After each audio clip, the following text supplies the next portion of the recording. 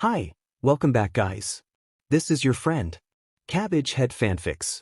Back with amazing fanfiction. This is the second part of What If Deku Becomes Vigilante Jackal? Now before starting, please give this video a like and subscribe to the channel if you want more videos like this. Now let's get into the fanfic. Dobby. Haven't seen you around in a while. Shoulda known you were here tonight. The bar smells suspiciously like filet. Dobby turned a cold look on the man with dark hair and a burn scar spanning half his face. He had a lazy grin on his face that wasn't much liked. It meant he'd forgotten he was supposed to be afraid of the arsonist. Watch it, Nishikawa. He glared, eyes narrowing. Unless you want to find yourself totally blind. The others stopped, a sneer crossing their face for the briefest moment before settling back down in the chair across from him. The outpost was quieter tonight with just the two of them and a handful of other patrons milling about.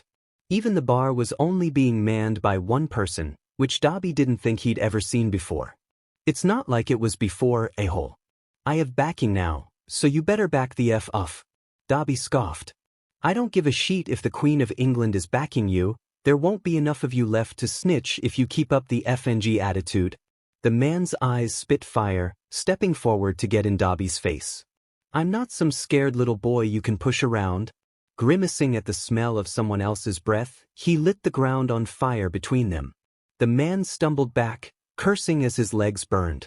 As soon as he was stumbling back, Dobby was killing the flames. Ever heard of personal space? And I wouldn't call you a little boy, more of a FING baby. But scared is still up in the air. Even my little brother has more of a spine than you. F you, Nishikawa cursed, pulling back charred breathe legs to expose raw flesh to the air after Dobby let the flames die out. F you straight to hell? No thanks, you're not my type. He drawled just to PSS him off. It worked, and he got a dirty look from the sad little man. No one missed you, BG. That hurts. Dobby gave him the most uninterested face he physically could. Now, is there anyone here who's actually worth my time? I'm not here to play child's games with you. What are you here for, then? Not many people round tonight. Lot of him hanging around 8 these days. 7's been getting more dangerous. Nishikawa pulled himself upright, giving up on salvaging the ends of his breathes or saving the blistered skin any pain. Ignoring the part of him that wanted to point out how ironic it was that the criminals had dipped as soon as town got too dangerous, he kept his posture deceptively indifferent. In truth, his interest had peaked, and he actually bothered to give the little leech some of his time. Because of Jackal? Nishikawa winced visibly, and one person sitting near them quieted, turning to look. Dobby frowned at the visceral reaction. He killed Maeda? I heard, Dobby breezed. Maeda had been someone he only knew peripherally. A rival in his business endeavors, and a big player in 7, but they didn't actually cross paths very often. It was for the best. Dobby'd have torched the motherfucker if they'd ever met. Nothing against him personally, but it'd open up a number of clients desperate for a new dealer. Just how the business went. That's all it took? Maeda goes down and the rats scatter? Shaking his head, he gave Dobby a look. He might not be mattered to you, but he was my friend, you know. I'm so sorry for your loss. He was a real light in the darkness, he'll be so very missed. Dobby leveled his best I don't give a shit about you look on Nishikawa, letting the sarcasm drip from him like honey. I expected it to take more than a few kills from the latest vigilante to send people running for the hills. Half the people here are murderers, for Christ's sake. You don't understand, Nishikawa defended, looking pissy. He's killed more than a few people, and now he's going after common criminals. Drag dealers. You, Dobby. Before, it was fine. Stay out of his way and stay away from the really effed up sheet and he won't bother you. There's no sense of safety now. He growled, narrowing his eyes to stare down his nose at the scarred flesh and his one remaining eye. Technically, he had 2, but the other was prosthetic. If Jackal wants a fight, he'll get one all right. I'm not scared of some mutt with a god complex. But you should be. He's merciless, his kills are brutal. You know what he did to Maeda? Smashed his head in with FNG hammer. Did it nice and slow. Heard there was spatters of blood from the front door to the back. Dobby couldn't swallow his grimace at the imagery. Poor Skoll, how horrible it must have been for him to be stuck there, scared for his life, and fighting back any way he knew how. It was terrifying, thinking how close he'd been to losing the little sheet. He couldn't help but think about how differently that night could have played out. How there could have been no injured child laying in that attic the other night. How he wouldn't have even known until the next morning. But Hawks didn't care about any of that, no. Instead, he let Skoll run around 7 unattended, because he was so sure he could predict what local lunatics would do. Dumb FING heroes. He took a second to check the location tags on his phone like he'd been doing near obsessively since he went out, calming down when they were both moving and seemingly fine. It looked like Skoll had gone to his home earlier. You know what some maniac BSTRD like Jackal would do if he knew about a place like the outpost, Dabi? He'd block the FING exits and light it up, every one of us inside. He's a calculated little sheet, and people are right to get the F out of his way. Well, that was something to consider. Did Jackal know about the outpost? According to Skoll, he generally had an idea of where he was, implying some sort of tracker he'd have to ask him about later. That or he was blackmailing the kid to tell him, and if they had that kind of line of communication, then Dobby was going to figure out how to use it against the creepy tyke-faced sheet. He hoped his wounds from the other day hurt. He hoped the bee was curled up in his sad little hole liking his wounds miserably. I'm surprised no one's doing anything about him. He shrugged, feigning nonchalance. You'd think someone would be out hunting for him with that track record? Nishikawa snorted. Lots of people are. A few criminals looking to end him, a ton of heroes that contributed to the migration to 8, and several civilians looking to catch a glimpse of their messiah. But he's a ghost, and a lot of people find it easier to leave. Especially since he's running out of murderers and pedophiles. Kinda surprised it didn't happen sooner, but, well, he is cleaning up 7, one way or another. And you're still here? Despite your apparent crippling fear of him? I'm just not suicidal like you. He shook his head. And I'm on business. Unfortunately, my backers decided they like 7, and they're not giving it up for some urban myth. We're meeting in, like, a half hour, so I'm not really sticking around. While I don't personally like being here, it's at least comforting knowing that the second Jackal steps on their toes he'll be taken out quicker than a dog that's said the floor. Your backer? Fun group of people. Probably never heard of them. They're only really buyers, so you've had no reason to get caught up with them. Dabi nodded. Made sense. Whoever Nishikawa's backers were, if they didn't F with him he wouldn't F with them. Life was too short to stick his nose into every little thing. Glancing around the deserted bar, he puffed out a frustrated breath. He'd been here a few hours already and had next to no luck. Everyone was scared shitless and clueless, and it was beginning to get under his skin. Jackal had to have come from somewhere. He had a family. He had friends. He just needed to find the circles that he ran in, find out who he was. Nishikawa, he shot the guy a withering look. Do your backers know anything about him? The Jackal? Nishikawa frowned. Not that I know of, but probably. They're able to get information on anyone. They're the real deal, you know. He narrowed his eyes. Could take me to them? What? Blue eyes dilated as his face paled drastically. He looked like Dobby had just told him to murder his own mother. No. I can't do that. You don't have a choice. Take me to them or... He stepped forward, letting the wood floor catch again. Dobby had to fight against the urge to pull his foot away from the unpleasant heat. Hey! One of the bartenders snapped. Knock it off, Dobby. We'll make you pay for that. Slowly, he let the flames die out as he passed a bored look Nishikawa's way. I don't particularly want to pay for anything in this cheap but maggot's nest, but if it gets you to stop FNG around, I'll take the lifelong ban. And he'd probably burn the place to the ground on the way out. Actually, it was probably why he hadn't been kicked out yet, despite the obscene amount of arson he'd committed here already. I can't. His eyes widened desperately. You shouldn't mess around with these people, Dobby. They're not just stay out of their way, okay? It's for the best. Stepping forward, he let his hands light again, ignoring the disapproving noise from the bar and the cool burn of fear skittering across his skin. It almost negated the searing heat. Are you FING dumb? I really don't give a shit. Now give me a name. The man shook his head violently, covering his mouth and looking sick. No, I can't. You don't understand. I can't. Dabi reached out, letting his hand hover over his throat. The flames licked there enticingly, leaving a bright red mark as the other strained to escape the heat. Dabi felt a thick lump in his own throat at how the flames curled around his fingers, but he forced any emotion off his face. Nishikawa froze up, staring at Dabi in horror at the threat. I wasn't asking, buddy, so don't act like you've got a choice here. All you can decide is how the game gets played. Nishikawa swallowed, looking to be drowning in his own despair. Finally, he let out a little whine. What am I supposed to do? If I lead you to them, they'll kill me. If I don't, they'll kill me. He was about to tell him to pick a side to die for, but that wouldn't lead to the outcome he wanted. Most people in this situation would judge two things. Firstly, which was the immediate threat, Dabi, and the more important question, which death would be quicker. Unfortunately, that was also Dabi. His fire was strong, burning people to ash in seconds, and it was a great motivator typically, but in moments like this it'd be much preferred to a slow death. All he'd do by pushing farther was end up killing some punk a-hole he didn't really care about, and be forced to use his fire and get yelled at by the barkeep again. A small buzz in his pocket had the hair on the back of his neck rising. Skoll? Was he okay?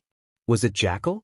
His fingers over Nishikawa's throat twitched to check the notification, but he restrained himself for a moment. Focus. Skoll was fine. Probably.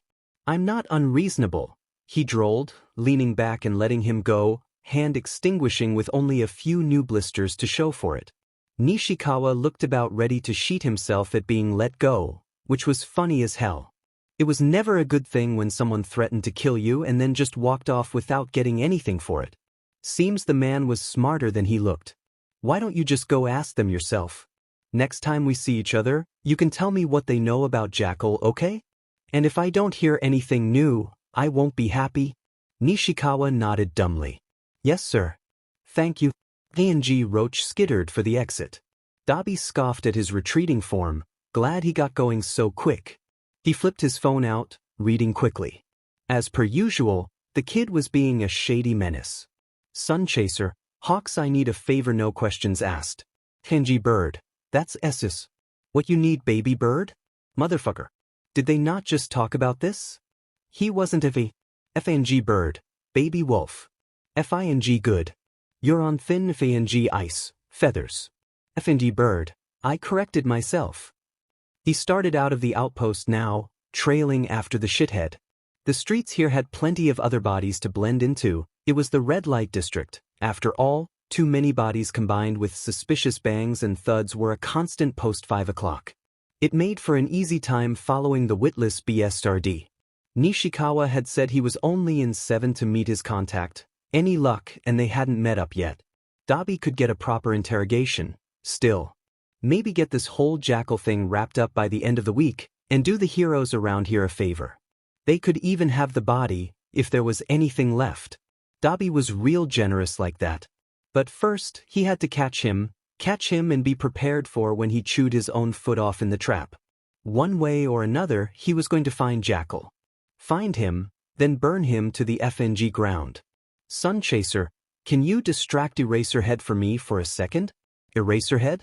That was a hero? It sounded like a hero name. Hopefully it wasn't a villain. Actually, hopefully it wasn't a hero either. They were the same coin after all. Still, he remembered Skoll and Hawks talking about that name before, which leaned the odds towards hero. He better not be bothering Dobby's little brother. Dobby slipped out of the alley the outpost was in, checking down the street only to catch the gaudy back of his quarry just as turned a corner farther down. He started after him, setting a brisk pace even as he skimmed his texts. Of course, Birdbrain decided to not take the responsible route, again. VNG Bird, I was right. VNG Bird, now you can count on me. What the hell? You're not even questioning it? Sunchaser, I said no questions. VNG Bird, he said not to ask. He wanted to throttle feathers. Dumb FING beach face. Stupid feathery motherfucker. No brains dipshit letting the victim run around in his abuser's territory unmonitored, enabling the hell out of him as he effing antagonized what was probably shitty heroes and just didn't effing ask. Who let him out without effing babysitter? He clearly wasn't a goddamn adult with critical reasoning like he should be. Instead of writing all that, like he wanted, he typed out, "I feel like this is a ask questions anyway situation," and tried to will the dumb F to take a hint and ask. Sun Chaser, I feel like Hawks shouldn't take advice from the person whose only friend has been their literal hostage for the last week. Goddamn it, Skoll. Undermining his authority? Now? Hawks had so few brain cells, he'd probably get confused and start acting like he was the voice of reason here when he'd never seen common sense even once in his life. It was annoying as F-, even if it was on brand. He really hoped Hawks stopped listening to the 12-year-old. Shithead little kid wouldn't know what was good for him if it broke his nose, and if he wasn't so young and Dobby's little brother, he'd have effing done it too, just to prove a point. What that point was, Dobby wasn't entirely sure right now, but it was. Probably a good one. Angie Bird Dobby, stop holding Skoll hostage, he's a good kid, we stan a good kid. Good kid Dobby's fiery blue, but the only good thing about that kid was how good he was at pissing him off. He turned the corner, not even checking for the jacket through the crowd. He was a slow-moving, predictable man, and Dobby already knew he was going to stop to harass someone or another at the end of the block. Could be a street worker, could be some kid he'd decided to pick on. He wasn't exactly a good person, hence why Dobby had no problem throwing him under the bus. Metaphorically or otherwise. Sunchaser, Stan? His brows furrowed at the question, mind switching from violent murder to just how long has Jackal had him?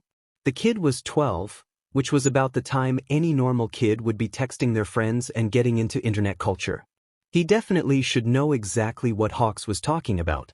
Before he could think more on it, he caught a flash of the shiny silver band across Nishikawa's shoulder blades, the jacket giving him away even in a crowd.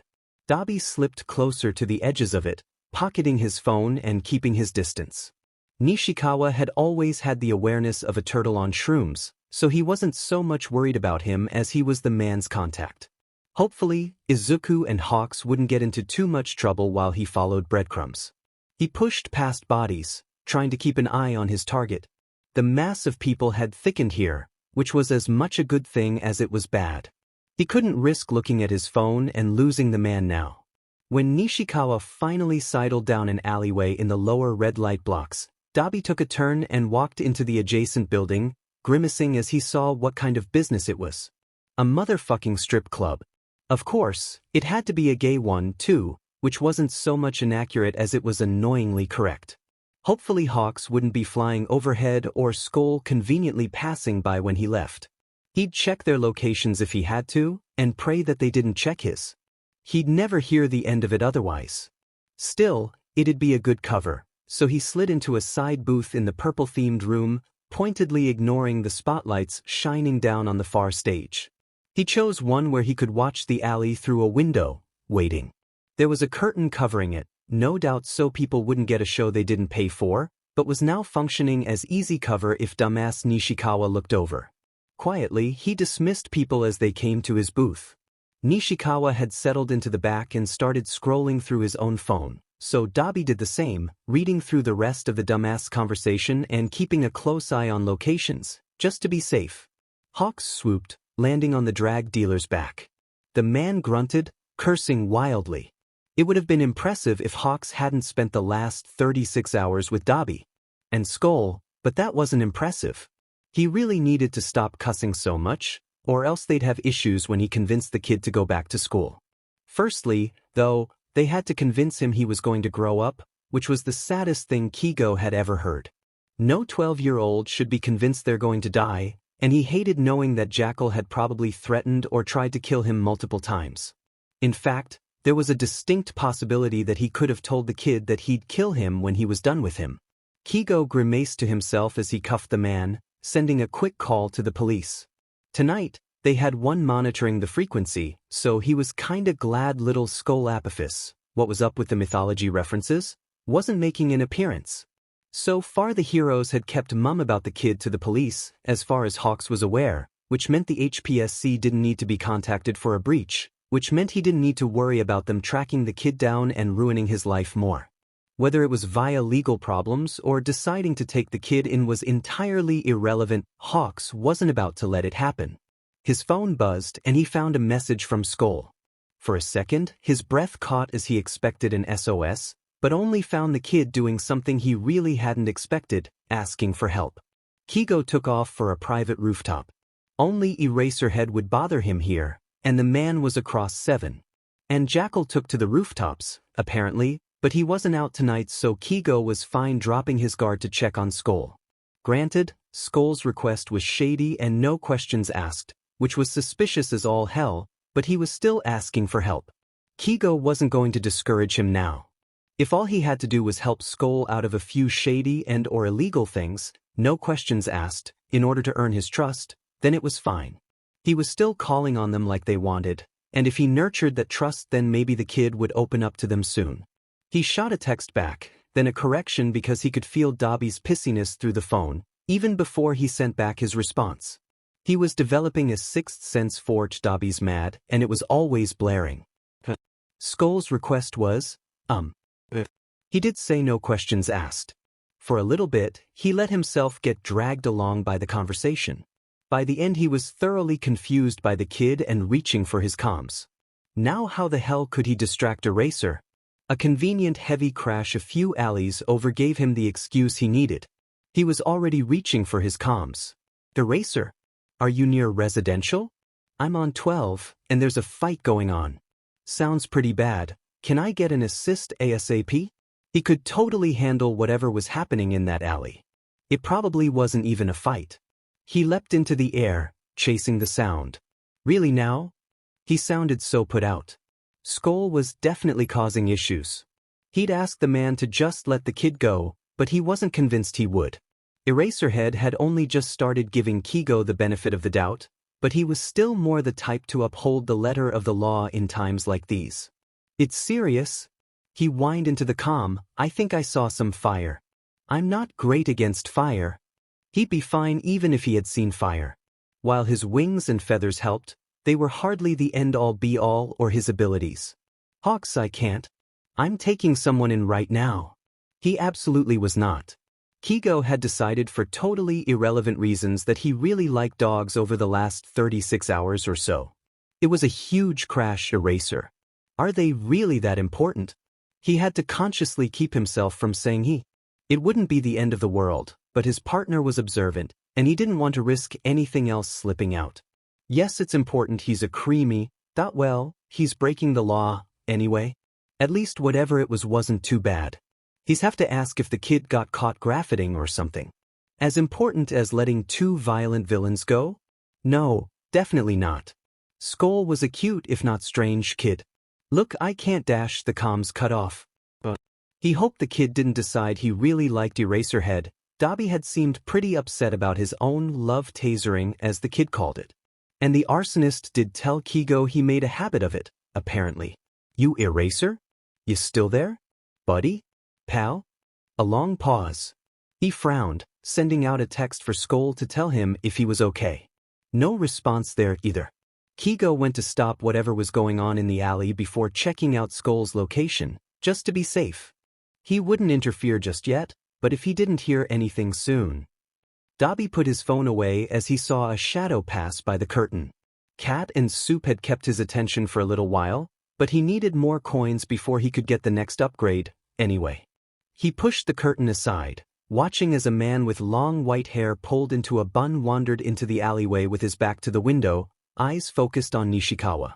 The weaker man was hurriedly stuffing his phone into his pocket. Patiently, he waded through the conversation, Nishikawa being passed a paper by his mysterious backer.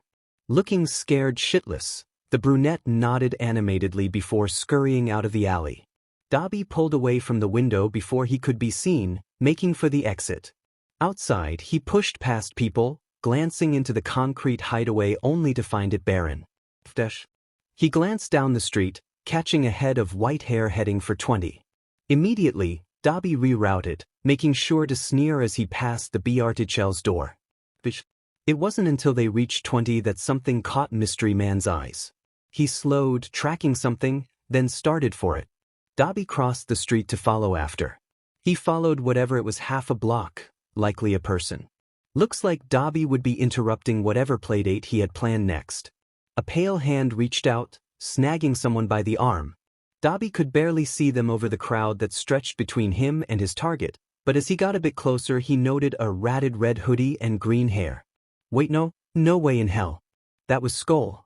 He had his hood down and his goggles up, almost covered by the wild green jungle hawks still couldn't tame. Immediately, Dabi was shoving through the crowd as Skoll tried to JRK out of the man's grip. He could see the kid digging his nails into the man's arm, getting a violent shake in return. Green eyes were wide and terrified, reaching into his jacket and pulling out his serrated knife. Dabi pushed someone straight to the ground in his hurry, bodies starting to separate for him but not fast enough.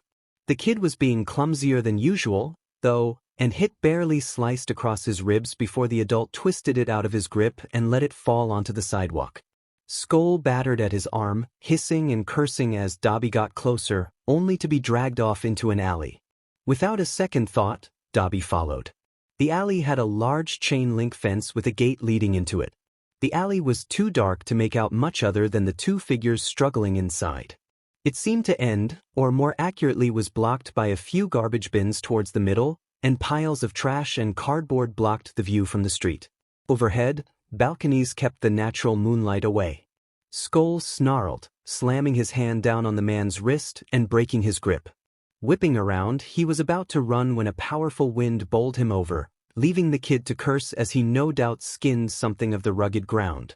Dabi pushed open the gate, not bothering to close it like the dipshit before him had. It squeaked and groaned, but neither paid attention. It was common for people in 7 to wander into something by accident, then turn away when they realized. But this was a kid, this was Dabi's brother. The man snarled, "Don't make this harder than it has to be, kid." He started to approach, but Dabi was faster, slamming his foot down and sending his fire out between the two of them. Skoll pushed himself up, following the wall of blue fire until his eyes caught on Dabi. Immediately, wariness gave way to relief. Dabi. Something eased at seeing Skoll calm down, recognizing him as safety. "I told you not to go out tonight," he fretted, because someone had to. God knows Hawks was too FING stupid to. He'd probably just pat his back, say he was sorry it happened, and congratulate him on surviving. Fucker. Another gust of wind interrupted them. It was wild and powerful, almost knocking Dabi off his feet as he put his hand up to guard from it. Poor Skoll fell over again, and Dabi watched as his fire dissipated into the wind. It never caught very well on concrete. Pale blue met pale green, and the two considered each other. "You must be Dabi," the other said coolly. "You must be the a-hole trying to kidnap my brother," he responded, giving him his most unconcerned look he could. "F off, B, and maybe I won't toast you until there's not enough ashes left to spread." He would definitely send a text to Hawks to get him arrested though. But could he really be blamed for that one? He was a petty BSRD, and well, it was his kid brother. They really shouldn't F with what's Dabi's. He lost one family already, shitty as they were. He had absolutely no plans on letting his little migraine go too. Green eyes narrowed. "Cute kid. You know he'd sell well." F no. He was definitely calling Hawks after this. "He's not for sale. He's got a young face. It'll really drive the prices up." The man continued like he hadn't spoke. Dabi could taste smoke again. Skoll pushed himself up hissing. His eyes were dark and frightened in a way they'd never been before. He didn't even look this way even when they talked about Jackal. "Skoll, come here," he commanded, holding his hand out. Skoll went to obey, only for an onslaught of wind to stop them both again. At least this time Skoll didn't fall, but he was so small and light it near picked him up. It only went for a second, then Skoll was running to him. Letting out a wall of flame again, he knew it'd do next to nothing against the wind, but it made him feel better, even as he arched it as far away from the kid as he could, hoping it'd be enough to keep it from blowing back into the little wolf. Surprisingly, no wind came and Skoll made it to him. Dabi caught him, pulling him back behind his larger body so he could use his fire properly. There wasn't a chance in hell he'd use it more than he had to with Skoll between them and the enemy having a FANG wind quirk. Skoll hissed. SOS? Wind quirk, Skoll muttered, rather obviously. Powerful but short-lived. Can't lift and carry us or else he would have. Lasts only 11 seconds before he lets go. Hard boundary. Only 11 seconds? That made things easier. He hadn't really considered counting how long the attack lasted. Thanks, kid, he murmured, and Skoll blinked as if coming back to himself. The frail boy seemed confused for a second, clearly not having heard Dobby the first time. He didn't have time to explain it as another buffet of wind hit them. This time he counted. Sure enough, 11 seconds later the wind ended.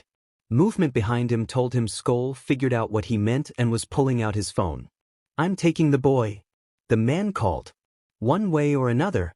I'd say I'm sorry to disappoint, but that'd be a lie. My family would assure you it's the only thing I'm good at. Dobby sneered. He sent out a wave of his own fire. It only needed to connect. The man dodged back, sending out another wave of air. It pulled the flames away but didn't quite kill them all.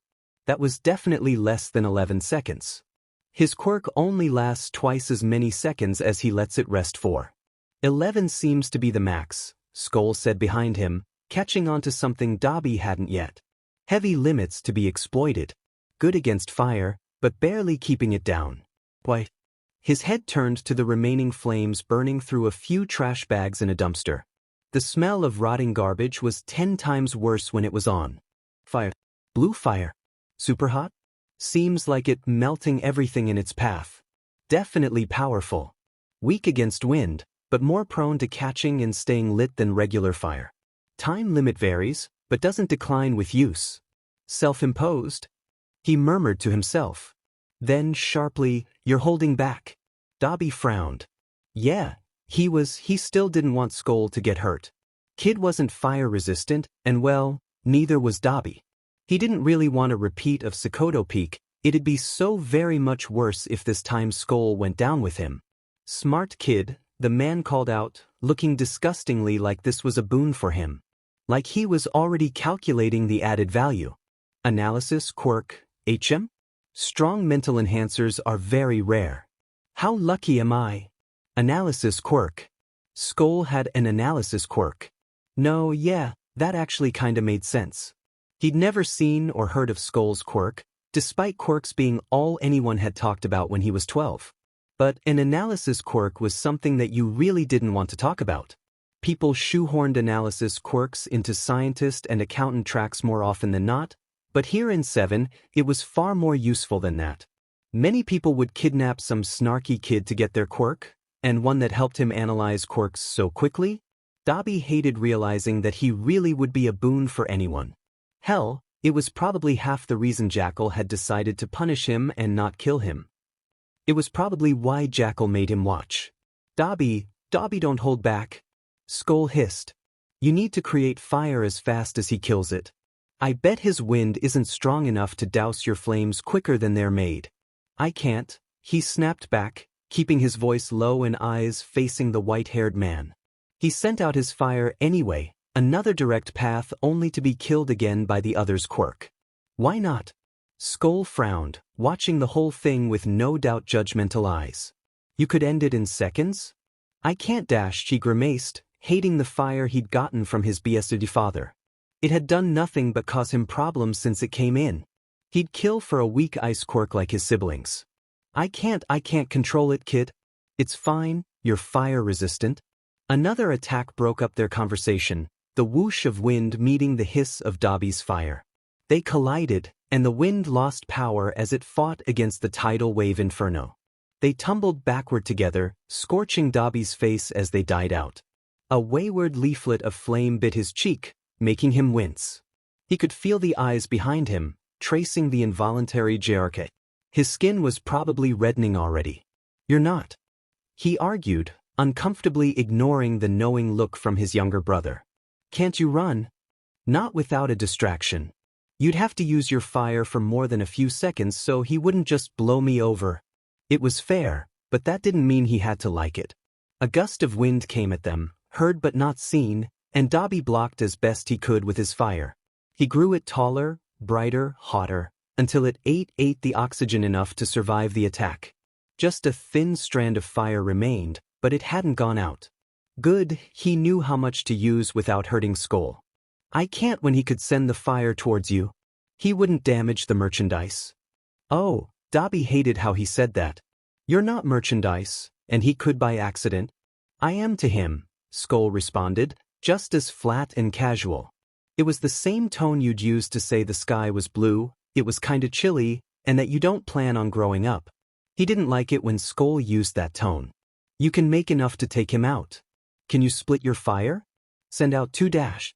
Another wave of wind, another fire shield.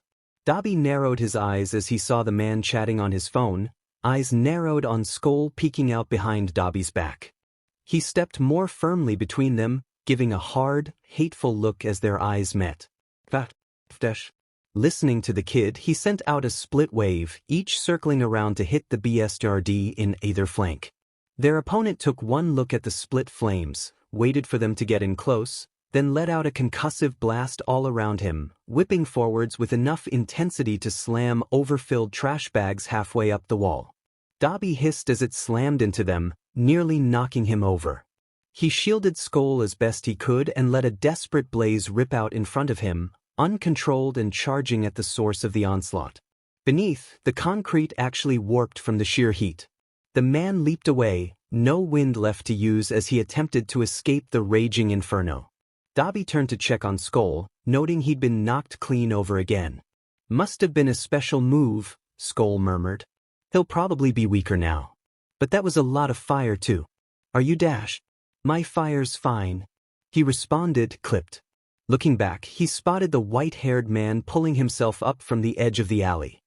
His hair was a mess and half his arm was covered in boils and welts, sleeve scorched clean off, but he kept the determined look on his face as he moved to face Dobby again, breathing from exertion. Okay, Skoll mumbled. He's probably defenseless for a bit, and you're not willing to use your fire while I'm here. How do we get out of this? Run, Skoll. Dobby insisted. The kid didn't even hesitate to decline. We don't know how long he's down for. I can't make it to the gate by the 22-second mark, and he can produce blasts before then, anyway. But I can reach him before then. Dobby went cold. No. I have dash. He pulled out a rectangular black object. One Dobby was intimately familiar with. His taser. He was planning on tossing him. No, Dobby snapped again. Like you said, he can produce blasts before 20 seconds. He could knock you around, get you to drop it like the knife. I'm not sending you over to him, he'll take you and run. But dash.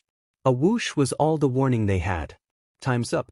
Dobby swirled his fire into a whirlwind, about as precise as his fire got. It tore around and around into a blunt point, breaking a tunnel through the wind and just barely missing dissipating before hitting the target, the wind redirecting to take out the flames. A flash of red beside him had Dobby whipping around, a familiar mass of feathers and blonde hair diving in. Hawks was wielding 2 of his primaries as swords, a fierce look on his face. About iffy time.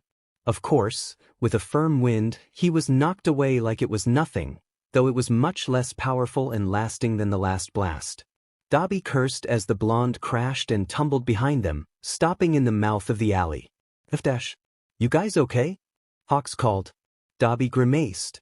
Fine. Sick of us trying to take my kid brother. Don't be too familiar, he chastised silently. Don't be too familiar, so he had nothing on them. No one could know about Dobby and Skoll's connection to Hawks. For once, Hawks seemed to get it. Get out of here and wait for the police. I'll handle this. Dobby read between the lines on that one.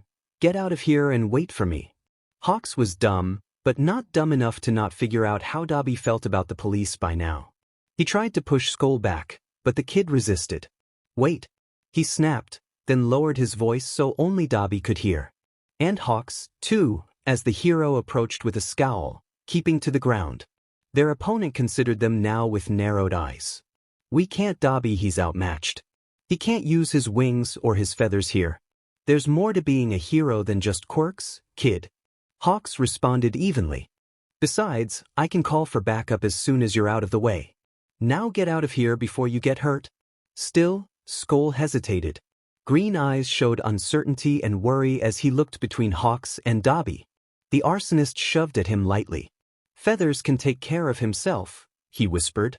He believed that, loath as he was to admit Hawks was, or rather wasn't, many things, but he'd risen so high so fast for a reason. Finally, Skoll nodded. His quirk lasts 11 seconds at most, and he needs to break for double the time it takes him to use it. It's imprecise and mainly a defensive tactic. He has someone coming to help him, so you better get someone over here quick. I think he can redirect a blast he's already released as long as it's still moving too. Got it? Hawks nodded, seeming a bit surprised as he glanced at Dabi. Analysis quirk, was all he said, pushing Skoll out of the alley in front of him. Skoll made a noise in protest but let himself be led away. When they reached the street, it was near empty. Seemed people had noticed the fight going on and the roaches ran for their holes. Disgustingly, Dabi became aware of the fact that, if he hadn't been out stalking the slimy BSRD, Skoll could have been taken without a trace. The kid took a moment to retrieve his knife as Dabi cursed at him to forget it and start moving. The kid cradled it against him like it was a baby, following after his nighttime counterpart. The two ran and didn't stop until they were in the narrow stairway leading to the hallway, Dabi stopping Skoll on the steps with a hand on his shoulder. Skoll turned to him curiously, and in the low light he looked sickly. The little wolf was always gaunt, but usually his jutting bones gave him a high-boned, ethereal look. Tonight he just looked small. Dabi? Skoll asked, looking for something in his face. He didn't respond verbally, just reaching out and pulling the kid close with his heart still pounding and his hands shaking. For once, he didn't think it was just the fire that had left him so shaken. Soft green curls tickled his collarbone, the little bony face pressed firmly into his shoulder. He'd thought Skoll would pull away. Instead, thin arms wrapped around his back, Dabi becoming aware of the way he was shaking too. Quietly, he breathed into the private hallway. I'm glad you're okay, little sun chaser. Razor-sharp feathers sliced towards the kidnapper, a decoy that was easily buffeted away as Keigo ran for him. The air in motion was redirected, catching in his wings to push him back. Hell, they weren't meant to be this much of a nuisance. He tried to curl them in farther, but knew they'd be unraveled again by the next powerful blast. Unfortunately intelligent, he kept his attacks as quick as he could so Keigo couldn't exploit his time limit. He'd have no problem if he wasn't in such a hurry to catch the guy before his backup arrived. Please hurry, Eraser. Keigo grimaced, letting an edge come into his tone. BSDRD's being a sheet and I hear he's got friends coming? I'm almost there, Eraserhead responded. I'm en route. Ms. Joke called. Just in case. Joke, you're in 6. By the time you get here it'll be over. A gust of wind caught his wings again, forcing him back again. Keigo frowned as he regained his footing, hand outstretched to catch himself on one of the dumpsters. Stop distracting me. He almost pushed me into the effing wall. He was too tense to bother being nice. His eyes narrowed on the BSTRD across from him, taking in his features in case the other team arrived first. He looked sad now, and was inching towards the entrance, a round face and high cheekbones, but with one of them red and irritated. He'd bet money it was from coming too close to Dobby's flames, much the same for his half-cooked arm. His pale eyes darted away from Keigo, clearly trying to judge his chances of getting out. Like hell he was getting away now, not after what Dobby had said. What did you want with the kid? He asked, glaring. The other's eyes only narrowed back.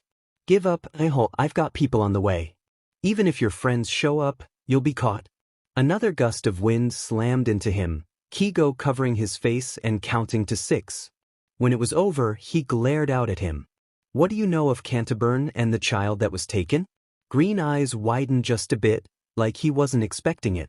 So his hunch was right, someone who was out hunting the streets for kids, possibly at random. Canterburn must have been caught up in it trying to protect Makoto, much like Dabi had been. It painted an uncomfortable picture for what could have happened to his partner in charge, but he shoved that thought away. It hadn't happened, so it wasn't important right now. A thud behind him had him whirling, prepared to meet with whoever the guy's friends were. Instead, the blob of black pulling itself up into a familiar shape, with a long strand of white uncoiling around him. Keigo felt himself relaxing a bit. Now, it'd be child's play. Eraser. Good to see you. Eraserhead. He corrected, sounding miffed. If he didn't get so upset about it, Keigo probably wouldn't use it. The thing was, it was the most emotion he could pull out of the hero when he wasn't cursing Hawks out. What's the 411? He was trying to abduct a kid. Kid's brother got involved. He has a wind quirk. He quickly recited what Skoll told him about the guy's quirk, Eraserhead snapping off the guy's quirk anyway, rendering it all useless. You figured all that out already? Kid he tried to abduct has an analytical quirk? This seemed to pique Eraserhead's interest. Must be strong to get all that while this was going on. Where is he? I told the kid and his brother to run off and wait for the police. And thank God, he knew they were both too antsy to actually try. He'd send them a text when this was over to see where they'd gone, but he was hoping either back to their meeting spot or, preferably, home. Eraserhead nodded. Good. Let's call the police and go get them. The kid should be checked on. And no doubt kept an eye on if UA or the HPSC found out about him. Analysis quirks were rare, and Skoll's had to be at least fairly impressive. Both because he seemed rather smart for a 12-year-old and because of how well he'd been able to react under duress. It wasn't like he'd been to school in a year, at least, and Hawks doubted he had much education from any kind of mentor considering, well, just everything. Keigo was uncomfortably aware of how he'd be the kind of person that was forced into a career fitted to his quirk, if they weren't careful.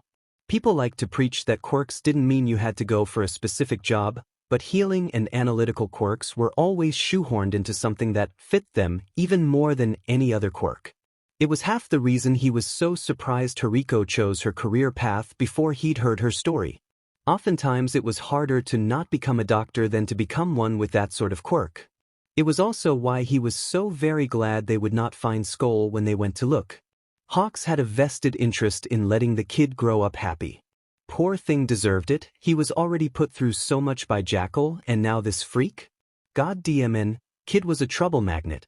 Definitely didn't need anyone else breathing down his neck. The man backed up, casting them wary looks now. Keigo didn't even bother flying, since his wingspan risked getting in Eraser's way. Instead, he shot out a few feathers in case Eraser needed assistance. It was all for naught, though, as Eraser did fine on his own. The guy tried to put up a fight, and Keigo would give it to him that he at least knew some hand-to-hand, but Eraser very clearly had an advantage and wasn't afraid to use it. It was kinda terrifying, the man could be positively feral in a fight. Green eyes swung at his head, and Eraser dodged. He swung again, aimed at his torso this time. The pro redirected the punch, unbalancing him and sending the other to the ground with an audible thunk as his head smacked against the concrete. The criminal grunted as the wind was no doubt knocked from him, Eraser slamming a boot onto his back with an unnecessary amount of force. Keigo winced. That had to hurt. He'd bet anything the guy had a broken nose and some decent bruising. He'd feel more pity if it was a better person though. F you. The man wheezed under Eraserhead's boot, squirming. When he lifted his head, Keigo could definitely make out the blood running down from his nose, coating his mouth. Yep, broken. And it wasn't pretty. The other hero gave him a deceptively tired look instead of saying anything, despite the fact that he couldn't see it. Keigo was positive it had to be fake, with how he'd moved just a second ago. Save it for your interrogation. The police will be here soon. He leaned down, pulling out his quirk-canceling cuffs to restrain him. It was only because of his feathers that Keigo noticed it. The change in the air as another body approached was unmistakable. Eraser. Company. He leaped back to the side, whirling to face the gate he'd be coming through. Because of how they were positioned, Eraser saw him first. The chain-link gate leading into the alley had cardboard and trash lined up against it, blocking the view from him. It was for this reason that his first indication of something being off was the sudden curse from Eraserhead, turning to watch him crumble. Eraserhead. He dove after him, wondering what the F happened as his partner fell limp. The man on the ground, half-cuffed, shouted out to his savior. They got me cuffed. Let's get out of here. They've seen you, came the masculine voice. Hawks all but collapsed beside Eraserhead, twisting him around to check. We should dispose of them. Black eyes were moving, he noticed first. But he wasn't speaking and he definitely fell. He checked his pulse, only to find it beating in anxious rhythm. Paralysis. But Keigo wasn't paralyzed yet, if-. He almost wished Skoll and his stupid big brain were here right now. He could probably drop another list of very helpful information on him. No time. We'll send after them later, when we have more resources. Demon Kid got away already, so there's no point anymore. It was a net loss. Let's leave before that negative sinks any lower. It had to be a single-use thing, or else he'd be down, he reasoned. That or maybe sight-based. The man had seen Eraserhead, but not Hawks. But again, Hawks still wasn't down when he was in his view now. All he knew was that he, unfortunately, couldn't take both of them. One was functionally quirkless, and the other might be as well if Keigo was right, but they still had two functional bodies. All he had was Eraser's immobilized body. He didn't look up. He didn't look up because they were behind him, and he couldn't let them see his grave expression. His feathers could sense them, giving him ample warning of their moves, but if he looked up they'd know he was worried. Time for Plan B. Shooting off a few of his tertial feathers, he snatched the other hero, huffing a few breaths as he took off towards the roof. He didn't bother with a full-on assault, instead taking the more lucrative option. He snuck as many feathers into their clothes as he could, taking Eraser to safety as he called in what happened over comms. Soon they could take those assholes down. You could have beaten him. Izuku blinked up at Dabi, still shivering as Dabi led him to a back booth, pushing him down first and then sitting next to him, facing the door. You could have dashed. It's fine. Hawks will get him. He dismissed, not looking at Izuku. Something was there, he knew. Something Dabi didn't want to tell him. Why don't you trust your fire? He asked, taking a shot in the dark. For a brief second, Dabi looked surprised before recovering himself. He turned to give Izuku a fond, if a bit strained, smile. You're too smart for your own good, kiddo. Analysis quirk, huh? No, not quite. He opened his mouth to correct him, stopping as he thought about it. It wasn't a lie. It wasn't because it couldn't be. He didn't tell Dabi that, so as long as he didn't say it was true, it wasn't a lie. He could encourage it, though. It was more practical for both of them, really. Dabi got his perfect little brother, and Izuku didn't have to suffer through that kind of rejection again. He knew how much regular fire hurt because of his own father's reaction to his quirk status. He definitely didn't want to know what Dabi's would do. Unhelpfully, his mind pulled up an image of the trash bag from earlier, melting back and pulling apart, contents spilling out and then burning, bubbling and boiling as well. He remembered the stain of soot against the ground as Dabi dragged them out of the alley. How the concrete itself had warped from the profound heat.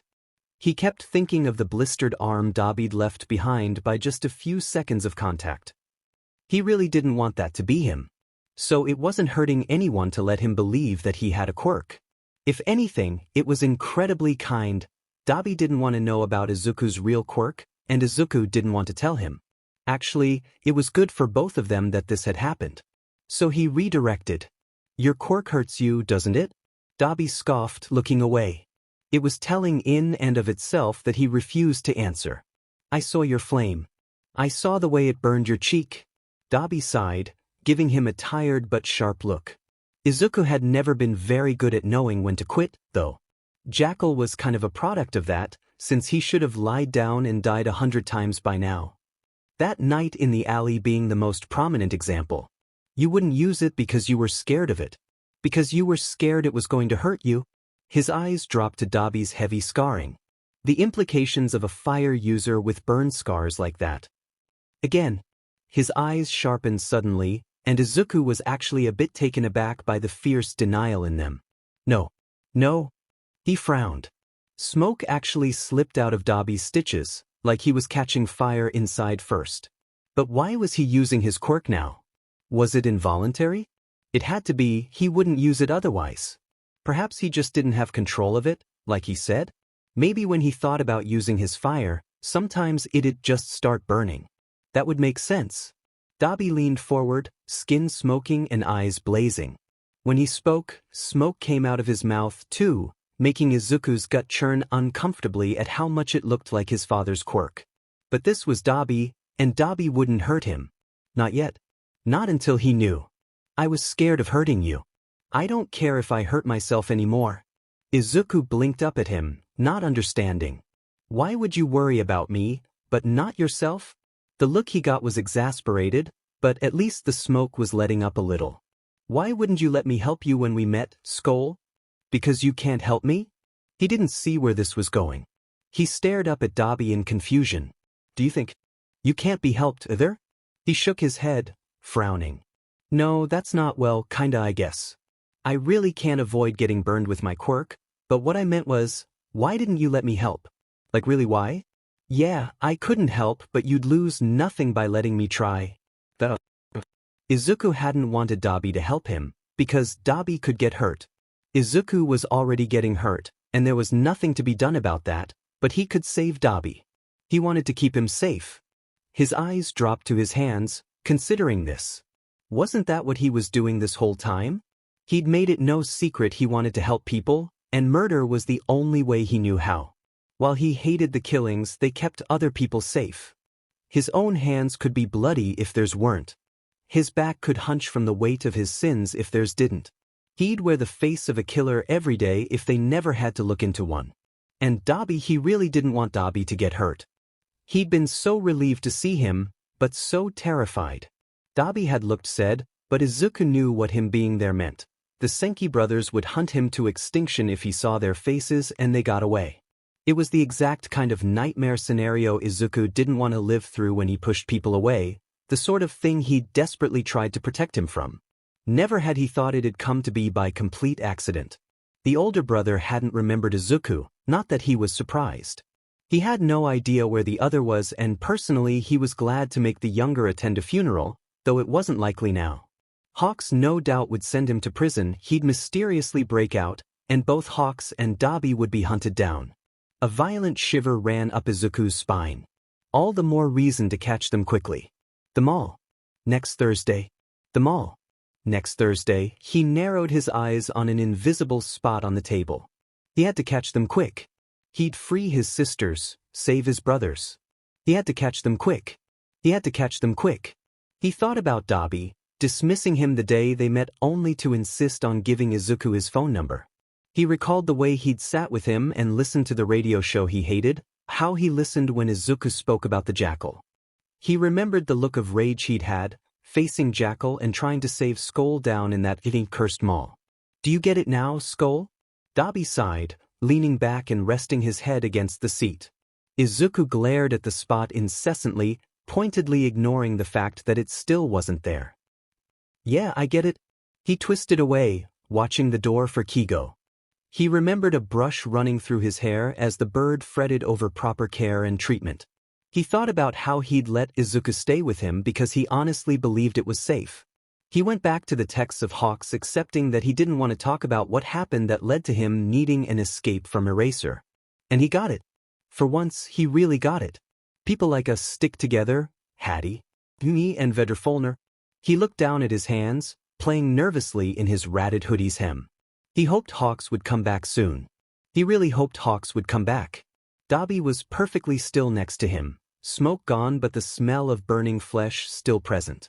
A snort. I think you mean jailer. Against his wishes, Izuku burst into a fit of giggles. Maybe they shouldn't give Hawks a mythology name. It was for the best, and his own peace of mind. Hawks would be so offended when they explained it to him. Dabi was tapping his hand against the table impatiently. The lights seemed dimmer and yet impossibly brighter now with the bar practically deserted. The lone bartender cleaning up glasses and getting around for the night, giving him quick side-eyes to see if he was leaving. Beside him Skoll was curled up against the wine-red cushion of the booth, breathing evened out after he'd fallen asleep about half an hour ago. The door opened with a chime, Dabi craning his neck and narrowing his eyes at the hero that walked in, wasting no time locating the two of them and walking over. The hell have you been? Dabi asked, frowning. You know we can't get into your apartment without you, right? I had half a mind to take him back to mine, but well, they both knew why that wasn't an option. Hawks looked like he could collapse in the booth across from him and just pass out. Dabi could appreciate the feeling himself. We lost him. He froze. Huh. The guy that attacked you. We almost had him. We had him on the ground, one cuff on, when his friend showed up. He had some sort of paralysis quirk, knocked my partner down in one fell swoop. I was forced to retreat, but I managed to send some feathers to track them like I tried to do to find Skoll the other night. Hawks explained, looking even more tired. About an hour ago, they were all burned. We have nothing but a description. Grimacing, he glanced away, tapping reappearing and becoming more erratic. F-. Hawks blinked, eyes widening and brows raising. You're not going to yell at me? He turned a dry look on the other. I want to, but there's no point. You'll just say sorry and not mean it again, and besides, at least I know you actually tried your best this time. I did last time too. The hero frowned at him, brows knitting back together. I always do. Sure. He really doubted it, remembering how the edge of the mall's second floor slipped farther and farther away, Hawks diving after him and that horrible, sinking feeling of knowing Jackal had gotten away. That Skoll. They'd been lucky, finding him when they had. I've been at the police station, Hawks said after the pause grew unbearable. We've been searching through street cam footage, records of people with similar crimes or descriptions, anything. Eraserheads bounced back. Apparently he came to an hour or so after, and he's doing fine. How Skoll? Dobby tilted his head towards the slumbering lump beside him. Skoll hadn't so much as moved since Hawks came in, and he noticed how Hawks watched the small child for a long moment, nodding as if pleased to see he was okay. You know, little guy is kinda cute when he's sleeping. He's cute when he's awake too, if he isn't threatening to stab you. Dobby retorted. Hawks cast him an amused look. Does he threaten to stab you a lot? A fair bit. He grimaced. At least I get a warning with that. He just starts pointing and shooting when it's the taser. Hawks shook his head, but props to him for not reacting too negatively to a 12-year-old with a penchant for playing with knives. We should get him home. Instead of responding, Dobby turned, putting a hand on Skoll's shoulder to shake him awake. A light smack against his shoulder had him hissing and glaring at the hero. What the F-, feathers? Don't wake him up. He's sleeping. So? He scowled. He can go back to bed when we get home. He's had a long day. Let him rest. Hawks crossed his arms, shooting his own glare at Dobby as if chastising him for it. The arsonist had no idea what he was even being chastised for. Waking him up seemed like the logical thing to him. You just said we should get him home. What's your plan, carry him? Dobby asked, watching the way Hawks' face didn't react. No. What is your problem? Hawks said, not even pretending it was a question. He'd hate that you carried him. The bird rolled his eyes, and Dobby decided he did not like the way the bird kept trying to steamroll him. It was his brother who did. Feathers think he was?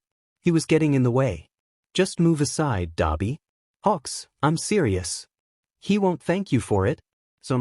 He was literally almost kidnapped a few hours ago. Let him sleep. What if he wakes up halfway there? Dobby asked testily, letting his arms cross to let the other know in no uncertain terms just how little he liked this idea. Hawks, of course, just gave Dobby a look as if to say he wasn't having any of his sheet, which was such an a-hole thing to do because it was Dobby that wasn't having any of Hawks' sheet right now. Then the 10-year-old throws a fit and we handle it like adults. Move aside. He's 12, Dobby said, petulantly. It didn't win him the argument, but boy did it feel good to be in butt. Hawks gave him a dry look. Okay, then the 12-year-old throws a fit and I deal with it like the adult I am. As if, oh, you are not an adult, feathers for brains. The bird puffed up indignantly. More of an adult than you. Really? After you brought a literal duffel bag worth of money to a meetup with a criminal? Are you trying to get me caught? You're a villain, and I'm a hero. Yes, I'm trying to get you caught. Dobby gaped at him. Oh, that shithead. You did that on purpose. You were trying to get me caught. Red wings fell behind slumping shoulders, Predaboy deflating like a sad balloon. Well, not exactly, Dash. Not exactly? You just told me, Dash. Yeah, but I only said it so you'd shut up, Dash. So you're just an idiot twice over? He glared at Hawks, hating the stupid, dumb jawline and how cute his big, sad eyes were. FINGBSTRD, making him think he was just another hero a-hole. And he was. He was just another dumb, hero a-hole. Thrice, if you count diving over that balcony after me. And we should probably tack on you letting Skoll out tonight despite him being stalked by a literal murderer. Never mind the several dozen that I should be adding for every time you open that stupid effing mouth of yours. Now you're just trying to be hurtful. Hawks gave him a sad look, almost like betrayal. It didn't leave a weird pang in Dobby's chest, because it would be dumb if it did. Dobby was many things, but he wasn't dumb. And he didn't give a shit what the bird felt. He was just a means to an end, for Skoll. If it wasn't for Skoll, Dobby wouldn't even be talking to him right now. Carry him if you want. It's your funeral. And he didn't relent. This wasn't what Dobby looked like relenting. Dobby was relentless if anything.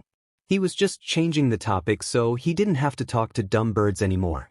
He slid out of the booth, Hawks seeming to relax as he leaned in, collecting the little scrap. Hefting the child with more force than was necessary, Dobby could almost admit that the look of the blonde cradling a tiny, emaciated Skoll was cute. Almost. Gold eyes shot to him. Wait. Whoa. He's so small. He's pretty short, yeah? The criminal nodded. No, he's worryingly light. Yeah, not that odd either. He even looked light. And frail. Dobby took in the sunken-in cheeks and dark circles under his eyes. How his skin was pale, but not a normal pale. It had an almost grayish tint to it, ashen and sickly. Skoll needed to get more sun, he decided. More sun and a burger. He doesn't eat much, Dobby admitted, watching the way his blue and green veins stuck out against the pale backdrop of skin. We're working on it. Hawks scowled. Has he been getting 3 meals? Whenever I can convince him to. So no. He's been eating once or twice a day. Which was what Dobby usually did, so he hadn't really considered it odd. But 3 meals was healthy, and while Dobby couldn't give a rat's but for his own, Skoll really needed the energy. And he's been eating all of his food when he does? Oh. Half or less. It was something they fought over. Skoll didn't like taking his food, or at least he'd thought that was the cause of it, but he almost never finished his meals.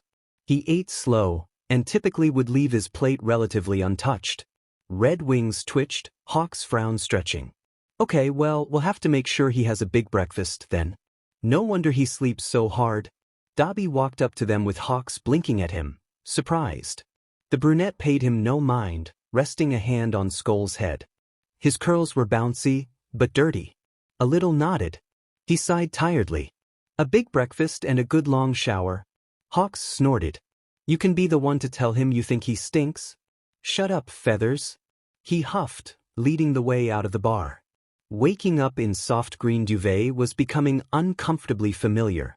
Izuku pushed himself up, huffing as he realized he definitely hadn't fallen asleep here. He crawled out of bed, noting his goggles on the bedside table and that, luckily, he was still wearing his hoodie from last night.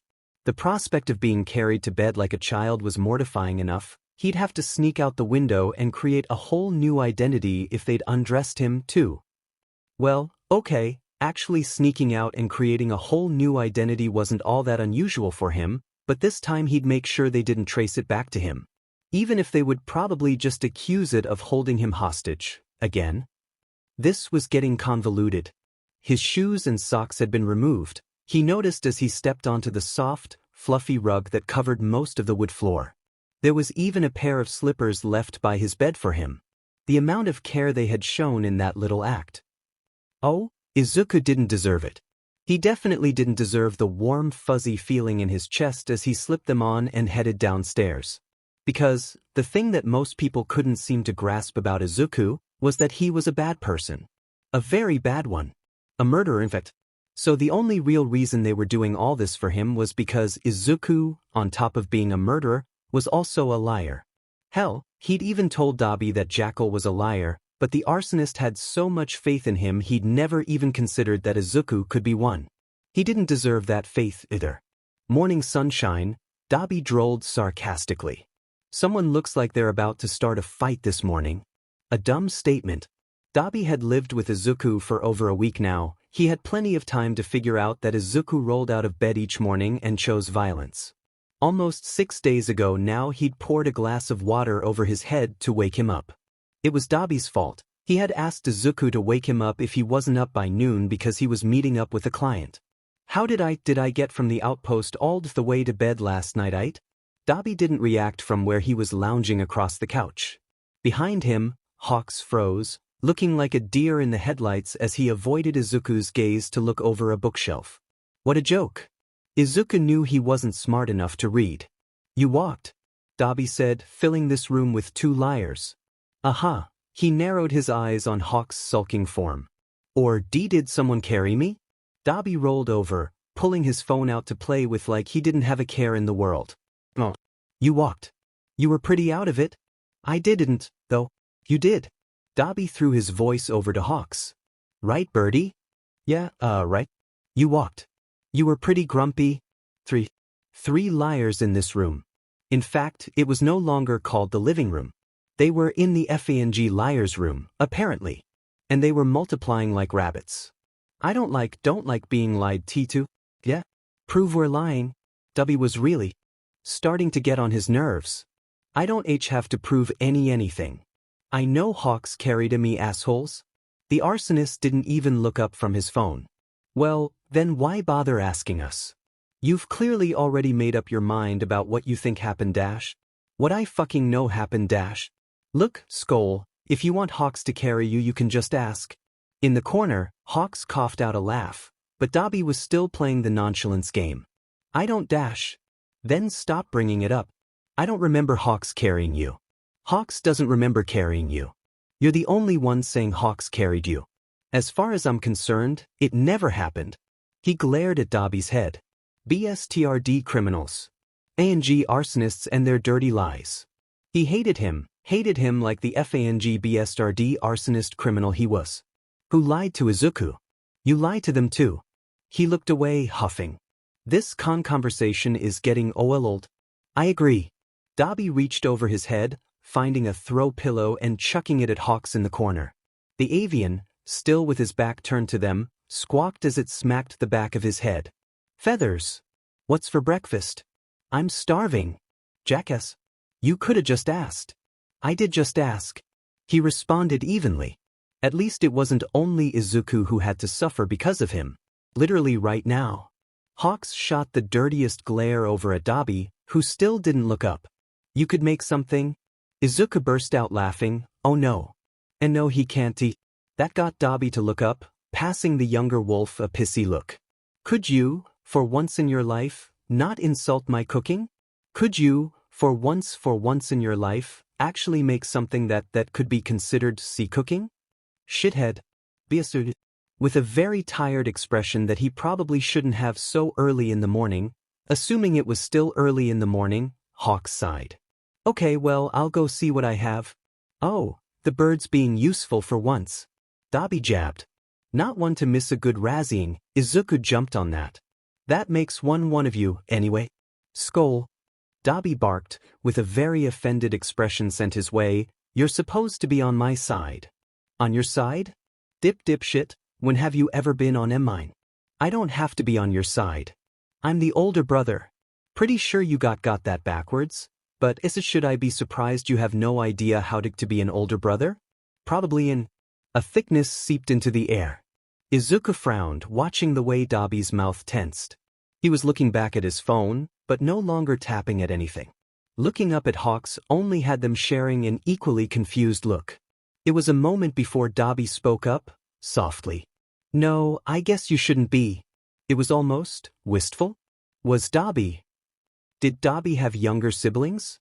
A twinge of guilt ate at Izuku. He'd had several siblings, none biological, and if someone had said something like that to him. Hawks made a hasty exit.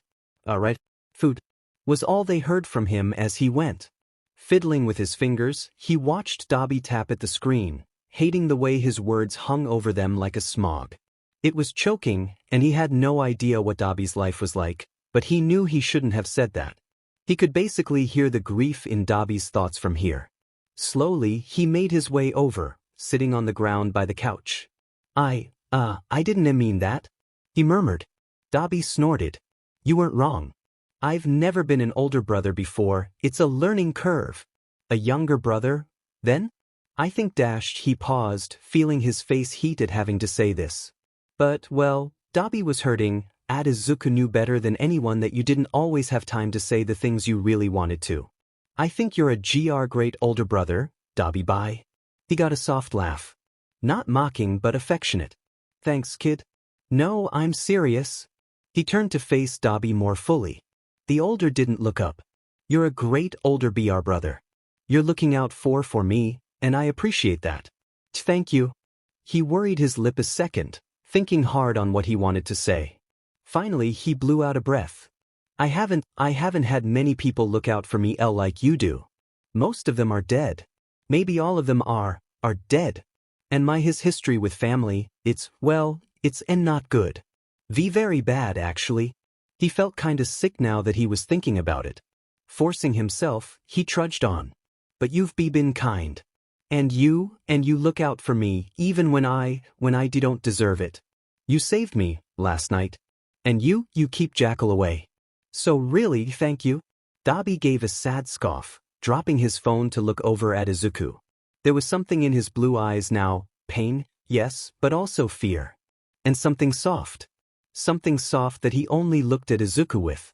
Very rarely had any of his sisters given him such a soft look before. Of course I'm doing that, Sun Chaser. You think I was gonna let some creep get you? And that goes for Jackal too. His face contorted into an ugly, displeased frown. In fact, if I ever see his face again, it'll be too soon. Should I go then? Izuku thought, barely biting back the reply. It was a near thing. He was starting to find a bit of humor in just how ridiculous his life had gotten. It was terrible and tragic, don't get him wrong, but still funny. Like watching children get hurt. Well, thank you anyway. His sisters probably wouldn't have tried helping him, kicked down too many times to bother. No doubt they'd have sat with him when it was all over, and he was left soaked in crimson but bleeding only guilt. Or maybe not only guilt. Mostly guilt. But Dobby wasn't like that. He had a spiteful fire in his eyes as he defied everyone and everything to protect his forcefully adopted little brother, and it was one that Izuku had seen, even felt himself, while following his closest sister that day. She died of course, because God Fang hated him, but she'd also lived. For the first time in years, they'd lived. And Izuku had survived to boot. It was a curse more than anything, but at least he had bragging rights when he met her in hell. It's not like I've done much, Dobby grumbled in a surprising show of humility. Izuku basked in it because they both knew it wouldn't last. Jackal still got you? He shrugged. Dobby's guilty conscience was such a funny thing. He blamed himself so wholly, but he knew that it was hardly the arsonist's fault. Jackal would have come that day, no matter what, just as Jackal slept now, eased by some invisible protection Dobby had given him in words and promises alone. Once. But I don't think he will age again. How can you be so sure? The lesser of the two criminals inquired, looking conflicted. You always say things like you know what he's thinking. Maybe I do. Me and Jackal were one in the same you know. He poked, dangling the carrot to see the reaction. Rather unsurprisingly, Dobby rolled his eyes. No you're not, kiddo. He's a serial murderer, you're his victim. If only it were that simple. I'm not serially murdered yet. Yet? Is that a worry for you? Living in 7? Absolutely. Being murdered by Jackal? And as she paused. Well, it wasn't like he couldn't say he hadn't thought about it. Well, I'd have ample warning beforehand, anyway. Dobby gave him a look that oozed concern. I don't like that. Are you going to tell me how you'd get that warning? I just would. I know Jackal, how he thinks. I could tell you what he's going to do the second he thinks it. Is your quirk that strong? You can just anticipate people? Dobby looked vaguely impressed. He really shouldn't. It wasn't that deep. No. I can only tell what some people are going to do next. You, for example, confuse the sheet out of me. Dobby laughed at that hard. I don't need you trying to get around me. I'm going to do that anyway.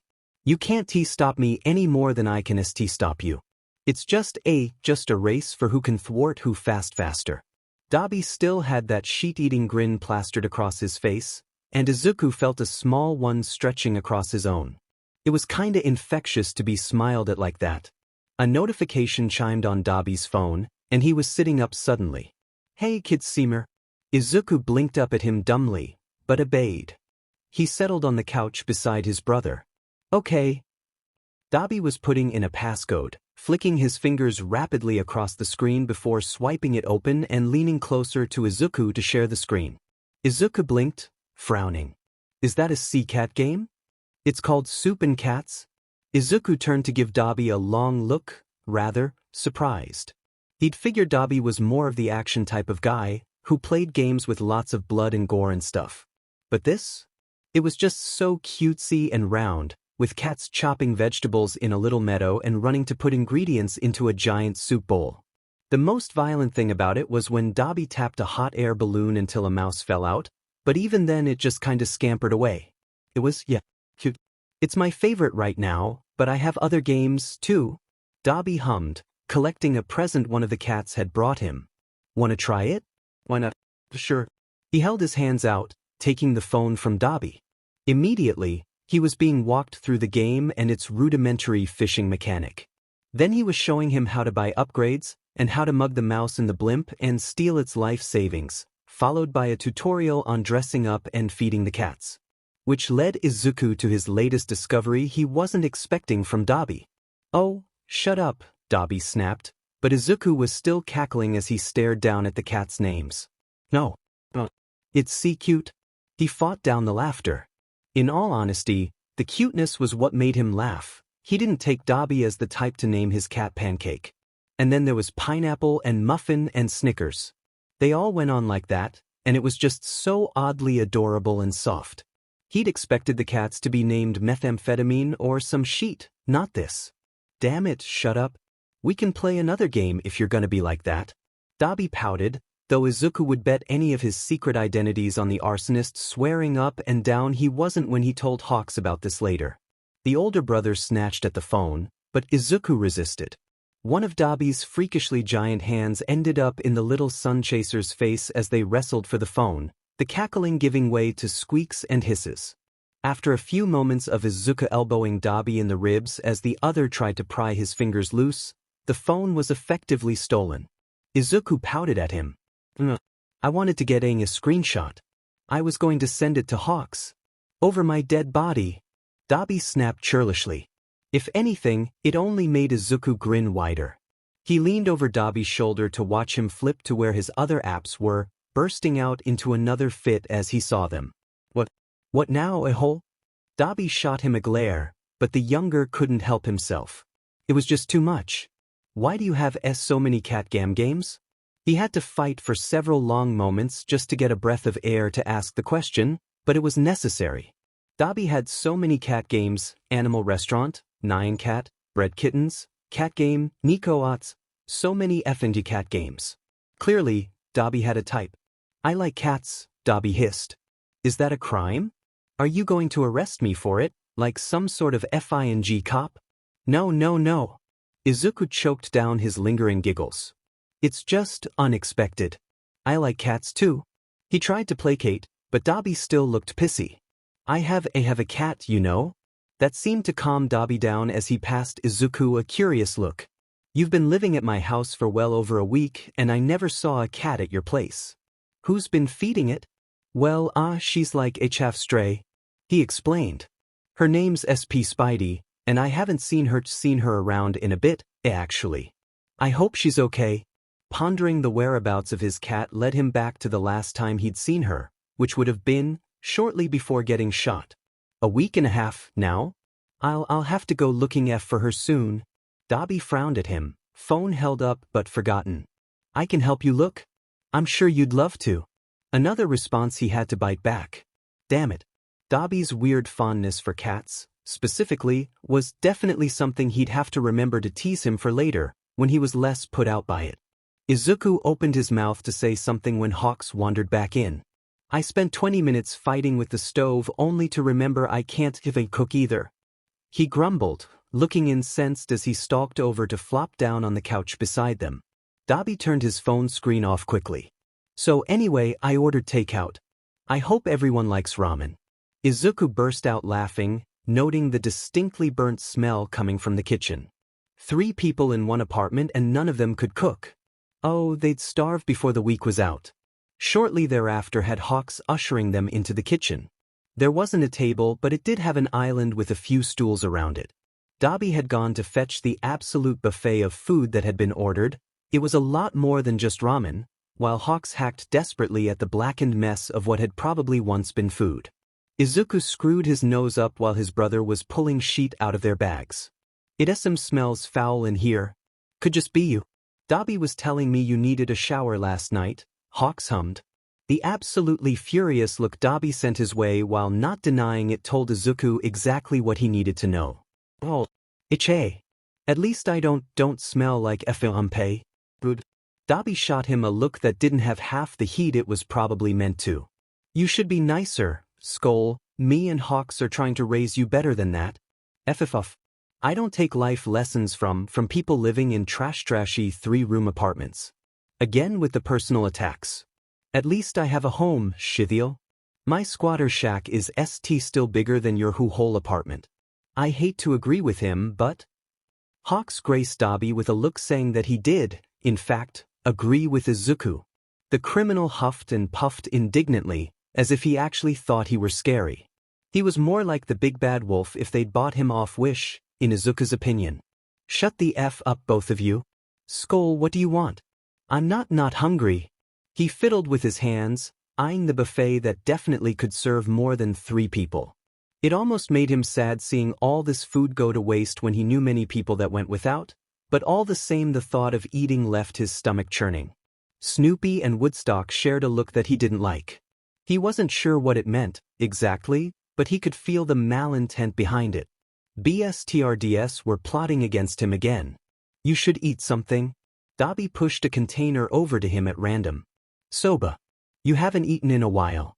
And you had a long night?" "I'm okay." "No, kid, you should really eat." Hawks shot him what could only be a warning look. He frowned at the two. "And no, really, I'm not hungry." "I don't care." Dabi shoved the soba towards him again. Izuku cast him a dubious look, but pulled it closer. A few bites wouldn't kill him. "All of it?" Then he whirled on Hawks, grimacing. Bisu looked totally unbothered by the heated glare as Izuku seethed. "I'm not even hungry. You'll starve if you don't eat? Wouldn't that be nice?" Or actually no, it wouldn't. He still hadn't been arrested, though that was starting to feel like one of his wildest fantasies. Like a hero actually helping him when he needed it. "I'm eating," he muttered. "You need to eat more." "What does it matter how much I eat?" He shot a pleading look to Dabi, but he wasn't any help either. The arsonist shook his head, crossing his arms as if to show he wouldn't be giving in. "Because you need to eat to be healthy, kid. We just want you to be healthy." Midoriya Izuku. Serial murderer. Identity fanatic. Runs the police and heroes around in circles for fun. Being bullied over not eating enough by 2 of the most annoying BSTRDS he'd ever met. Thing hell. "I eat plenty." "No, you don't." Hawk's brows furrowed. "We're really worried about you, Skoll." "Well, stop." He hissed. Dabi rested a too gentle hand on his arm, leaving Izuku to pull away from the light gesture. I'm fine." His brother exhaled slowly. "You're not fine. Please eat for me? I have a surprise for you if you eat all of it." "Are you trying to bribe me right now?" The other shrugged, unrepentant. "If it works, it works. And I know it works, you've used it against me before." True, but Dabi was a simple man who was very money-oriented. Izuku wouldn't be fooled so easily into giving ground. "What is it?"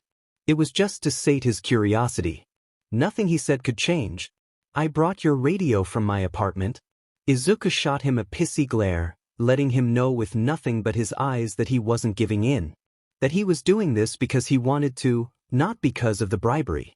Bribery was illegal, after all, and Izuku was a good God-fearing child.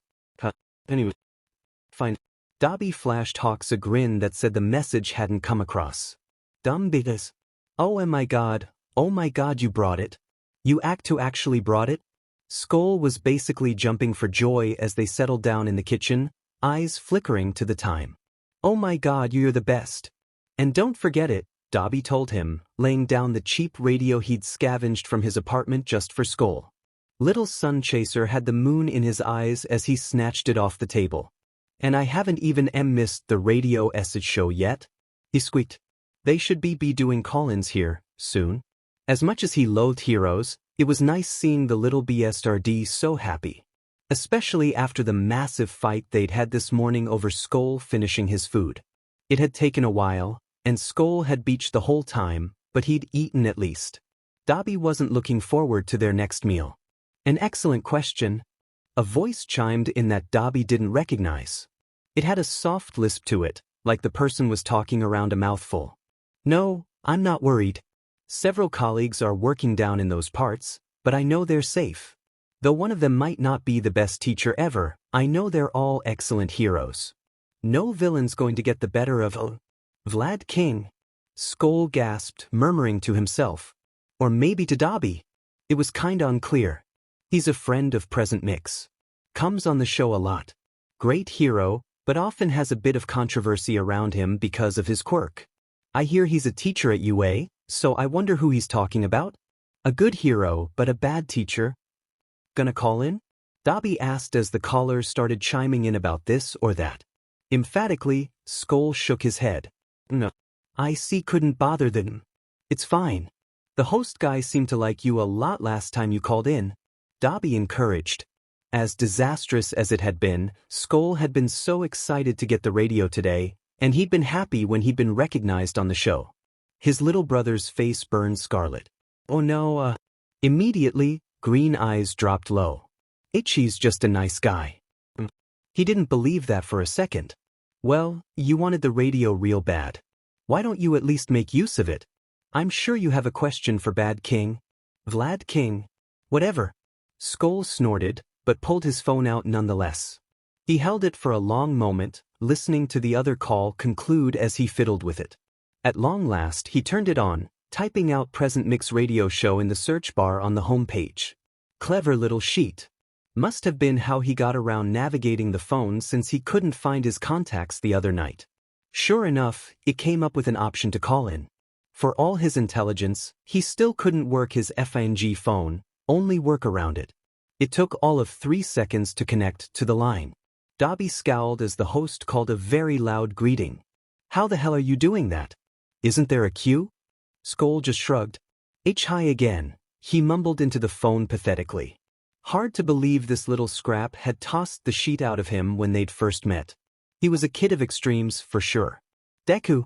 The host cried, sure enough elated to hear from Skoll. No sheet, Dabi's little brother was pretty great. Vlad. This is the kid. The one you want to kidnap? The first guy chimed in, making Dabi sit up and scowl. Dabi no. Came the indignant reply. Kidnapping's illegal. I don't want to do anything illegal. And then his voice dropped down, barely audible. Why do I tell you anything? Dabi did not like the sound of that. That was his little brother. Not some big-shot hero's next FANG victim. He leaned in, saying into the phone. I'm sorry, what? Skoll turned to him, face redder than ever as he shoved at Dabi's shoulder lightly, hissing, stop. But they'd heard him. There was a short quiet, then, hey kiddo? Got your brother with you again? Letting out a tired sigh, Skoll nodded as if they could see him. Unfortunately, the host laughed. Not excited to spend the day with your big brother? No, he's a dashed. Skoll paused, shooting Dabi a look so he knew the kid was about to cuss. He wasn't even offended. There was a special kind of pride whenever his 7-born and raised brother cursed him out. Idiot. Smooth. Shut up. Skoll hissed again, glaring. The door to the kitchen opened, a particular feathered menace walking in and shooting them looks. What are you two idiots doing? You can't seriously be fighting again. Guys, we just got done fighting. The radio cackled to life. Oh, do you have 2 brothers with you? Immediately, Hawk's eyes dropped to the radio, brows lifting in question as he shot Dabi a look. The arsonist scoffed. Damas should know he hated heroes. He'd already told him the radio was basically Skoll's. With a vague gesture at the kid, Hawk seemed to get it, nodding. Your father? A snort. I mean no. He's not. Dabi bit back a grin at the chastising look Hawks shot the kid for the almost cuss. It was cute how he kept trying to clean up the kid's language. Skoll shot an indecipherable look between them. Oh, friend or something? My brother's boyfriend. I think. Dobby choked, gasping for air as he looked back up at his brother. Hawks looked shocked stiff, staring at Skoll. With wide eyes and a face redder than Skoll's had been a second ago. Whoa no, you got the wrong idea, Dobby snapped. Me and Dobby are just friends. Sure, Skoll said, flashing disbelieving eyes Hawks' way. We're not friends, Dobby derided. I hate him. He's a moron. And yet you keep calling me to hang out. Hawks looked a bit peeved, but it only raised Dobby's own irritation. Hang out? Hell no. I called you to hunt down a murderer because I literally didn't have any better options. Hang out? Hang out, he says. You need better friends if that's hanging out to you. He glared at Hawks, who looked, honestly, a bit offended. So what, that's it? You're here to use me and F off? The whole, I'm a part of this now dash. Like hell you are. You're here to help me with this Vigilante Jackal problem, and then we're gone. You're gone? Just like that? You'll stay in my house and eat my food, but a goodbye is too effing hard for you? A hand slammed down on the table, and both of them jolted, looking over at Skoll. The kid looked exasperated, gesturing at his phone and the radio. Guys. Are really? Sorry, Skoll. Hawks seemed to cool off a bit, though he still shot Dobby a hurt look that said they weren't done. Dobby rolled his eyes. Sorry, Skoll breathed into the phone, rubbing the back of his hand against his forehead. A lover's quarrel. It was not, Hawks started. We're not effing dating. Dobby barked. Of course, Skoll ignored them tiredly. There was a little laugh over the line. It's all right. What did you call in for today, kiddo? Oh hell fing no. That was what Dobby called Skoll. Some hero wannabe with a penchant for kidnapping, apparently, had no right. He didn't realize he was glaring at the radio and standing up until Hawk's hand was on his shoulder, pushing him down. Calm down there, Kyujo. He whispered, leaving Dobby to glare his hatred at the DM and bird. Logically, he knew being upset over a nickname was irrational. Looking back, he could probably link the whole thing to the stupid FING fight with Hawks. However, he still felt the point stood. Some FING hero was out there calling Skoll kiddo all affectionately, telling his friends he was going to kidnap the kid. But Skoll didn't need to be kidnapped. Dobby had already done that, and he was fine now. Happy Eve. Off the Vlad King-san. I was wondering about your queer quirk. Skoll started, slipping into a concentrated mean as his stutter dissipated. It's blood control, and it gives you precise control over your own blood, as well as making things like blood loss affect you far less. You can even extract blood from your own veins and reabsorb it afterwards. I was wondering about that. Does your quirk give you any immunity to infections, too?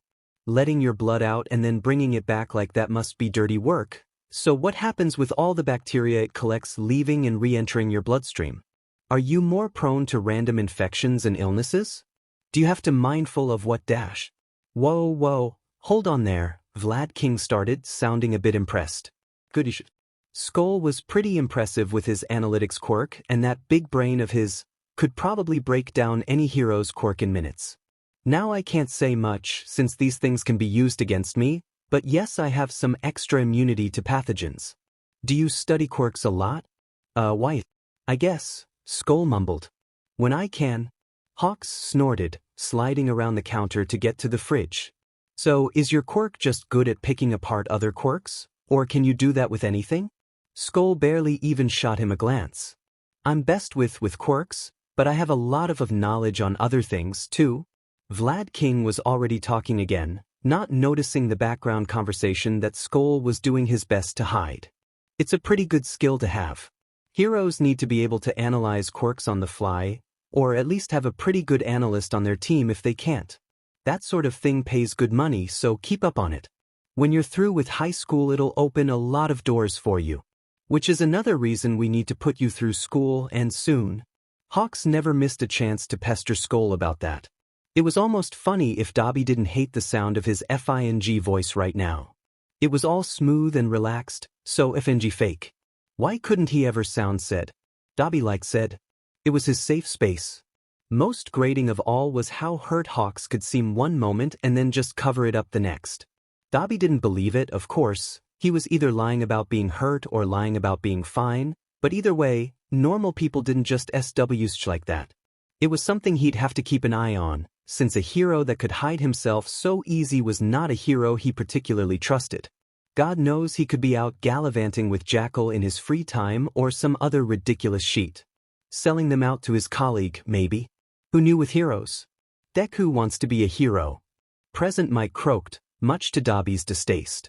It wasn't that he didn't think Skoll could do it, or even that he'd be bad at it, it was more the fact that he hated heroes, and he hated even more the thought of Skoll running around playing hero with those two-faced BSers. Hawks was enough, really, Hawks was plenty. They didn't need any more BSRDS playing besties with Skoll. He's aiming for UA, right? Skoll looked very put on the spot. I might try for it. Maybe. So no, he wouldn't. Good for him, knowing what's best. Hawks shot him a dry look. I don't care what school you try for, but you are trying for a school. Skoll shot him a dirty look across the room, resistant as ever. I'd love to see you there. How fun would it be to say you discovered the kid when he's walking the halls, Mike? Vlad King asked. I'd love to have him in my English class, for sure. Oh, you both teach there too? We do. Present Mike chimed in. You might even get Vlad as your homeroom teacher if you make it into the hero course, which I'm sure you will. I hope so. We're the superior class, after all. Vlad King boasted. It was unclear, but it sounded like there was a quiet, sharp warning from Present Mike. Then he spoke a bit louder, though his voice was very clearly clipped. I'm sure the other heroics homeroom is just fine too. Right, just fine. Vlad sounded a bit like he'd swallowed a frog, but he didn't fight it anymore. Dobby wondered what the hell that was about, but honestly heroes didn't interest him enough to bother for long. Instead he stood, stretching out lazily. Come on, Sun Chaser. This has been thrilling or whatever, but can we do literally anything else right now? Skoll rolled his eyes. I gotta go. My brother needs something. Thank you for your time. Right, of course. Call back anytime, you dig? Annoying, Dobby decided. This hero was very annoying. His eyes slid to the blonde across the room, who'd ripped the tab off a soda bottle and was now playing with it. Maybe it was just a hero thing. All the ones he'd met seemed pretty annoying. Goodbye, Deku, Vlad King said, and the call was cut. Dobby wasted no time turning off the radio as Present Mike started asking for a new caller. Ruining my fun. Skoll grumbled as he swiped up the radio. Hawks was making his way out of the room, calling back something about them not burning his house down. Dobby wasn't really paying attention right then. Your fun is boring. Let's do something I find fun. Now, Skoll leveled a hard look his way. We're not going to light anything on fire, Dobby. I don't do arson. You like this arson? He smiled, ruffling the kid's hair as he protested vocally. Trust me. I don't. Well, then start. He really did think Skoll would like this arson. Dobby was going to for sure. Dobby, what are we doing here? Committing arson. Okay, but it's not arson if it's why your property you're burning? Dobby shushed him, one hand clutching a near-empty bag at his side. It held their impromptu dinner, which had been picked up on the way over to the old forest. Don't ruin this for me. And it still counts as arson if we're burning it on someone else's property. I don't know if that counts as arson. Izuku frowned, looking around. And this mountain is pretty remote. Or as remote as you can get around here. Did we have to go so far? It doesn't matter if it's arson or not if we don't get caught, then it's just a campfire.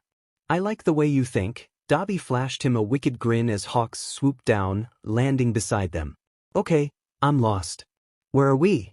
For a second Izuku didn't think Dobby would answer as they crunched over sticks and crackled through leaves, but at long last he did. Sikoto Peak. All right. What are we doing here? Hawks asked, eyeing Dobby with what could only be blatant mistrust. Arson, was all Dobby said again. It was getting annoying and fast. Hawks gave him a weird look. But what? Why here? Couldn't we commit arson at home? It's symbolic. Izuku huffed. I have no idea what the F is going on. Here.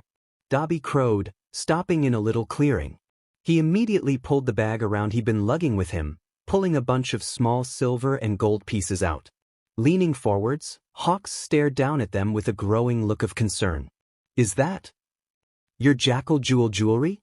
Izuku finished, leaning forwards as well. Why? I told you. It's symbolic. Dabi looked so very proud of himself. Are you serious? You dragged us and Hour out of the city just to tell us, symbolically, that you don't like Jackal anymore, re? Izuku made a disgusted noise in his throat. I could be listening to Put Your Hands Up radio right now. Ooh, gross, glad we're not doing that. Dabi jabbed a hole that he was. No, symbolically, we're murdering Jackal tonight. That got violent. Hawk said. I'm very uncomfortable with the turn that this day's taken. And he was starting to feel like Dabi might set him on fire. Symbolically or whatever. He cast an anxious side-eye the criminal's way. Hush. I promised I'd take care of Jackal for you, didn't I? This really isn't what I thought you meant by that. Dabi rolled his eyes, pulling Izuku closer. I promised I'd take care of him for you. That he wouldn't hurt you again. To do that, I'm going to help Hawks put him in jail. Mighty fine job they were doing of it too. So far, they'd managed to kidnap Jackal from his home and force him to eat breakfast. Oh, and the whole Hawks carried him home last night bullshit. Really, great job all around. He felt so very in jail right now. And this is the first step. A symbolic murdering of Jackal. He sighed tiredly. Is this why we brought the tacos? Of course it's why we brought the tacos. Jackal tacos over a fire of all his bullshit merch. Bullshit merch that Dabi had very much bought. Bullshit merch that Jackal himself hated, and even looking down at it now was making Izuku feel inconceivably violent. Also, Izuku was just tiny, itsy bit uncomfortable with the idea of Jackal tacos. It was all fine and good for Dabi and Hawks, but this was symbolic auto-cannibalism and he wasn't really sure how he felt about that. Hawks blinked over at them with his big, dumb, owlish eyes. I thought we were making Jackal skewers? Shouldn't it be kebabs? Izuku had no idea where Hawks had gotten that idea. Bah, skewers, tacos, it's all the same. Dabi waved off, immediately getting disagreeing looks from both parties. There seemed to be varying degrees of, Dabi, are you a effing idiot, in their eyes. Absolutely and that's not the same thing at all, actually. Okay, Dabi let out a slow, frustrated breath. I need you two to just shut the F up and support me right now. I thought this whole symbolic murder thing was for me? Izuku asked. How many people could say they'd been to a party where the whole focus was their own symbolic murder? Or that they then symbolically ate tacos made symbolically of him? If he wasn't arrested or dead by next year, he'd have quite the story to tell people. You don't appreciate it, Dabi sniffed. So now it's for me. DMN. I was going to leverage my position to make you take us home. Flopping down, Izuku started picking at a dandelion as he accepted his fate. Symbolically eating himself over a pyre that symbolically burned him to the ground. Ironic that it was both the one thing Hawks and Dabi were trying so hard to achieve and the thing Izuku wanted them to do most. But instead all he got was love and affection. How effing unfair could this be? Where was his love and affection when he was innocent?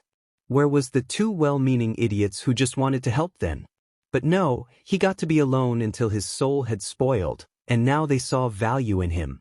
Value that wasn't even FNG there. What the F dash? His life was one giant joke played by the greatest prankster of all time, God himself. Stop being so cynical. Dabi snapped, which felt a bit like they were playing pot and kettle. At least take joy in the fact that we're burning sheet. Arson's your thing. I prefer aggravated as assault. What? Hawk's voice was small as he squinted at Izuku. Izuku passed him a bland look. You can't honestly be surprised by. If anything, the avian seemingly gave up, wings drooping as he accepted that Izuku was right. He'd been telling them this whole time he wasn't a good person after all. It really shouldn't be a surprise when he proved himself right. What was that saying? When someone tells you who they are, believe them. You really shouldn't be. I've been warning you. Dabi put in with a side look. Hawks shook his head, looking so very exhausted with their antics. I'm just worried. You don't need to be playing with knives, kid. Whataboo dash. No tasers either. Izuku pouted dramatically at him. Well, and now you're just being mean. The hero shot him an unamused look, but Dabi was smirking. He was walking around now, gathering up a few twigs and branches for a makeshift fire, even grabbing a few stones to encircle it so the whole forest wouldn't catch. I didn't even know this city was so close to such a natural spot. Hawks hummed. It's kinda weird, going from so much stone and concrete to such a quiet forest. I'd been coming here every day if I knew about it. I used to come here a lot. Dabi murmured, not looking up. Oh, is that why you chose this place? It's personal to you? Hawks asked, looking suddenly interested. Izuku couldn't really blame him. It wasn't like any of them knew much about each other, and Dabi was much more likely to snap at them than share anything. At least Hawks had the manners to just ignore them when they asked, and Izuku, well, he'd just lie through his teeth. He was a creature of habit after all. Kind of. He grimaced, as if the memories were painful. Technically I went up the mountain for Quirk practice. It was closer to my old house, anyway. Closer to his dash? Oh, Dabi had been rich? He must have been. Sekoto Peak was closest to Sector 2 and especially Sector 3, which were some of the fancier districts of Musutafu. 2, of course, was mainly higher-end businesses and the like, but had a few apartments like the one Hawks lived in. Unless you lived at the edges, it was pretty pricey, and almost no one lived there who wasn't at least upper middle class. But the one that shared most of a border with Sekoto was 3, which was where all the rich people lived. It had a lot more rolling fields and open space than anywhere else in Musutafu, a blend of wide yards and massive luxury mansions. So if Sekoto was closer to his home than the actual forest, then Dabi had been, at the very least, upper middle class. Izuku couldn't help but wonder what had brought him to where he was now, mastermind criminal adopting weird strays who get a little stabby in their free time.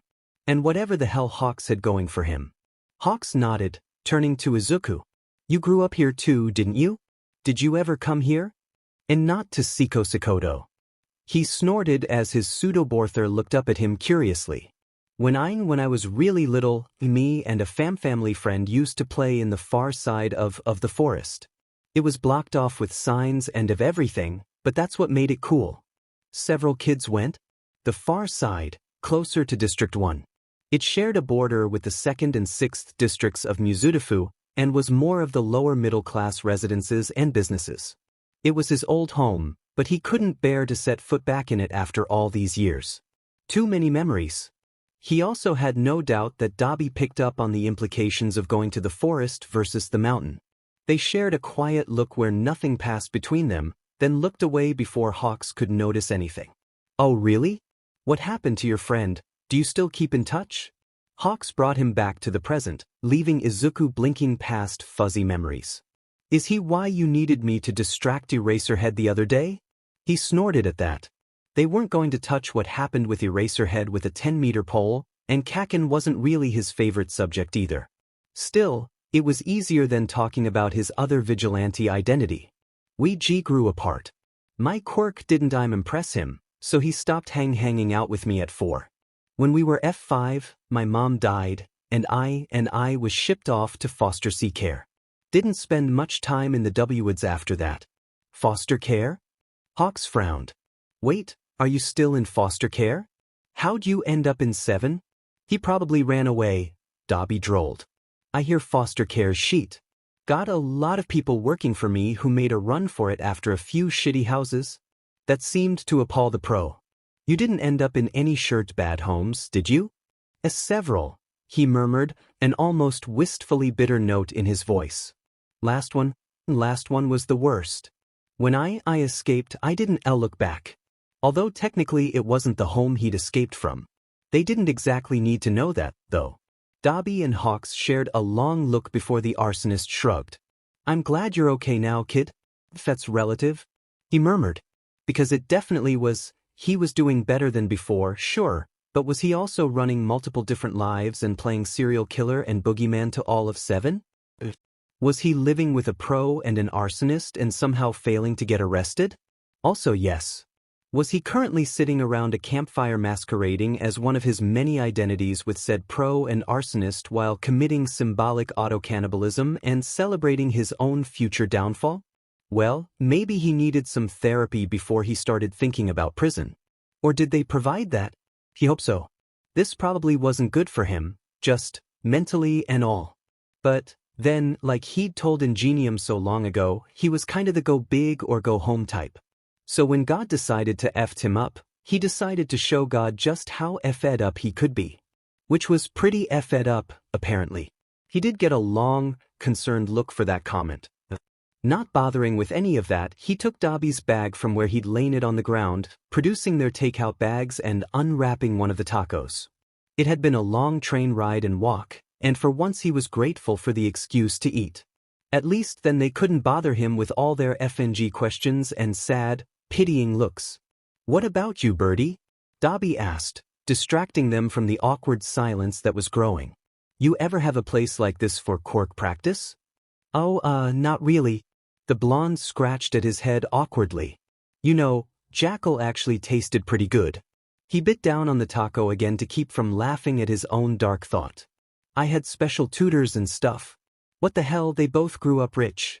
While it was kind of expected from the hero with a rapidly growing fanbase, it still felt so very unfair. And really painted a picture of just how divided their lives were. Dabi and Hawks seemed to live in this remote tower, far separated from the sad gutter that had been Izuku's home most his life. They had probably had loving families at one point, and all the happiness money could buy.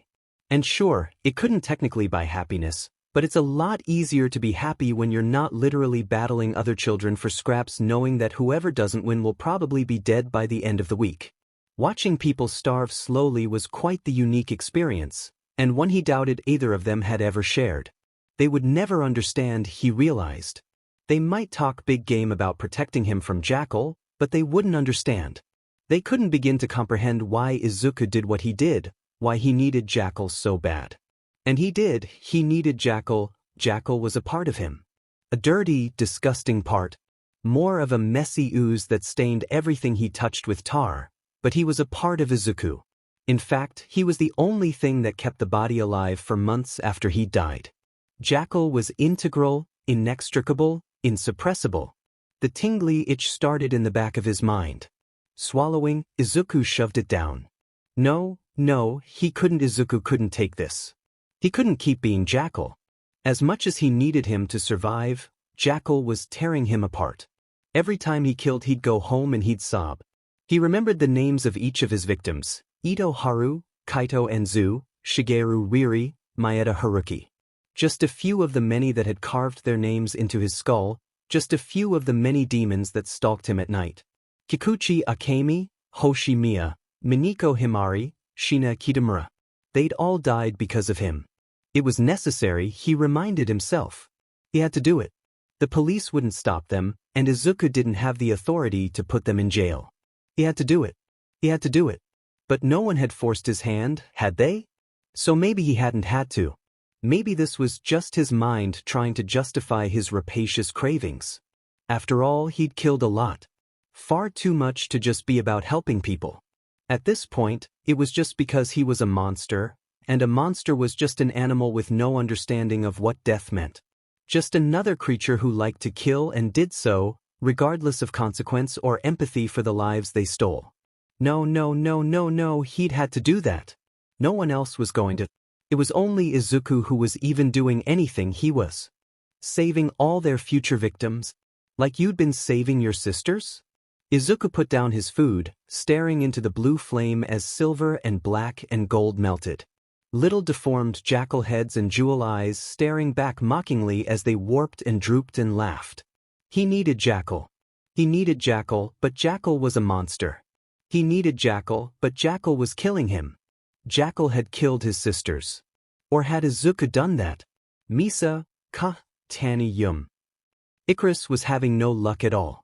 Or, well, Izuku wasn't. It was so hard living like this. The lines between who he was and wasn't could be so blurred. It was more of a guessing game than actually knowing who was who at any given time.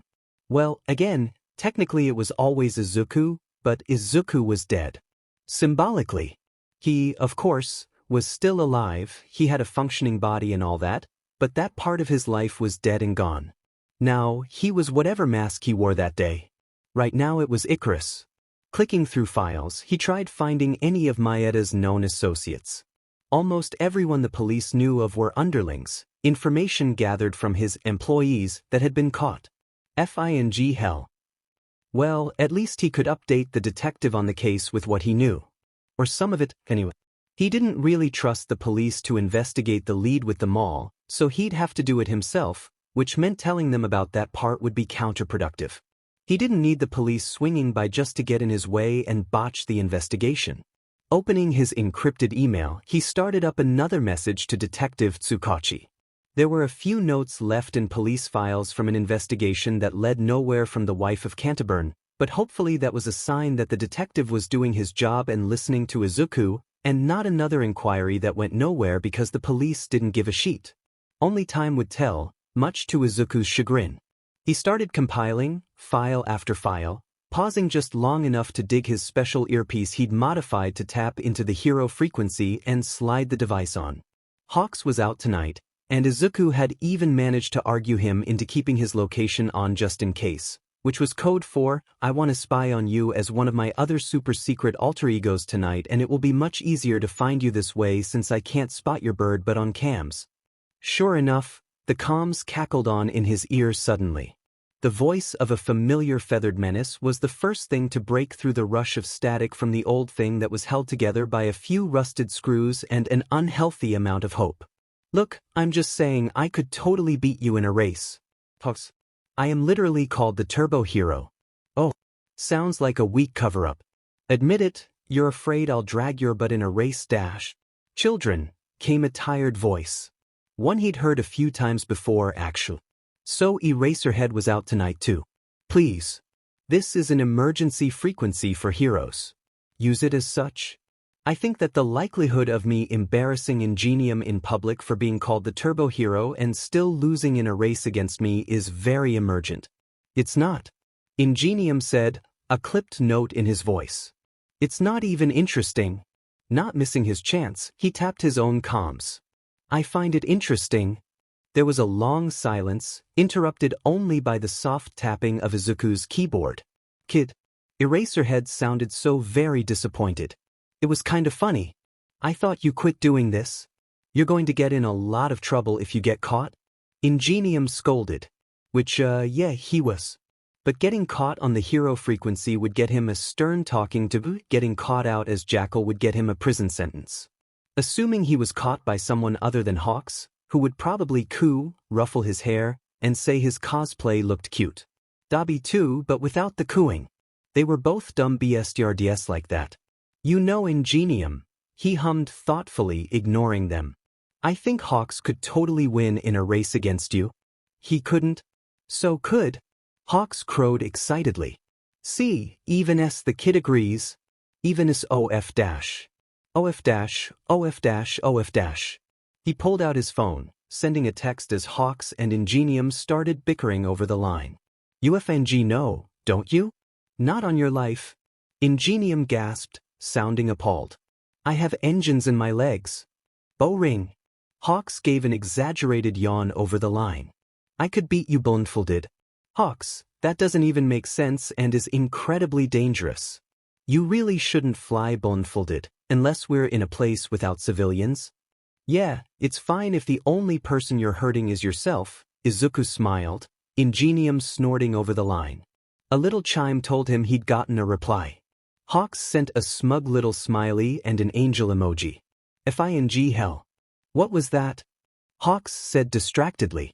Sorry, I got a text. Yeah, no, I could beat you anywhere. You want to take this out of the city? There's a forest around here. You're going to fly blindfolded through a forest? Eraserhead deadpanned. Do I really need to explain why that's a bad idea? Hey now, Eraser. And here I thought we were finally starting off on a different feather. I don't think that's how that expression goes. It is if I want it to be. Kid, Ingenium snapped, but there was no real bite to it. Kid, get off. And who's gonna make me? Do your parents know about this? Eraserhead asked, exasperated in his own, emotionally mute way. Izuku's eyes dropped to his phone, watching as a text came in from Hawks. Thing 2, ICLD totally beat Ingenium, he's just jealous. My B-brother's boyfriend definitely knows. Another chime. Thing 2, ya kid, do you our parents know? It was followed by a little angry face. Izuku rolled his eyes. That's not the same thing. Where are your parents? It's just me and my brother. He shrugged because that was a safe enough response. We live W with his boyfriend. Thing 2, 1 we're not dating. 2 who says I'm okay W this? You're not actively trying to kick me out, therefore you've given consent. Thing 2, that's in T how that works. He bit back a smile.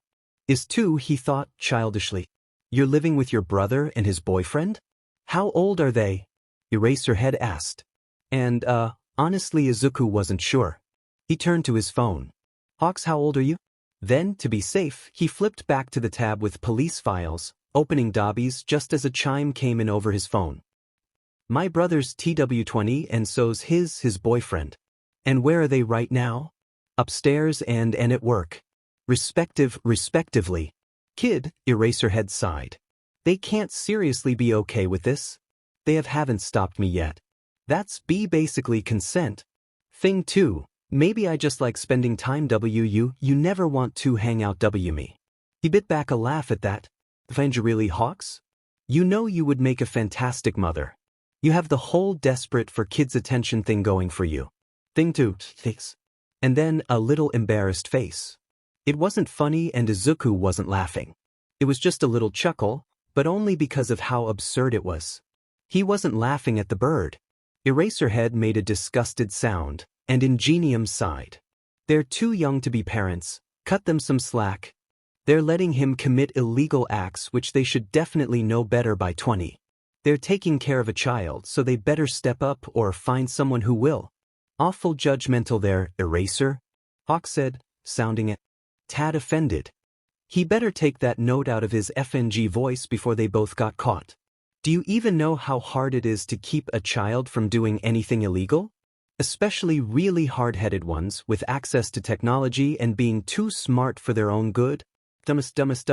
He better shut up. He better shut up 2 minutes ago. I am a teacher. Yeah, Hawks, do you know what it's like to raise a kid? Maybe I do. Hawks sniffed. You don't know me. There was a genuine note of surprise in Ingenium's voice as Izuku dropped his head into his hands, all kinds of distressed. Wow, I didn't take you for the type, Hawks. Still, a newborn's probably different than a young teen. Who says I don't have a young teen? A brief pause. Then a disbelieving, Hawks, you're way too young to have a young teen. Who said he's mine? What dash? Okay, moving on from Hawks, Eraserhead drawled, saving Izuku from the hero's stupidity. Wait, no, can we talk about the child Hawks kidnapped? No. We're talking about the actual kid who's actually here acting illegally. I'm tired of listening to Hawks say whatever comes to mind to prove you wrong. Hey! Thank FANG God for Eraser's lack of belief in Hawks. Izuku wasn't going to survive much more of this. Rubbing his forehead, he finished up the email and sent it off. Kid. Eraserhead sighed, why did you come back? No one's seen you in weeks. You shouldn't have come back. Arud. He muttered, just as there was a knock on his door. He muted his comm quickly. Come in. No, kid, you shouldn't be on here, this has nothing to do with Dash. Dobby's head peeked in. Hey, Sun Chaser. I gotta go out tonight to meet with someone. You okay to come with? He raised a brow. Why you're taking me on a drag deal? Eraser Dash. Eraserhead. The older man winced. It's not ideal, but I don't want you to be left home alone. It's not that I don't agree with you per se, but I just feel like maybe telling the kid to get lost like that sends the wrong message. The wrong message is letting him stay. Snorting, he nodded. Just give me a minute to finish up. Okay, but like this could be a cry for help Dash. The only thing he needs help with is getting off this frequency. The arsonist nodded. I'll be at the door when you're ready. Gotcha. He flipped his comms back on as Dabi closed the door, footsteps retreating. It's your lucky day. My B-brother needs me. IG gotta go.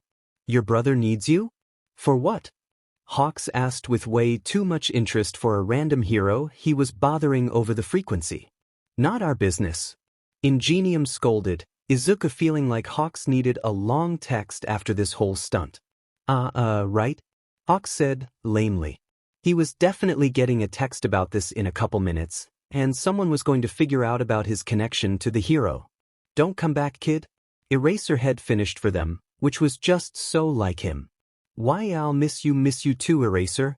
Eraserhead. He corrected, irate. It was the last thing Izuku heard as he clicked off his comms. He was barely at the door before his phone chimed. Thing 2. WTF, does Dobby need WURN? He envy bothers you when you are in your room.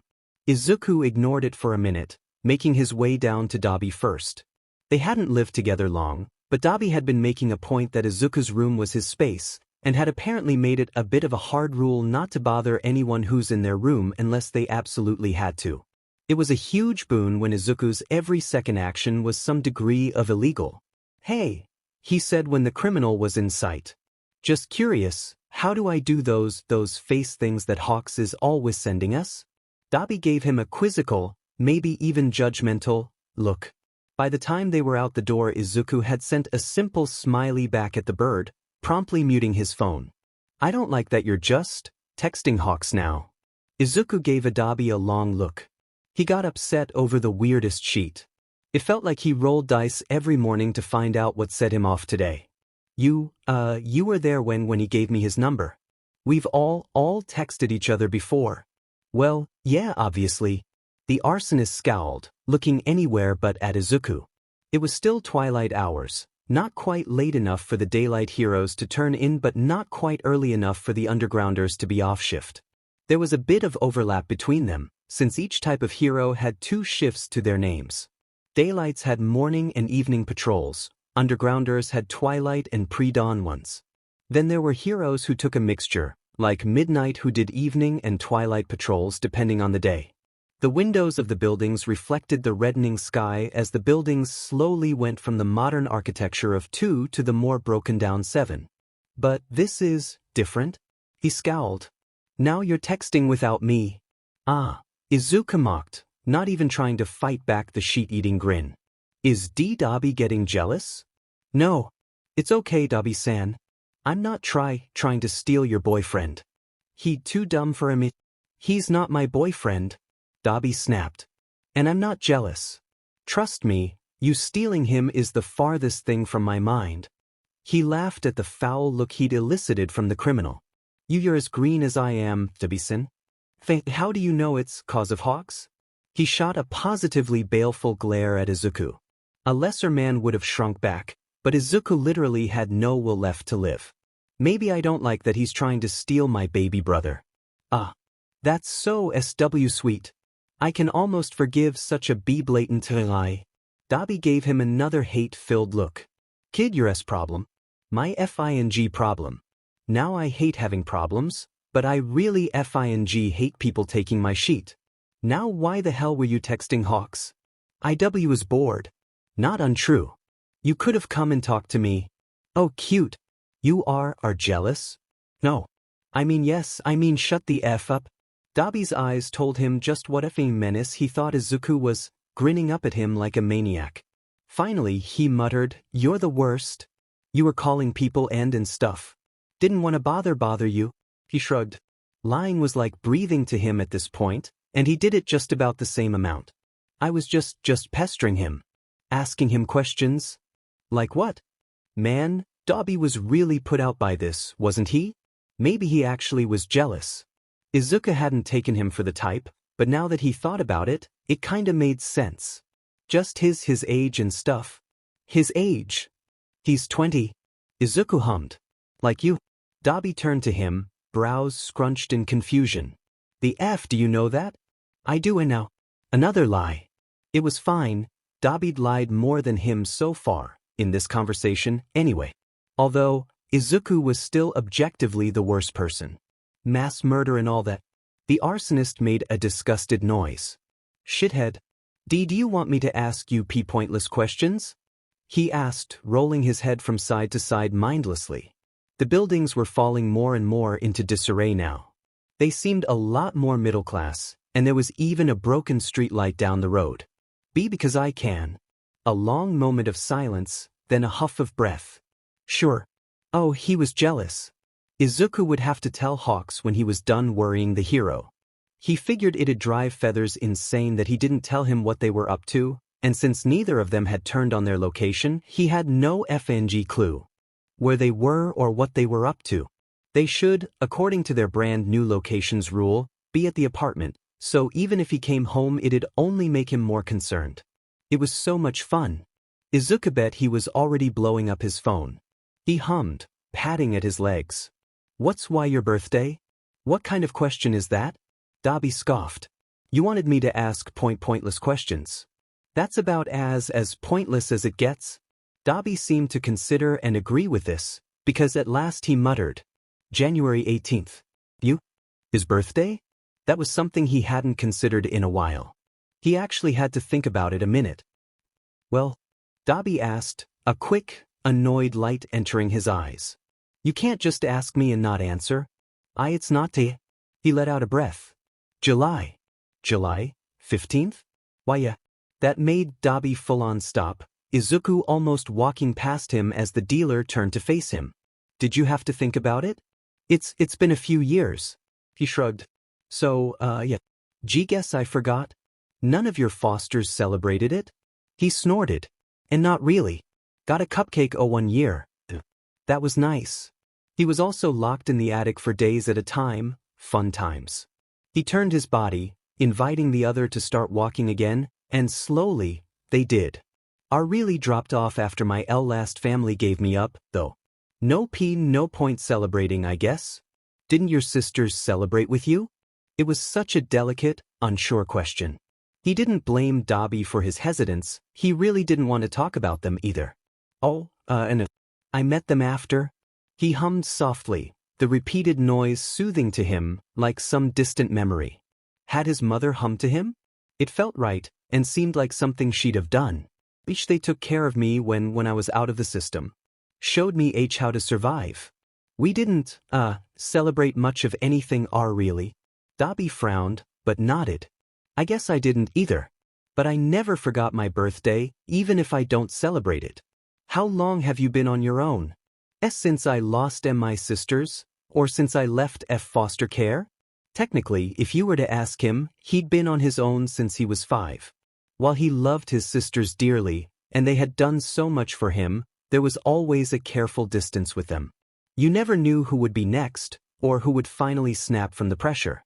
It was why many of them refused to take on siblings, and let the fresh meat fend for themselves.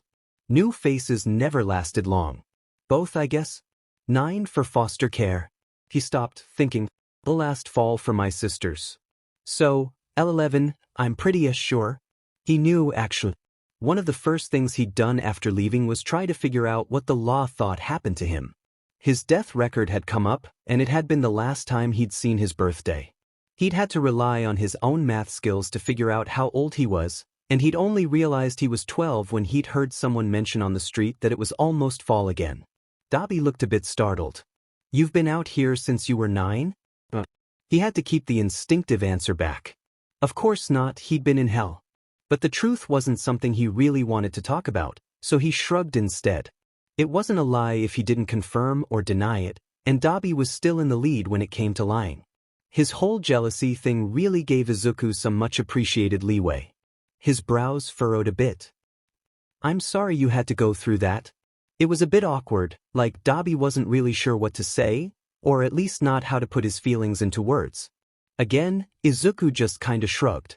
They lapsed into quiet for a while after that. Dabi was seemingly lost in thought while Izuku desperately avoided his own.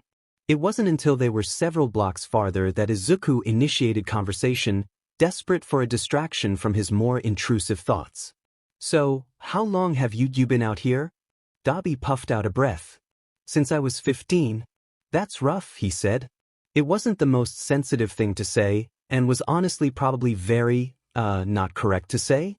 Especially to someone who had been at least trying to be nice about Izuku's own past, but he hadn't wanted the apologies Dabi had given him.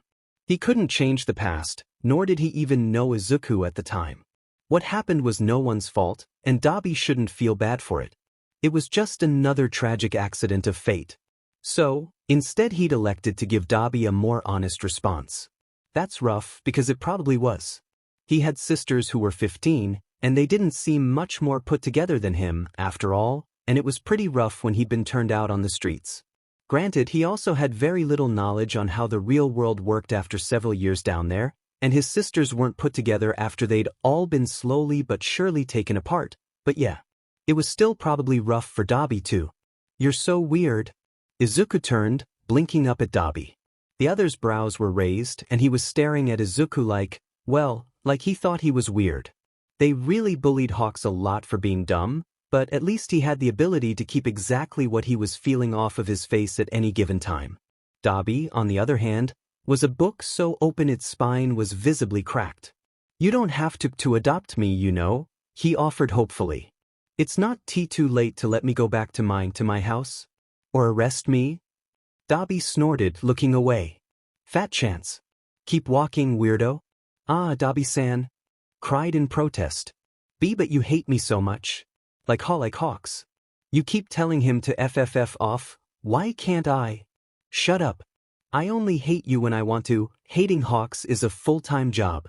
Funny, Dobby was both really good and exceptionally bad at his job. He was like one of those workers that never did shit but got away with it by lying through their teeth and stretching the truth. Honestly, whoever had given him that job should fire him, because he was seemingly only fooling himself. It was both impressive and pathetic, all rolled into one sad burrito. The look on his face must have said what he was thinking because Dobby cast one look his way and immediately turned away, making a disgusted throaty noise. Shut up, kid. I didn't say anything. He grimaced. It wasn't often anymore that he struggled to get a word out that much. Frustrating as all hell. But you were thinking it real loud. Wasn't thinking anything. At least nothing that wasn't true. Dobby flipped him angry, knowing eyes, but Izuku only returned his most innocent smile. Before either of them could say anything else, his eyes caught on a familiar restaurant and awning. Hey! He rushed ahead, Dobby shouting after him to slow down and stay close. Izuku ignored it, immediately searching around the tables and chairs. Dobby caught up a few seconds after. What are you doing? He barely gave up a glance to the arsonist, scouring the street for the familiar patchy coat. This is the last place I saw my cat. Spidey, he called, looking around. He made sure to check up high lampposts and little ridges that you'd never expect a cat to get to were fair game for Spidey. He should have named her Houdini, honestly. Or escapist, like that one villain from when he was a kid. Peace, he called, the universal word for it, get over here and let me love you, cat, had never failed him before. Really, kid now? Dobby asked. Which was a stupid question. Yes, now. Izuku always had time for Spidey. She was his favorite little kitten. Turning back to Dobby, he did his best to shoot pleading eyes the criminal's way. It felt awkward and foreign on his face, and he was pretty sure it wasn't going to work against a heartless BSTRD like Dobby, but he had to try. Please? You promised you'd help me look for her? Dobby looked like he was debating with himself as he stared at Izuku's undoubtedly awkward attempt at begging. Finally, something broke in his eyes, and he was graced with the usual soft big brother look Dobby kept putting on around him. It almost made him regret pulling out the puppy dog eyes. Okay, fine, we have a few minutes anyway. It'll do to make the shitty BSRD wait. Izuku did not particularly care if Dobby made his appointment. In fact, he'd much rather he didn't, but he really didn't care enough to stop him either. Besides, it wasn't like he didn't get the appeal of drags. They'd been a near constant in his life for many years now, even if he wasn't using. Smiling at the cranky arsonist, Izuku resumed his search. P.S. He tried, calling over and over for the feline as he and Dobby checked down nearby allies and called down the street. The only response was shouts from what was either a deal gone wrong or an assault in the process, but whatever it was, it had Dobby coming back around to him and telling him they needed to hurry up. That wouldn't do, they hadn't found Spidey yet. He shot a begging look at Dobby. Can we try around the corner? I see her down there sometimes too. Make it quick, The other grumbled, and again Izuku jogged until he saw the familiar apartment building on the far side of 15. Spidey! Spidey! He tried again, dipping his head into every alley they passed. Dabi followed a few steps behind, not calling out but still checking in alleys behind him. It was nice he was here, even if he wasn't really helping much anymore. He gave up when he stood in front of the apartments, frowning as she didn't show up. It wasn't necessarily unusual, but it had been a while since he'd seen her. He was starting to worry a bit. I guess she's not here. He frowned. Dabi shrugged helplessly. We can go looking for her again later, okay? We'll check all of 7 if we have to. It was nice of him to offer, but Izuku knew the second they'd been out for 30 minutes the shithead would be beaching up a storm about wanting to go home. Not that it would stop him from looking until they found her, of course, but it'd be very annoying. Sure, he agreed instead of arguing, throwing one more look down the street. The lingering smell of peace was oddly comforting after spending so much time in 2, like coming home. And, yeah, that was a bit odd to think. Maybe Izuku really was F'd if the smell of PSS had started to feel like home. Dabi led him farther down into 7, not stopping until they reached the far side of the business streets, waving Izuku off and giving him a fierce warning not to leave the street as he made his way down a wide alley. There was already a shady figure loitering with a cigarette between his lips, and Izuku gave a cheeky little wave to Dabi's client before wandering off. Courting trouble was his full-time job, much like hating hawks was for Dabi. One day, they'd learn to appreciate the work he put into it. How long did drag deals usually last? Not long, hopefully. Izuku liked the fresh air, don't get him wrong, but he had things to do. And he couldn't even run off and dress up for a night as dancer or anyone when he could come back at any minute, so really he was just wasting time right now. He didn't have enough time to waste, especially not if he wanted to get arrested in a timely fashion. He let himself stop by windows, looking at the knickknacks and whatnot. One had disfigured mannequins covered in stains and scratches, with limbs missing in a clearly unintentional way. One arm would be posing and the other would be gone entirely, another one had only half of its head. A shirt was hanging awkwardly where an entire shoulder was missing, and Izuku couldn't help but wonder what had happened there. The next window had books. They were all second-hand and worn out, but he looked at each one anyway. Some were classics like Huckleberry Finn or To Kill a Mockingbird. Others were newer stories, biographies on heroes like All Might or the retired Red Riot, while some were romance or mystery novels. His eyes caught on one cover. It was overcrowded and old-fashioned, and not something he'd typically go for, but the oversized names caught his eye. Strange Case of Dr. Jekyll and Mr. Hyde. Oh, God, that'd be so funny. Jackal. Granted, Jackal was the Hyde of this situation, but still. Set on his latest plan to get himself arrested, he pushed through the old wood door, excited to show Dabi his find. When he was walking out, tucking away the little novella into a pocket he'd turn into the seams to make wider, a resounding boom caught his attention. Eyes up. Over the buildings he could see a rising cloud of smoke. A fire wasn't exactly unusual in 7, all the wood here was old, dry, and rotting. And fire safety was non-existent, but that didn't sound like a normal fire, that sounded like an actual explosion. Of all people, Izuku would know what an explosion sounded like. His childhood best friend had literally turned into a walking bomb at 4. And not just literally. Kaken was generally an explosive person, in every sense of the word.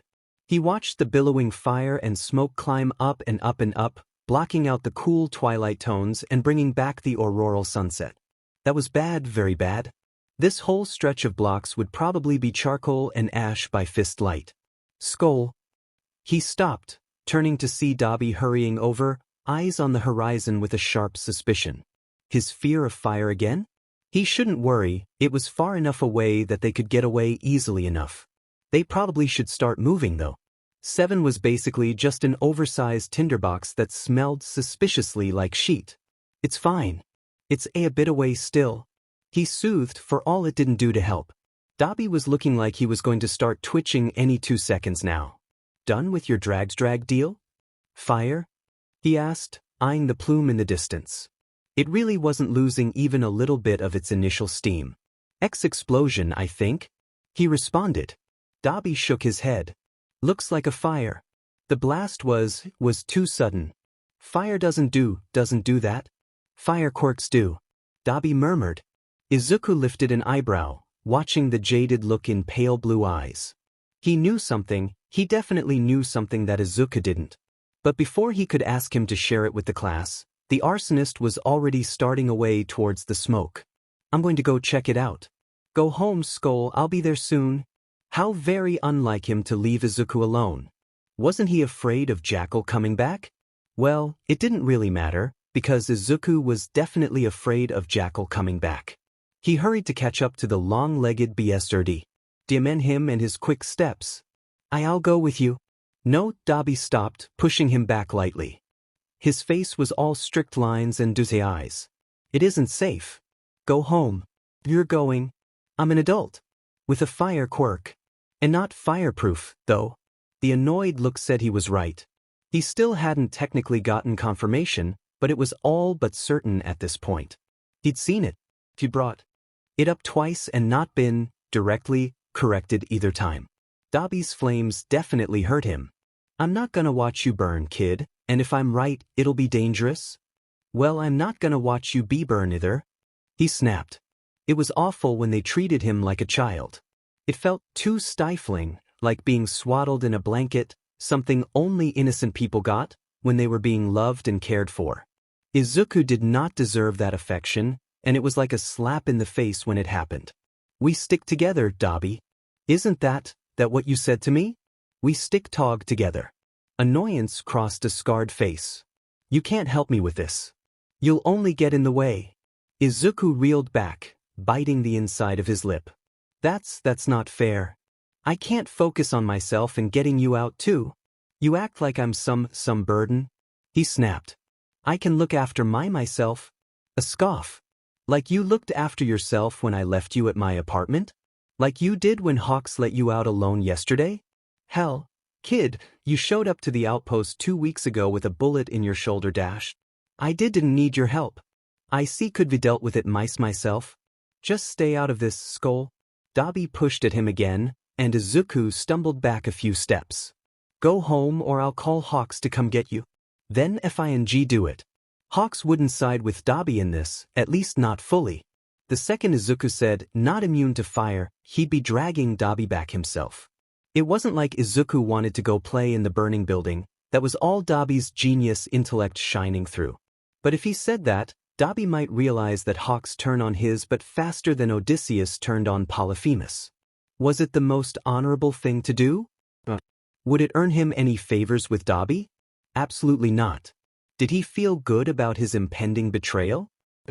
Izuku was a simple person, and he believed in simple rules. Give and take. An eye for an eye. Karma, good or bad. Dabi said he'd help Izuku, and he did his best to.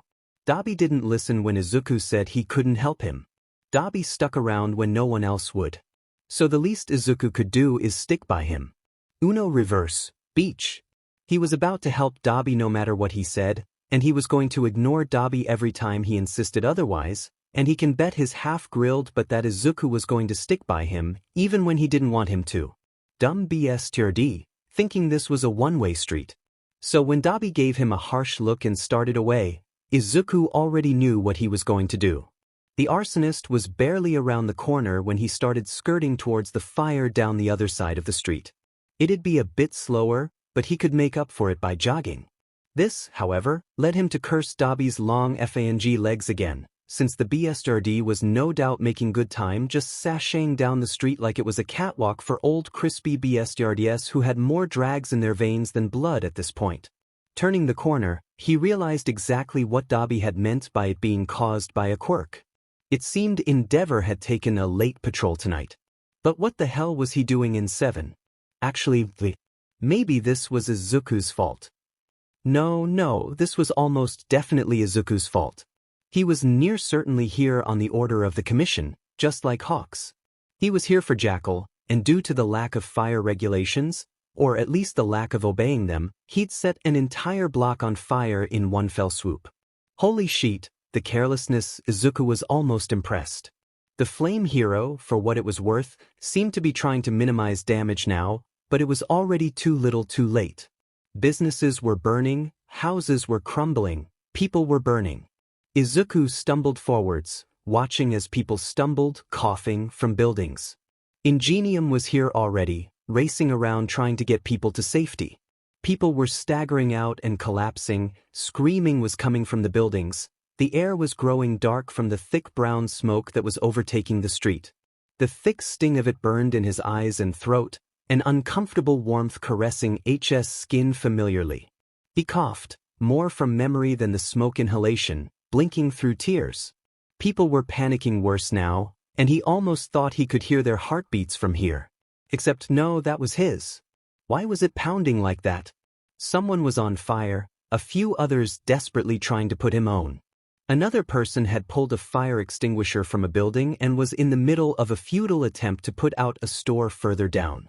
People were sobbing in the street, but worse was the person overhead, trying to climb down the side of a building after getting trapped in the flames. Ingenium was a blur, racing in and out of buildings. Stumbling back, he gasped. No. He shouldn't have come here. Dobby was right. He was in the way, he was in the way, he was in the way. Dobby was right, they were right. Izuku was useless. His legs were trembling now, threatening to give out any second. Where was Dobby? He wanted Dobby. A burst of blue had his head jerking. Endeavor was stumbling back, shouting indecipherably as the azure blaze ate even at his own fire-resistant suit. So that's why Dobby's quirk hurt him? It was too powerful for his fire resistance? Taking in a slow breath, Izuku felt himself start to come back. At some point, he'd fallen onto the concrete, rough and uneven and cold.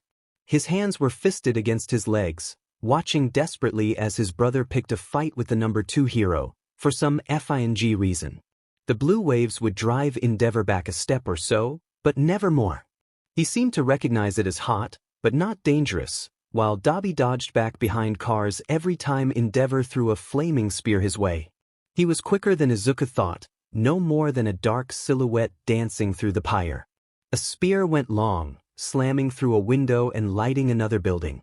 A river of blue flew at Endeavor, only to slam past him and explode against a car on the far side of the road. The family, luckily, had already gotten out. No. What were they doing? Did Endeavor learn nothing? What the F was Dobby doing? He definitely knew better. Someone had to stop them.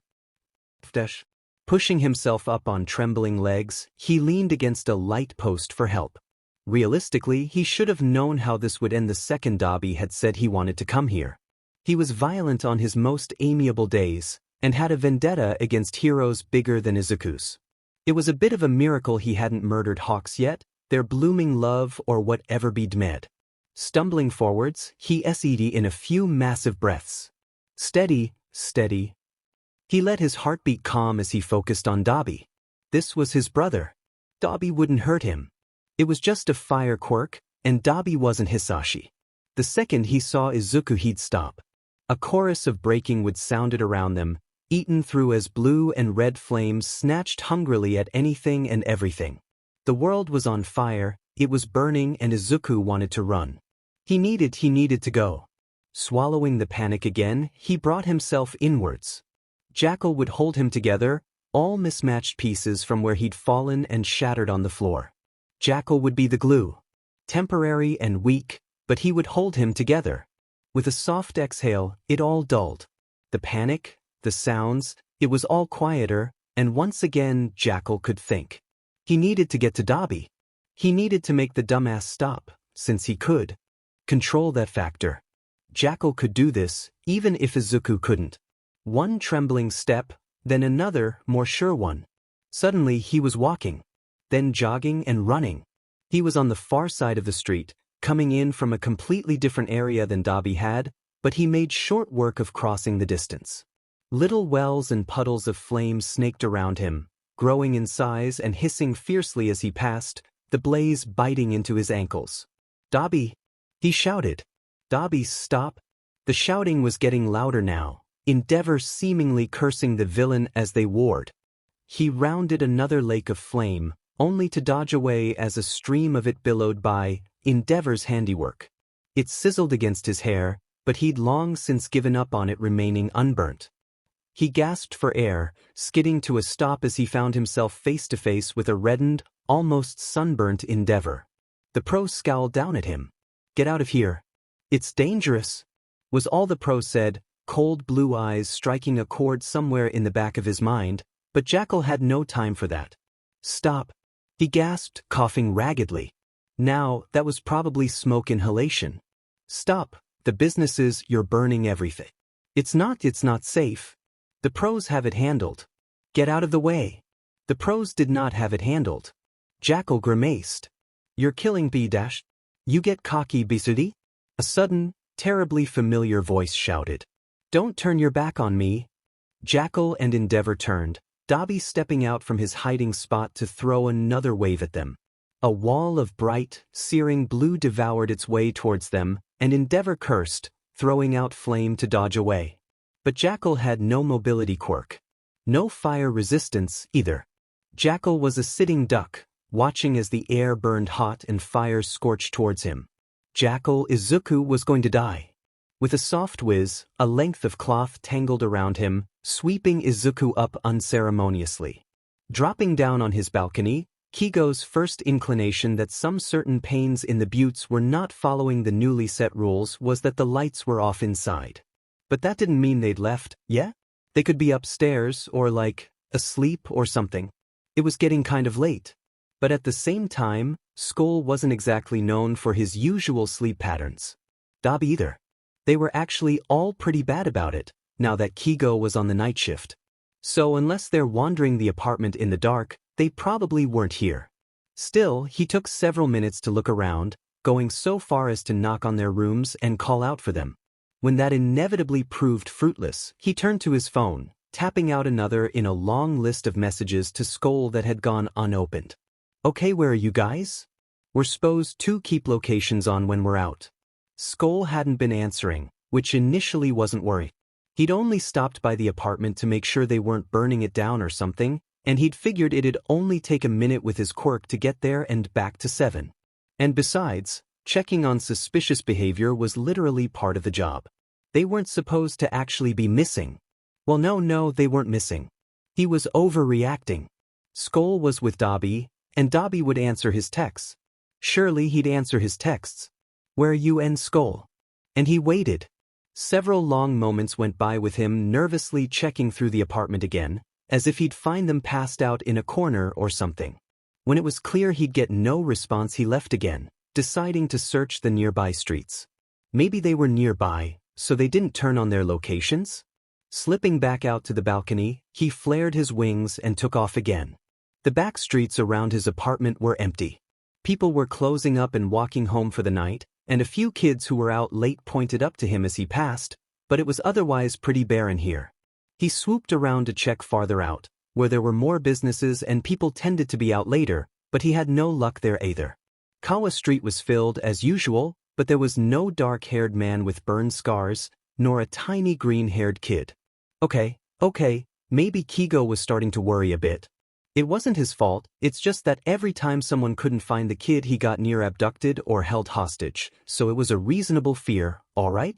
And Dobby, God, BSRD that he was, Keigo still couldn't shake the fear from getting Skoll's text the other day, only to find them fighting off that villain in the alleys of 7.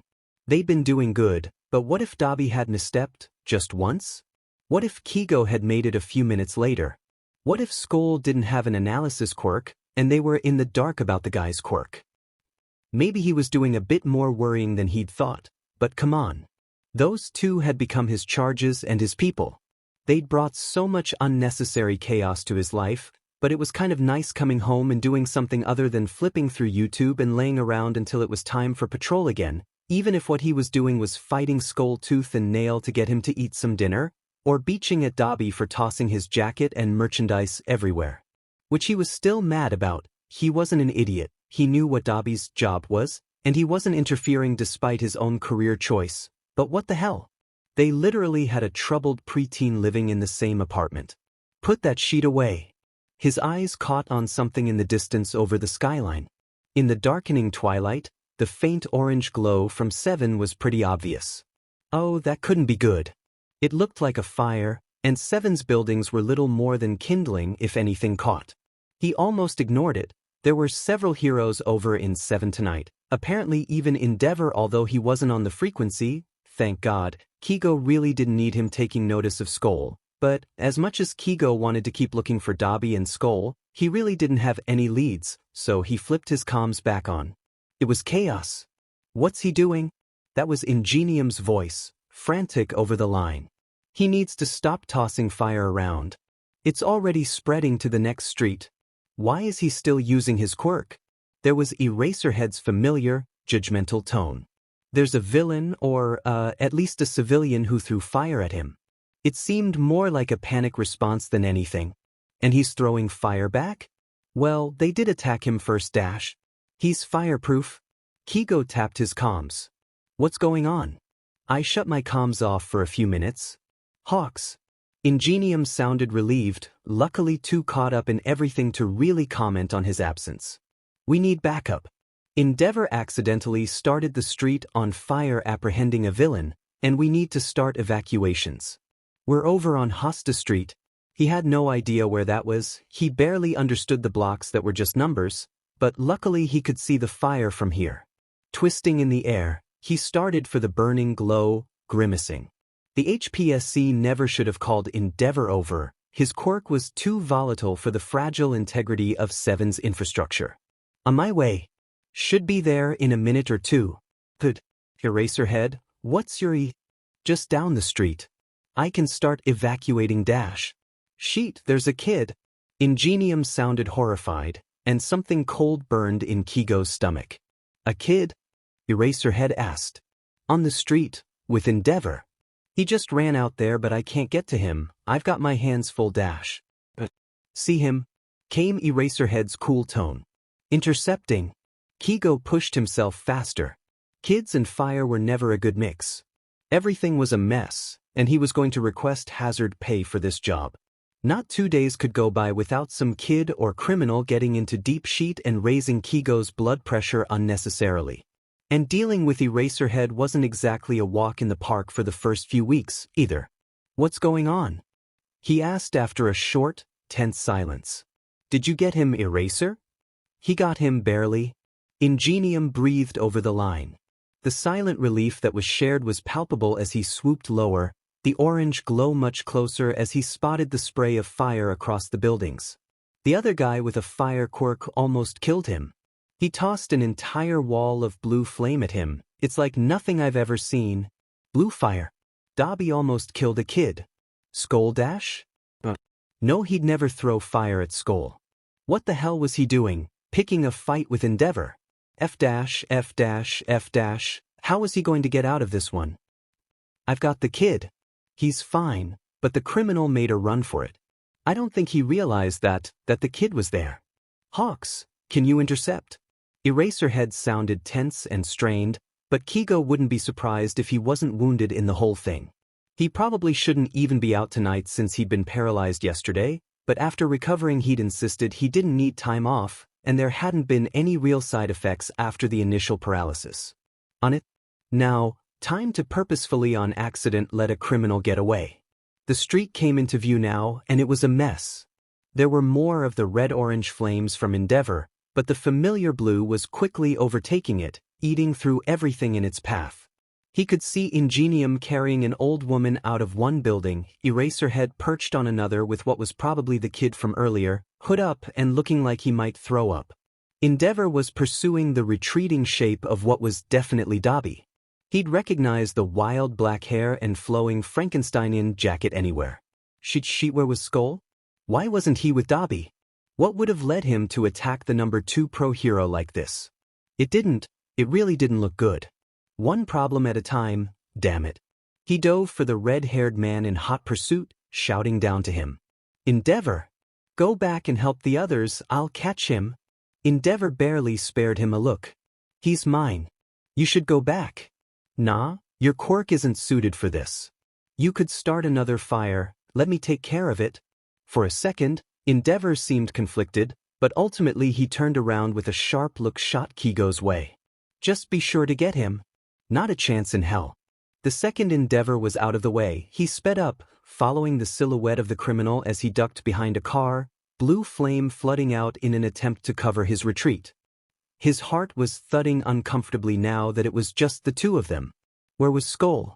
He was about to find out, and honestly Keigo wasn't sure he was ready to know.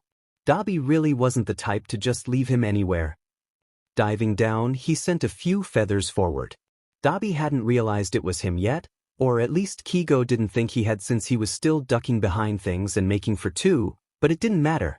In minutes Dabi was being hoisted off his feet, allowing the avian to catch up as Dabi cursed foully. Beat's dash, one hand had wrapped around a feather and lit it on fire. Fing rude. Calm down, you've started enough fires today. He watched as the criminal stopped grasping at the other fuse stabbing through his coat, blue eyes meeting his own darkly. There was definitely something bad in them. Grief? He hoped it wasn't grief. Hawks dropped him, landing just beside him. I didn't start anything, he hissed. I was just trying to get that BS Stardy to back off so he wouldn't make anything worse. Good job, you made it worse instead. I don't give a shit anymore. He grimaced and something broke across his face. Skoll, is he okay? How would I know? Wasn't he with you? He shot Dabi a set-off look. The other shook his head, not really looking at him. I tried to send him home when we saw the fire. He didn't, of course he didn't, and I shouldn't have let him out of my sight. He always gets into trouble. Coulda told you that, Keigo breathed, rubbing at his forehead at the oncoming headache. These two really did make his life more interesting. He suddenly got it when people beached about the shit their family members got up to. It was exhausting. He ran right into it? Dabi nodded, and Keigo already knew where this story was going. I didn't see him. I was looking at that Fang hero. He spat the word with so much venom. Wow, he really didn't like heroes then.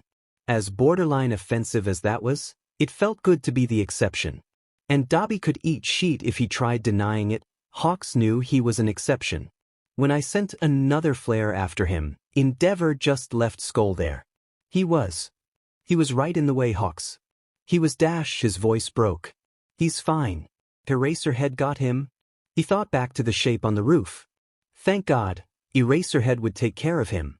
He was many things, but he could be trusted around kids. Or at least, proud. He did love mentioning that he's a teacher, even if Hawks hadn't ever actually seen him interact with a kid. Although, Midnight and Ingenium did love telling him about how often he'd expel kids from their dream course. Problem for later. Dabi relaxed visibly, only to grimace again. He's with a hero? Oh, relax. Eraserhead's not going to hurt him, and he probably couldn't expel him. Especially since Skoll did not go to school. They still needed to fix that. He's not going to help anything either. Dabi Fing pouted. Like a child. And Skoll doesn't like heroes either. I thought he liked them? Didn't he call into Present Mix radio show or whatever? He definitely had. Keigo almost had a heart attack when he realized Skoll was talking to Present Mike. The other hero hadn't said anything, so likely they hadn't recognized his voice, but that could have been bad for all of them. They didn't need anyone snooping in on the kid Keigo was keeping illegally or his ties to Jackal, and if anyone had recognized Hawk's voice he'd have been plastered across the news before Skoll was even off the call. Dabi made a face. It's complicated? Yes and no. He likes heroes, I think, but he's also from 7. He doesn't really trust them even if... A troubled look replaced the first, making Keigo's brows furrow. What? Even if what? It's complicated, Dabi repeated. He's defended heroes to me, but he doesn't ever contradict me when I talk about them either. He'll even nod along like he agrees. He's also said that he thinks they'll catch Jackal, but I can't help but wonder if it was just wishful thinking now. We will catch Jackal. It wasn't wishful thinking. The disbelief stung, especially because of the grim, honest look he was sporting. Didn't he trust Keigo? Even a little bit? That's not, I meant that I don't think he really believed it. Dabi scowled, and honestly that hurt worse than another personal attack from the arsonist. Dabi said that sheet just to hurt him, but Skoll? He honestly didn't believe there was a way out for himself. Whatever. We need to get him back. No. Keigo stepped in front of Dabi as he tried to make his way back out of the alley. I need to go. Get him. You need to go home and lay low for a bit. You just got into a very public brawl with the number 2 hero. I don't regret it. You effendi should. Keigo passed him a wide-eyed, exasperated look. Idiot was really trying to get himself arrested, wasn't he? You're lucky Ingenium's writing it off as a panic response. They probably won't look for you long. Nah. They'll tie my quirk back to me soon enough. He shrugged nonchalantly, like this wasn't literally his whole future hanging in the balance. The HPSC would slaughter him if he were caught, just another scapegoat to sacrifice for their perfect image of infallible heroes and their faulty definition of justice. Sometimes, just sometimes, Keigo could see the family resemblance between him and Skoll. It really shone through in their lack of self-preservation. But no one in 7'll turn me in. The people of 2 will. With a pissy glare, he threw his chin back to gesture to where Skoll still was. So unless you want to spend the next few weeks here while I watch over Skoll, you need to get your butt home and sit there. Making another face, Dabi seemed to deliberate for a minute. It didn't matter, Keigo knew he'd already won. Skoll was the one thing Dabi wouldn't give up, and he didn't really like leaving Skoll for anything with Jackal around. He couldn't take Skoll back to his apartment because it had already been compromised, he couldn't leave Skoll with Keigo because he didn't believe in sharing, and Skoll needed to stay with Keigo for additional protection. Finally he gave an irate sigh. You'll go get him? As soon as you go back home and I don't have to worry about dragging your butt there. I'm going, the arsonist griped, settling back into his usual pissy self. Just get the kid. You could say thank you, you know? He called as Dabi started off down the alley. I'm breaking the law for you too. Do you know how much trouble I could be in if I'm caught? Isn't it your job to do what's right, hero? Dabi didn't miss a beat, and Keigo couldn't help the little grimace that flashed. Working for the HPSC? Not really. They did usually do what was right, but more for their own selfish gain than anything. They needed to look good, look like they were doing good things, and get their heroes making them lots of money. Pools of money. Turning back, he sighed and flexed his wings, taking off back for the streets he came from. Oh boy, Endeavor wasn't going to be happy when he heard Keigo lost him. He could already hear the tongue lashing from Endeavor, the police, the HPSC, maybe even Eraserhead. Not a fun night to be Keigo, that was for sure. But he needed to focus on fixing his next problem, a wayward 12-year-old who hopefully hadn't tossed anyone yet. The first thing Izuku did when he could stand, scarf retreating, was pull out OL Reliable and move the end into the nearest body's ribs. It wasn't his fault. He was used to things like this going a certain way. He nearly died, was almost captured, he defended himself, a few hardy swings from the other guy, a well-aimed blow from Izuku, and there was one less Pefli in the world. It was honestly luck more than anything that his hand had found the taser and not the knife. He'd never get over the mortification of stabbing Eraserhead. That said, he did still need to run. Heroes meant trouble for him, and Izuku had had enough of that already. He was across the roof in an instant, Eraserhead cursing foully behind him as he pocketed his taser again. Hopefully it'd keep him busy for a bit while he met up with Dabi and they made another escape. Dobby. Oh, Izuku regretted coming here. Many things haunted him at night. Faces, places, phrases. He told himself many times while taking down criminals that nothing could faze him anymore, and each and every time he'd been wrong.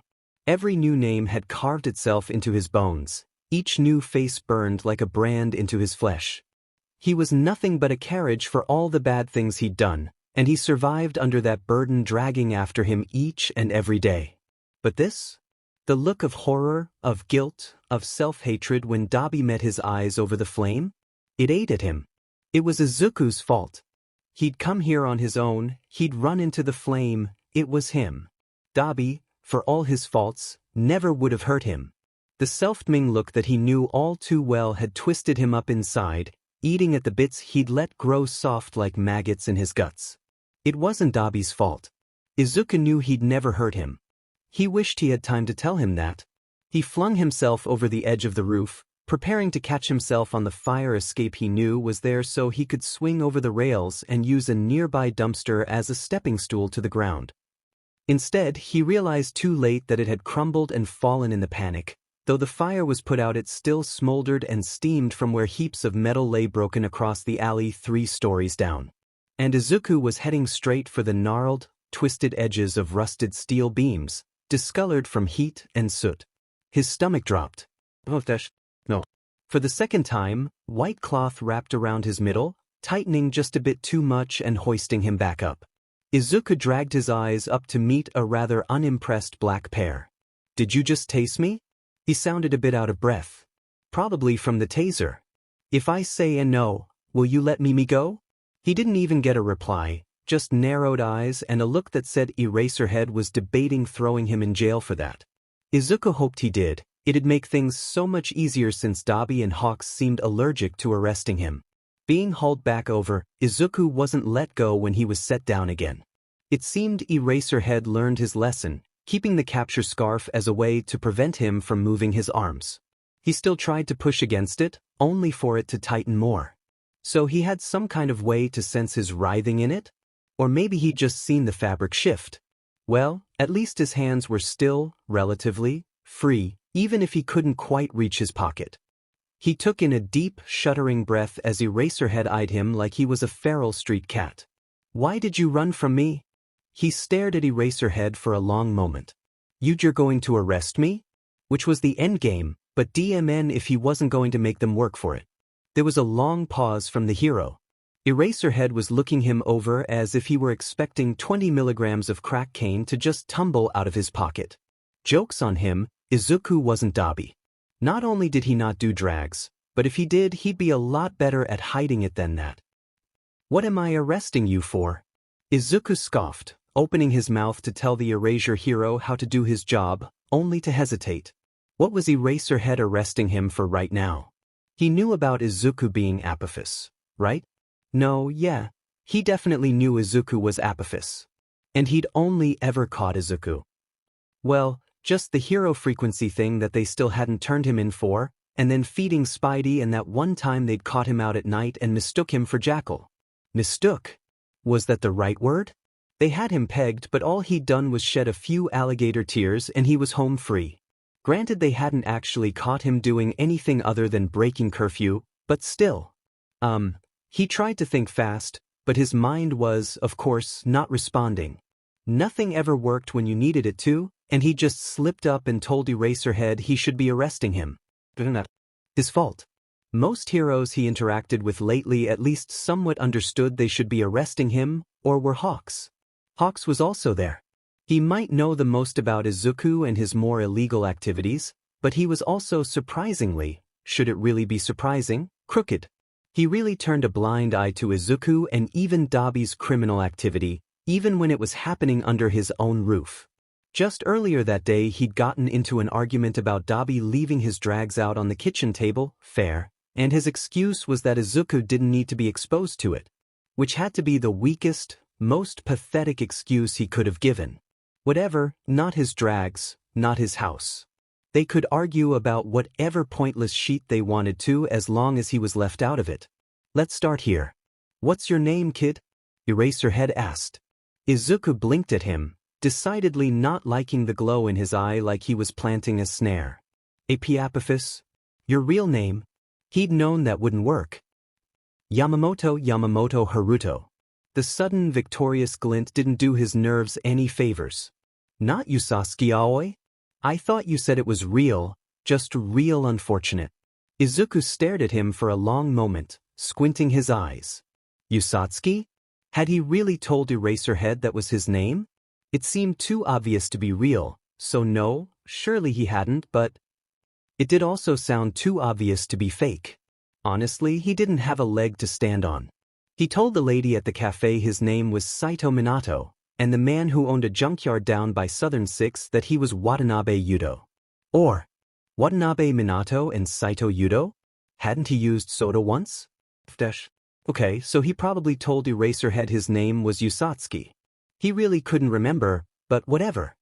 He lost nothing if Eraserhead was a bit weirded out by him just going along with a prank, except a little dignity.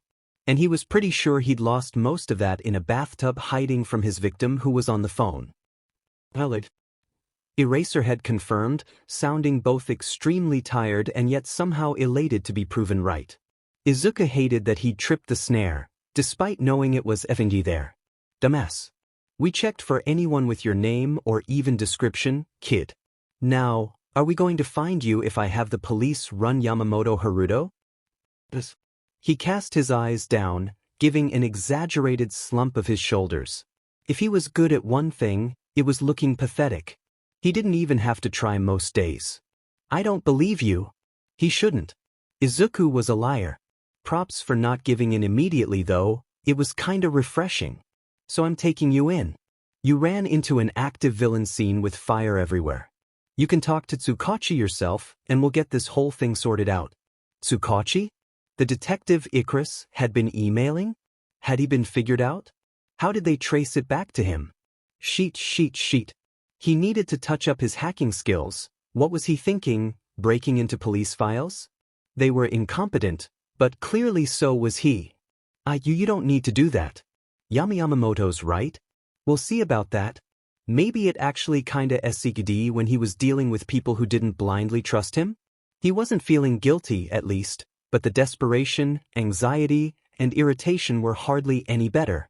Izuku kinda missed Dabi and Hawks right now, even if neither of them could help him now.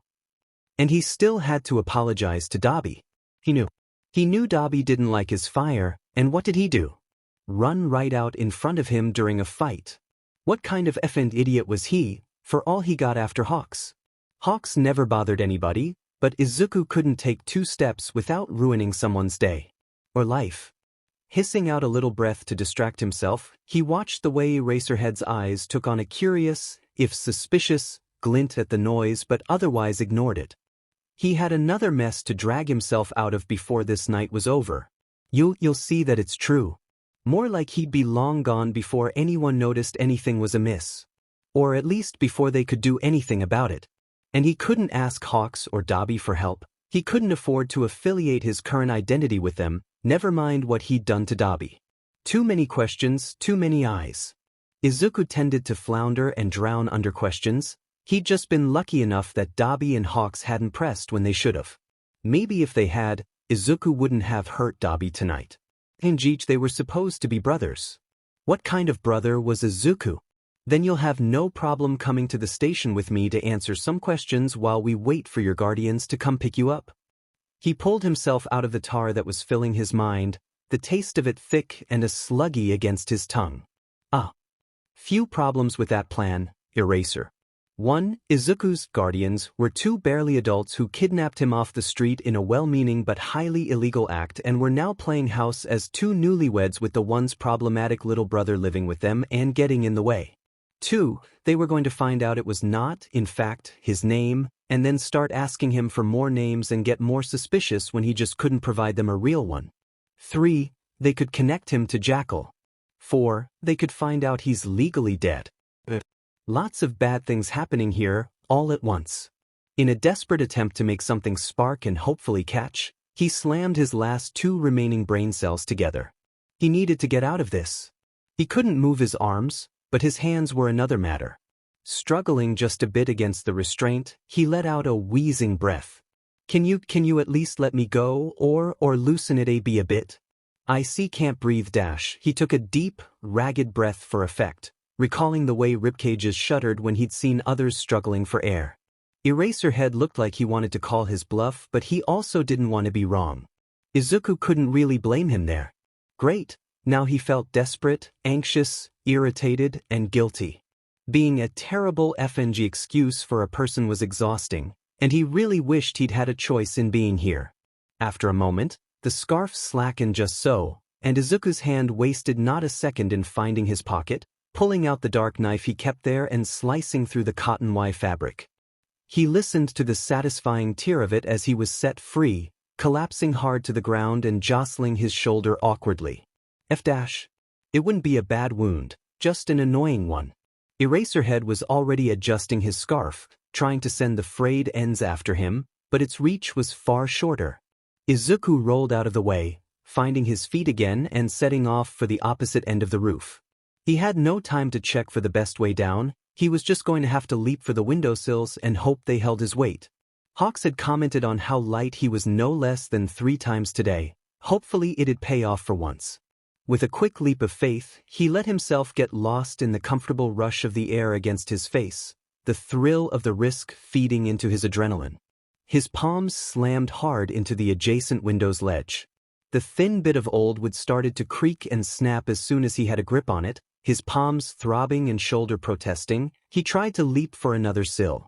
Instead, the board snapped as his weight shifted, and he was in free fall. Slamming into the ground hurt, but probably not as much as it should have. Something broke his fall? With a wheezing groan he started to roll, the crinkle under him being the first thing to clue him in as to what had saved him: trash, untouched by flame on this side of the building. He was barely on his feet when Eraserhead landed in front of him, Izuku stumbling and barely not collapsing. Sorry about that. Didn't want to make you carry me down. He stuttered, only to be met with a red-eyed glare. Red? Hadn't his eyes been black before? What? Don't? Was all the response he got before he was being tossed over the hero's shoulder like a rag doll. Izuku cried out indignantly, slamming his fist against Eraserhead's back. Wait, didn't he have a knife? He stared at his empty hand, turning it over a second. He was getting arrested, and Dobby and Hawks didn't know. He was getting arrested, and he didn't even have his knife on him to get out of it. The police were here now. Izuku could see uniformed officers holding the crowd back as paramedics arrived. When Eraserhead passed Endeavor, Izuku even got a glimpse of his arms burned raw, no doubt from Dobby's quirk. Most fire users were resistant to heat, but Dobby's burned hot. The flash of red and blue lights against the building told him exactly where Eraserhead was taking him, making Izuku renew his efforts in a desperate bid to escape. Instead, he got to listen to Eraserhead ask someone to open a door for him, getting thrown back over his shoulder again and into the back of a cruiser, the door shutting with a firm finality, making Izuku's breath hitch as the situation sunk in. Izuku was caught, and he couldn't call his friends. Were they his friends?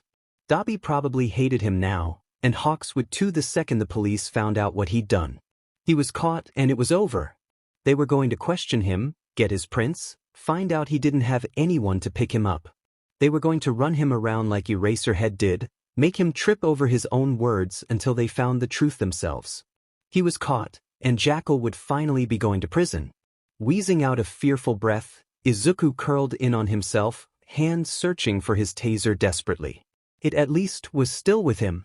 He buried his head in his knees and focused on skiing in one weak breath after another, never quite able to get enough oxygen. The backs of his eyelids were painted with small rooms crammed with too many people.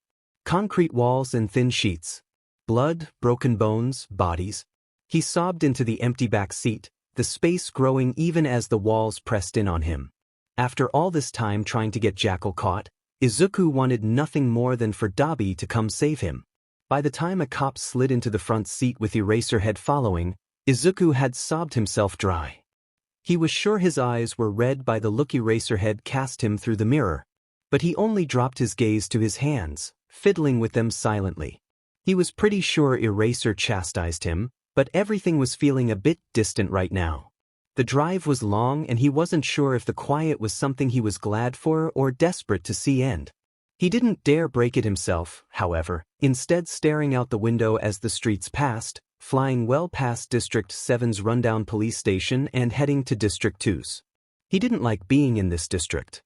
At one point he saw Hawk's high-rise building in the distance and had shrunken in on himself, wondering where Dabi was right now. If Hawks knew what he'd done, did he hate him too? And if Dabi would even care that he'd gone missing. Part of him recognized the spiral. Part of him knew he was being crazy. Dabi had fought to stick beside him through thick and thin, and while he'd no doubt abandon Izuku eventually, from the secret identity where Izuku doubled as his arch-nemesis thing if nothing else, he was also the same person that had made deals with heroes and held Jackal hostage to get Skoll back. He'd probably forgive Izuku immediately, and then look back on this moment as a sign he should have run. Izuku hopes he didn't beat himself up too bad. And then Izuku would hurt him again. Izuku always hurt the people he cared about. Maybe it really was for the best Izuku was getting arrested. It's what he wanted, it was what he deserved. At least now he'd stop hurting people, and Dabi would be safe, and Hawk's job wouldn't be in danger for housing a criminal. But who was going to protect those people? Izuku had killed, and yes, he was a bad person, but there was a reason for that. The heroes had failed, they'd failed him, they failed his sisters, they failed countless others. He'd killed Kaito and Zu, but he'd been a murderer, and the heroes weren't stopping him. He'd killed Hoshimiya, but he'd been a RPST, and he'd been brought into the station and released 3 separate times. What about the pedophiles? The people who kept committing assault?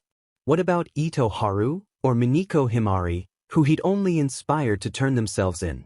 Maybe he wasn't a good person. Maybe he was a bad one. But he wasn't the worst. And he'd been the only thing standing between all those innocent people and violent criminals. Conveniently, he was also the only person to be caught by them, despite being the only violent criminal not targeting innocents. Figures. They pulled into the police station and Eraserhead said something to him, but Izuku's ears were buzzing. He imagined the gray steps and white building looked a lot like a smaller prison, and wondered how different prison would actually look when he was sent there. He was never going to have another late night arguing with Dabi to let him out. Not more early mornings fighting with Hawks about whether he'd eaten enough for breakfast. No more afternoon phone calls with Present Mike. Oh, God, Present Mike. He wasn't even going to know. All he'd know was that Deku wasn't calling in anymore. He wouldn't ever realize he'd been arrested. What if he worried? What if he, though Izuku, was dead? Maybe it was for the best, he reasoned. Present Mike wouldn't know, but he'd never have to feel betrayed. He'd never have his memories tainted with the fact that he'd let a serial killer on his show, sometimes just before or after a murder. He could keep thinking Deku was just some annoying kid that stopped by and talked too much about Quirk sometimes, and wasn't that better? Wasn't it better than hating him? But he would worry, of course he would, he's a hero. A public one. And maybe even a good one too. He'd always shown interest in Deku's life, his schoolwork, what he was up to. Guests on his show recognized him from other shows or from Present Mike talking about him. What would they think when he was just gone? Would they go looking? Would they find his record? He wasn't sure when his breathing had gone wild again. He wasn't sure when the tears came or his throat closed up and he started gasping for the precious little oxygen that seemed to be escaping the car. What he did notice, more than the hand tugging at his collar or the one with a death grip on the door handle, was that there was a body next to him in the back seat. They were talking, he was pretty sure. Saying something. What were they saying? It sounded muffled, like Charlie Brown's parents were trying to talk to him. He wanted to laugh at that thought, but only managed a pathetic wheeze. Dabi and Hawks were going to come for him. They were going to come for him and they were going to know. Hawks would find his record. The murders, the assaults. They were going to find out, and they were going to hate him. He didn't want them to. He wanted to be back with Dabi. He wanted to watch Hawks burn their food again. He wanted to toss Dabi's cooking in the trash before he could subject them to it. He wanted. Down. Can you hear me? Kid, can you hear me? Barely. Everything sounded so far away.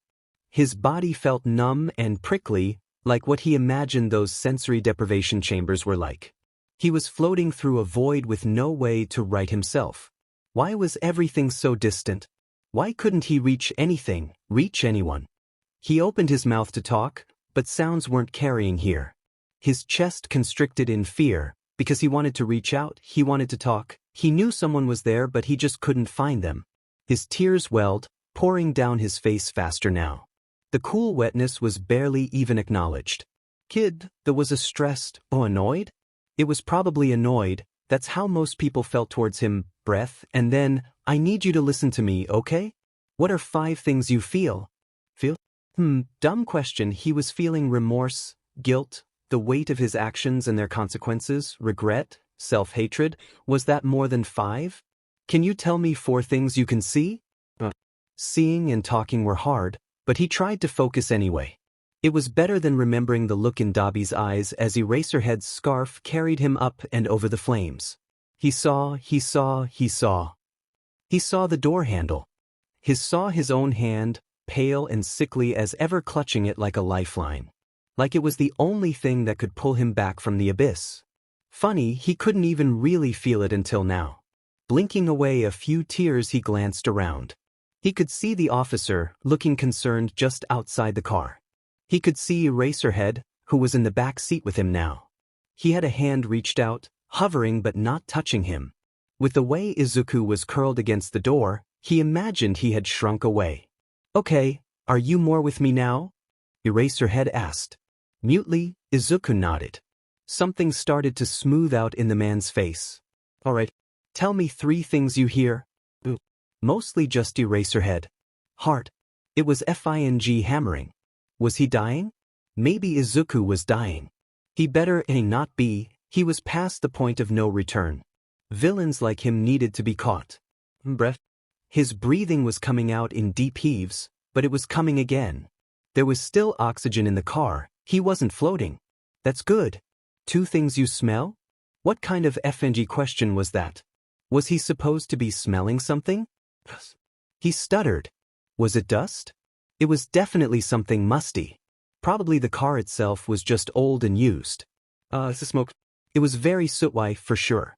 The smell clung, probably to him if he were being honest. Right, he'd been in the fire. He'd been right next to it. He'd been right there, looking into Dobby's eyes, his sad, angry, terrified "Why? Kid? Eraserhead's hand was definitely on his shoulder now. Izuku shrunk back farther against the door and it retreated again. Good if he hated it, he didn't. He hated it so much when they touched him. "What's wrong? Can you tell me what's wrong?" He gasped, and that's why Eraserhead's voice had ramped up. His breath was coming harder again, and he might even be shivering. It was kinda hard to tell. "I need you to breathe for me," Eraserhead said. "Like this, in 4-.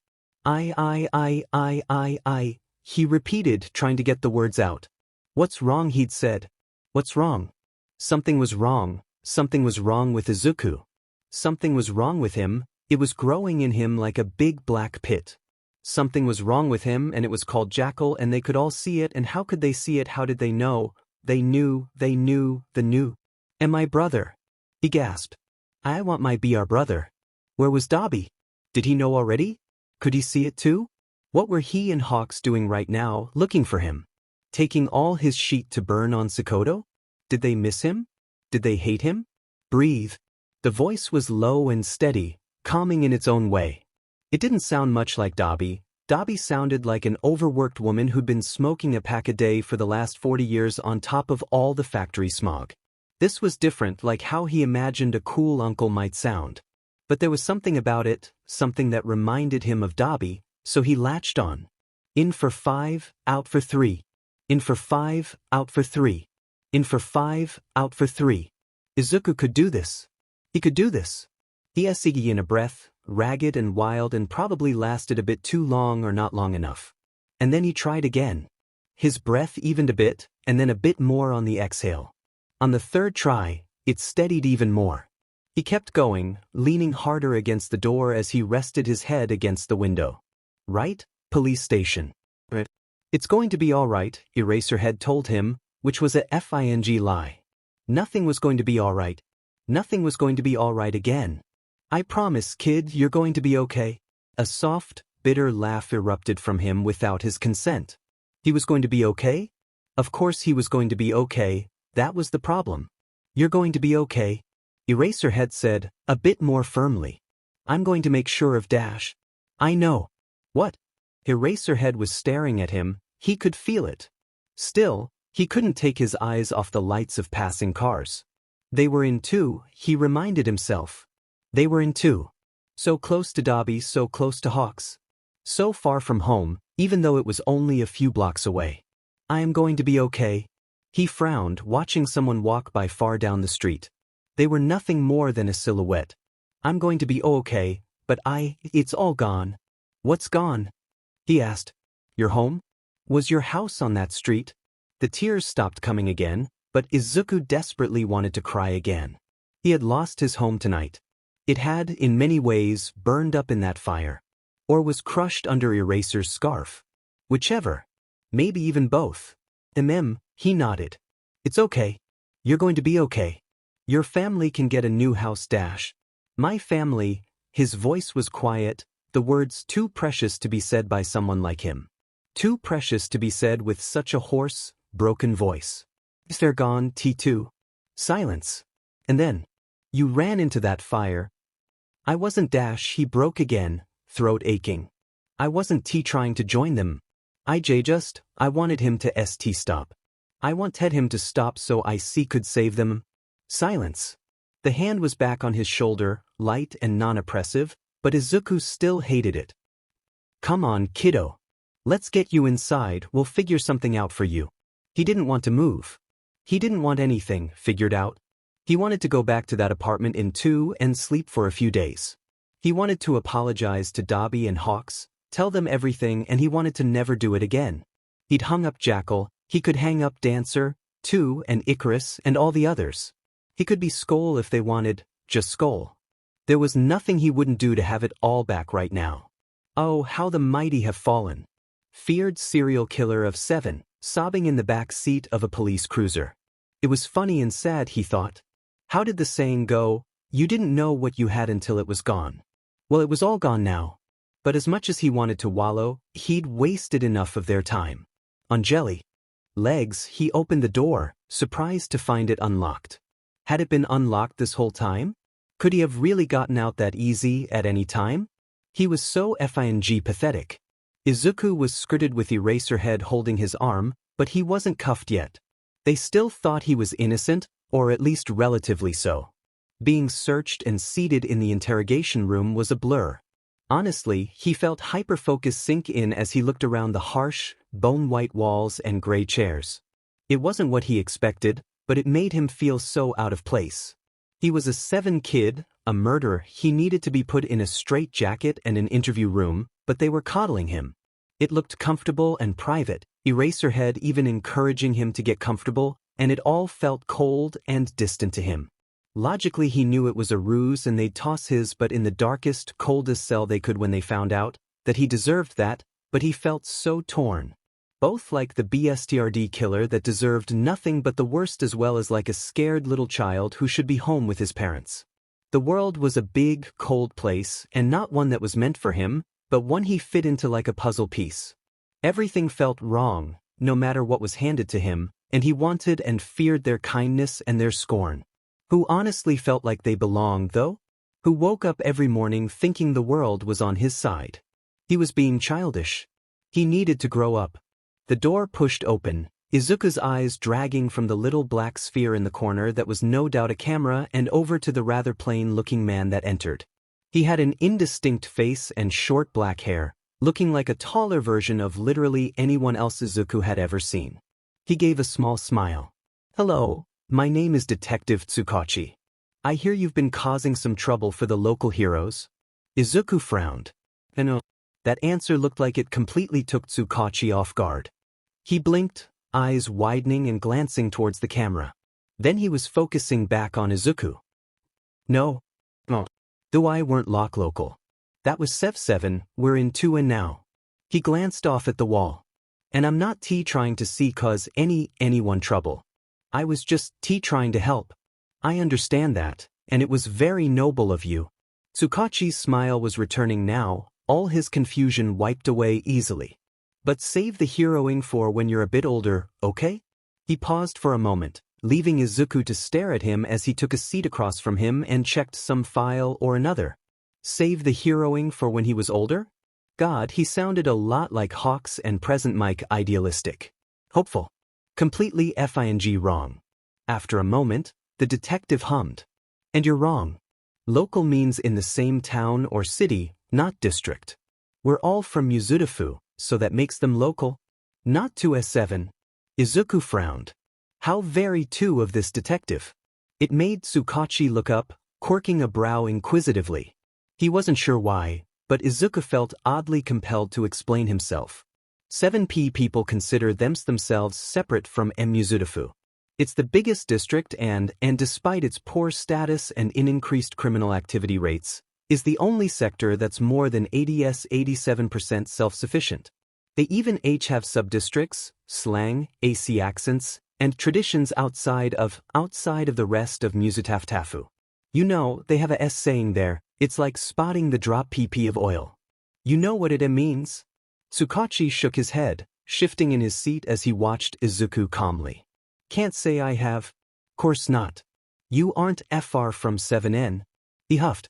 It was kinda hypocritical. Technically Izuku wasn't born there, either, but he'd definitely fit in better than this man ever would. It comes from another saying, you wouldn't notice a drop of water in a bucket of oil, B, but you'll notice a drop of oil in a bucket of water. It means that we're different. ND, whenever another district T touches 7, someone new M moves in, more heroes being moved D over, new policies from your side, it'll all be absorbed by the oil. But the second you move anything from 7 and out, it stands out T, and it corrupts everything around it. The first saying, like spotting the drop of oil, means it's obvious you're from T2 different worlds. You're from Musutafu. They're FR from 7. The detective nodded, brow furrowing. Is there a reason you never say twi, kid? Izuku blinked. Huh? When you're talking. You say you're in there, but not we or our. Why is that? Do you feel like you don't belong there? Dark eyes analyzed him, far too sharp and knowing for his own good. It made Izuku bristle, it was far too close to the truth for his liking. I'm not here for a psychival. I suppose not. Tsukachi conceded. Let's begin the interview proper, then, shall we? Izuku would rather they didn't. He didn't say anything, though, as Tsukachi leaned back in his chair, giving that same, kind smile. Izuku didn't like the look of it. He knew it was conditional, and his mouth would twist down soon enough. His stomach twisted uncomfortably. Now, you're not technically a criminal, and this isn't really an interview. We just want to take your statement about tonight's events and get your information so we can call your guardians to come get you and ensure this doesn't happen again. I am required to say that I do have a passive truth quirk, and I can tell whenever someone is lying to me. There will be video and written records, but you will not be recorded with audio. Do you understand? His stomach dropped like lead. He'd known how this would go down, really he had, but now it was real. There was no way out for him against a truth quirk. I understand, he mumbled, fiddling with his hands again. Tsukachi pulled out a notebook, starting to scribble something down. Great. Can you state your full name for the record? He shouldn't lie. Lying was bad. He shouldn't lie. Fukunaga Boten? Tsukachi frowned. Lie. Can you state your full name for the record? Chikasu Kenshin. Lie. I can tell when you're lying. What's your name, kid? Matsumoto Kusiai. Kid. Tsukachi put the pad of paper down, looking at him exasperatedly. That was another lie. Please, don't be difficult. We just want to help. Izuku stared at him, a long, blank stare. The detective let out a long, tired breath. Now, my quirk is lie detection. If you lie to me, I will know. Please state your full, legal name for the record. Wait, legal name? Izuku didn't technically have a legal name, right? Because Midoriya Izuku died, so legally, he didn't really have a name anymore. At least, that's how Izuku thought it worked. Midoriya Izuku. Lie. Tsukachi sounded so exasperated, hand reaching up to rub at his nose.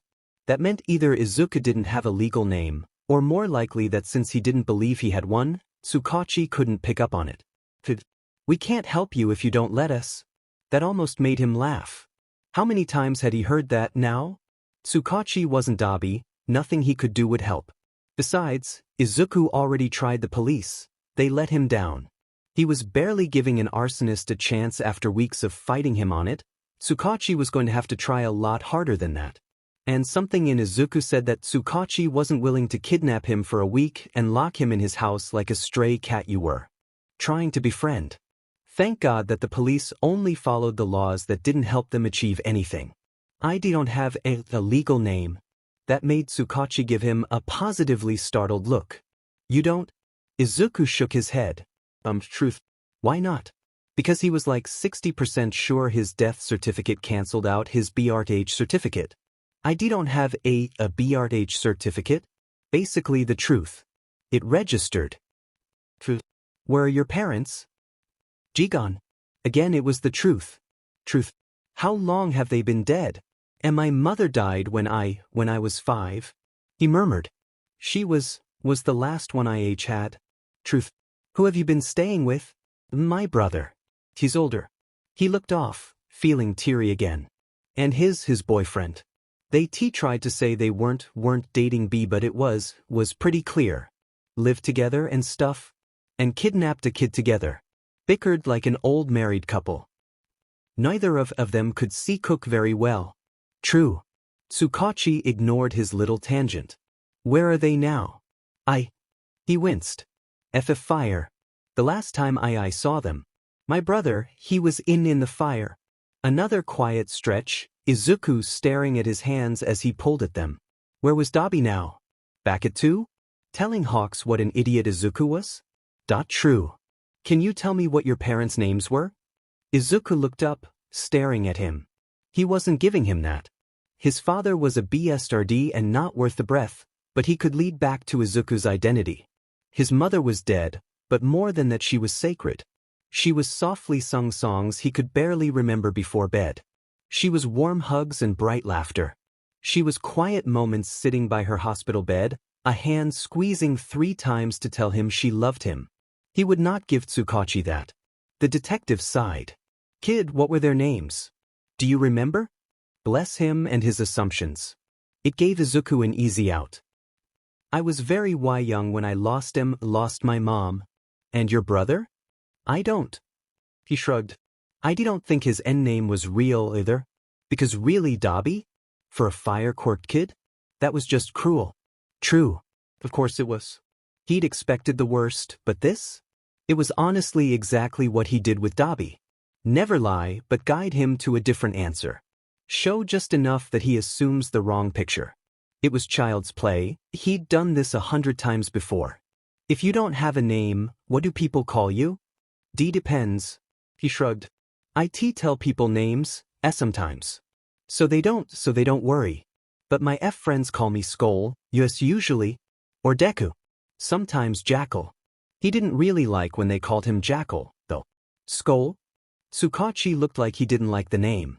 Probably because it was, well, a bit different than a typical Japanese one. Why? And no one uses their real names where I go. Where you go? Place around a 7. They're not nice. Tsukachi nodded, the sadness seeping back into his eyes. His voice came out soft now, sympathetic. Izuku felt like Afenji's spider on a web.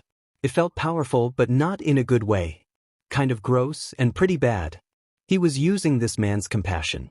True. How old are you? 9? 10? The question hurt. It reminded him of the alley outside the outpost. It reminded him of Dabi. Of Hawks, too. He'd had the same assumption, hadn't he? It hurt in an entirely new way to hear that question come from Tsukachi. 12. Oh, truth. What were you doing out tonight? I was out with my brother. True. Can you tell me what you two were doing? No. Why not? He paused a long moment. None of this would get Dabi arrested. There were so many dealers in 7, and they didn't know his brother was still alive. They were dealing drags. Tsukachi had a deer-in-the-headlights look of all a sudden. It took Izuku a second to realize why. Not to me. He huffed. I was in a bookstore. Down the street. True. The detective breathed like it was his first gasp of air in a lifetime. Can you tell me what happened? How you noticed the fire? I was coming out of the bookstore. He hummed, thinking back. Saw it. Over the buildings. My brother, he went to go check it out. Wanted me to go home. I was worried, so I followed him. True. What happened to him? Tsukachi asked cautiously, like he wasn't sure how this was going to turn out. C couldn't find him at first. Saw him after. The fire. I saw him, through the fire dash. Tsukachi interrupted him before he could continue. True. So he went there first, left you alone on the street? Yes. But it wasn't like Izuku blamed him. He just re-traumatized Dabi over his own quirk. He really doesn't like fire. True. Then why did he run into it? Izuku shrugged. Dunno. He's weird. He'd like to ask, but first he'd have to apologize, and before he did that he was going to have to actually see him again. Which still seemed pretty far away, considering where he was now. True. Tsukachi sounded very sad. Izuku didn't need his pity, he had plenty of his own. Alright, can you tell me what happened when you got there? Whole street was on fire. And Endeavor caused it. Someone ran up and tried to stop him, but they ended up getting into a firefight. Things got worse. I ran up to get them to stop, but Endeavor just told me to get out of the way. Other guy didn't see me, tried to hit Endeavor. Endeavor moved. Eraserhead pulled me out of the way. True, to all of that, he nodded. And it fits with what the others were saying. Why did you run up to them? Because he was the only person who could reason with Dabi. He shrugged. I'm going to need a verbal response, please. F him, knowing Izuku was attempting to skirt around his quirk. I guess I just felt like and no one else could stop it. The heroes weren't trying to stop Endeavor, they were rescuing people and putting out fires, but Endeavor just kept making more. True. Tsukachi gave him a stern look. It didn't have half the bite of one of Dabi's, nor did it have the emotional damage of one of Hawk's disappointed looks. You shouldn't have done that. You could have gotten hurt. Yeah, but he was more worried about Dabi in that moment. Sorry. Lie. Tsukachi gave him a dry look. Izuku only passed him a small smile. Are we done? Can I go? Go? No. Tsukachi said, making Izuku wince. He'd known, but he'd still hoped. But yes, we're done. I'm going to call the hospital and have you placed there to look you over for any wounds and keep an eye on you until we can send over a CPS agent. We can't just let you go back to living on the streets. Why the F not? They were half the reason he ended up there in the first place. He shot Tsukachi a betrayed look. I'm not hurt. We're just going to check you over to make sure. He dismissed. One more thing. Normally, we'd assign you a name, but since you're in such a unique situation, is there a name you'd prefer for us to put down for you? Izuku shrugged. Akatani Mikumo? Worked as good as the next name. He should probably put some effort into remembering this one, though, just in case. Akatani Mikumo. Tsukachi scratched the name across his pad of paper, standing up with a sharp sound of chair legs scraping against the floor. Wait here while I go do that. Can I get you a glass of water or anything while you wait? Eraserhead had asked the same thing. When he'd sat down. Then he'd been too nervous, but now he was feeling both marginally more relaxed and so much more anxious. He did not want to go back to foster care, it had not been pleasant the first time. Water, I guess? Alright, I'll send someone with it in a moment, he said, collecting his papers and leaving the room. He sat in silence for a moment, sinking back into the gray chair. It wasn't super uncomfortable, but he was starting to feel the itch to move. He looked around the little room, which had a few tables and chairs dotted around towards the back. Some sort of break room, maybe? He wasn't sure. There were a few pictures hanging off the wall of mountain ranges and waterfalls, and a giant broad-leafed plant in the corner. Izuku missed Hawk's apartment more than he thought he would. He wanted to be back on that couch, laughing at Dobby for naming his game cats Muffin and Pumpkin and Pancake. He wanted to be sitting on the floor with Hawks talking him into letting him brush his hair out, reluctantly agreeing, and listening to inane chatter as the bird talked about proper hair care or something like that. He really missed the three Roombas. Dobby had been ecstatic to find them, they'd made plans to race them while Hawks was out, but clearly that wasn't happening now. He wondered if Dobby was caught. He hoped not. Dobby deserved all the good things Izuku had thrown away for himself. And then the door was opening, and he was looking up to see Eraserhead walking in with a plastic cup. The hero looked exhausted, stepping in and putting the cup down in front of him. He muttered a broken, "Thank you," and started twisting the cup in his hand, mouth dry but feeling like his throat was thick and swollen. "Can I sit, kid?" Eraserhead asked. Izuku just shrugged. The hero dropped heavily into the chair Tsukachi had been in, rubbing at his nose. He looked like he'd been cursed by Hypnos and hadn't gotten a wink of sleep in years. "You got a name now?" Ah, so he hadn't spoken to Tsukachi much then. Izuku quirked a tired smile. Course not." He huffed. "I'll get it from Tsukachi later." Got someone picking you up? Had he not already told Eraser his family was gone? Going to the H hospital? Probably for the best.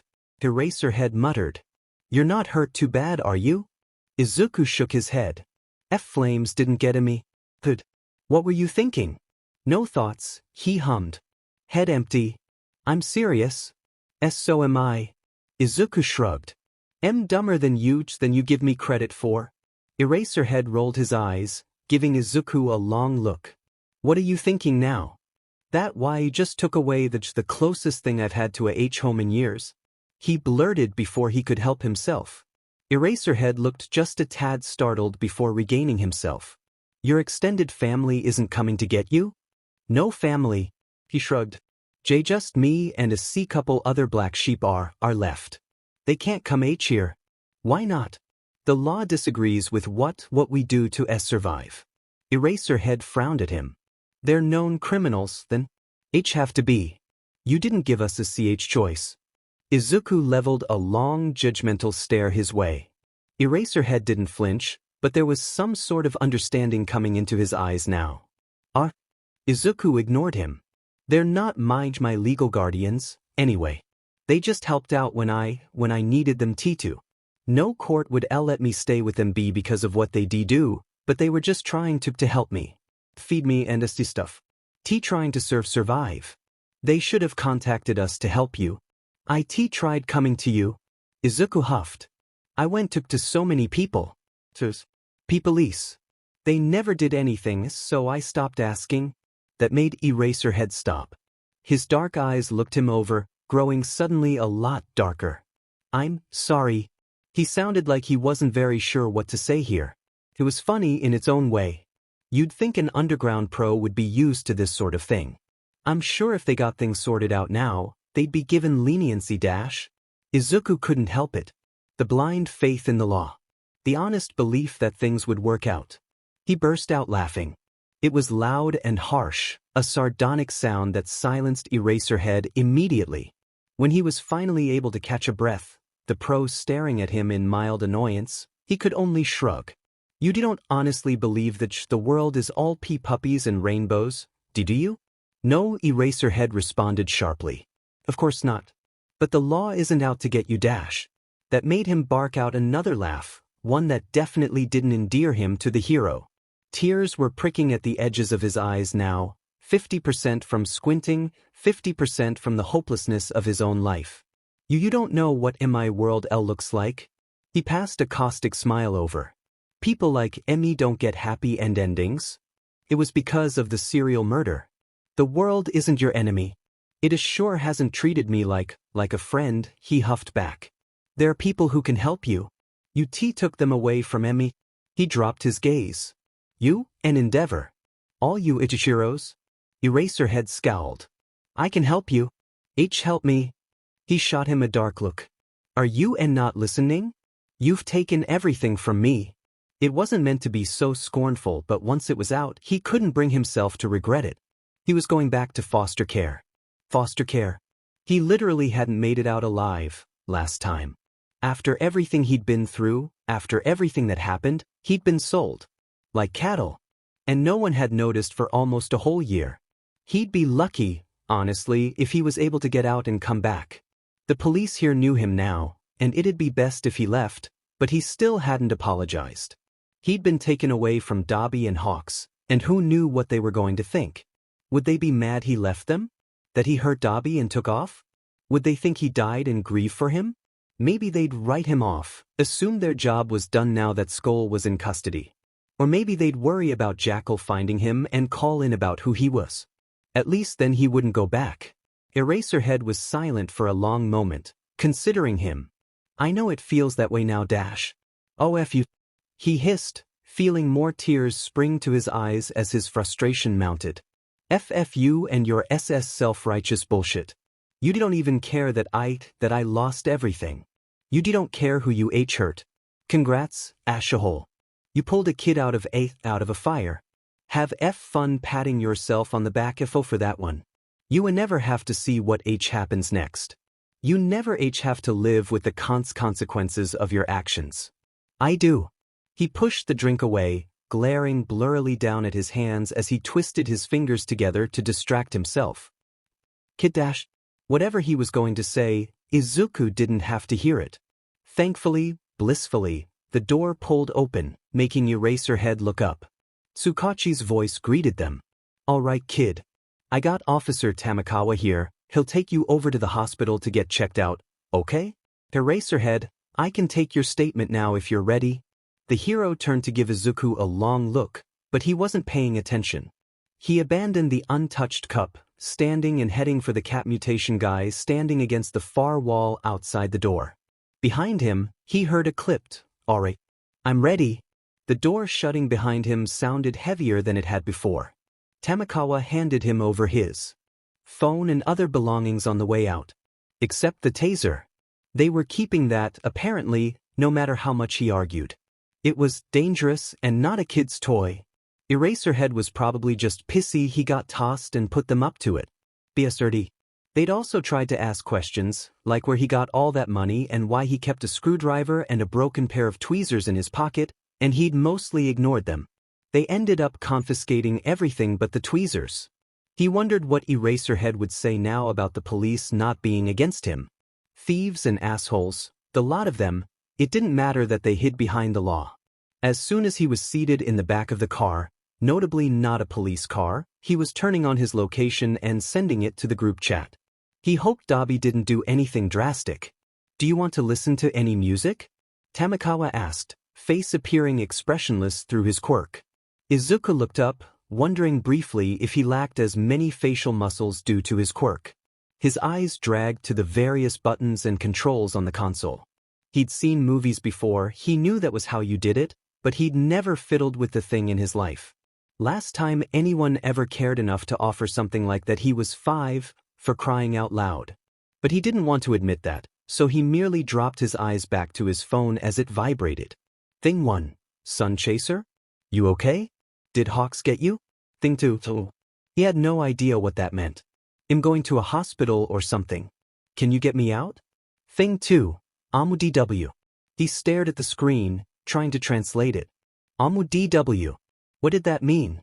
Was he going to help, or was Izuku on his own? Was he still mad over what he did to Dabi? Were they? Thing 1. Do you need me to come help? I'm back at the apartment right now. Thing 2. Don't you fucking dare. If Hawks is coming I should be fine, don't burn down the hospital Dabi. Thing 1. If you're not out in an hour, I'm coming to get you. Thing 2. Dabi stay put Eve got it but it's gonna take a min Skoll you gonna be okay till TMRW? Izuku spent several long moments parceling out the message. Yeah, I think so. Thing 2. Good'll be there ASAP. Dabi don't leave th important you are grounded.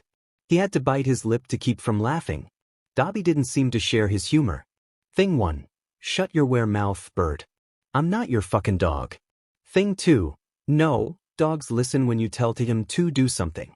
Now IGTG so be good both of you. See you soon Hawks. Izuku typed out the last message before settling back. One more came through from Dabi. Thing 1. If he isn't back by next morning I'm doing it myself. He stared at the phone a long moment, wondering if he should apologize now. On one hand, if anything went wrong he might not get another chance. On the other it didn't seem like the kind of thing he should text him. Ultimately he ended up shutting his phone screen off, turning to stare out the window wistfully in the silence of the pre-dawn darkness. It was going to be a long day, he could already tell. The drive wasn't long, but the tests were. He was looked over for scars and questioned thoroughly about them. He didn't answer them either staring blankly or repeatedly asking if he could go to bed yet. They only said he could when they were done. His clothes and phone were all confiscated, again. He missed his phone with a desperate ache, but at least he'd had the foresight to pull out the SSD and fake dropping his phone, picking it up as an opportunity to drop the card discreetly behind Tamakawa's tire. If anything happened, they wouldn't get Dabi or Hawks.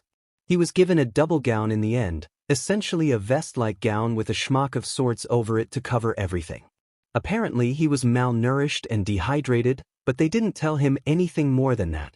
They made him drink water before bed, which was annoying but he was thirsty, so he essayed it up.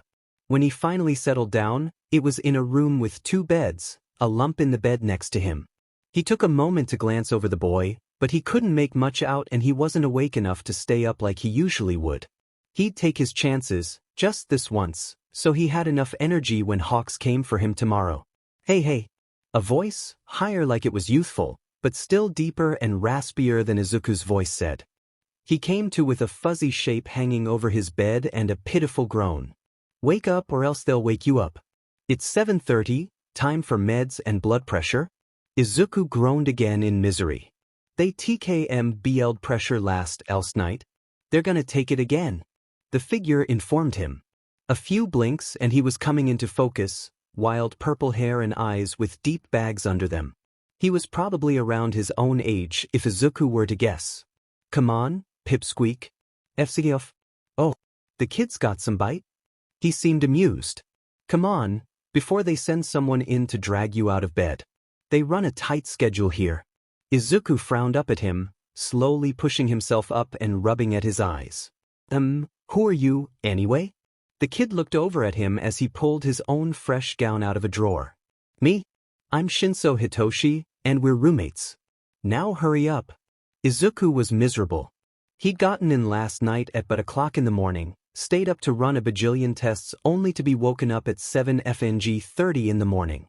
That wasn't even a human time to wake up, that sheet was for the birds, and he hadn't even seen Hawks wake up before 10. Seen because, admittedly, sometimes Izuku went to bed around the time the bird woke up. After that was breakfast, which they'd made unnecessarily hard. His roommate told him to eat, because they wouldn't let him go until he had, and they'd put in 4 in him if he didn't because of the whole malnourished thing. He huffed, but downed most of it. And then they said he had to eat more. He'd glared petulantly at that. Nurses kept cutting eyes his way, too, so he was pretty sure Shinso wasn't bluffing. They kept whispering to themselves as they did so, and he even caught a pair pointing. His stomach was roiling as he forced the food down. It tasted like chalk in his mouth and he ate, so, slow. But eventually, it went down. Barely in time for the next activity, which was an emotional check-in and telling one of the people in scrubs their goal for the day. Shinso shrugged helplessly at him while Izuku muttered about it all the way there. The rooms they were in were all beige or pale blue. Izuku didn't think he could get so sick of pale blue. He watched as the other kids sat around in beige hospital chairs, yawning tiredly and looking, maybe not as exhausted as he was, but pretty close. Shinso came closest with the bags under his eyes. Today, we have a new admit, the doctor, nurse, told them, a middle-aged man in scrubs looking pretty exhausted himself. Why don't we go around and share our names, ages, and something about ourselves, okay? My name is Niwa Hayate, I'm a nurse here, and I have a garden at home I grow my own vegetables in. The kids grumbled something that could maybe be construed as affirmative, but Izuku was shooting Shinso a scowl already. The lilac boy only gave a soft snort and a hushed, I know, they act like you're the new kid in school. And, did they still do that in middle school? Izuku assumed they would have stopped after elementary. It seemed so childish now. And here, especially, it felt kind of demeaning, like it was meant to make them feel like normal kids. But if the others here were half as messed up as he was, then that was really only stomping on everything they've been through. The kids started, looking far too tired to bother. I'm Yoshida Fumiko, the first said, looking brown hair loose and greasy looking. 15. My family are florists over in, 4. The next was an older boy with a missing tooth and mischievous look in his blue eyes. Katateruo, 17. I can name any Pokemon by silhouette alone. You should see my card collection I have at home, it's massive. They went around the circle, a few people denoting their pronouns as they went. A couple of the lazier ones used their pronouns as their fun fact, which was funny but quickly shut down by the nurse. Finally, it was Shinso's turn. Shinso Hitoshi. 12. I can show you how to make prison wine. Shinso. That's not funny. The nurse scolded. On his other side, the person coughed into their sleeve to hide a smile. He barely heard a quiet, wasn't a joke, huffed out as Shinso spoke again. I really like cats, I guess. Izuku grimaced as people turned to look at him. Some looked curious, most looked bored. He hunched his shoulders in awkwardly anyway, quietly reminding himself he wasn't Midoriya Izuku right now. He seeking in a breath to give himself a second to remember which name he'd given Tsukachi last night. It had been very late, and he was spitting out name after name during their chat, and started his own introduction. Ako Akatani Mikumo. 12. He racked his brain. Fun fact about him, fun fact about him. Izuku didn't know any fun facts about him. He wasn't that interesting for a person. He didn't really do much other than murder and lie. To be honest, what the hell was he supposed to say? He wished Dobby were here. He'd ruffle his hair, call him Little Sun Chaser, and spout off some bullshit like it was nothing. Like he knew Izuku better than Izuku knew himself. Sometimes, it felt like he honestly did. Little Sun Chaser. Skoll. And like mythology? I dunno, do you? Shinso muttered. Izuku shot him a warning look, letting him know he did not appreciate the customer service here. Although it did remind him of Dabi. And it might have been kind of nice.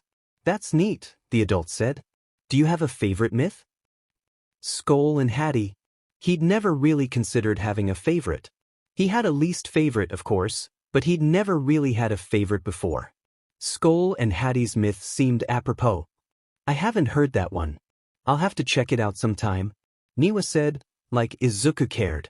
He was just passing the time until Hawks came to get him. Although it might be better if he tried breaking out first. Then Hawks didn't have to worry about tying them together. It'd be better, for when they actually did find out about Izuku, and besides, he'd been relying on himself for a long time now. He didn't need Hawks to come save him. The rest of the kids went around the circle before they started the next activity, where they had each person go around and share how they were feeling and what their goal was for the day. Izuku zoned out for most of it, letting his mind drift to a little apartment and two idiots waiting for him to come home. When had he started thinking of Hawk's apartment as home? He wasn't sure anymore. He felt so emotionally and physically exhausted he just wanted to nap for the rest of the morning. And how are you feeling? The nurse asked. His dark hair was cropped short and he was barely looking at them, eyes on his notes instead. Fine, Shinso yawned. Can you be more descriptive? Shinso rolled his eyes at that. I'm tired, kind of bored. Not super happy or unhappy, just meh. Alright, the nurse nodded. What about your goal for the day? Get out alive, Shinso muttered. Then louder, stay awake. He nodded, turning to give Izuku his attention. Akatani? Goals for the day? Map the facility, find a way out, escape. Get used to the layout? I'm bad with directions and stuff. That's good. I'm sure some of the other kids will help you out if you need it, but you should be with a group the whole time. The nurse informed him. Dimon, that would make things much harder. Shinso leaned over. I'll help you if you need anything, just ask. Sure, you got an exit strategy one can borrow? Thanks. The purple-haired boy leaned back, eyes closed. He looked terrible, pale and with a small sheen of sweat. Izuku had half a mind to do the same, but if he did he'd probably pass out, so he forced himself to stay awake as people went through their own daily goals. When that was finished, they were ushered back out. Izuku moved to follow some brunette kid, but an arm grabbed his and pulled him to the side. Izuku blinked, turning to Shinso. The other boy stood a solid head taller than him, and gave him a positively exhausted look. Hey, I wasn't kidding about the prison wine, just so you know. Oh. Izuku wasn't sure what to say that.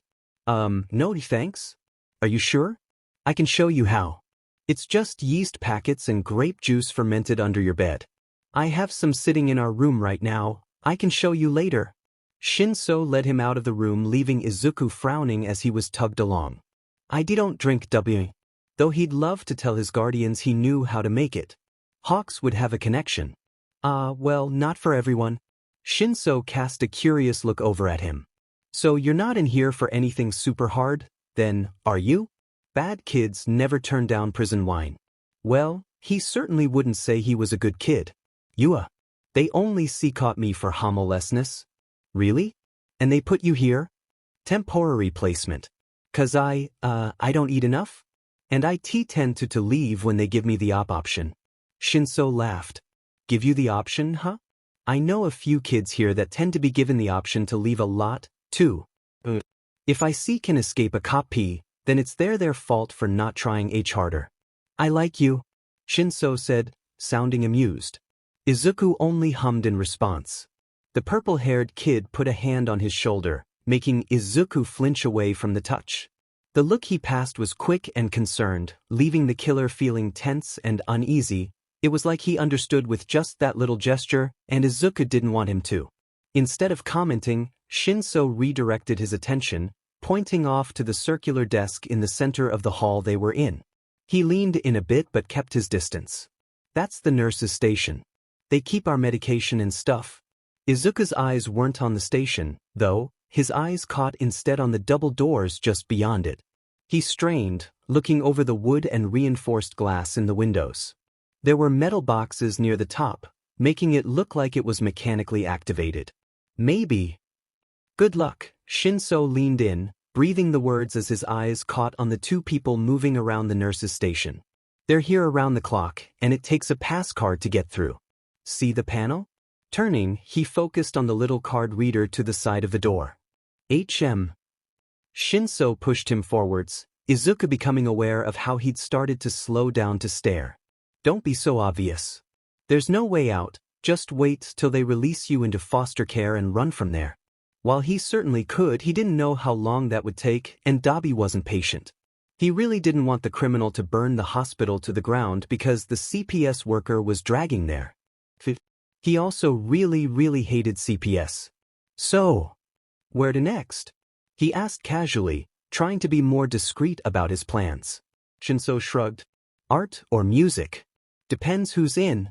Originally, he went to answer, but they were already being ushered into a room. It was a bigger room, like a conference room, with smaller, rectangular tables in it. The other kids were quick to take their seats, but, once again, Izuku was dragged off to a far table by Shinso. They sat across from each other, Izuku's back to the wall as Shinso leaned back in his chair, one leg up and considering Izuku for a moment. So, run away, huh? Shinso inquired. The hairs on Izuku's arms prickled. He was no doubt prodding him for unspoken information, and Izuku didn't like thinking he wasn't in control of the conversation. Ma and Pop's mean or something? No parents. Izuku's eyes wandered, catching on the chatting groups around them. The room was fairly full, probably 20 or 30 kids here, and they seemed to vary between rowdy and loud to quiet and withdrawn. You're really 12? Shinso asked. He shot the other kid a warning side-eye. What the hell was that supposed to mean? Yes. His voice was clipped. You're weird, the purple-haired kid said. Quiet. Quiet doesn't mean anything good here. Oh, he shrugged. Jay just don't wanna talk? That got him another long look through narrowed eyes. No, not like quiet, it's like... It's different with you. Like some of the other kids. You didn't have good parents, did you? Daisuke's like you know. Doesn't like to be touched and he just kinda sits around watching. Looks for doors and stuff. Kenji says that's what happens when kids are dashed. He stopped, looking off at another table for a minute. Do they feed you and stuff? Shinso seemed really caught up on this whole having parents thing. I don't have parents. No, but when you did. Before you ran. Izuku stopped, debating what to tell him. Shinso seemed to read into his hesitation. It's okay. You can talk to us. No one's gonna snitch here or anything. You could get me in trouble for the wine thing, anyway, and we're not like that. We're all in here together, you know? What are why you in here F for? Izuku asked, not trying to hide the blatant deflection. Shinso didn't seem to mind. I don't like taking my meds. He gestured to his face, looking a bit pale and sweaty. You can usually tell. Withdrawals and all. And my parents were worried about me, so they sent me here. Worried about you? Right? He wasn't a 7 kid. He had a family and parents, and despite what he said, wouldn't ever understand where Izuku was coming from. The greenet fiddled with his hands a bit uncomfortably, thinking again about Dobby's family over in 3 and the lush life he must have come from. What fall from grace had led them all here? Yeah, Shinso sighed. I have a few vandalism charges. Real big on, volunteering to paint murals for people. They don't usually appreciate it. Oh? He blinked. So they sent you here? Not really. They were worried because of what I was painting, but it's really the meds thing that got me sent here. They were just eager to send me off, and asked the nurses to keep an eye on me. I don't know why they keep doing it, It's not like this is my first time. The nurses keep saying I'm fine. Aside FR from the meds thing? Yeah, Shinso waved it off like it were nothing. But that's their fault. I told them I don't like taking them, none of the meds ever work, anyway. Izuku had half a mind to ask what he was on meds for, but he didn't really care. Instead, his eyes caught on a nurse pushing in a cart of paper, pencils, colored pencils, and the like. Shinso looked up as she greeted a few kids. 1C, Shinso muttered. I'll get us some stuff. And then he was up and heading back across the room, shoulders slumped and hands in his pocket. The nurse greeted him, but her smile was a little strained as she looked up at Izuku with pitying eyes. He blinked. What was that about? It didn't matter, he wouldn't be here long enough to find out. Right now, he needed to focus on the task at hand, escape. He needed to get out, get back to Dobby and Hawks, and apologize. He needed to see his brother again, and he needed to stop asking to be arrested even if he really deserved it. After all, one look at this place said that even when he was arrested he managed to do it wrong. He let out a tired breath. Dabi was such an enigma to... He came from 3, well, maybe 2, but Izuku was banking on 3, where mostly the obscenely rich and snobbish lived, but he was living as a drag dealer in the slums. Hell, he was barely outside of the slums of 7, which, to be the slums of the slums pretty much said how bad it was. And yeah, Izuku was living there too, sort of, but it wasn't like he'd come from some uber-rich family. He'd had a BSTRD father that didn't want him and a mother whose heart was far deeper than her pockets. She'd died young, he'd left early, and Izuku had been alone. Even his foster families had never been super nice places, middle class at best, and typically just keeping him around for whatever check the government gave them. When he'd fallen, he fell hard but not far. Especially considering the last house he was in. And that it would be more accurate to say he was pushed. But then, adversity wasn't something the poor had a total monopoly on, even if it did seem to favor them. So what kind of life had led Dobby down this road? What had forced him out of a nice, lush life? Shinso pushed the chair out across from him, the scrape of the legs against the ground bringing Izuku back to the present. You were thinking hard. Shinso frowned at him. Izuku blinked up at him dumbly. Oh, nothing. You can't get out. Shinso sighed, pushing some paper and a pencil his way. Stop thinking about it. Just wait, you're being moved to foster care, right? It'll be easier to leave from there if you really wanna.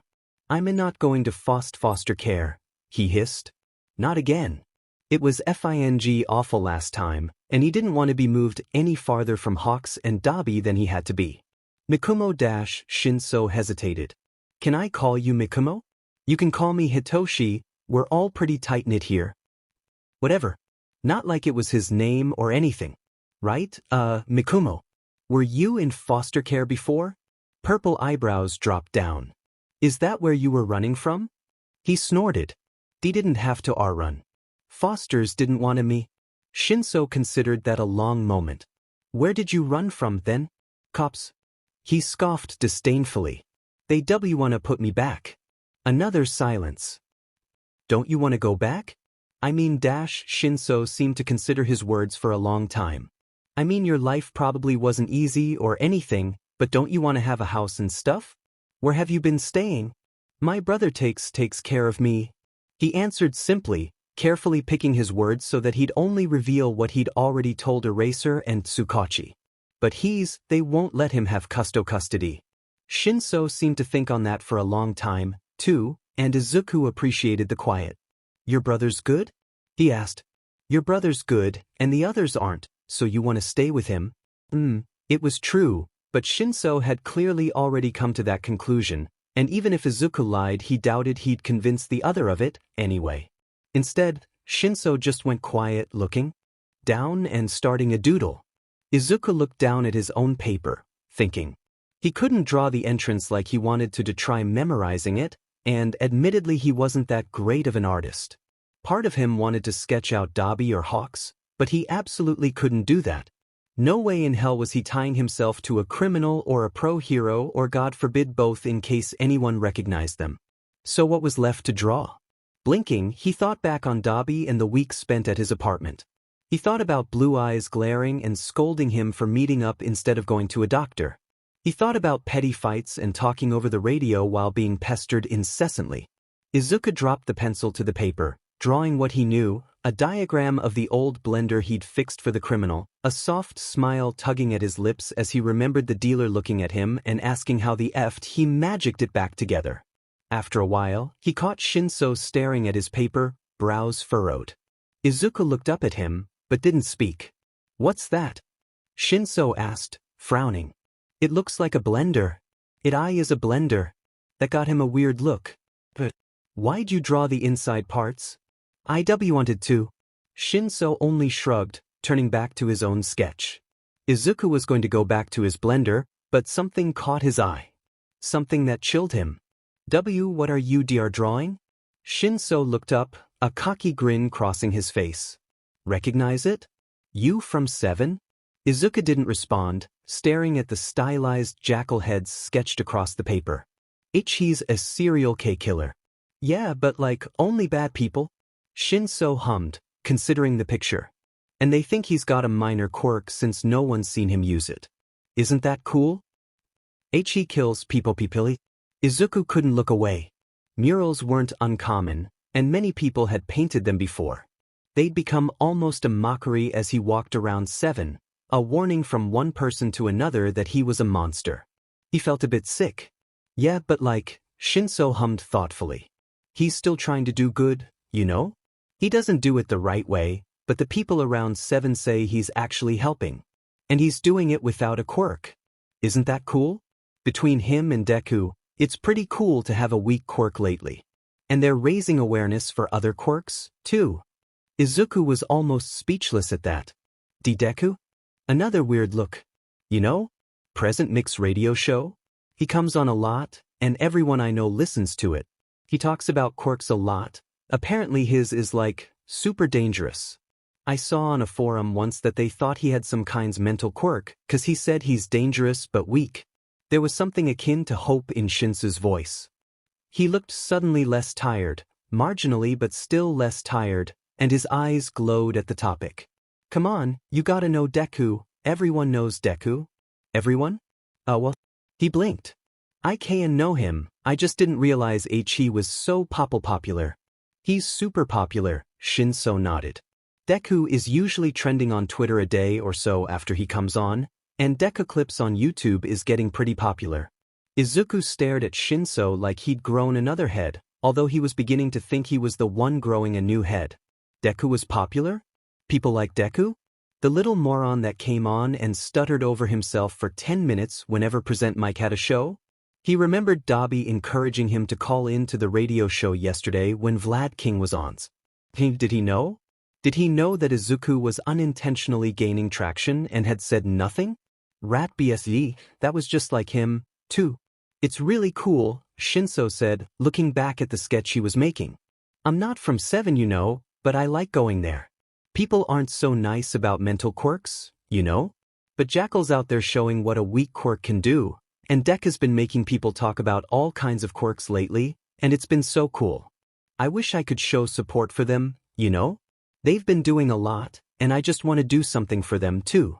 So I've been spray painting some Jackal stuff down in 7. Izuku frowned. "Like what, T?" He shrugged. "Lots of stuff.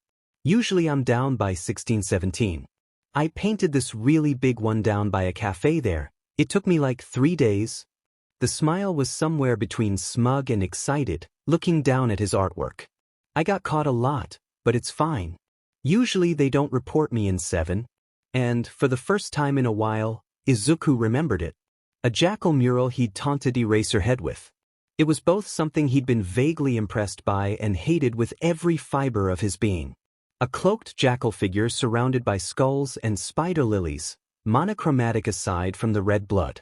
Reeling, Izuku stared mutely down at his own crudely drawn blender, then to the much more familiar Jackal art across from him. F-F-F-. The chair crashed across the room noisily, Keigo staring after the thing as it smashed into his bookshelf, taking out a number of books. "Are you done?" Turning back, Dabi was glaring at him balefully, smoke billowing from his stitches. He was trying to appear threatening, but honestly he kind of reminded Keigo of a child who wasn't getting his way. And like a train with the way the smoke came off him. When he opened his mouth to speak, Keigo half expected to hear a high-pitched whistle instead of words. What the F dash, Hawks? What the F dash? Look, it's not like dash. No. He snapped, glaring. You can't let him go to foster care. He even hates foster care. If we let him go, then I can adopt him quietly and legally, he argued. We won't even have to tell Eraserhead. It'll be dash. No, Dabi argued, not listening to him as per usual. Keigo was feeling really tired after getting no sleep at all last night, spending the early hours trying to figure out where Izuku went and calming down Dabi, who'd blown up his phone the second they'd lost Skoll's location. He's going to hate that, Hawks, you know he will. It's just for a bit. He dropped his arms dramatically. What do you want from me? I'll get him out as soon as I can dash. Hawks, I swear to God. Dabi looked absolutely incensed, hands crossing over his chest and fingers tapping at his biceps testily. If you don't go and get him, right now I will. You can't be serious. Keigo tried to stare the stupid out of Dabi. It wasn't working. Dabi, think this one through for once. I can't just break into the children's psych ward of a hospital. It's incredibly illegal, could traumatize the psych ward kids, and has way too much security for me to go undetected. And once they know I did it, I'm a hard man not to find. The HPSC has this address, and I can't really go anywhere without being spotted and recognized. And that sheet would be all over the news. Pro-hero Hawks kidnaps child from hospital. No, I can't do that. Blue eyes narrowed dangerously. Well, you better do something. One of Keigo's hands moved to rest on his hips, the other rubbed at the bridge of his nose tiredly. You're asking for a miracle? If you won't do anything, I will. I'm not afraid of the effing law. This isn't like dealing drags. He snapped. This isn't you killing a few drag addicts in the back alleys of 7. It's not like arson on buildings that we're going to catch fire any 2 seconds now, anyway. If you kidnap a kid, it'll be everywhere. They won't turn their back this time. Mockingly, Dabi scoffed. Maybe. For a regular kid, but Skoll's a 7 kid. They've never given a shit about him before. But they will now. He wished Dabi would just understand this. It was unfortunate and terrible, whatever had happened to the two of them, but it wouldn't be repeated. People cared about kids, and now that he was out of 7, he'd be noticed. Please, just trust me on this dash. Trust me, if we let him go back into foster care, he'll never forgive us. Dabi snapped, still spitting fire as he started to pace. One hand ran through messy black hair, his scarred skin pulling down with his frown, and his eyes looking a bit far away. When he spoke, his voice broke. You don't understand. Hawks, you don't get it. He was right there. I almost killed Dash. But you didn't. Keigo reached a hand out, barely stopping himself from touching the prickly bee. Still, his tone was soft as he tried to calm down the criminal. You didn't hurt him. He was fine. Eraser said he didn't even get touched by the fire. But he could have. The look Dabi gave him was daunting. It was open and vulnerable in a way Dabi had never looked at him before, and it felt almost like someone entirely different was looking at him. Worse, it made him feel like a little kid again, like someone who wasn't as jaded or ruined by the HPSC, someone who hadn't seen the worst of the world and was re-experiencing it for the first time. Hawks, I could have killed him. His voice was so soft, so small. It was so, not Dabi's. It made Keigo's heart ache painfully. It'll be okay. He sighed. I'll bring him home in a few days, and you can see for yourself that he's okay. Dabi shook his head, eyes dropping. I don't know if he'll forgive me for this one. What are you talking about? Of course he will. Keigo frowned. No, Hawks, no. You don't fire isn't good, Hawks. Look, it's just really bad, okay? And when it gets close to you like that? He grimaced before his face fell brokenly. His eyes grew dull with a sort of resigned self-loathing. When someone burns you like that, someone you should trust, you don't just forgive them. He frowned at that. Dabi was a fire user. Dabi was a fire user with no known family or friends outside of a small child running around 7 with a taser. He was known for his cutthroat behavior, And he'd hardly been pleasant since Keigo'd met him, only the winged hero's equally stubborn personality keeping them around long enough to see anything good behind the criminal's uncaring mask. But right here, right now, Dabi looked like he knew. Like he understood that he wasn't about to be forgiven, like the heat had scorched him just like it had almost gotten Skoll. If he weren't a fire user, Keigo would think he'd been burned himself. "You accidentally hurt someone before?" he asked, trying to be as gentle as he could. But Dabi only gave a cold, sardonic laugh. "Oh, no, but I've seen it happen." A cold glow shone in his eyes as he met Hawk's own again. I promised I'd never be like him." "A brother? A father? HM. Questions for later. You're not." He took a careful, slow step forwards. Talking to Dabi was a lot like calming down a wild animal, and much the same he watched that untrusting look cross the arsonist's face as he took his own step back. Keigo sighed again. "Dabi, you're not. It wasn't on purpose. I'm sure Skoll will forgive you. He didn't seem mad when he texted us. He turned off his location. His phone was probably shut off by the staff," Hawks argued. "Think about it. Eraserhead said the kid he'd caught was taken to the hospital until he could be picked up and sent to foster care, and the last place you saw his location was outside the hospital. He didn't turn it off, they confiscated it." Apparently this wasn't the right thing to say, because suddenly that hatred was facing outwards again. Of FNG course they do that? He spat. Of course they'd just take him away like that. CPS never gives a sheet until you're actually in a good place. "God, why did you let this happen?" "Me?" Keigo gaped. "What the hell are you talking about? You took him out." "A mistake," Dabi hissed. "Just like trusting you." "Really, Dabi, really? Calm the F down. You promised. You promised you'd go get him back. And I'm doing my best." Keigo exploded, feathers ruffling. "Damn it, Dabi. I am getting him back, it's just taking a little bit. I haven't given up, I can't help that they already had him when I'd gone back for him." "You should have stopped them," Dabi accused, but Keigo only gave a half-heated glare. The BSTRD wasn't listening to reason, he just wanted someone to blame, and Keigo was frankly tired of being the punching bag. "You should have gone in and dashed." "And what?" said Surprise. "Beaches, that's the kid Jackal's been toying with? He's mine, so can you pretty please give him back?" Keigo frowned. "Do you know what would have happened? First of all, we'd never see him again, because him being out and about in 7 would mean Eraser and Tsukachi would never trust me again. Thanks for that, by the way. And secondly, he'd be dropped in an interrogation room and grilled until well past dawn. Do you really think he needs that right now? Really?" Dabi didn't speak, instead glaring off into a corner. He was steaming still, but the thick smoke wasn't coming off so strongly now. Well, at least it'd mask the weed smell that Dabi had already started introducing to his apartment. Even if it now smelled like a chain smoker lived here. "Look, Dabi." He leaned back, letting his shoulders hunch miserably. "There's no good answers here. Just..." Dabi's glare was looking a lot more like it was aimed inwards again. "Just promise me you're getting him back. Promise me he's coming home. He's coming home." Keigo promised without a second thought. "I'm going to bring him home, no matter what." The worst part, he thought, was that he meant it. No matter what he had to do, no matter what got sacrificed, he would bring Skoll home. One way or another.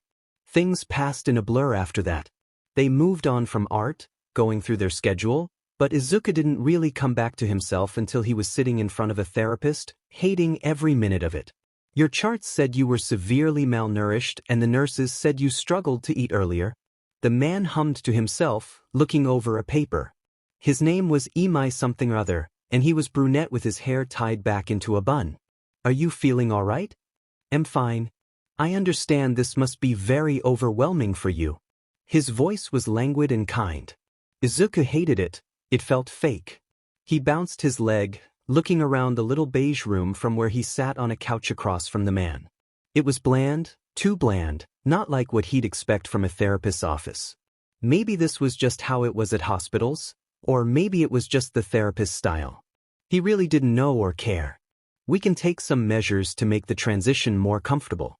I see on your chart that it says you're quirkless." The world around him screeched to a halt, a record scratching somewhere as things ended too abruptly. For a long moment, Izuku dared not breathe. He turned, giving what was no doubt a deer-in-headlights look to the therapist. All he got was a patient smile. The nurses saw your pinky toe joint while they were examining you when you came in. You caused quite the stir, you know? Not every day a quirkless kid comes in. He barely kept from grimacing at that, feeling like he could. So they talked about him? Were they even allowed to do that? It felt wrong, like they'd seen his toe joint and immediately degraded him from person to circus animal. Logistically, Izuku had always known he was quirkless. It was a quiet fact of life, one that was understood but not actively thought about. It hung around with other obvious points of life, like how the sky was blue, or hawks pretended to be dumb, or Dobby couldn't cook. But Izuku hadn't really thought about it, no. Izuku hadn't thought about quirkless, worthless Izuku in years. For a while, it had just been worthless Izuku.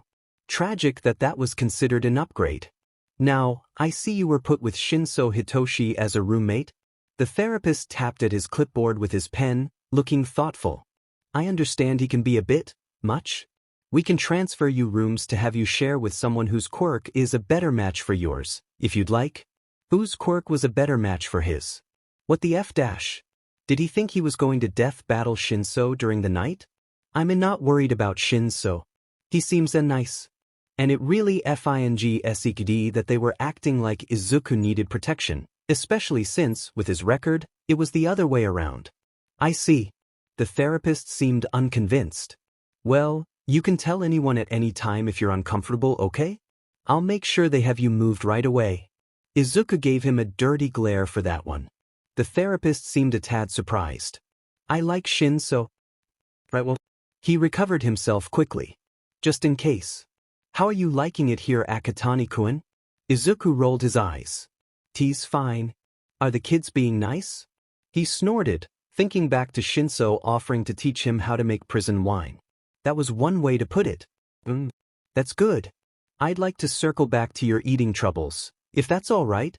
Mouth twisting into a frown, he glared at a little wooden mallard duck on his desk. It was either hollowed out and lightweight or attached straight to the desk in the back corner if he were to guess. They seemed pretty strict about anything that could be used as a weapon. No. He hummed. Well, all right. The report said that the police found a taser and a screwdriver on you when you were brought to the station yesterday. Can I ask why you had those on you? Protection. It wasn't exactly rocket science. Protection? From what? People. The therapist's brows furrowed. Why are you worried about people hurting you? Hurting him? He was worried about someone other than two well-meaning idiots abducting him, which he guessed ultimately led to the same thing. See, 'cause I live in 7. People there, not good. Not good how? Now that was a dumb question. Izuku gave him a long, droll look. Sometimes you're out minding your own business, then some FFFing hero comes along and just takes you away. It's good to have some protection. The guy's face blanched. You tossed a hero? Oh, he tossed several. And a few criminals, Dabi included. A taser a day keeps the heroes away. The therapist, to his credit, kept his composure. It was a shame. Izuku thought the rhyme was funny. I see. And why were you wandering around streets that made you feel unsafe? Izuku didn't say anything at first, just staring at the brunette. He wanted him to feel uncomfortable, maybe some shame for another dumb question, but he just gave another wan smile and waited patiently. Finally, Izuku rolled his eyes and answered. 'Cause people don't snitch in 7. Snitch? They don't give shit when you're homeless. No one bothers calling on any FNGH heroes. You don't like heroes? They took everything from Emmy.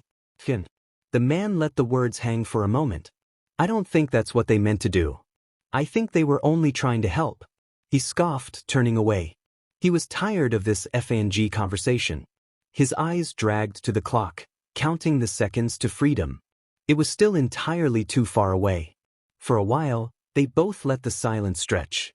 A few minutes ticked by while Izuku picked at his fingernails and Imai flipped through papers and scribbled stuff down.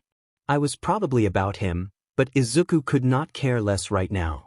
Whatever they thought they knew about Akatani Mikumon wouldn't matter as soon as he was out. Mentally, he mapped out the entrance again, going over the electronic doors and how he'd have to break out. Snatching a key from a nurse probably wasn't feasible. From what he could tell, they were usually kept in their pockets, and Izuku hadn't ever been a great pickpocket. Besides, he'd have to keep it long enough to get out unnoticed, and he had a feeling the missing key would be noticed before then. He might be able to break through the door, though. One of his clients had had some super fancy electronic system he'd had to break through to get in, and he'd been reverse engineering sheet long enough he felt like it was, at the very least, possible. Although he wouldn't know until he either broke through or didn't. That would require a screwdriver, though, and he unfortunately lost his to the cops. Diamond greedy bastardess, taking all his sheet.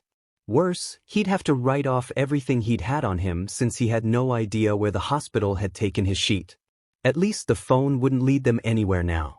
Is there anything else you'd like to talk about while you're here? Imai prompted. Izuku looked up, having almost forgotten the man was here. He gave another patient smile, but Izuku just rolled his eyes and looked up at the ceiling, reclining against the arm of the couch. Well, hopefully you can open up to me a bit more tomorrow.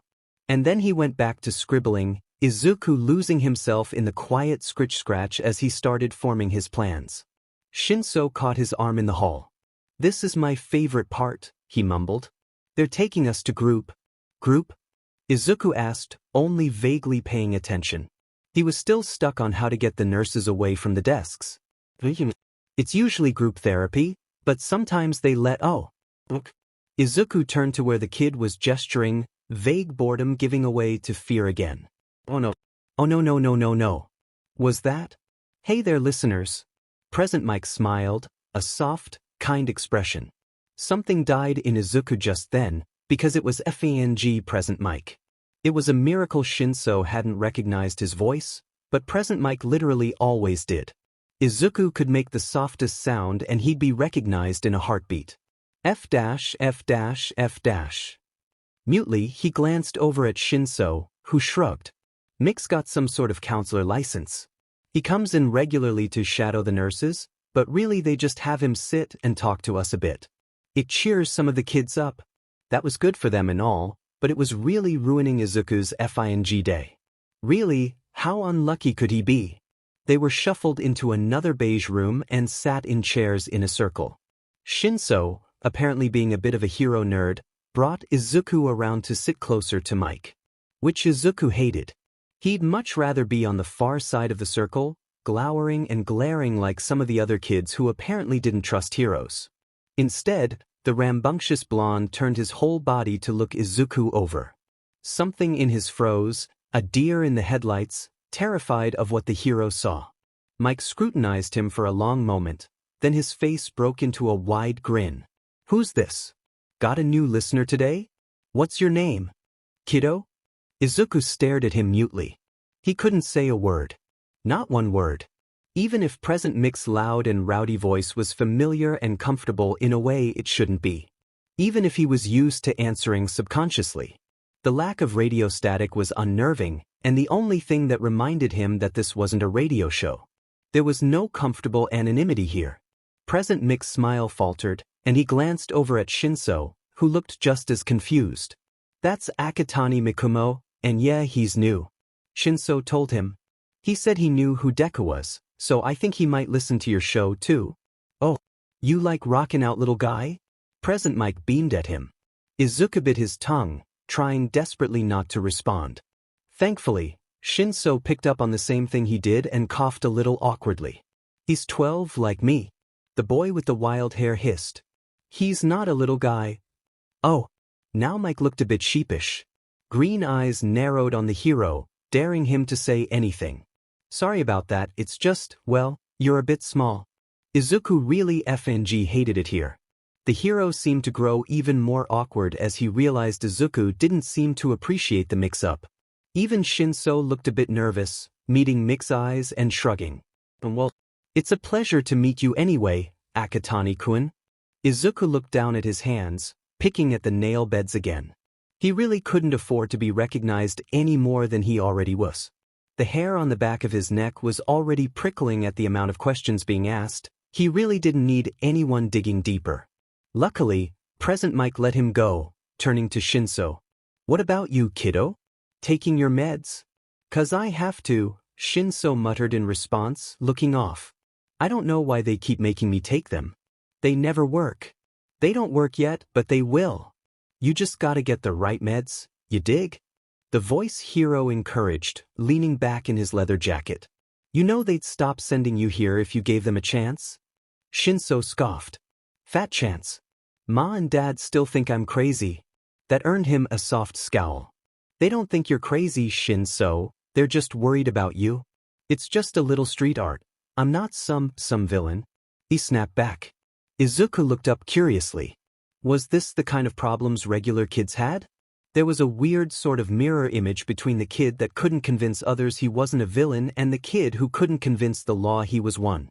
Maybe Izuku should introduce Shinso to his friends. Hawks and Dabi wouldn't know a murderer if they held him hostage in a mall. It's not the art that's the problem, Present Mike reasoned. Well, it is, you shouldn't be vandalizing property, but it's more than that. This jackal figure is dangerous, kiddo, and you spend all your time in 7 trying to find him. I'm not trying to find him.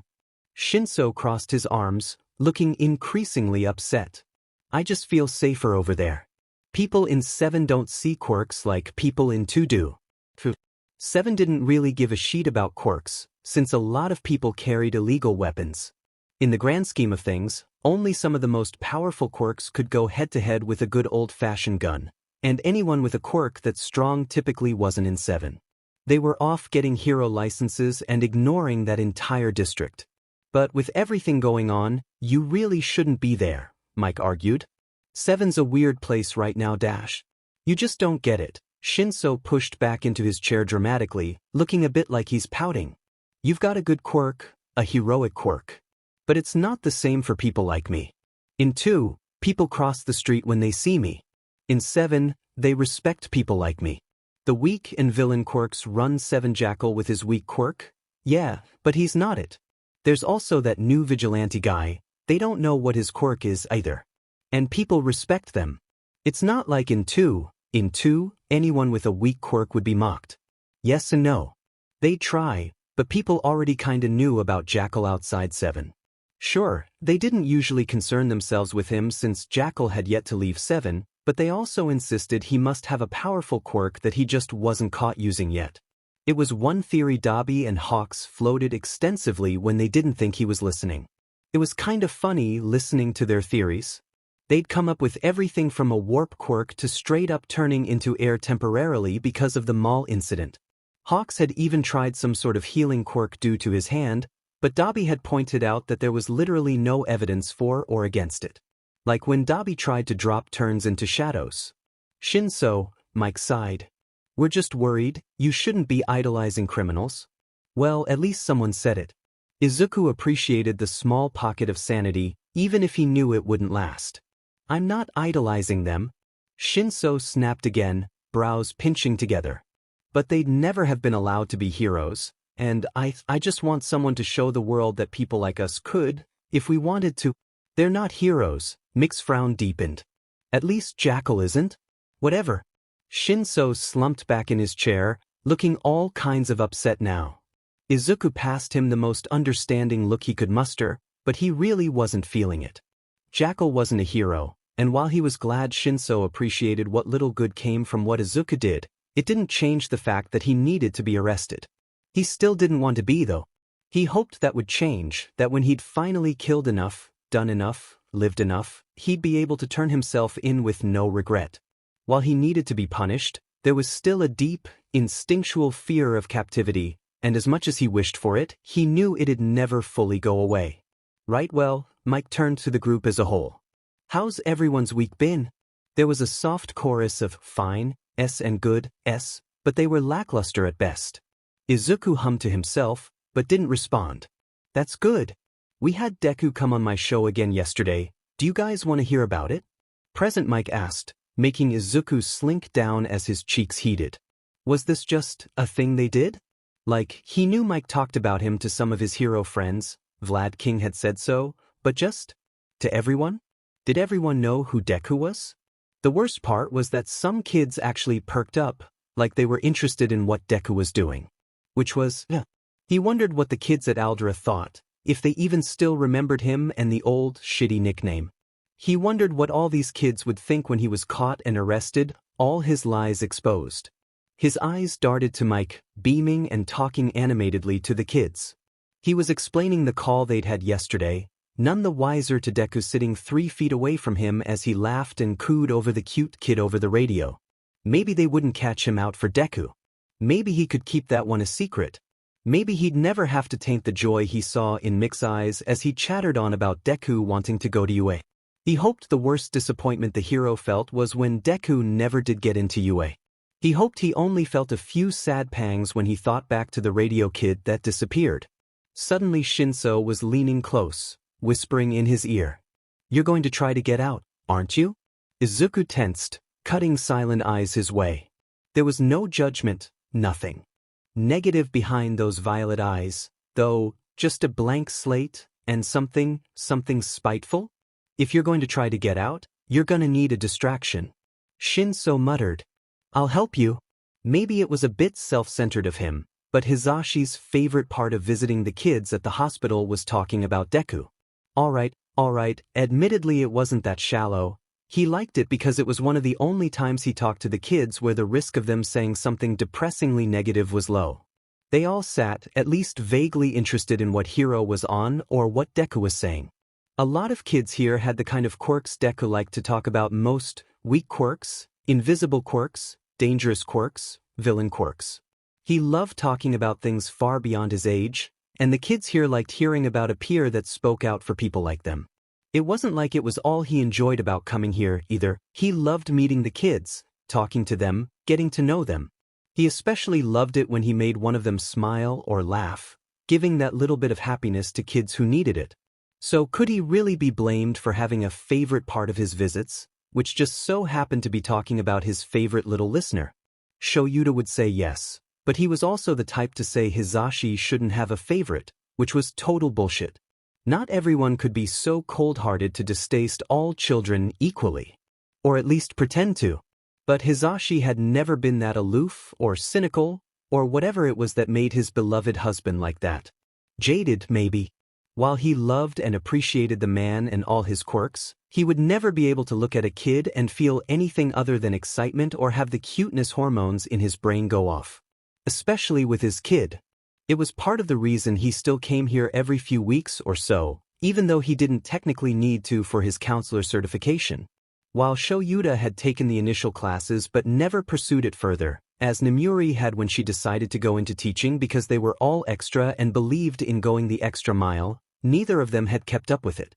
Nemuri, instead, spent as many weekends as she could volunteering, and Shouta always just picked up extra hero shifts whenever he had free time. The man really worked himself into the ground. But Hizashi had this little, annoying voice in his head that wanted to help. He wanted to be there, and to see people smile for the first time in years. He wanted to help people and give them all the opportunities they'd been denied in the past. The only person that had ever really shared that feeling with him had given his life for some children over a decade ago now. "I hope the Hasegawas will let me listen to your radio show when I'm out," Daisuke muttered, a 14-year-old with one of the saddest stories Hizashi had ever heard. He'd been removed from his old home and was staying with the Hasegawas, but he was still struggling with a lot of demons. He wouldn't even look up, blue eyes drilling a hole in the carpet as he clutched at his sleeves in nervous habit. "I'm sure they would." Hizashi smiled kindly at the boy, even if he wouldn't look up to see it. "Maybe you could even call in sometime? I'd love to hear from you." Daisuke squirmed uncomfortably, eyes pulling closer to himself like he was afraid his gaze was getting in their personal space. "I don't know about that. But I would like to hear Deku talk sometime." "Deku is so cool," Fumiko said, a soft smile making the bags under her eyes look a little lighter. "Me and my brother used to listen to Put Your Hands Up radio all the time. My brother would get so excited when Deku came on. He liked talking about all of Deku's points. It was like he was debating the kid through the radio." Teruo wrinkled his nose. "Man, am I the only one here who doesn't listen to the radio ever? They're so old-fashioned." He cut a suddenly startled look Hizashi's way. No offense." Hizashi waved him off.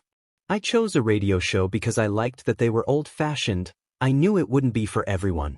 Yeah, but like, everyone here listens to it. I just don't get it.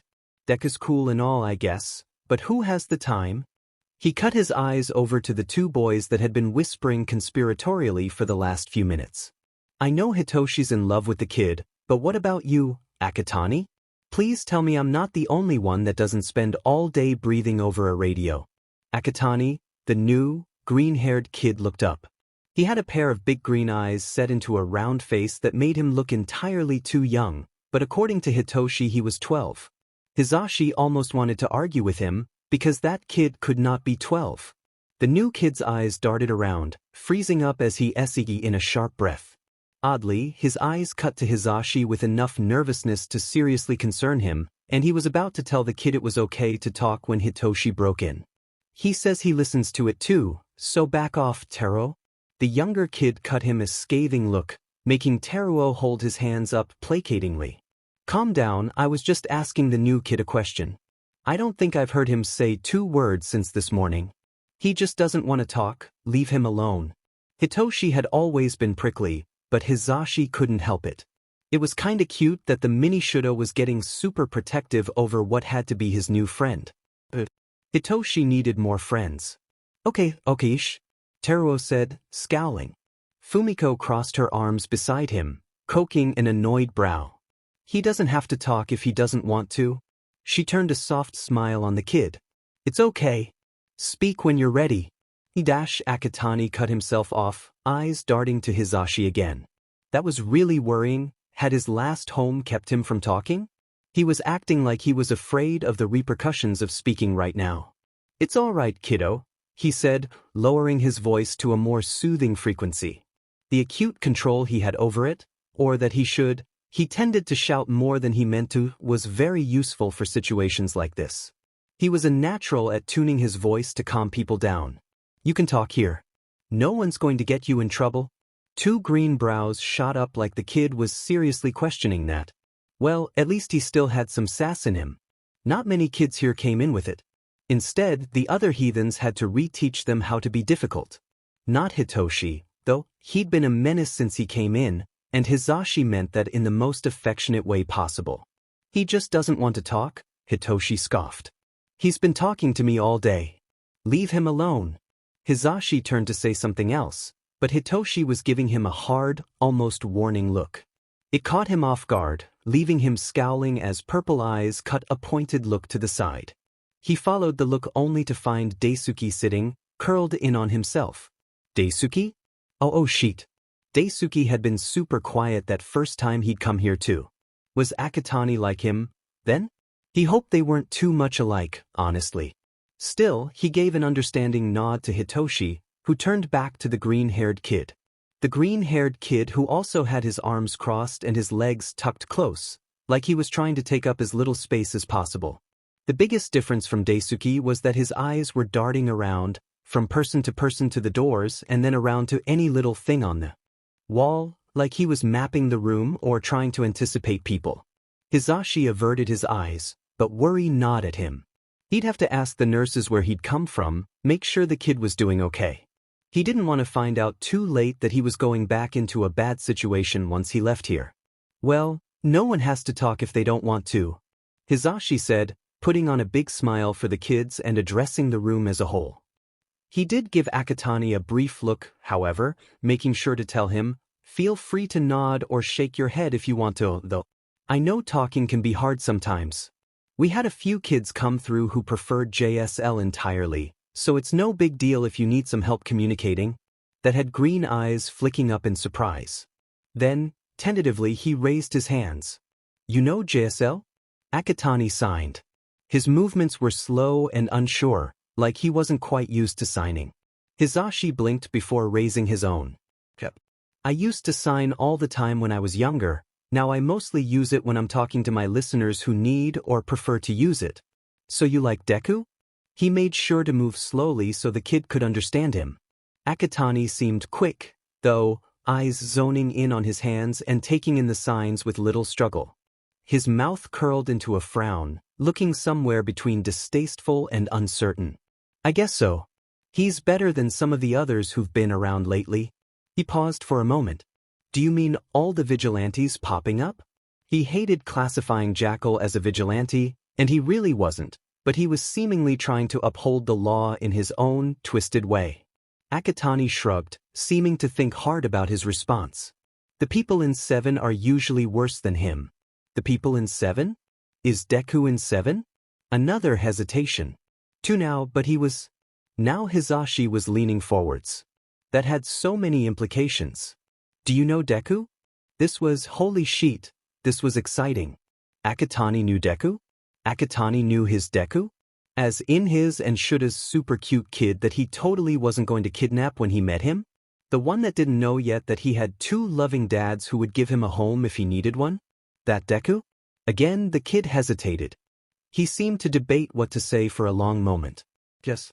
The kid paused longer here. No. Yes, no? Hizashi teased, feeling a smile pull at his lips. It's okay, little listener, you don't have to answer anything you're uncomfortable with. He really hoped the kid did start talking though. He had so many questions like where his kid was and when would be the best time to meet him and bring him home to show Shoyuta. He didn't want to inconvenience the kid when he was busy, but he also really wanted to show him how great his life could be as the son of 2 pro heroes as opposed to whoever he was living with now that wasn't building up his confidence near enough, not that it was a competition. But Hizashi was winning. Akatani fidgeted for a moment, then just shrugged. It's complicated. Hizashi smiled, feeling like he already knew the answer. It was a wild guess, but he remembered the way Deku had spoken when Night Eye was on the show, insisting the person he was talking to wasn't his brother, only for the background voice to confirm it. He'd even mentioned said brother was hanging around last time. Are you his brother? The one that's been bothering him on the radio? You know he wouldn't be opposed to having 2 kids. Instead, Akatani looked a bit surprised, then rolled his eyes. Oh. His brother is older. Before adding, almost as an afterthought. And an idiot? Oh yeah, he knew Deku. He was pretty sure Deku had said something similar about his brother before. It did make sense though, the voice had been distant and far away, but it had seemed a lot older, deeper, and raspier. While Akatani hadn't spoken yet, he would be real surprised if he came out sounding like a heavy smoker. Friends, then? The green kid screwed his face up, then shrugged. He looked conflicted. I don't know. He thinks I'm a BSTRD and I think he's weak. We get along sometimes though. Now the hero was frowning.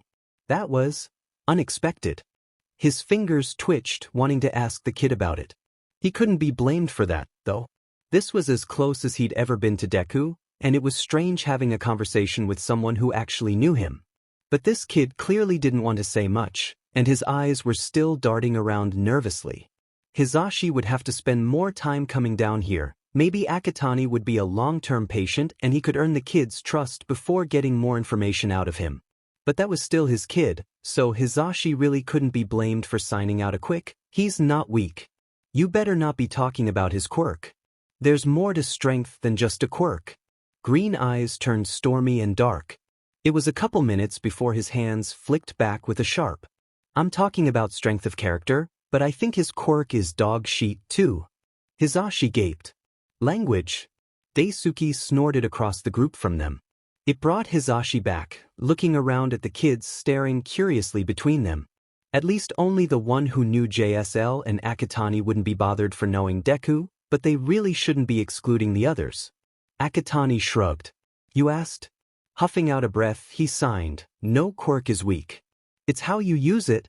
Then he swapped back to Japanese. And on that note, let's get back to everyone else, yeah? Instead, he got a long look from Akatani. He doesn't, by the way. Hizashi scowled. Doesn't what? Oh, shit, he probably should have signed that, shouldn't he? Oh well, it wouldn't kill anyone to hear that. He doesn't use it. And everything he does have, he uses for bad things. He was left staring, thinking on that hard. Deku who said he had a weak quirk, but a dangerous one. Deku who said he'd seen something, but that telling people might only make things worse.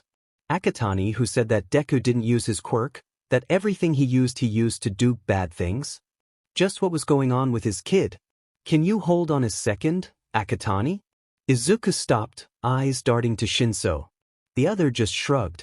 I'll see you back in our room, okay? Slowly, he nodded. He was really hoping the other would help him out of this, but Shinso didn't seem to understand how pressing this was for Izuku. So he sat back and watched helplessly as the kid turned and wandered off, leaving him alone with his demise, with present Mike, whatever. He glanced over at the hero, trying not to make his aversion to the entire situation apparent on his face. Present Mike waited for the other kids to leave, smiling and waving as they all glanced at Izuku curiously. He hated the attention. He hated every part of this. Izuku just wanted to go home. When the room was finally empty, Present Mike turned to him, brow furrowing in concern. Hey kiddo, I just wanted to ask a quick follow-up question about what we were talking about earlier, is that okay? Izuku stared for a long moment. He should probably say no to this, although part of him really doubted he had that much say here. He fingerspelled a question to give him a bit more time to answer. Deku?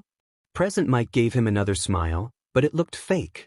Not even like Hawk's faked media smiles. This one was just wrong.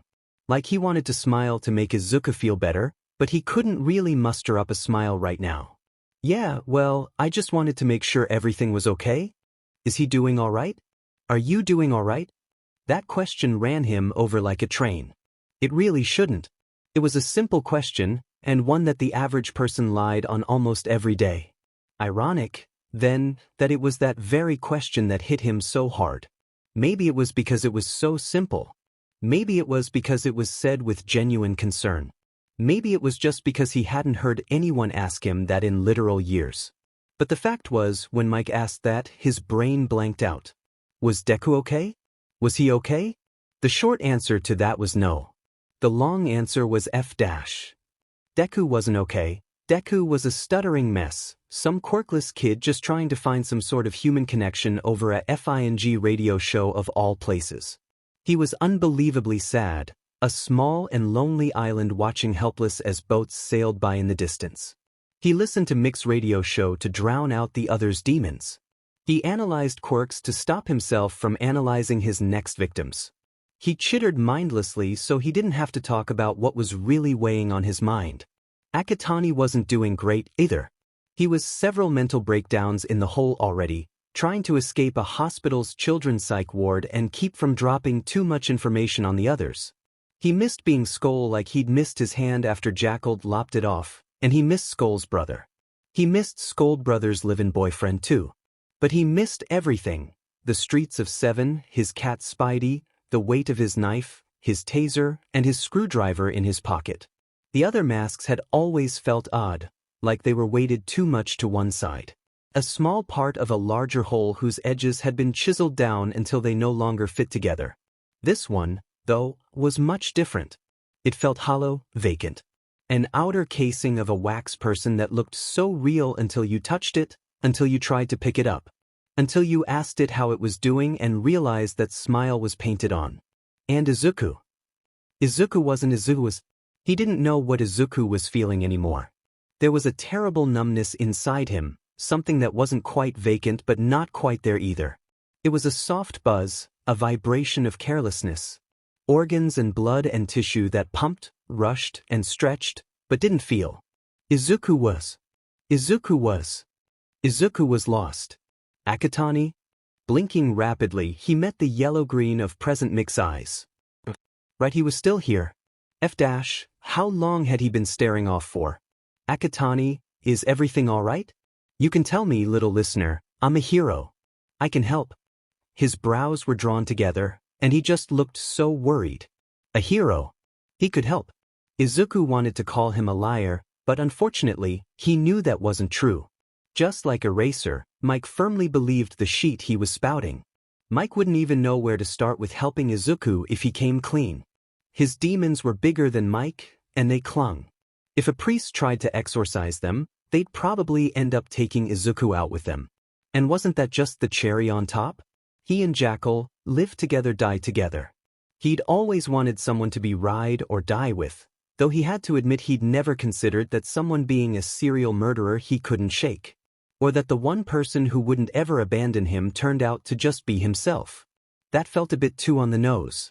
Izuku muttered, tongue feeling thick and his voice sounding off even to his own ears. No, shut up, shut up, shut up. He'd totally forgotten about the necessary silence thing. He cut a nervous look Mick's way, but luckily the hero didn't seem to recognize his voice this time. Instead, his brows only drew lower. Hey kiddo, it's okay. What do you want to say? Slowly, with shaking hands, Izuku started to sign. Have you ever heard of Icarus? Mike scowled. The Greek myth? Yeah, I know it. For some reason, he couldn't get his hands to stop quaking. His shoulders trembled with each soft but ragged breath. I think I might be Icarus. A brief pause. How so? Izuku stared down at his fingers. Maybe Hawks was right and he should eat more. They looked so small here, so pale and bony. Did all of him look like that? He wasn't sure. He hated looking in mirrors. He only ever saw Jackal looking back. Finally, slowly, he started moving again. I don't know. He looked up into Mick's eyes as if he could find an answer there. He tried so hard to be someone else, but he was still Icarus. He could call himself Creature or Jackal or whatever. He could tell Dobby he was Skoll, or Eraser he was Apophis. He could lie and lie and lie again, but that's all it'd ever be, lies. Mike looked completely lost to this conversation, or not quite lost. But like Izuku's words were a puzzle he had to figure out. It wasn't that deep, though, at least Izuku didn't think so. He was Icarus, and he'd flown too close to the sun, and now he was burning. But did he fly too close to the sun by escaping when he should have laid down and died? Or was it when he started putting on all these masks and tricking people into caring about him?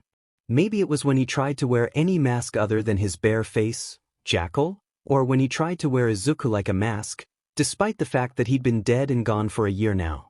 Did it matter? Either way, Izuku was far too high now, burning up in the stratosphere with waves crashing below. He could write 1,000 metaphors, but it would all spell out the same thing. He was well and truly F'd, and he had no one to blame for it other than himself. If you need help, Mike started, but he wasn't having it. Save it? Izuku snapped, his voice trembling as he whirled around to rush away. He didn't want to talk to anyone now. He didn't want any more conversations with heroes who baited him with promises of help. He was tired of stepping around landmines that were meant to be live traps. Izuku was tired, so tired, and he didn't give a shit about the consequences right now. He needed to get to his room, talk to Shinso, and get the F out of here. Hizashi pulled his phone out, hands jittering nervously as he thought about today's developments. Things certainly hadn't gone as expected, and he desperately needed to confer. It was all that kept him from talking to the staff at the hospital, which might have been the more appropriate thing to do, but he wasn't sure it would help in this situation. Or, more aptly, he didn't think they could help nearly as much as Hizashi and his lovely husband could. Speaking of, the phone clicked as an audibly exhausted voice greeted him. Sho. Hizashi blurted, a tad too loud. Quiet, Sho chastised not unkindly. And, to be fair, Hizashi probably had just woken him up, or at least kept him from getting any sleep. Sho. You won't believe it. You won't believe it. He squealed over the line. What won't I believe? Ah, darling Sho, the love of his life, ever the buzzkill. Well, it wasn't enough to get Hizashi down today. Today of all days, he was going to be happy and Sho could shove it if he thought he could bring him down. I found him, Sho, I found him. Found who? The other pro asked distractedly. Our future son. Deku. I just met him and oh my god, he's so precious. I don't think he's okay. He said some worrying stuff, but he's so cute, Sho. He knows JSL, and he doesn't like to talk much, but he's friends with Hitoshi, which, oh, that can't be good for him. I mean, Toshi's a great kid and all, but he's also a bit of a troublemaker, you know? We wouldn't want Deku getting any ideas and starting to vandalize, or follow in Toshi's footsteps with the whole Jackal worship thing. He's dash. Whoa, slow down. There was a long breath over the line. Deku, that's the radio kid, right? The one that gets on to talk about quirks? Just, he's so sweet, Sho, he made Bubble Girl cry, and 13 adores him, and Vlad King likes him, too. He did give Night Eye a bit of a crisis, though, and dash? gave Night Eye a crisis? Sho sounded a bit surprised by that. It wasn't a lot, but it was noticeable after they'd spent so long together. Hizashi rolled his eyes. This is why I wish you'd listen to my shows more. I do listen to your shows, Sho defended, sounding a bit put out by the implication. I just don't have time to listen to our coworkers yap about what they do in their free time. You don't have to listen to that, though. I told you, I'll send you to the parts Deku's on, okay? He's the greatest kid ever. You'd fight Vlad to have him in your class. Hizashi cooed. I would not. I'm not that immature, Sho scoffed. But it was all a ruse. Hizashi just knew Sho would love the kid the second he heard him yammer on about 13's quirk. He'd begged to come on the show to meet Deku, and Hizashi'd been trying to get him on since they started. Hizashi just hummed disbelievingly.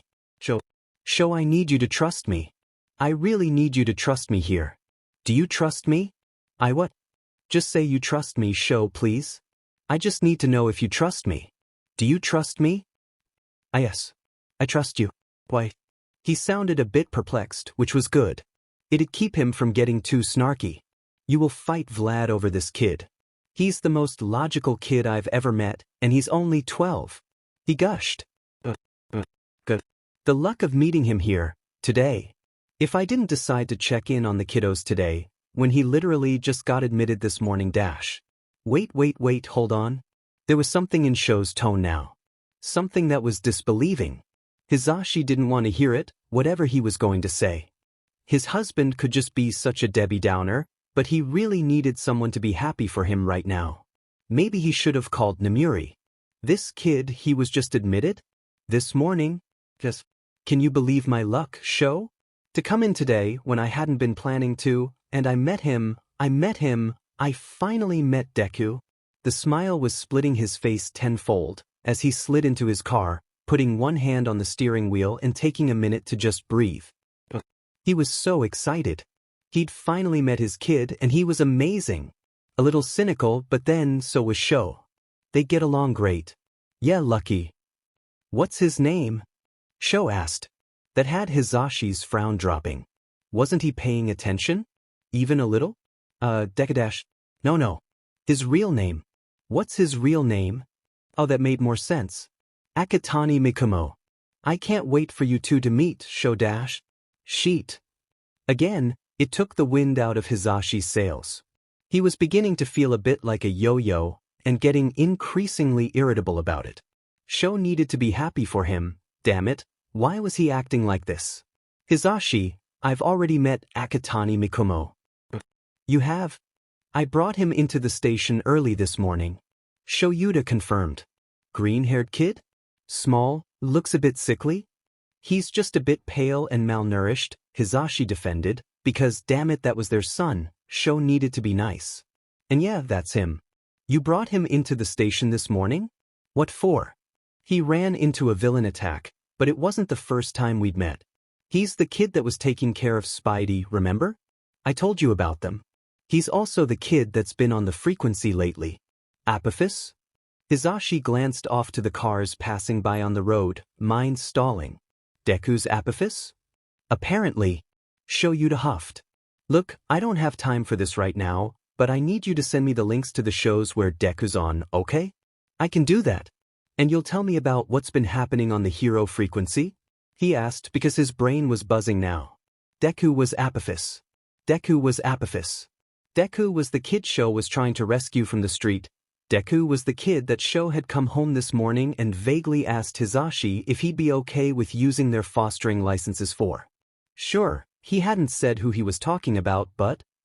Well, it was pretty obvious when Sho Yuta favored a kid, and he'd been complaining about Apophis for a while. Always fretting when he was on, never stopped bringing him up when he hadn't been on in a while, even if he said he was glad the kid wasn't on anymore. And, God, they should have known. Deku and Apophis had gone missing at the same time a week ago, hadn't they? It all made sense now. His mind was racing, and he barely registered it as he and Sho gave their goodbyes, the click of the phone echoing. Deku was Apophis. Deku was Apophis. Well, at least Operation Kidnap a Child legally or otherwise was going to be easier than expected. Dabi stalked the apartment, glaring out the windows to the streets below. People were walking, wandering, and he effing hated that he wasn't one of them. He'd give anything to go after Skoll right now, poor, innocent Skoll, who he'd almost killed, but thanks to his dumbass stunt last night, he's under house arrest. House arrest. Fox. He just wanted to see Skoll again. He needed to apologize. He'd hoped though Kid had gone home, like he'd asked, because children should never be around Endeavor. Kids got hurt around Endeavor. Skoll was almost burned for getting too close to Endeavor. Shame and guilt choked him, but Dabi swallowed it heavily. He hated this. He hated that he promised he wasn't Toya anymore, weak, useless Toya, only to turn around and do this. It was such a Toya thing to do, hurting his siblings. Dabi would never. Skoll had been something precious, something so very like him. Something that was hurt, something that was alone, something he could change. And he'd change things all right. Just like Sakoto, he'd ruined everything trying to prove something, and for what? For FNG Endeavor? Skoll wasn't worth Endeavor, it was a terrible FNG trade. Killing Endeavor had always been a win, but with Skoll's life in the balance, it just felt like losing twice. He didn't fully know what he was doing until he was pulling his busted knuckles out of a hole in the wall, hissing. Hawks probably wouldn't be pleased about that. Whatever. BSD had more money than he knew what to do with, anyway. He dropped heavily onto the sofa, watching the small trickle of blood roll over his fingers. All that effort to kill Endeavor, and all he'd managed to do was lose Skoll. Happy FNG Father's Day. Somehow, the BSTRD was still managing to ruin Toya's life.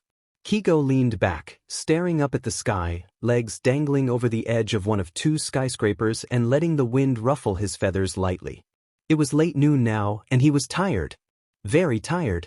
Skoll was still gone, Dabi was freaking out, and Keigo was, frankly, out of options. He couldn't go home without Skoll. If he did, Dabi would throw a fit and go after the kid himself. He couldn't break Skoll out because, well, that just wasn't an option. While he was willing to break laws for the idiots, something about breaking into a hospital, especially a children's hospital, where people were trying to recover just didn't sit right with him. The whole thing was just morally bereft. And of course, Keigo could easily lose his license or whatever. He'd probably face jail time when he was inevitably caught, which he really didn't want. So his hands were pretty thoroughly tied. He couldn't get Skoll out alone, but he also couldn't go home without him, which meant it was time for the last resort. Skoll would probably find a reason to be mad at him for this, but Skoll and Dabi were always mad at him for something. Well, Dabi was anyway. Skoll usually only got mad when he got carried to bed or Keigo demanded he actually eat food, when he decided to act like the pro-hero was the worst villain ever. This felt different. He only hoped he wasn't breaking Skoll's trust by doing this. Pushing himself up, he pulled out his phone, shooting off a quick text to the group chat, sans emojis, this time. Hey, can we meet RQ? ABT the kid. He stared at the screen for a long moment, but when it didn't immediately go off, he looked back out over the sky. Wispy clouds spread thin across the sky, not the thick and fluffy image he was used to but a soft covering with little bits of sky poking through. It was like first snow, when the thin layer hadn't quite settled onto the ground. A buzz had him pulling out his phone again, checking the message and responding before taking off into the air. Eraser, which kid? The kid from last night? Ye meet me? Eraser, I'm by the cafe by Yoke Street, make it quick. So how are we going to do this? Izuku asked, sitting on his bed. Shinso was pulling out a little box of grape juice, no doubt filled with prison wine, and shrugged. I don't know. I've never broken anyone out of here before. He paused, thinking. This'll be a cool story to tell though. No one will ever be able to one-up me again. That was false.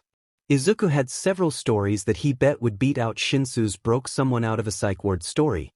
He wasn't eager to share them, though, so he figured he'd let him keep thinking he was the biggest criminal in here.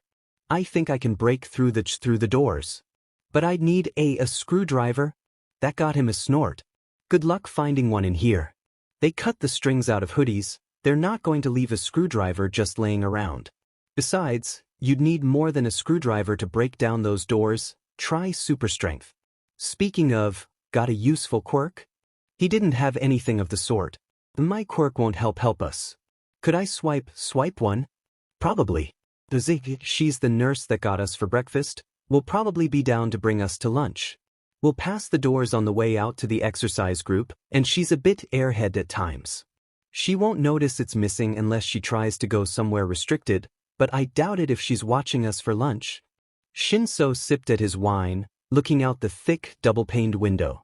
But to get close to the doors, you'll need a distraction. I can handle that. What are you gonna do? Shinso waved him off. Don't worry about it, just trust me. Focus on getting out, okay? But how are you supposed to get out? If he stayed behind to distract, it didn't seem like there'd be much of an opportunity. The purple-haired boy laughed. Oh, I'm not going with you. I can't, my family would just drag me back here. Izuku paused, passing him a perplexed look. Then why are you helping me? I told you, it'll make a good story. Izuku just stared, not believing it for one moment. After a second, Shinso looked off, scratching awkwardly at the back of his head.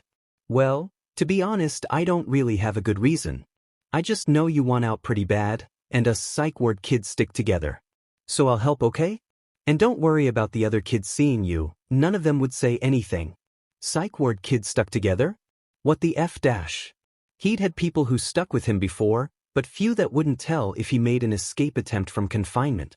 Hell, half of his sisters would have sang like canaries the second he mentioned it. The only people he'd known who could keep their mouths shut had died trying to get out. And well, Dobby would probably keep quiet for him. The thought made his chest ache mournfully again, blue eyes staring back through blue flame. Izuku really had to get home. Which, coincidentally, meant he didn't have time to worry about this, like he should. He had to trust Shinso and hope he either came through, or that his betrayal opened a door for Izuku to make his escape. If not, then he'd just have to wait for CPS and run from them, as much as he'd rather not. Thank you. It sounded like a lie, even to him. He didn't trust Shinso, not at all, but the kid just shrugged at him again, sipping his juice. The kid pulled the box away from his face, looking lackadaisical. Meh, chaos is kinda my thing. It's a shame I never joined any clubs. I'm a theater kid at heart. Izuku snorted, but didn't respond, eyes turning towards the window again. Soon he'd get out. He had to. One way or another, Skoll would find his way back to Hattie. Lunch was uneventful. When Ozaki came to get them, it was all too easy for Shinso to distract her. She did seem a bit airhead.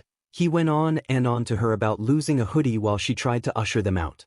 The blonde seemed a bit miffed at the delay, but didn't say anything, nor did she seem to notice as Izuku pretended to trip over his own feet and catch himself on her arm, managing to slip the keycard from her pocket as he did so.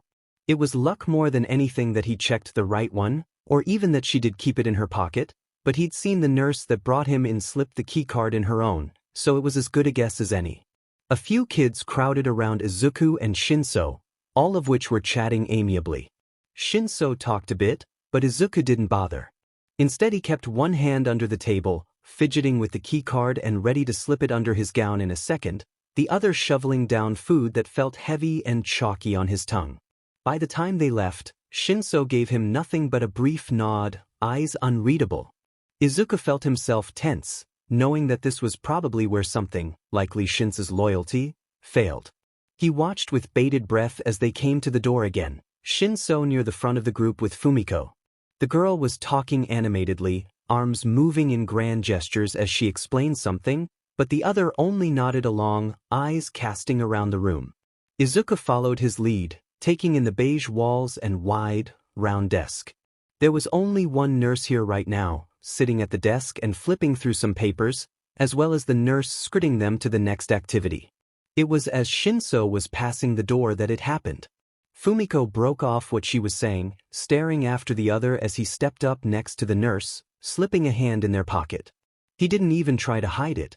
The nurse, Niwa, whipped around, startled, but it was too late.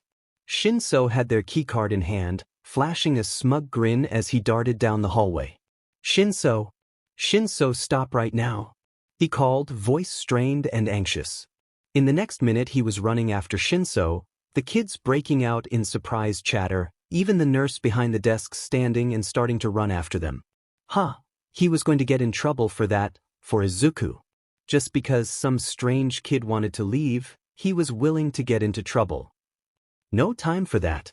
Izuku darted for the door, a few kids looking after him as he pulled out the keycard from where he'd smuggled it under his gown and jammed it into the reader insert thing, barely waiting for it to click before pulling the card and making a run for it.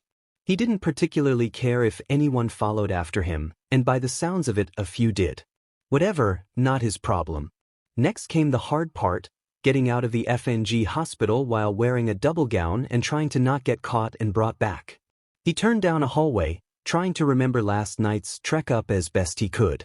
There to the elevators. He skipped them entirely, waiting and taking them when anyone could be inside would be, frankly, dumb as sheet, so he went to the stairs instead, taking them two at a time with footsteps thrumming behind him the whole way. Okay, he needed out. He couldn't take the front. They'd catch him and drag him back. There were side doors, though, he knew most hospitals had them. And of course fire escapes, they'd probably be his best bet. It'd set off the fire alarms, but the panic would cover his escape, as much as he hated causing any more issues. He stopped short when he reached the door, 3 kids pushing past him and out. Izuku was pretty sure there'd be nurses out there, though, so he needed to play this off. Running would make them stop him. They'd ask what he was doing, where he was going, what he was doing out. He already had the hospital gown working against him. He needed to play this smart. With a few deep breaths so he wasn't breathing, he pushed out of the stairwell. First hallway had no one in it. He took a brisk, confident pace, because if you looked like you had somewhere to be, people tended to ignore you. A runaway kid became a recovering kid taking a walk to the cafeteria. All it took was a couple minutes and he'd be out. He hoped it took them a while to stop panicking long enough to know who they were looking for. The next hallway was empty too, but the one after that had a nurse. She was chatting to a family and didn't even look up as he hustled by, paranoid he was walking too fast or too slow, or acting suspicious. He kept his eyes firmly forward, taking another turn at random. Turn after turn after turn, he felt a nervous sweat break out. What was he doing? He didn't know this hospital, he was going to get caught before he made it out. And what happened when he did make it out? He didn't know the streets of 2. He was going to be caught so quick. They'd drag him back and they'd punish him and he didn't know what they'd do. A fire escape came into view, and Izuku felt his restricting chest release, a sigh coming out as he eyed it. Just a few more meters, just a couple more seconds. A couple was sitting silently down the hall, holding hands. He didn't look at them as he came up to the door, finally breaking his careful stride and slamming into the door. The wail of the alarm blared behind him, and F', he hated doing this. He needed the chaos, but he always hated causing it. Running, he pushed himself fast as he could, darting behind cars and heading for the roadside. He was out. He was free. The fresh air burned his lungs and the sun stung his skin. Dobby Hawks, don't worry. I'm coming. Sliding down into a chair outside the cafe, Keigo waited for Eraserhead to finish texting to speak. Going out for patrol? He asked, since Eraser was in his hero outfit. Eraser grunted, which Keigo didn't really know how to interpret that. His phone buzzed again and Eraser immediately went back to it. Wow, I didn't take you for the addicted to technology type, he joked, because talking to Eraser was always a bit hard, but today he felt especially awkward trying to start a conversation. And here you were judging me for my social media habits? I have never tweeted, hoping my evil alter ego, and you said eagle, not ego vultures doesn't sneak up on me for an epic battle to last the ages? Eraserhead gave him a long look. Keigo didn't know what he was complaining about. First of all, eagle. 'Cause hawks. And vultures. He explained. And you're right, that would have been a better Tumblr post. Eraserhead didn't even look disappointed. He looked like this was exactly the kind of sheet he expected from hawks. But I'm texting someone right now. Personal stuff.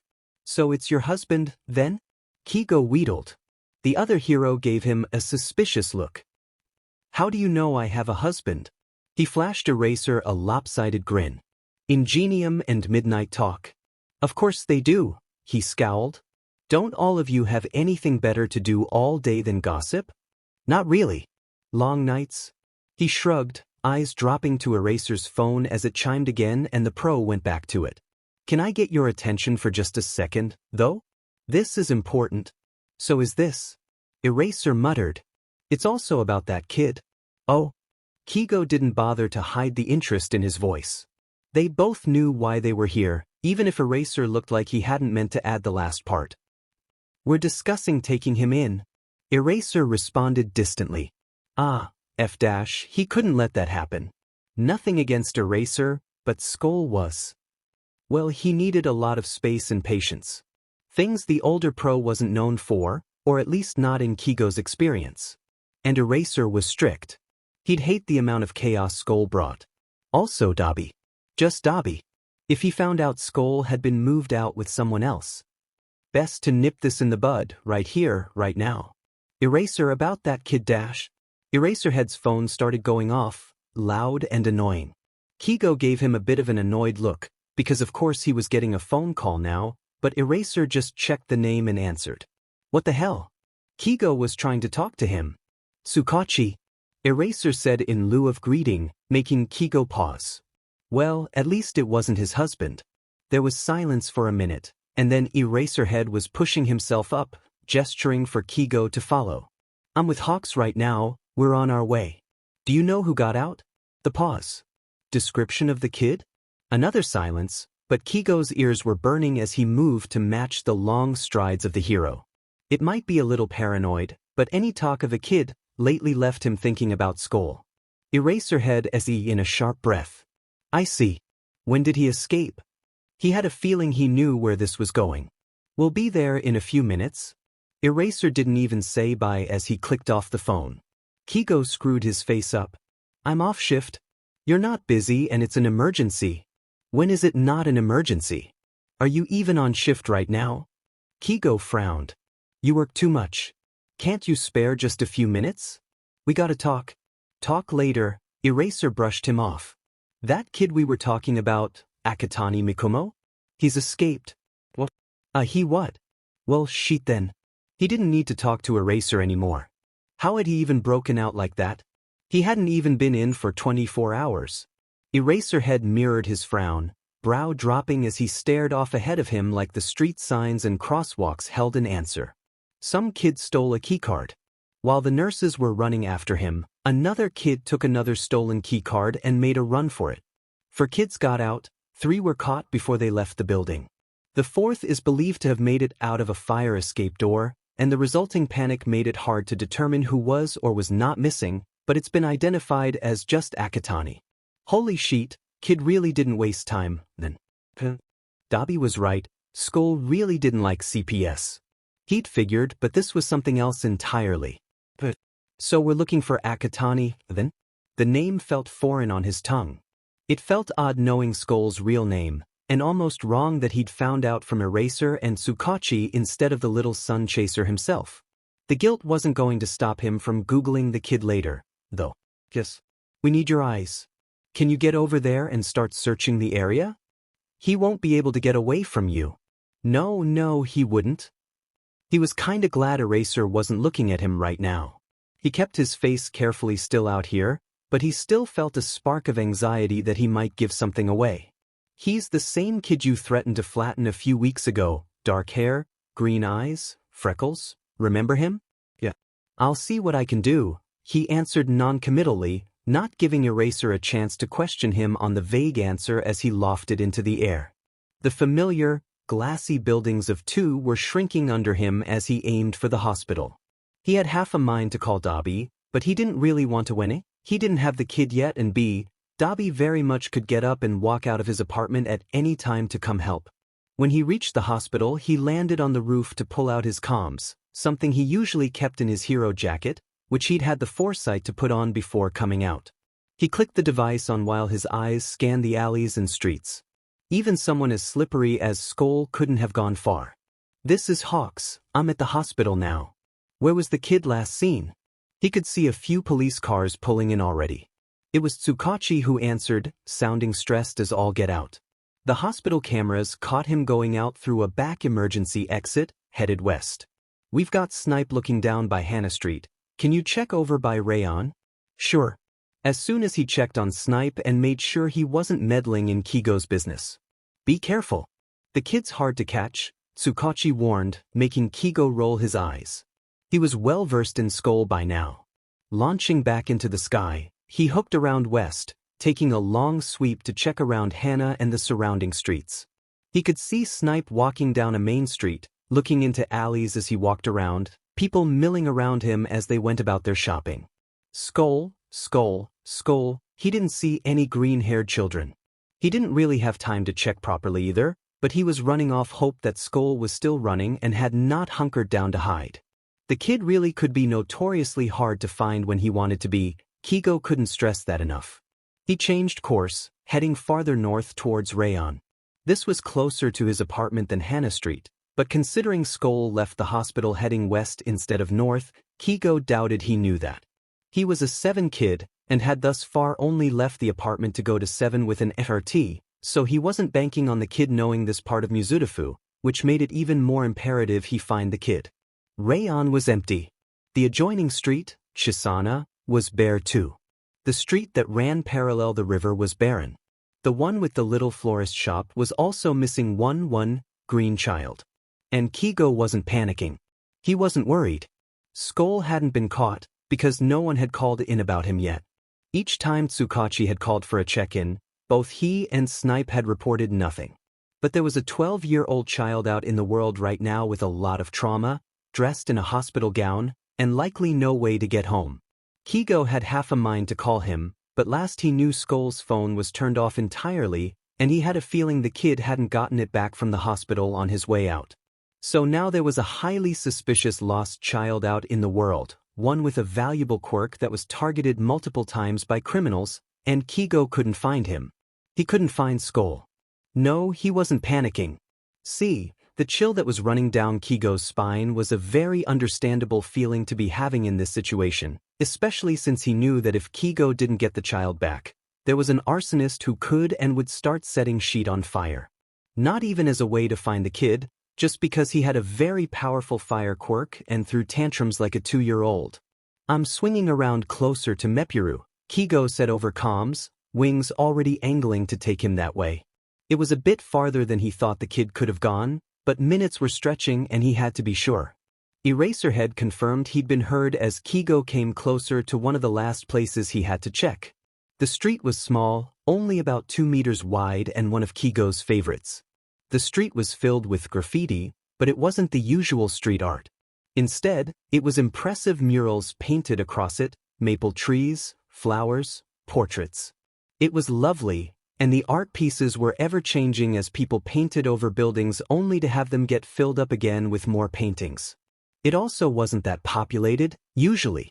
Today, there was only one person on the street. A small child, trying to pull up a manhole cover, though it wasn't going well for him.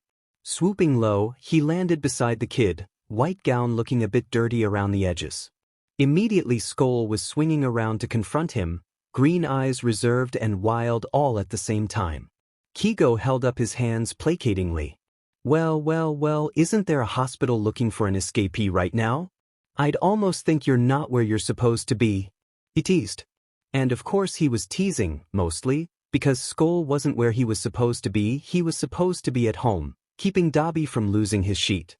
He expected a snarky comment back. Or maybe something that was just straight up insulting. He expected a huffy, standoffish child, not the way Skoll visibly relaxed, eyes turning wide and vulnerable as he threw his arms out and collapsed against him. Hawks. Keigo wrapped his own arms around the kid's shoulders, blinking down at the head of dark green curls. He really needed to figure something out about curl care. Awkwardly, he brought one hand up to pat at the kid's head. Was he doing this right? Being a big brother was more Dobby's thing than his, and he really wasn't used to people being so touchy. Most people kept a respectable distance due to personal space, and his fans were often kept back when they got too handsy. And it wasn't like he had many people in his life. He was closest with Maruko, who was more the tough love type, and after that was Skoll and Dabi. Dabi would probably bite him if he tried to get a hug out of the crotchety bee, and Skoll had never liked it when anyone so much as put a hand on his shoulder, so this was unexpected. It was also nice. Oddly comforting.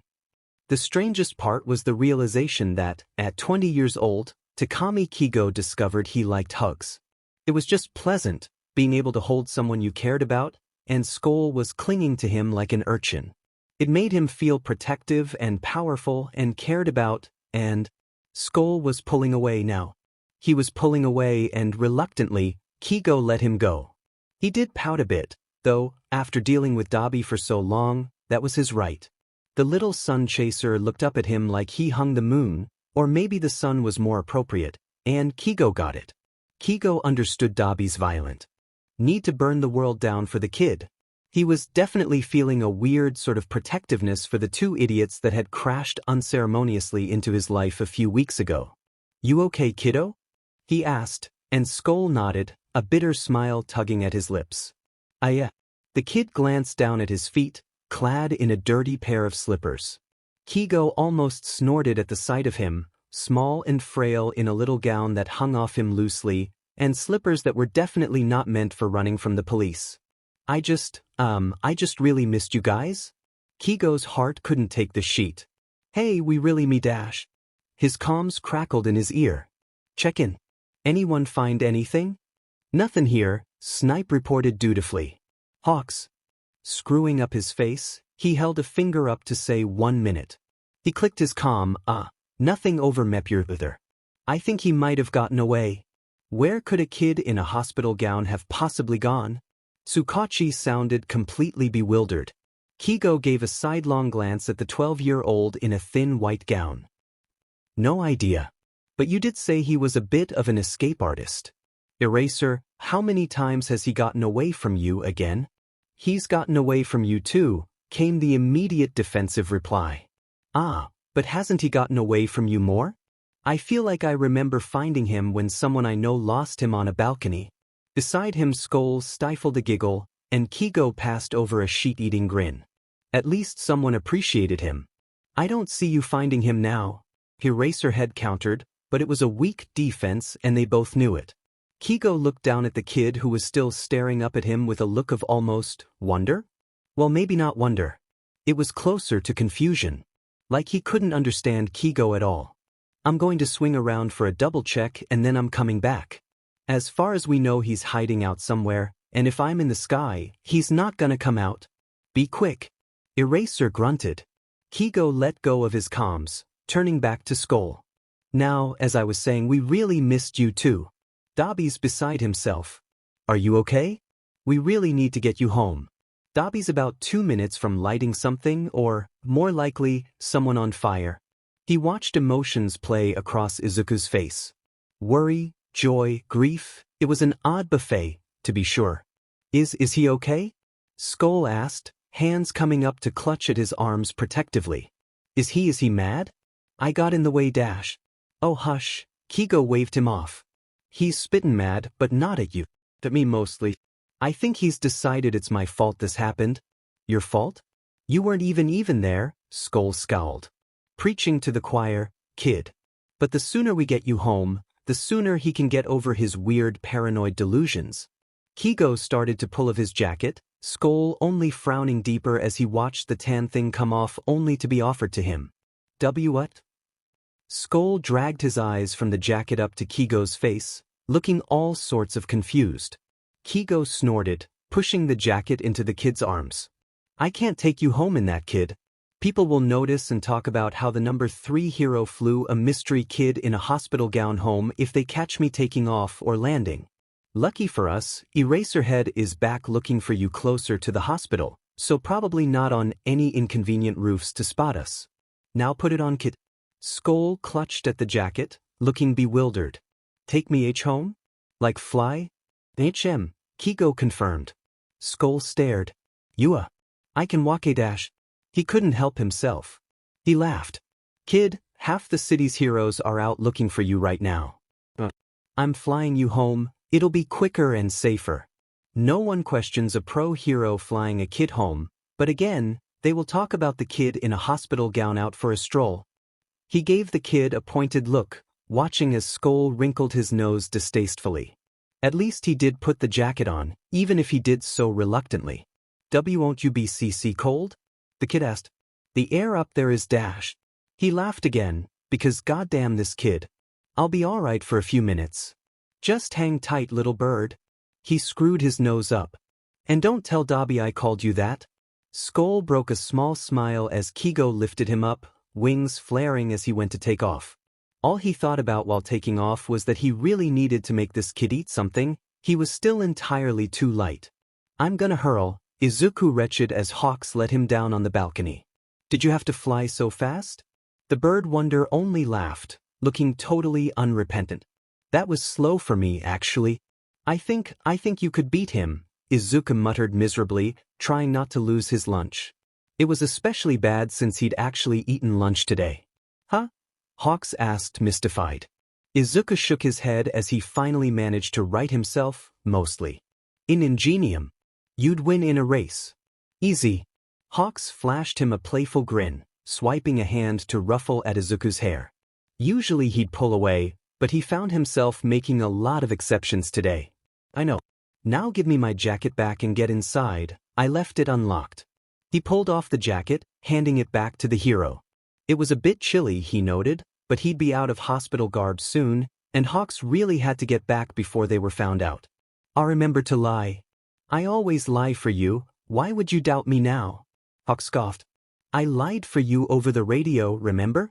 Izuku gave him a long look. Lie be better. That was sheet. The bird looked a little ruffled at that. You told them you kidnapped a child, Hawks? Oh, like your little Mr. Perfect. I haven't seen you lie that easily before. Izuku snorted at that. Yes you have. You just don't notice good lies. The hero stiffened, eyes narrowing suspiciously. What have you lied about? Rolling his eyes, he spun to head towards the door inside. Goodbye, Hawks. No, wait, kid dash. Izuku didn't wait, grabbing the door handle while Hawks called. What did you lie about? Was it the phone thing? Phone thing? What phone thing? It wasn't missing us, was it? Oh, Hawks. Izuku turned to look back at the hero. I meant that. And then he turned back to the door. But how do I know you're not lying now? Izuku had to bite back a laugh as he let the door swing shut behind him. Idiot. The first thing Izuku noticed was music. He wasn't terribly familiar with any music that Present Mike didn't play over the radio or his foster parents had played in the house, so whatever song it was, Izuku didn't know. The second thing he noticed was the lump of black across Keigo's white couch. Dabi? He called. The lump of black moved. Pushing himself up into a sitting position, blue eyes met green. At first there was startled bewilderment, but it was quickly overcome with relief. Skoll. Izuku stumbled forwards, Dabi pushing himself off the couch and reaching for him. The brothers collapsed against each other, and Izuku fisted his hands in Dabi's stitchwork jacket. The older held him against his chest for a moment, and then they were letting go. Skoll, you're back, that's good, that's so dash, she rambled. Izuku frowned. Dabi, I'm so sorry, I shouldn't have dash. No, I'm sorry, I left you there dash. And I didn't listen dash. And I know you never listen dash. I got in the way and dash. I didn't even see you. I wouldn't have thrown fire if I'd known you were there dash. Dabi. Stop. Izuku waved his hands, both of them stopping for a breather for a second. The music continued to play, but the lyrics were still unfamiliar. Now that I know what I'm without, you can't just leave me here dash. Whatever this song was, it sounded oddly like the exact kind of song he'd expect from Dabi, and yet nothing at all like the music he expected from him. He expected something about he didn't know. Blood, death, fire.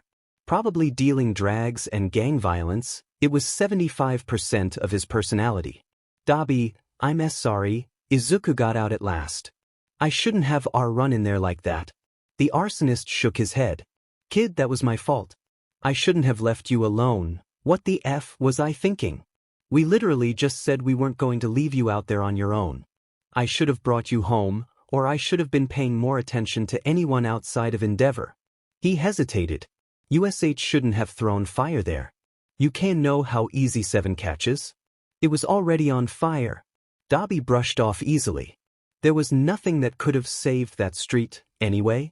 Izuku was about to argue, but he decided to let it go.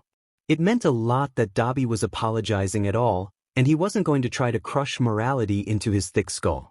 Especially since Izuku himself wasn't exactly an expert on morality. He was kind of a masterclass in the opposite, actually. So Izuku switched over to his next question. I still think it was my fault that happened. But why were you trying to fight Endeavor, anyway? He was the number 2 hero, after all. Izuku certainly wouldn't try to take him on. A sour look crossed Dabi's face. Endeavors. It's complicated. He glanced off, seeming lost in thought. I'll tell you about it later, Sun Chaser? Whatever. He obviously had some sort of beef with the hero. Izuku wondered if Endeavor's collateral damage had anything to do with Dabi. He was covered in burn scars, after all, and he had a mysterious rich family he didn't talk about. One that lived a very different life than he did now. It wouldn't do to bring up any bad memories, though. Dabi would tell him when he was ready. What are you listening to, anyway? Izuku asked, glancing around the room. It looked a mess, like someone had been throwing shit. And what happened here? Hawks is a child who can't follow orders, Dabi scoffed. And it's music. Evanescence. Don't you know it? No? Izuku frowned. I've never heard this before. That got him an odd look. Really? You've never heard Bring Me to Life? No. Dabi stared at him. Izuku frowned as the gaze was held for an uncomfortably long time. He was about to ask what that was about when Dabi shook his head. Where have you been living the last few years? He shrugged helplessly, refusing to look away as much as he wanted to. Dabi didn't seem to be paying attention, though, which was good since Izuku was acting so suspiciously. So, do you wanna, do something? After I get dressed? The older nodded. Yeah, sure. What do you want to do? Izuku puffed out a breath of air. I dunno. I don't usually this is the part we do what you want to do. I don't, most my hobbies are illegal. Are Dabi prompted, because he's an a-hole. Reading and stuff. Things you can't do together? Reading? Dabi rolled his eyes. Lame. I much prefer movies, it's objectively the better form of media. Well, Izuku's reading was usually reading police files he may or may not have had to hack into. I don't watch many movies. Do you have a favorite? Dabi shrugged. It changes. Do you have a favorite? We can watch that. Izuku shifted uncomfortably, giving Dabi a look. The other only looked a little exasperated. Come on, kid. I know you've gotta have seen a few movies, at least. Even if you prefer reading. Didn't you watch movies with your foster families ever? Or at school when you went? What's the last movie you saw? No and no. Izuku had never had a good foster home who wanted him to spend time with them or ever really exist in the same vicinity as them. They did play movies at school, but typically Izuku was either in trouble or taken out of the room because heats caused distractions. Apparently getting bullied during any available second was considered causing distractions. And it wasn't always because he was quirkless. Sometimes it was just because he was weird. He mumbled, he was abnormally smart, he struggled to connect to other students when they came from very different situations. Eventually, it just became easier to be the quiet kid apart from everyone else, even if it made the bullying somehow worse.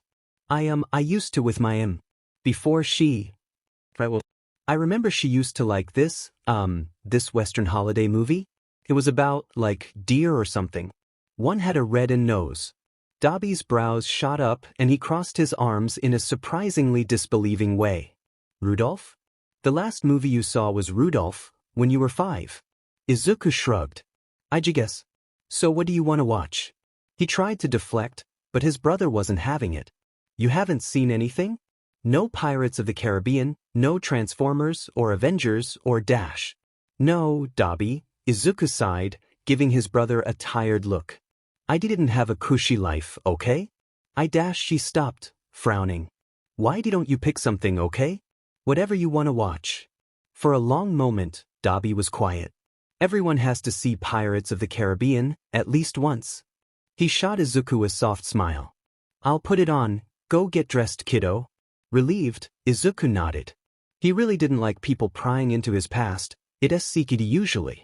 People like eraserheads sticking their noses in, trying to play hero when they didn't understand who they were trying to save, or that they couldn't save him from the past. Dabi and Hawks were worse, though when they got too close, it felt terrible. It was the good part of his life dragging him back to the bad, and Izuku really didn't want to think about any of that anymore. He was doing better, for once in his life he was doing better, and he just wanted to be here, be okay. Giving a nod, Izuku ran off to get dressed, leaving Dabi to do whatever. By the time he came down, dressed in clothes that didn't make him feel like he was wearing a bedsheet, Dabi dragged him down onto the couch and tossed a pillow at his head. He'd even microwaved popcorn and started chatting about how this was the only way to enjoy a movie, and how popcorn was good but not as good as movie theater popcorn, and how Izuku was going to love the movie, and on and on and on. It left a quiet smile on the younger's face, wrapped in a blanket as Dabi flicked the lights and started the movie. All in all, not the worst way to end the night. Keigo landed on his balcony again, grateful for the wide space he'd insisted on getting. It made landing much easier, and he actually really liked having a place to sit in the sun sometimes. You know, when he wasn't hosting two vampires with an ultraviolet allergy, or at least he assumed that's what it was. He was pretty sure Dabi even hissed last time Hawks tried to open the curtains in the morning. Sliding the door open, it was already dark both in the house and out. This was surprising because, as he said, he lived with vampires. But the TV was on, so he was right to be doubtful. They were definitely alive in there. Pushing the door open, he walked into two cliffs made of ocean. Pirates of the Caribbean? And not even one of the good ones. Something shifted on the couch, Dabi's head craning to look over at him without getting up. "Welcome back," he greeted, voice unusually soft as. He spoke. "Kid came home. I know. I dropped him off," he told Dabi, then nodded to the TV. "Jack Sparrow? Skoll's never seen it? Is he here?" Dabi snorted. "Yes. But be quiet, he's sleeping." That had him quirking a brow. Wandering a bit closer, he found that Izuku was, in fact, asleep. He was curled up against the back of the couch, cuddling a fluffy blue throw blanket. His feet were propped up on the couch, missing his slippers and slowly pushing Dabi away. He gave Dabi a fond look as he lowered his voice a bit. "Kid really is cute when he's sleeping." The other shrugged. "I told you he's cute all the time. He's especially cute now." Keigo looked down at the softly snoozing child. "We should put him in his room to rest. Later. Let him rest, he seemed really tired." Dabi mumbled, eyes wandering back to the TV. Keigo made his way around to sit on the small end of the L-shaped couch, where it was missing a back. "You gonna apologize for being an a-hole?" he drawled, not really expecting anything from Dabi. He was, again, surprised. "Sorry." The arsonist pushed at his cheek with his tongue. "You probably didn't deserve some of that." "Gee, thanks." "Well, what do you expect?" The other looked annoyed. "You weren't going to get him. I was doing my best. I'd have got him out quicker. And put a bigger target on both your heads. I took my time so they wouldn't know he was here. So he could be safe here. I don't want Skoll to be on the run from the police for the rest of his life." He shot Dabi a look and the other seemed to back down. "Yeah, I guess it was worth it." Blue eyes dragged back down to the sleeping pup. "You gonna say sorry for the other stuff?" Keigo prompted, mostly just to be in but now. Dabi shot him a curious look. "Other stuff? I've put up with a lot of shit from you, you know." Keigo passed him an annoyed look. "And usually I just take it. But can I please be included in this now? You don't have to FNG, say we're friends, or whatever, but I want in. You say Skoll's your little brother, well he's mine now too." Kind of. The hug had been nice though, and Keigo honestly didn't want to lose this. "I've done a lot to keep him safe. And I don't want you to just run off when this is over. I want to be part of this. I want to see him grow up too." They were silent for a long moment, Keigo meeting Dabi's eyes in challenge. The other only kept an unreadable look, staring at Keigo if only to keep himself from losing this interaction. After a while he spoke. "I need you to put him through school anyway. I don't think they'd let me adopt him or accept my signature on anything." All the tension let out of Keigo's shoulders. "Thank you." Dabi didn't acknowledge him, taking interest in the TV once more. Keigo, on the other hand, turned back to the kid. "Just kidding. Their kid, if he was being technical. Skoll, Akatani Mikumo, was twitching in his sleep. He had a deep-set frown and seemed to be shrinking in on himself more now. Hey, he called out because, you were supposed to wake people from nightmares, right? He was pretty sure that's what people usually did for each other. Keigo certainly wouldn't want to be in a nightmare longer than necessary. Hey, Skoll, kid. He reached out, Dobby once again turning to them. He'd barely caught sight of Skoll before concern etched itself into his brow. Keigo's hand had barely brushed Skoll's shoulder before the kid was shooting up, traces of a cold sweat left on the avian's fingers. Skoll was breathing heavily, eyes shooting around the room with a look that Keigo had never seen on his face before. Skoll? Kiddo? He asked gently, Dobby shifting up a bit himself. Hey Sun Chaser, it's all right. You fell asleep during our movie marathon, remember? We're in Hawk's living room. The kid let out a deep, jagged breath. Oh, all right. He curled in on himself, hugging his knees to his chest as he stared down at his feet. Yes, I was pretty tired. Yeah. Dobby agreed, shifting closer. You okay, kiddo? Green eyes flicked up, then back down. Yeah. Yeah, why wouldn't I be? Because he just had a nightmare and his immediate action after waking up had been blind terror, yet he hadn't screamed. With the look he had, the one now stuck in Keigo's head, he should have screamed. Keigo would have been less concerned if he'd screamed. We just worry about you, Keigo jumped in, because he had authority on this stuff now. He could no longer use the, well, it's Dobby's brother excuse. Oh. Skoll tightened his grip on himself. Sun Chaser, Dobby said, reaching a hand out but not touching him. We're here for you, okay? You don't have to. I don't know. You don't have to pretend you're okay for us. We want to know if you're not. We want to help. Skoll's eyes softened, and he looked up at Dobby. 'Cause we stick together? Dobby was nodding along immediately. 'Cause we stick together. His eyes drifted over to Keigo. All of us. Skoll turned, looking at Keigo curiously. The bird leaned closer, smiling at the kid. That's right. All of us. All of us. We all stick together. Skoll repeated, his voice a bit firmer now. He gave Keigo a little smile in return. It was quiet for a second, Keigo giving an awkward look to Dobby who, as per usual, seemed totally unbothered by anything that wasn't his brother. Skoll was back to staring at his own feet, but his hands were a bit more lax and his shoulders weren't so tightly hunched anymore. Finally, Keigo broke the silence. Do you wanna? No, Skoll blinked up at him. Just, memories. Amnesty stuff. He glanced off at Dobby for a second, then back to Keigo. I'll tell you guys about it. One day. Dobby hummed. We should figure out dinner, anyway. What's open this time of night? He stood and went to get the lights, Keigo grabbing the remote to turn off the forgotten movie. I'm in not hun dash. You're eating, Keigo said firmly. It got him an exasperated look from the kid. Why do you care so much? You need to put some meat on your bones, kid. You're unhealthy. It's my body. Who cares what it looks like? Skoll dismissed. I'm not hungry. Keigo turned, giving the kid a hard look. No one cares what you look like. He ran a stressed hand through his hair. Kiddo, Sun Chaser dash, Dobby shot him a heated look, which he ignored.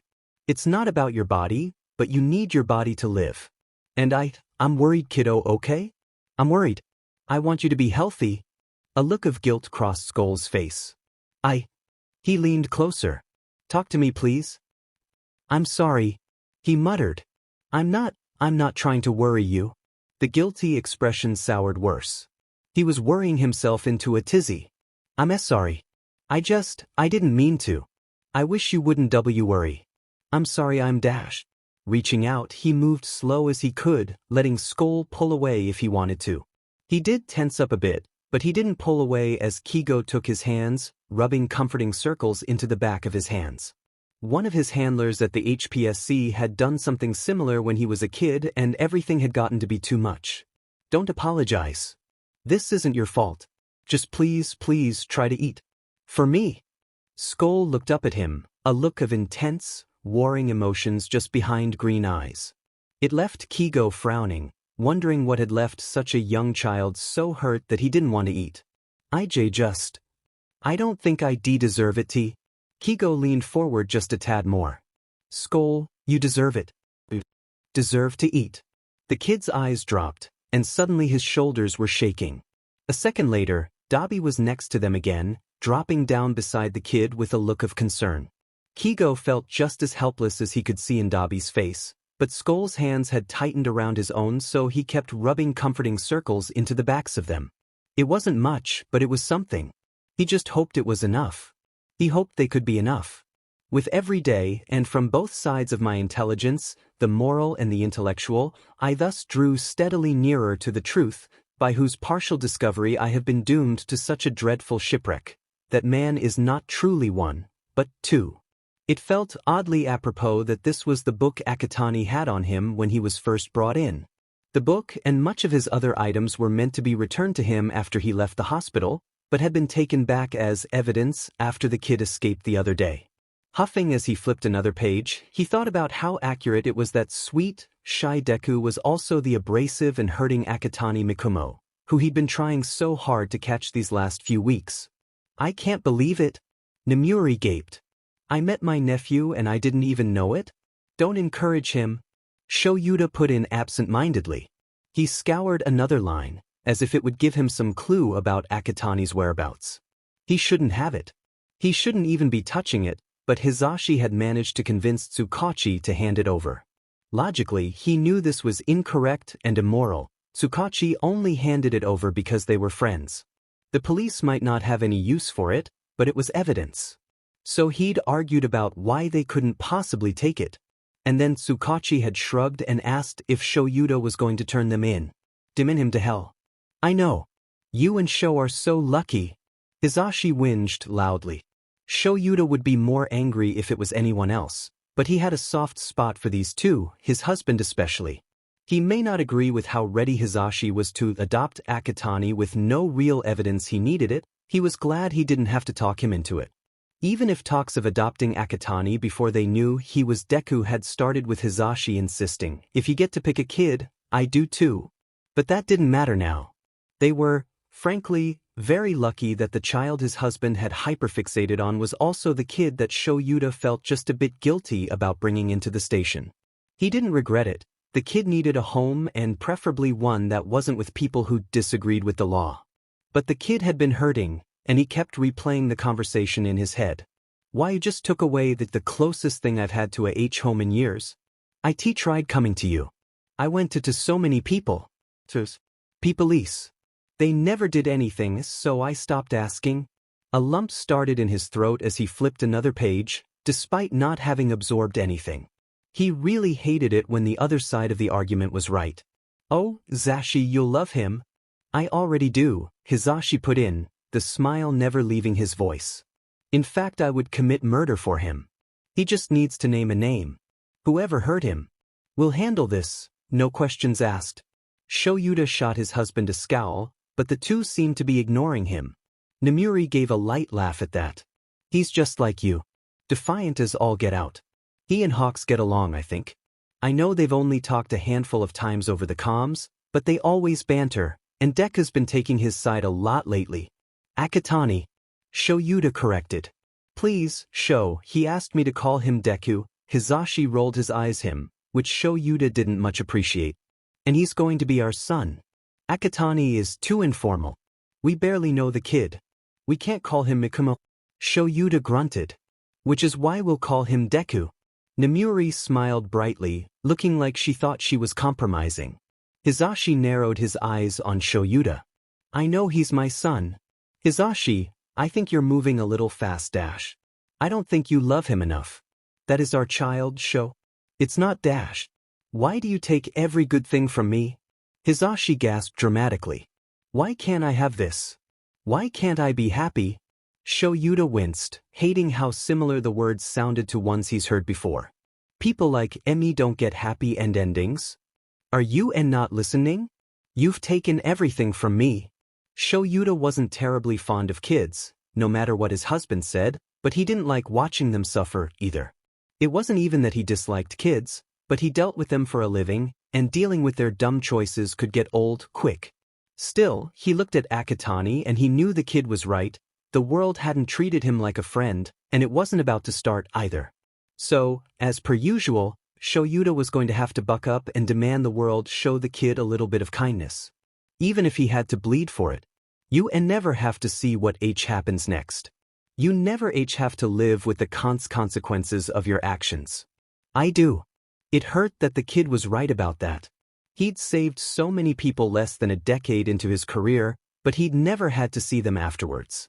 He could pull people out of collapsing apartment buildings, he could save them from drowning, take out dangerous villains assaulting innocents on the streets, but he would never be there when they had to pick up the pieces. Hello? Earth to show?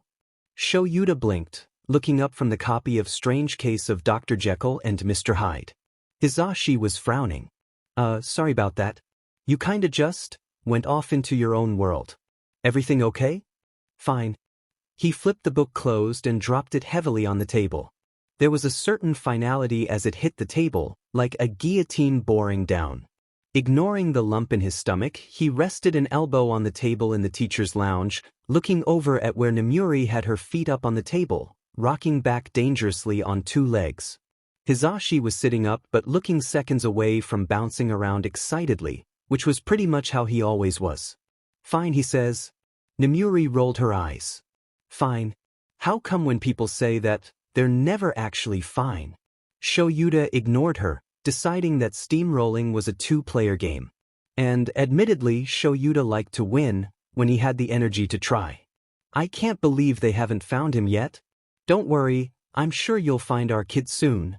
Hizashi chirped brightly, earning him the stink eyes from his husband. If he didn't love him and all his crazy delusions so much, he wouldn't put up with the sheet.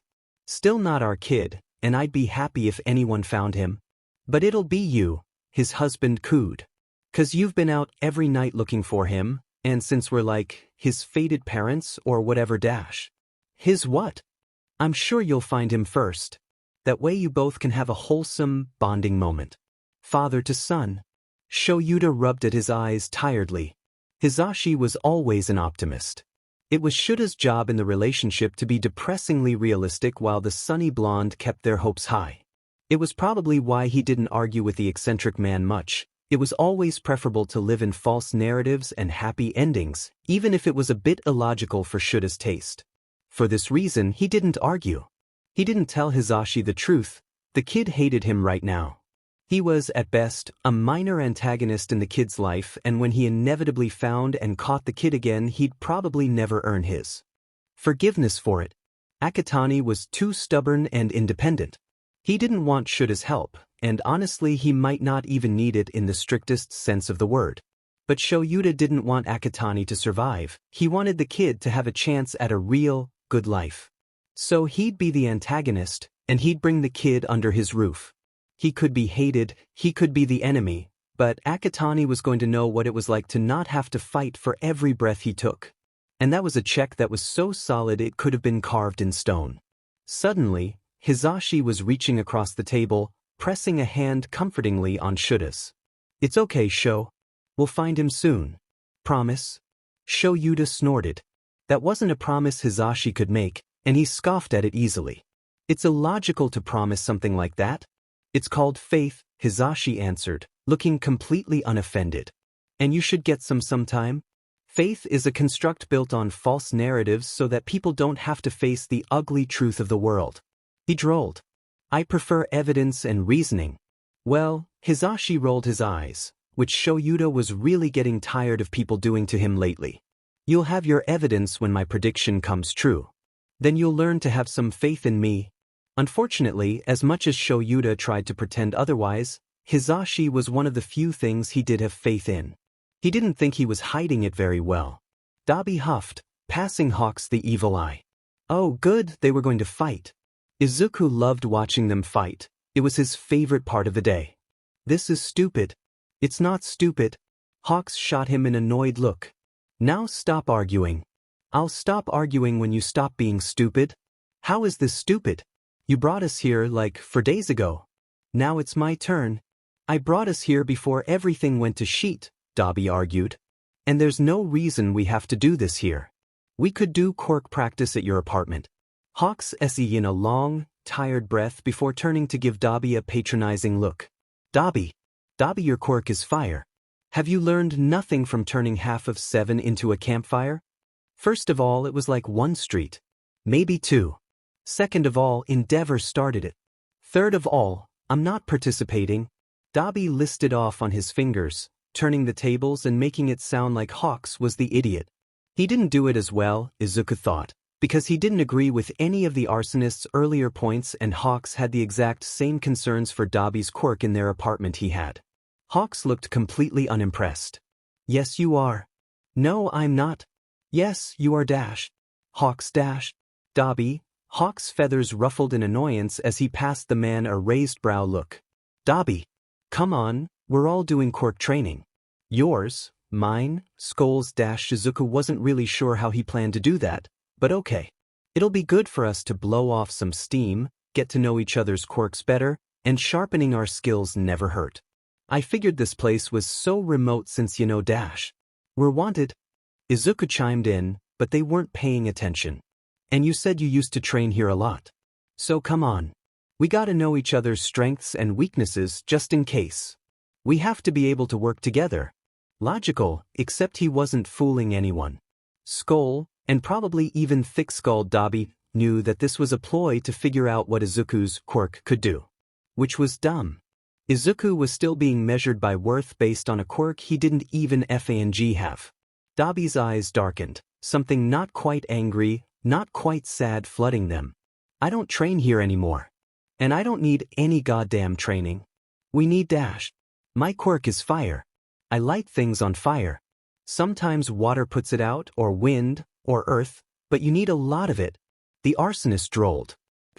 You know my quirk. Izuku snickered beside him, and Hawks threw his hands up, clearly annoyed. Whatever. Then just sit over there and be moody until we go home, okay? He waved off to a moss-ridden log. Dabi didn't hesitate to stride over and drop onto it, pulling out his phone. Hawks looked clearly annoyed but didn't say anything as he plastered on his fake, cheerful grin and turned to Izuku. Right? Well, why don't we dash? I wish you wouldn't do that. He blurted. Hawks blinked down at him, surprised. Yell at Dabi? Oh. The smiling. He pointed up at Hawks' face. You don't need to fake being happy for me. It's okay if you're upset. Almost all of Izuku's emotions were contained under the umbrella of upset, after all. And he certainly wasn't a cheery person. Hawks hesitated, taken aback. I just don't wanna, I dunno, bring you into it? You can be upset and not bring me into it? Izuku argued. You shouldn't fake being happy around me. I'm not one of your fans, Hawks. If you want to be one of us, you gotta learn to be a team player. You can't just expect me to be all vulnerable and sheet around you, when you're just gonna sit there and smile at me like you're some sort of automaton. He shot Hawks a glare. Stop smiling. You're not happy. That's okay.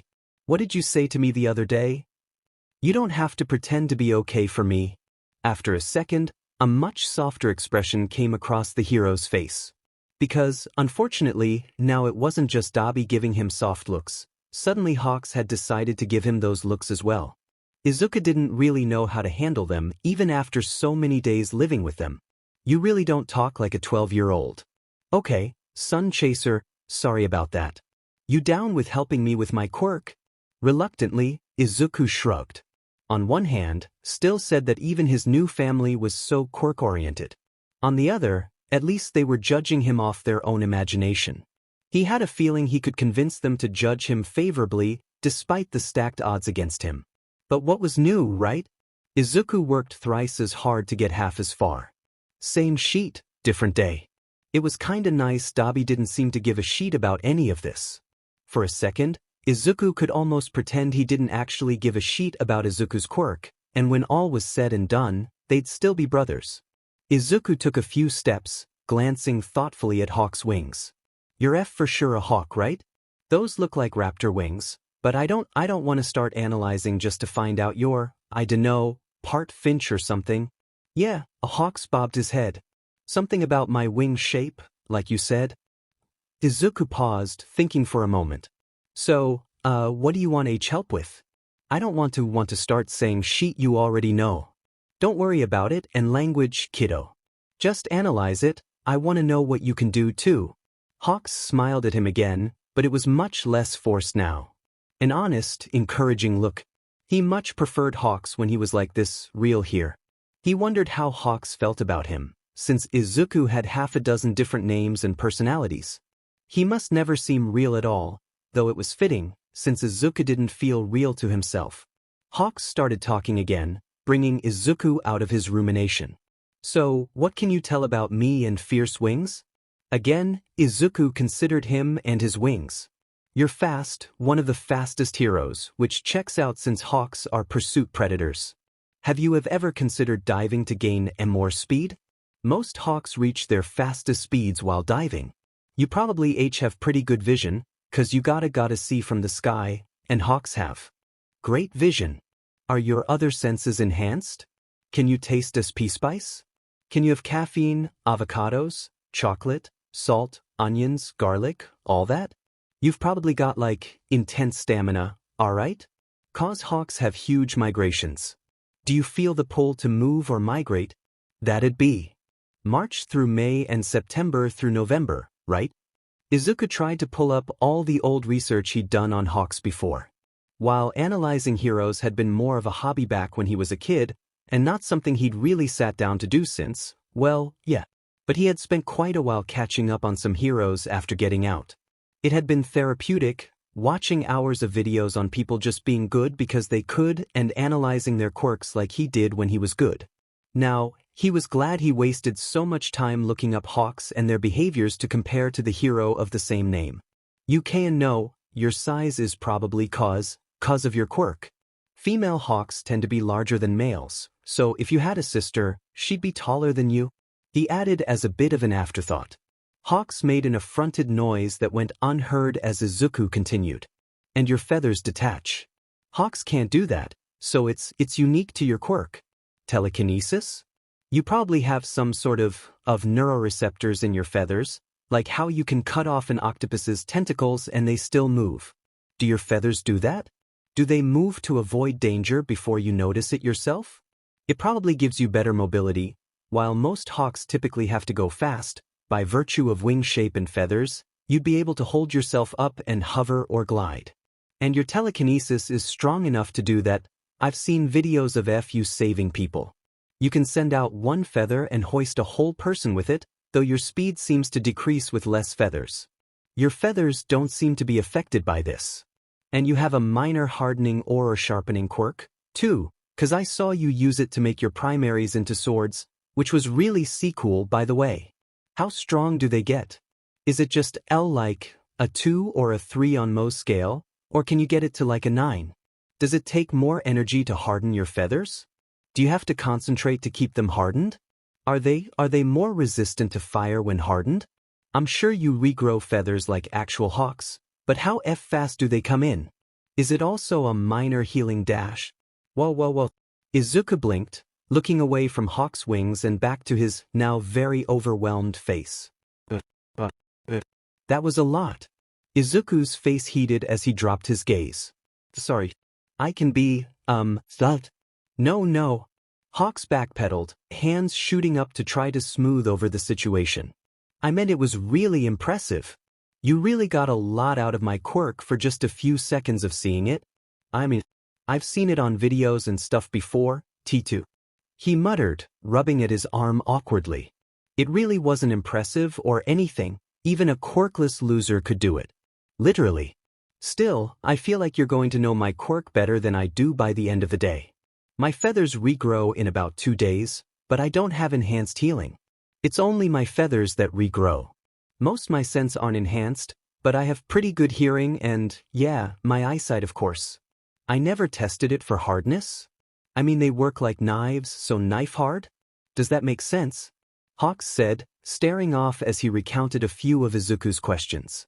But they stop being able to pick up vibrations and stuff when I do that. Vibration sense, of course. Izuku had assumed they had some way to sense the environment when he'd seen them at the mall, but figured it was a minor or something when they didn't find him. Vibration sense was broad and could be powerful, though. If Izuku had been any closer, If he had breathed even a little louder, he probably would have been caught. Scary thought that. Probably about a 7.5. Then, Izuku mumbled, thinking. How far away can you sense vibrations from?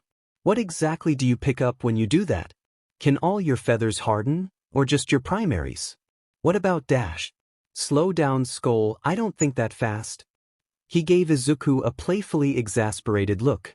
Some of us have regular brains that work at slow speeds, so can you stop going Mach 5 for a second? I can't answer them all if you keep adding more questions. Sorry, he shrugged sheepishly. Quirks are kinda my thing. I see that. He gave a soft, breathy laugh and reached over to ruffle Izuku's hair. He huffed indignantly, because it felt like he was being treated like a child, but let him go. Slowly, he and Hawks were being more affectionate. Hawks tried ruffling his hair or giving him fist bumps, and sometimes Izuku would let him. It was new and strange, but they both seemed to enjoy the contact. Hawks certainly seemed ecstatic to have someone to fist bump, which was an odd thing to get excited about, but okay. Dabi wasn't like that. Dabi seemed to tolerate Izuku's affection more than anything and was completely resistant to Hawks' attempts. Which of course, left Izuku as Hawks' only outlet, and he seemed to be a very cuddly person. It was odd that sometimes Izuku got the impression that the avian was figuring out how to be affectionate too. He hoped he was wrong about that. He hoped Hawks had someone to squeeze his hand 3 times when things went wrong. Well, maybe not literally that, because that was special. That was between Izuku and his mother. Maybe, though, maybe he'd had someone to be close to like that. Someone to rely on. Izuku just hoped they weren't dead too. They started going over Hawk's quirk, testing hardness, range, speed. Izuku was right, of course, he could pick up speed by starting with a dive, though he tended to have less control and agility. Hawks let him hold a feather, and even showed him how he could harden it, which was really cool. They sacrificed one of his feathers to Dobby after some pushing to figure out that, yes, they had a bit more fire resistance when hardened, no, they could not survive fire. Or at least not Dobby's. They were in the middle of putting Hawk's feathers near the fire to see if they did, in fact, have their own neurons now. Something that apparently only Izuku found cool. EW. Hawks scrunched up his nose. I'm not telling it to do that. It's pulling away from the fire on its own. Does this mean I have little brains in my feathers? Have I been burning little people? Congrats, you're a murderer now too. Dobby snorted, looking amused. Looks like we're all killers here. Dobby. Hawks scolded, because for some reason he thought Izuku didn't know he was a murderer. If anything, the others didn't know just how bad he was. You don't have little brains in your feathers. Izuku rolled his eyes at the hero's dramatics. They're not like sentient or anything. It's just a cluster of neurons probably. Like an octopus's tentacles. Just helps you multitask and stuff. It's more like you've been burning toes than people. Great, Hawks frowned. But I don't have brains in my toes.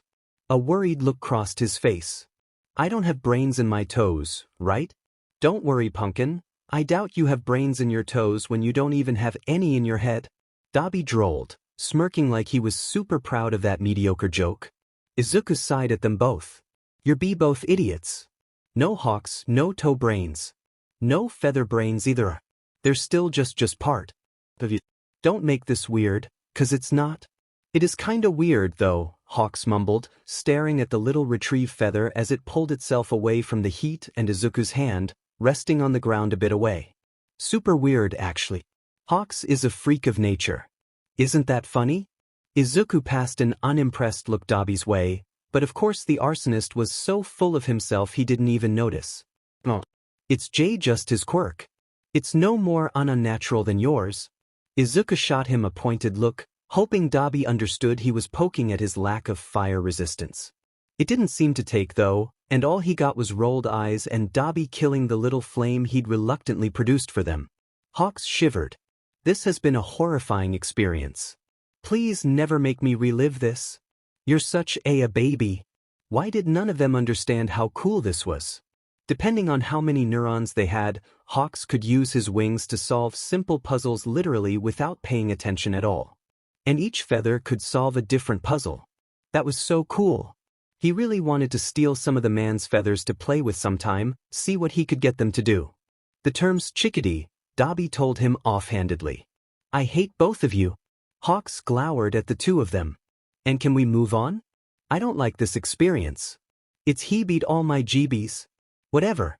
Ready to go home now, sun chaser? I'm effing bored, Dabi responded, looking off. And I effing hate this mountain. Let's start the Lord of the Rings tonight, since we're housebound. What? No. Hawks shot him an exasperated look. We're working on our quirks, do that later.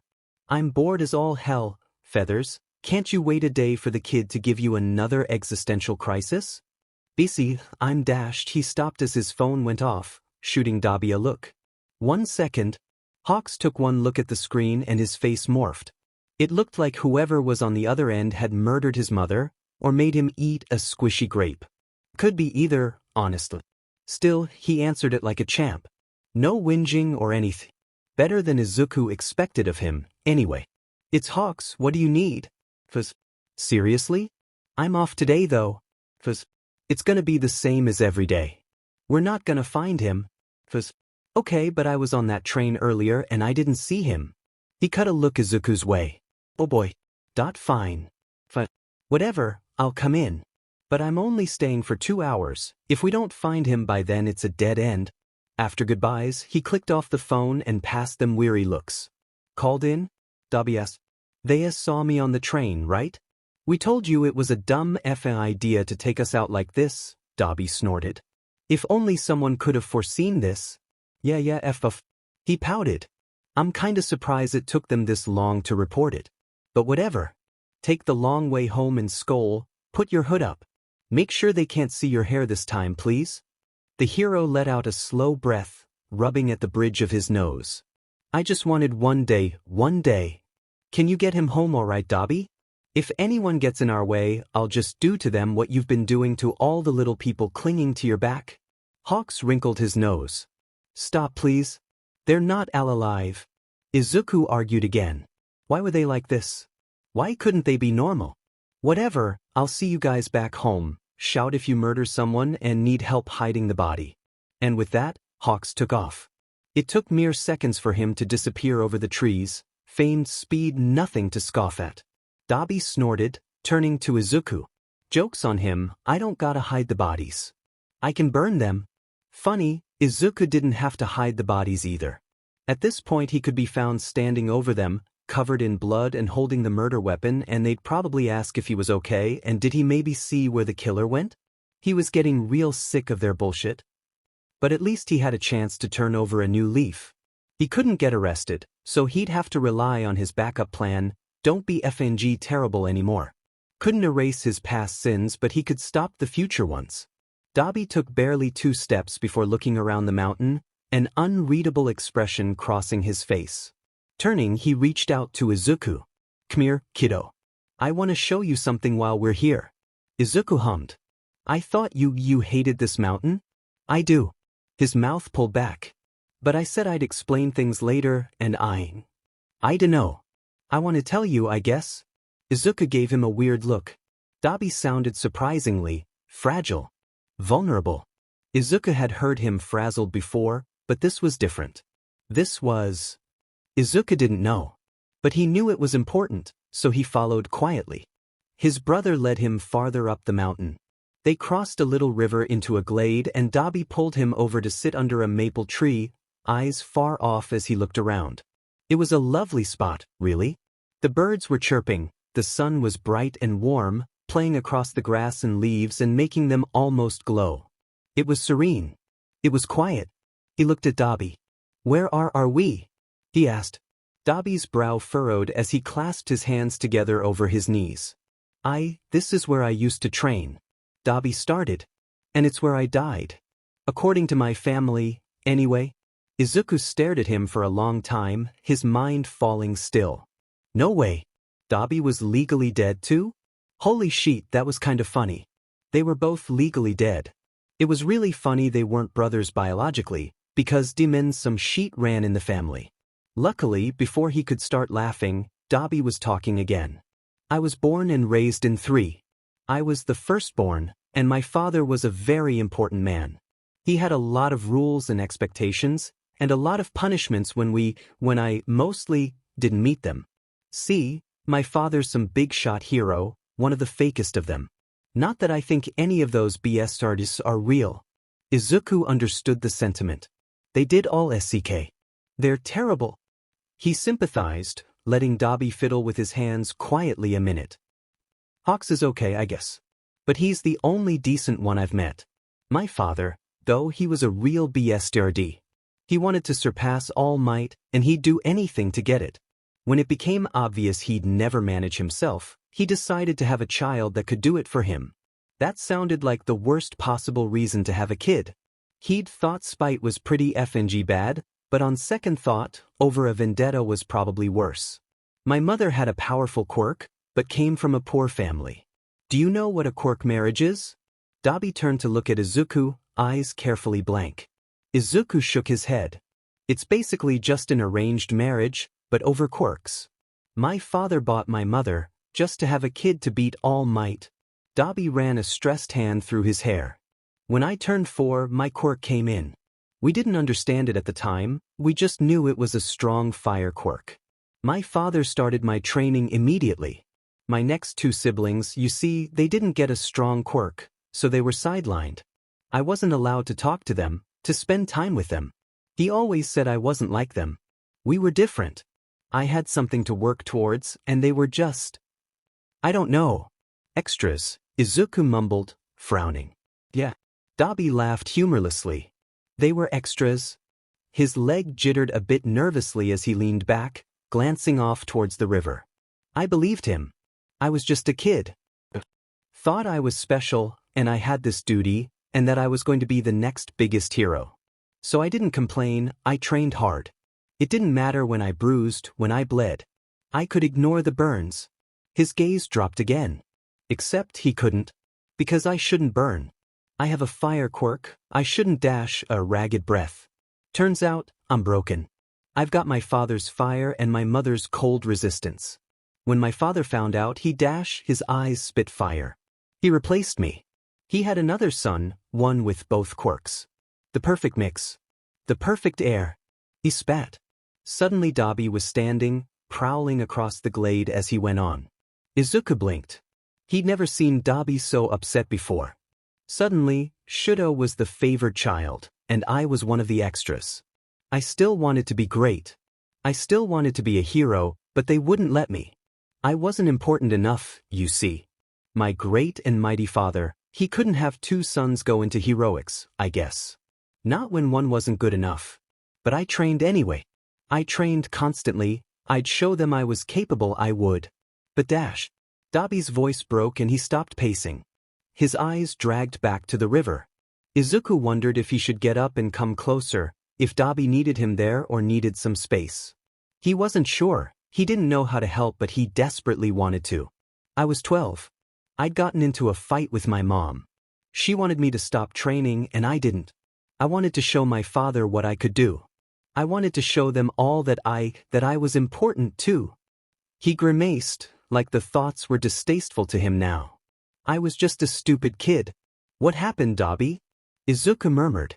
Dabi glanced over at him, eyes turning surprisingly soft. I died. Of course I died. He frowned. I shouldn't be alive right now. I came here to train. I was going to show them, and I needed to train to beat Endeavor. I needed to show him I was strong and capable. He gave another dry laugh. Some shady but doctor picked me up. They had some sort of broken kid home running or something.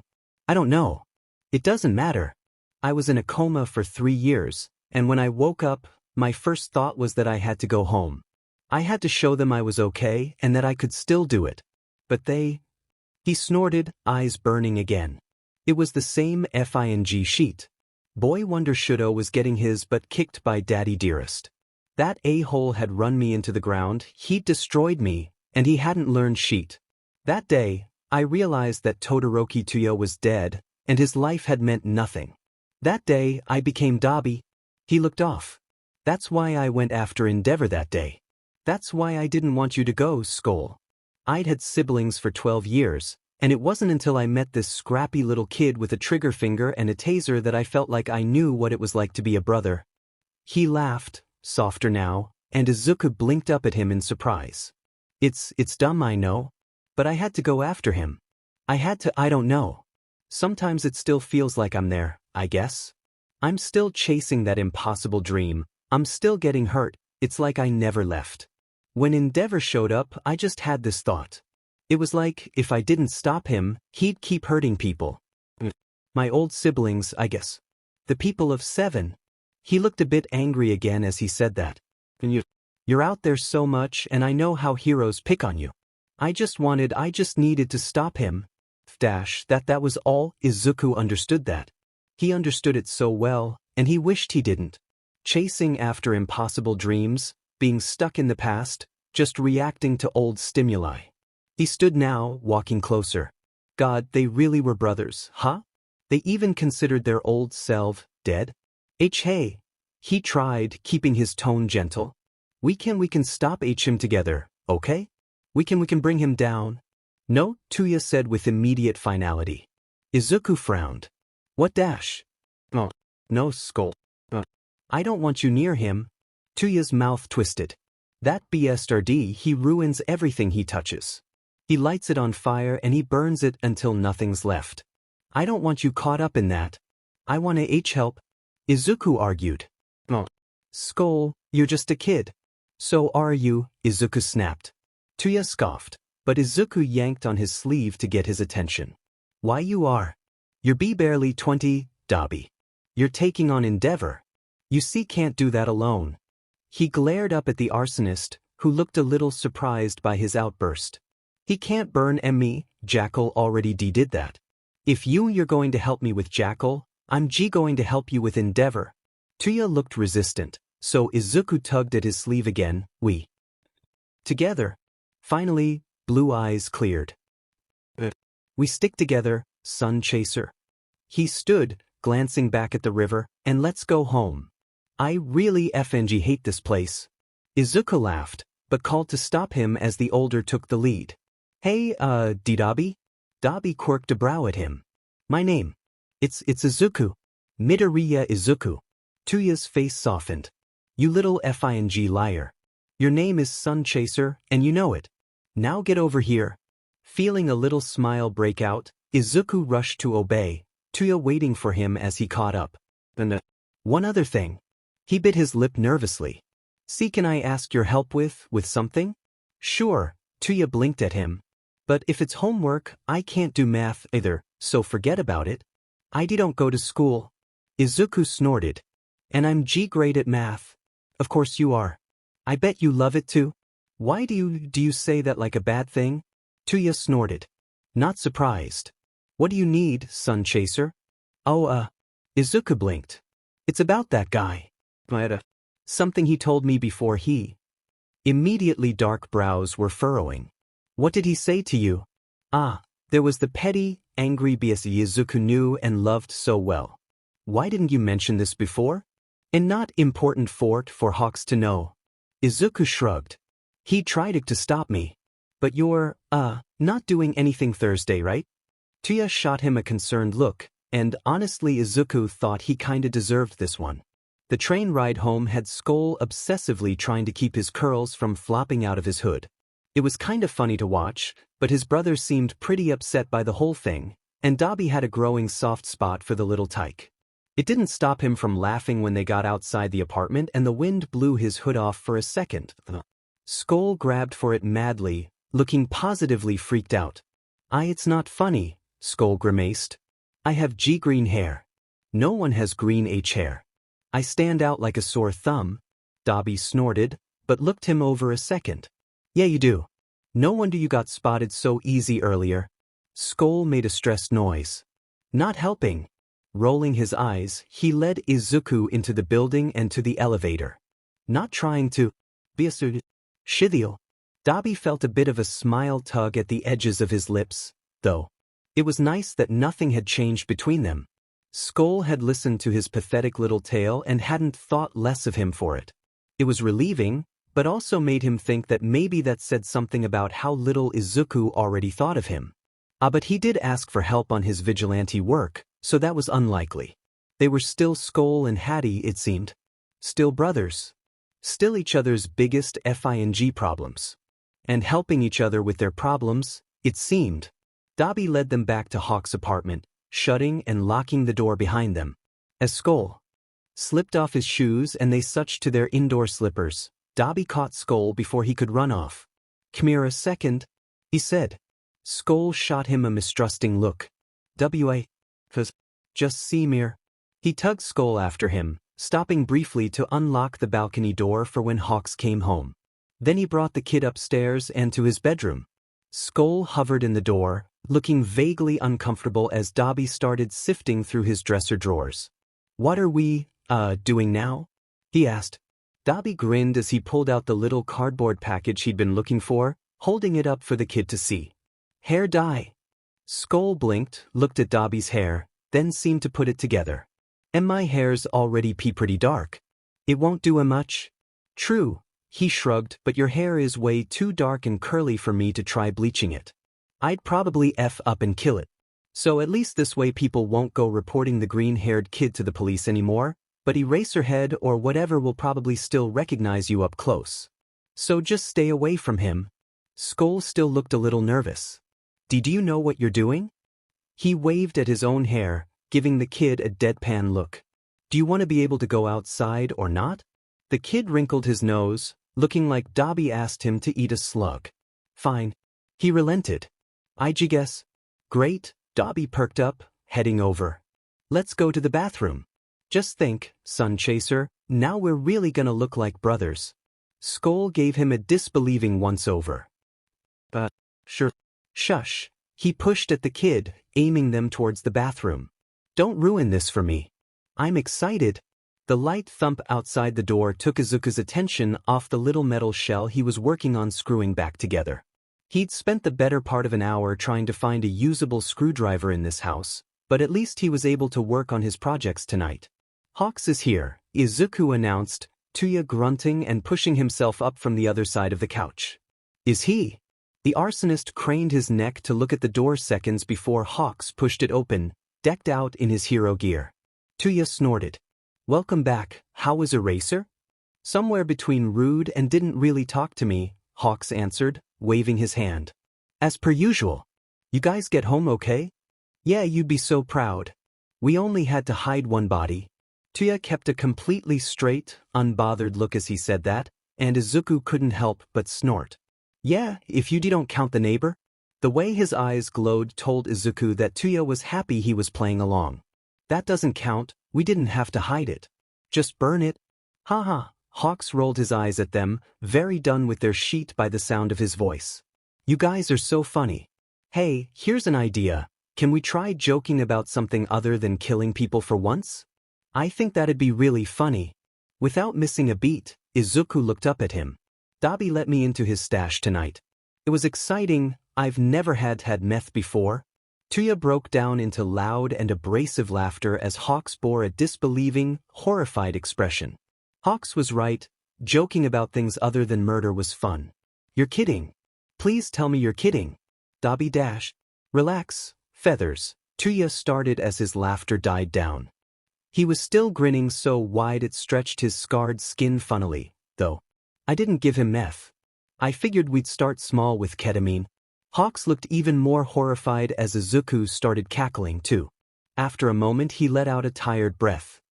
"I'm going to pick up a drag test in the morning. I swear, Skoll, if you don't come back negative." Izuku and Toya both broke down at that. Hawks really had no faith in either of them, huh? After a long moment, Toya managed to choke back his laughter first.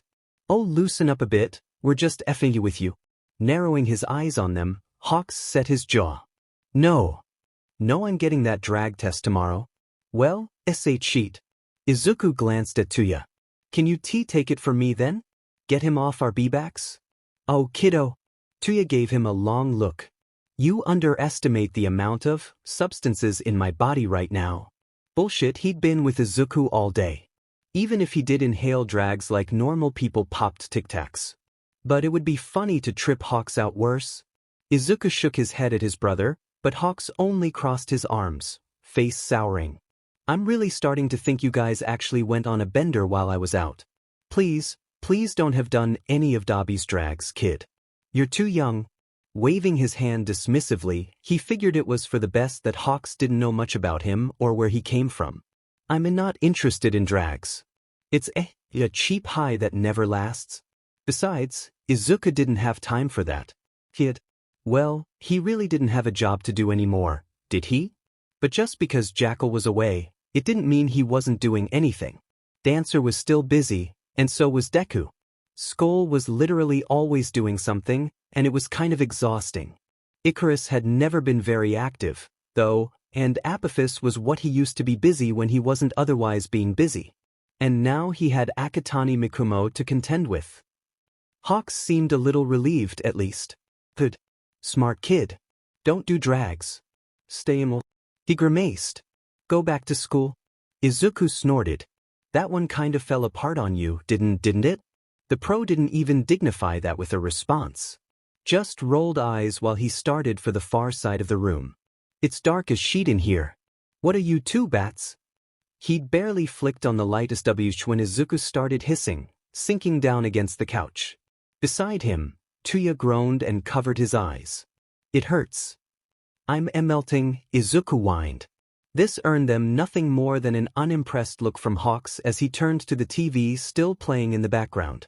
Lord of the Rings? Are you guys really trying to marathon it tonight? Starting to, anyway. Toya shifted, pushing himself up and going for the remote to pause it. Gotta get Skoll caught up. Poor kid would be lost without us, you know? I'm fine actually. He'd been doing great on his own before Toya and Hawks. A little lonely and yeah, okay, he didn't want to go back to serial murder and sitting in the attic of the shop on 20, but he'd been doing decent. Besides, he really didn't miss movies much. They were fine, but he didn't like them as much as Toya did. That said, he did like Toya, so he let the dealer have free reign over the TV if for no reason other than to make him happy. Also, if Izuku and Hawks didn't keep him happy, he could be childish and annoying. So 2 birds, 1 stone or whatever. Didn't you guys just get done with Star Wars? Have you even gotten up from this couch in the last 3 days? Hawks frowned at Toya, who snorted. Obviously, you dragged us out of the house earlier. But, besides that, you need to stretch or get a glass of water or something. I'll drink when I'm dead. Hawks sighed tiredly, but didn't comment. Instead, he shrugged off his hero jacket and tossed it at Toya's head. Hey, I'm not your fucking coat rack, bird. He snapped, once again getting nothing more than ignored entirely. What you working on, kiddo? Hawks asked as he moved to stand by Izuku. He blinked, looking up. Izuku studied the metal husk in his hands, round, fist-sized, and just as patchwork as his typical contraptions. He really didn't know how to explain this one without getting some serious flack from the overly concerned hero. It's a surprise. Hawks snorted. A surprise, HM? Well then, can't wait to see what it does. Izuku figured he really actually wouldn't, but didn't have time to respond as his hair was ruffled playfully. Reluctantly, he let it happen without fuss. Hawks didn't so. Wait, wasn't your hair lighter a few hours ago? And greener? Izuku could feel the narrowed eyes and scowl. He didn't even have to look. Living with Toya had made interpreting those sorts of expressions second nature. I'm pretty sure you were green on the mountain. What are you talking about? Toya drawled. He's always had black hair. It just looks a bit green in the light. That's bullshit. What happened to your hair while I was gone? Did you dye it? Accidentally light it on fire? Izuku gave a brief laugh. No. It's always been black. Like Dobby's? No, it actually wasn't. Hawks insisted. I'm 100% sure. You're 100% wrong, Toya retorted, leaning forwards to face them better. Black hair runs in the family. We get it from our dad. Hawks stopped, and Izuku swore he could hear the dial-up tone as he buffered. Wait, you guys are brothers? Yes. Izuku nodded. Way to keep up, dipshit. Hawks continued on. If you're bio brothers, then I'm lost. Your brothers, I know your brothers, you've said it a lot. But Skoll has sisters? Are they your sisters too, Dobby? And didn't you grow up different? Skoll, weren't you in foster care? You said you went to foster care after your mom died, but Dabi, you didn't? I'm so confused. My sisters were adopted. Izuku told him. Part of him felt like he shouldn't help Toya gaslight the hero for fun and profit, but another part of him, a distinctly more dancer part of him, was kinda curious to see where this went. And we don't share a mother. Toya responded casually. We didn't live together until I found him on the streets. Realized he was my little bro almost immediately. It was the taser. Mostly the knife. Very me thing to do. Toya grinned like a rabid animal, turning surprisingly proud blue eyes on Izuku. And he was just a little version of me. Very telling. Izuku passed Toya a small smile. It was a lie, but it still felt nice to be appraised so fondly. For once, he let himself enjoy it, just for a few moments. He could blame himself for his crimes later. And D-Dad wasn't very present in my life. He was a shitbag. True. Had a fire quirk, actually. Never used it for anything good, though. Accurate to both of them. Father with a fire quirk was a villain. Oh. Hawks seemed to be putting the pieces together in his mind now. I guess that explains why he called you the kids so much when we met up that one time, only to call you his brother like 10 hours later. The HM, Izuku agreed. They really could be brothers, what with the whole pretending to be dead, swapping names, lying constantly.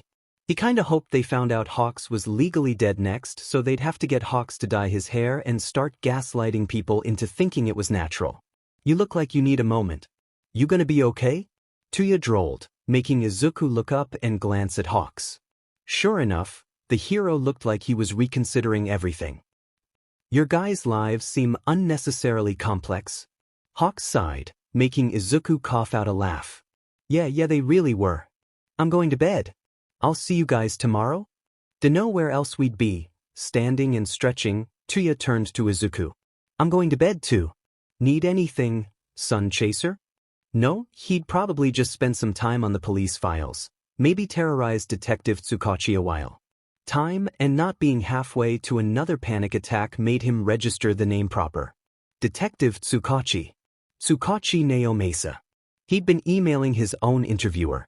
Have fun with your mystery project. Hawks called as he headed for the door.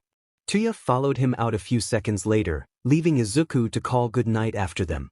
Left to his own devices, Izuku hunkered down for another long, quiet night. Usually they, or at the very least Toya, stayed up with him, but he wouldn't interrupt their sleep just because he didn't like being alone and sleep was elusive at best. At least he had plenty of time to work uninterrupted. Thursday came quicker than expected, and yet the days dragged along like a damaged leg. Hawks, luckily, was working hard hunting down Jackal tonight, giving Izuku and Toya a good opportunity to leave unquestioned. By the time the sun set, Hawks was gone, and the brothers were leaving less than an hour later. Why you really sending Hawks our location? Izuku frowned, leaning over to watch Toya send it. If he checks on us, he'll notice. He can ask whatever he wants. We're not answering sheet until we're done, and then it'll be too late for him to do anything. Toya disregarded him and his rather logical thought process. Or he'll see, notice we're not responding and come check on us. He's busy hanging out with his bestie Eraser, Toya scoffed. And they've had their hands full since the Endeavor incident. Lots of heroes getting sheet tossed at them in 7 right now. Izuku snorted. Good ol' 7. I love it. I hope they never change. Toya flashed a vicious grin, one that made Izuku roll his eyes. The big bad dealer had never been that scary to someone like Jackal, but he was somehow even less dangerous after spending a month with him and his horrible cooking. Toya took on a more serious expression now. Besides, I don't want a repeat of last time. Location's on. You're still. While he debated arguing, in the end it didn't matter. He was sticking with Toya, and Hawks already had Toya's location, so it was best if he just dropped it. No point making a bigger deal out of this when it wouldn't change anything. Pulling out his phone, he quickly sent his own location to the group chat. Izuku snorted as he saw the name. You changed it F from the Fast and the F Furious? It was a dumb name. In fact, I liked it better when we didn't have a group name. Toya dismissed. But mine's better. Skoll's therapy session? Izuku read, looking up at Toya with a quirked brow. His brother looked a bit smug. It's not inaccurate. IW want my money back. No refunds. I already spent it. On what? Drags? None of your business. So drags? Typical. With a disgusted noise, Izuku went in and changed the name again. If they weren't using a pun on Hawks and Toya's quirks, they weren't putting him in the name either. Toya didn't pay any attention as he looked over the broken, crumbling buildings of 7. His eyes darted into dark windows and down shady alleys, looking up at dim street lights for a time or down to kick at the occasional empty can. It wasn't until they crossed onto 28 that anyone spoke again. You sure you want to do this, Sun Chaser? We don't really know what we're walking into. It's not too late to call Hawks and let those nosy bastards take over. Toya was eyeing the dark outline of the mall, the once white paint chipping, but just bright enough to give it a phantom-esque look. The windows leaked darkness, more pools filled with the absence of light than anything. The old building looked like a staple for somewhere you'd go to get possessed, honestly. I don't trust them. Do you? Izuku hummed, ignoring the ominous being watched feeling he usually got walking near this. Please. It didn't feel like a person, but rather like the whole building was waiting for his next move with bated breath. Of course not, but I don't like going into this with so little. How do we even know Maeda's people are going to come now that he's gone? They're rats, they'll scram once the first is killed. Snorting, he gave his brother a long look. And then they regroup. Back to the sewers so another rat can take over. They're gonna be here, 'cause they need the PR protection more than ever. Toya squinted at him disbelievingly. I wasn't aware you were the local expert on drag dealers and their lackeys. With a roll of his eyes, he tried to glare the stupid out of Toya. Just 'cause you deal drags more than me doesn't mean I'm clueless about them. I'm just smart enough to know what they do to you. You expect me to believe you buy into that, my body is a temple bullshit? Are you trying to get me to take drags? Toya stopped, seeming to consider this. In the end, he relented. Alright, fair point. But if you become an annoying yoga mom, I'll light you on if into fire. Izuku gave him a wide-eyed, exasperated look. Honestly, what the F was he even on about now? I just don't like it when things mess with my mind. The older brother wrinkled his nose. That's literally the appeal. Hence why I don't take them. My mind, it's all I have. After all, most his sisters were big on drags and look where it got them? Dead. Then again, they had been the lucky ones, so. Of course, that only made Izuku suddenly very aware that he had yet to be adopted by anyone who wasn't an addict. His younger sister, sure, but technically she was adopted and did not adopt him like the others, so it didn't count. They stopped talking as they got closer, drifting into silence to hurry down the street. Toya kept his shady drag dealer eyes scanning for trouble or witnesses as they circled around to an alley a building down from the mall. All right, Toya's voice lowered, still scratchy and smoky, but a bit smoother than his usual toxic grandmother with a cigarette problem timbre. So what do we know exactly? Maeda's people are showing up here to drop a package for protection at 2 a.m. Toya scowled. That tells us nothing. How many people will be here? Who are they getting protection from? I dunno, Skoll, this seems a little above our pay grade. Skoll? Weird he was using that old name when they were alone. But then Izuku figured it was probably best to keep their code names up just in case anyone overheard. Yeah, it made sense. Toya was just thinking 2 steps ahead. You can go home. But I gotta do this. He leaned back, the rough brick biting through his shirt. Weathered down stone was supposed to be smoother, but time and slow structural collapse had only seemed to make everything in this part of 7 rougher. Not unlike the district and its people as a whole, he supposed. If anything, Toya looked a bit offended. I'm not leaving my kid brother to try to take down a drag deal on his own. You'll get killed. I'll be fine. He'd been fine before, and if he did die it would kinda be like divine justice, now, wouldn't it? The killer of 7 killed by his own potential victims. I wasn't really gonna tell you guys about it in the first place, anyway. So I'm prepared to do this alone, if you wanna go dash. I'm sorry, what? Weird, Toya was looking testy. Like really testy. Like Izuku had said something wrong? You were going to go out, on your own, not tell us where you were, and take on an unknown number of criminals who could be from any organization or gang or who knows what. What the hell was your plan? To die. What were you thinking? Izuku got the sudden impression he was being yelled at. Maybe not yelled at, but he was definitely in trouble, and Toya was trying to chastise him, and that was really effing strange to think about. He gave the other a long, weird look. I'm fine. I see coulda handled it. Skoll, you're 12? So he wouldn't use Izuku's name, but he'd use his age? Something seemed to ting in the back of his mind, but he really didn't care to question it right now. Pain an irritated brow, he huffed. I'm stronger than I look. And originally I was gonna get Jackal Dash. No, Toya looked horrified. No. Do not tell me you were going to take Jackal, the same rat BSUD that's held you hostage, forced you to watch him kill, left you to die with you as backup? Okay, from Toya's perspective, maybe that was a bit unreasonable. But it all made sense really. It isn't as bad as it sounds Dash. How the hell is that not as bad as it sounds? Toya blew up, Izuku shushing him hurriedly as he glanced around. It was a while yet before anyone was supposed to show, but still. The older managed to take his tone down, though he sounded tense and said, Skoll, if anything it's way worse than you think it is. Why would you ever ask him for anything? He's a sadistic BSTRD that does more harm than good.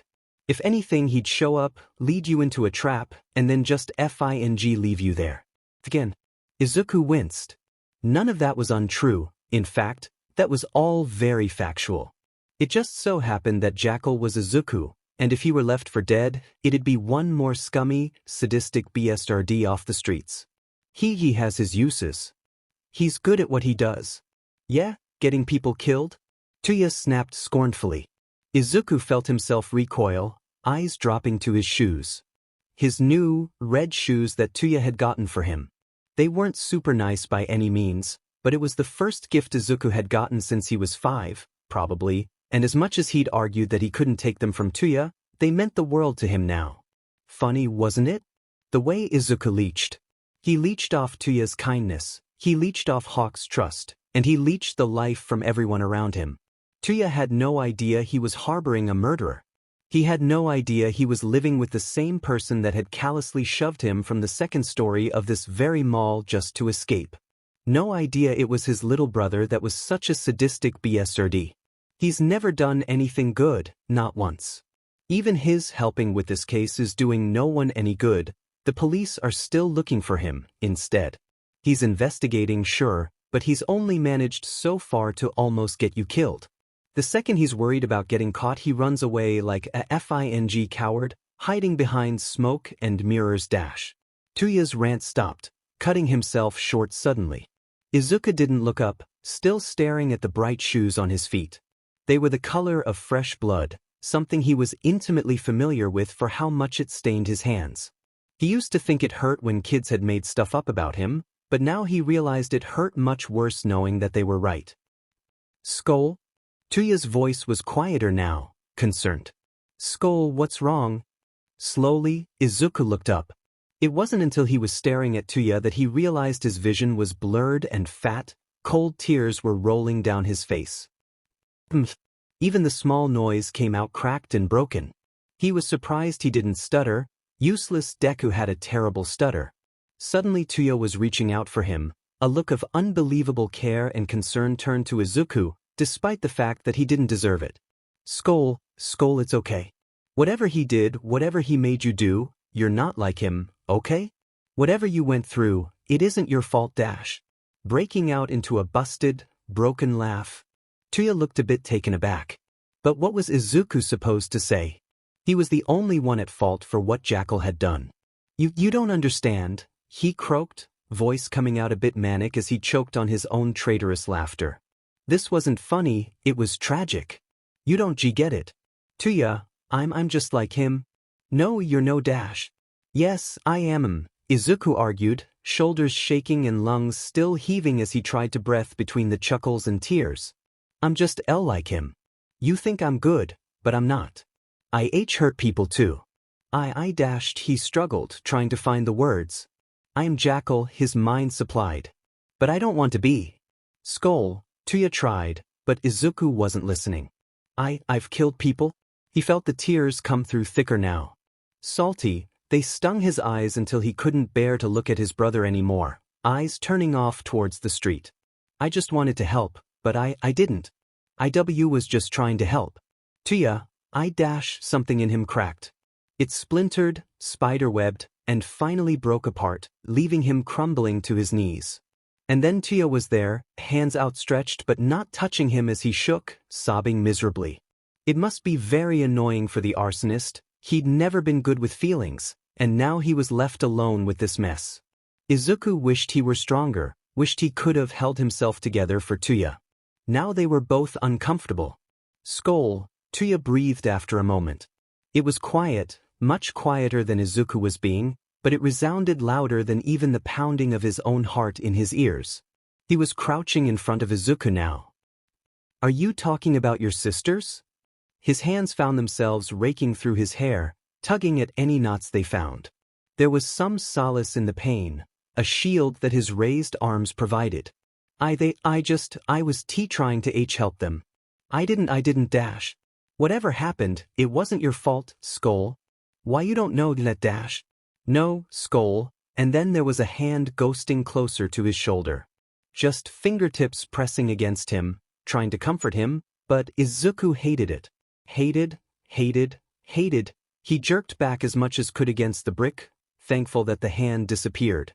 You don't can know me, you don't can know what I've done dashed, he gasped, looking up just long enough to see the same dumb, self-assured confidence that Toya had when he told Izuku he wasn't Jackal. So sure, so faulty, all because he trusted Izuku's lies. I know you're the smartest kid I've ever met, Toya responded. It was clearly meant to come out with that same conviction he had in his eyes, but it came out a bit awkwardly. A bit like he knew what he wanted to say, but he'd never intended to actually say it. I know you're the only person I've met who can reverse engineer a blender. I know you're strong, stronger than I give you credit for, but stronger than I think you realize, too. I've seen you taste a hero just to save my butt. I saw you walk around like nothing was wrong with a bullet in your shoulder because you didn't want to stand me up. You even managed to get yourself out of that hospital when me and Hawks couldn't.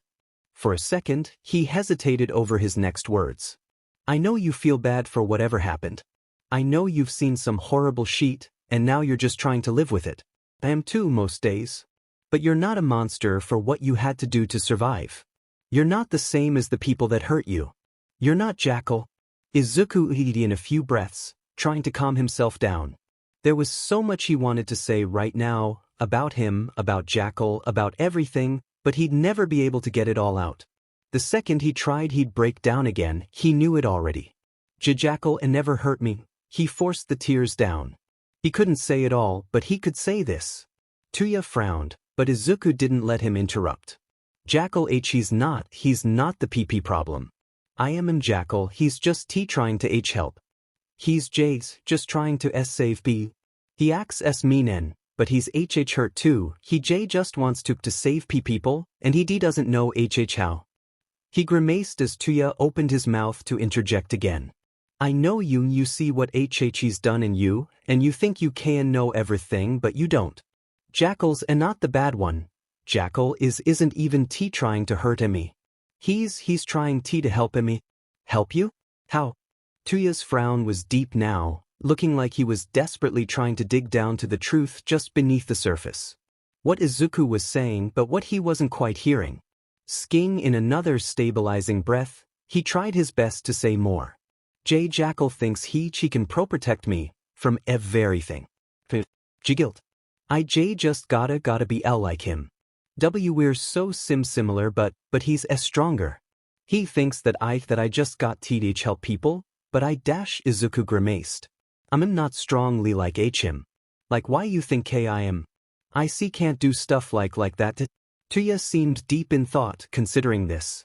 After a second, he moved around to sit against the wall next to him, no sound made except the ragged breaths as Izuku attempted to calm down and the quiet rap of Toya's nails beating in anxious rhythm into the cracked concrete they sat on. I dunno, kiddo, Toya muttered. I don't think any of this is good for you. You say you're not afraid of him, but you are. You were terrified when we talked about him that day after the radio show, and that's okay. Terrified of Jackal? No, Izuku had been terrified of himself. Which was the same thing, he supposed. Maybe you're right, maybe he's trying to help, but he isn't. And maybe you've done bad things, but I don't think you're a bad person. You CC can't know it. Izuku frowned, desperate. He acted like Izuku was good, but he wasn't good. He was bad, bad, bad. I do know that. Toya snapped, a tick starting in his jaw. You're a better person than I am. I've done worse. And you've regretted it. I've never regretted hurting someone, Skoll. Even innocent people. Toya put a hand up to cover his mouth in a very thoughtful way.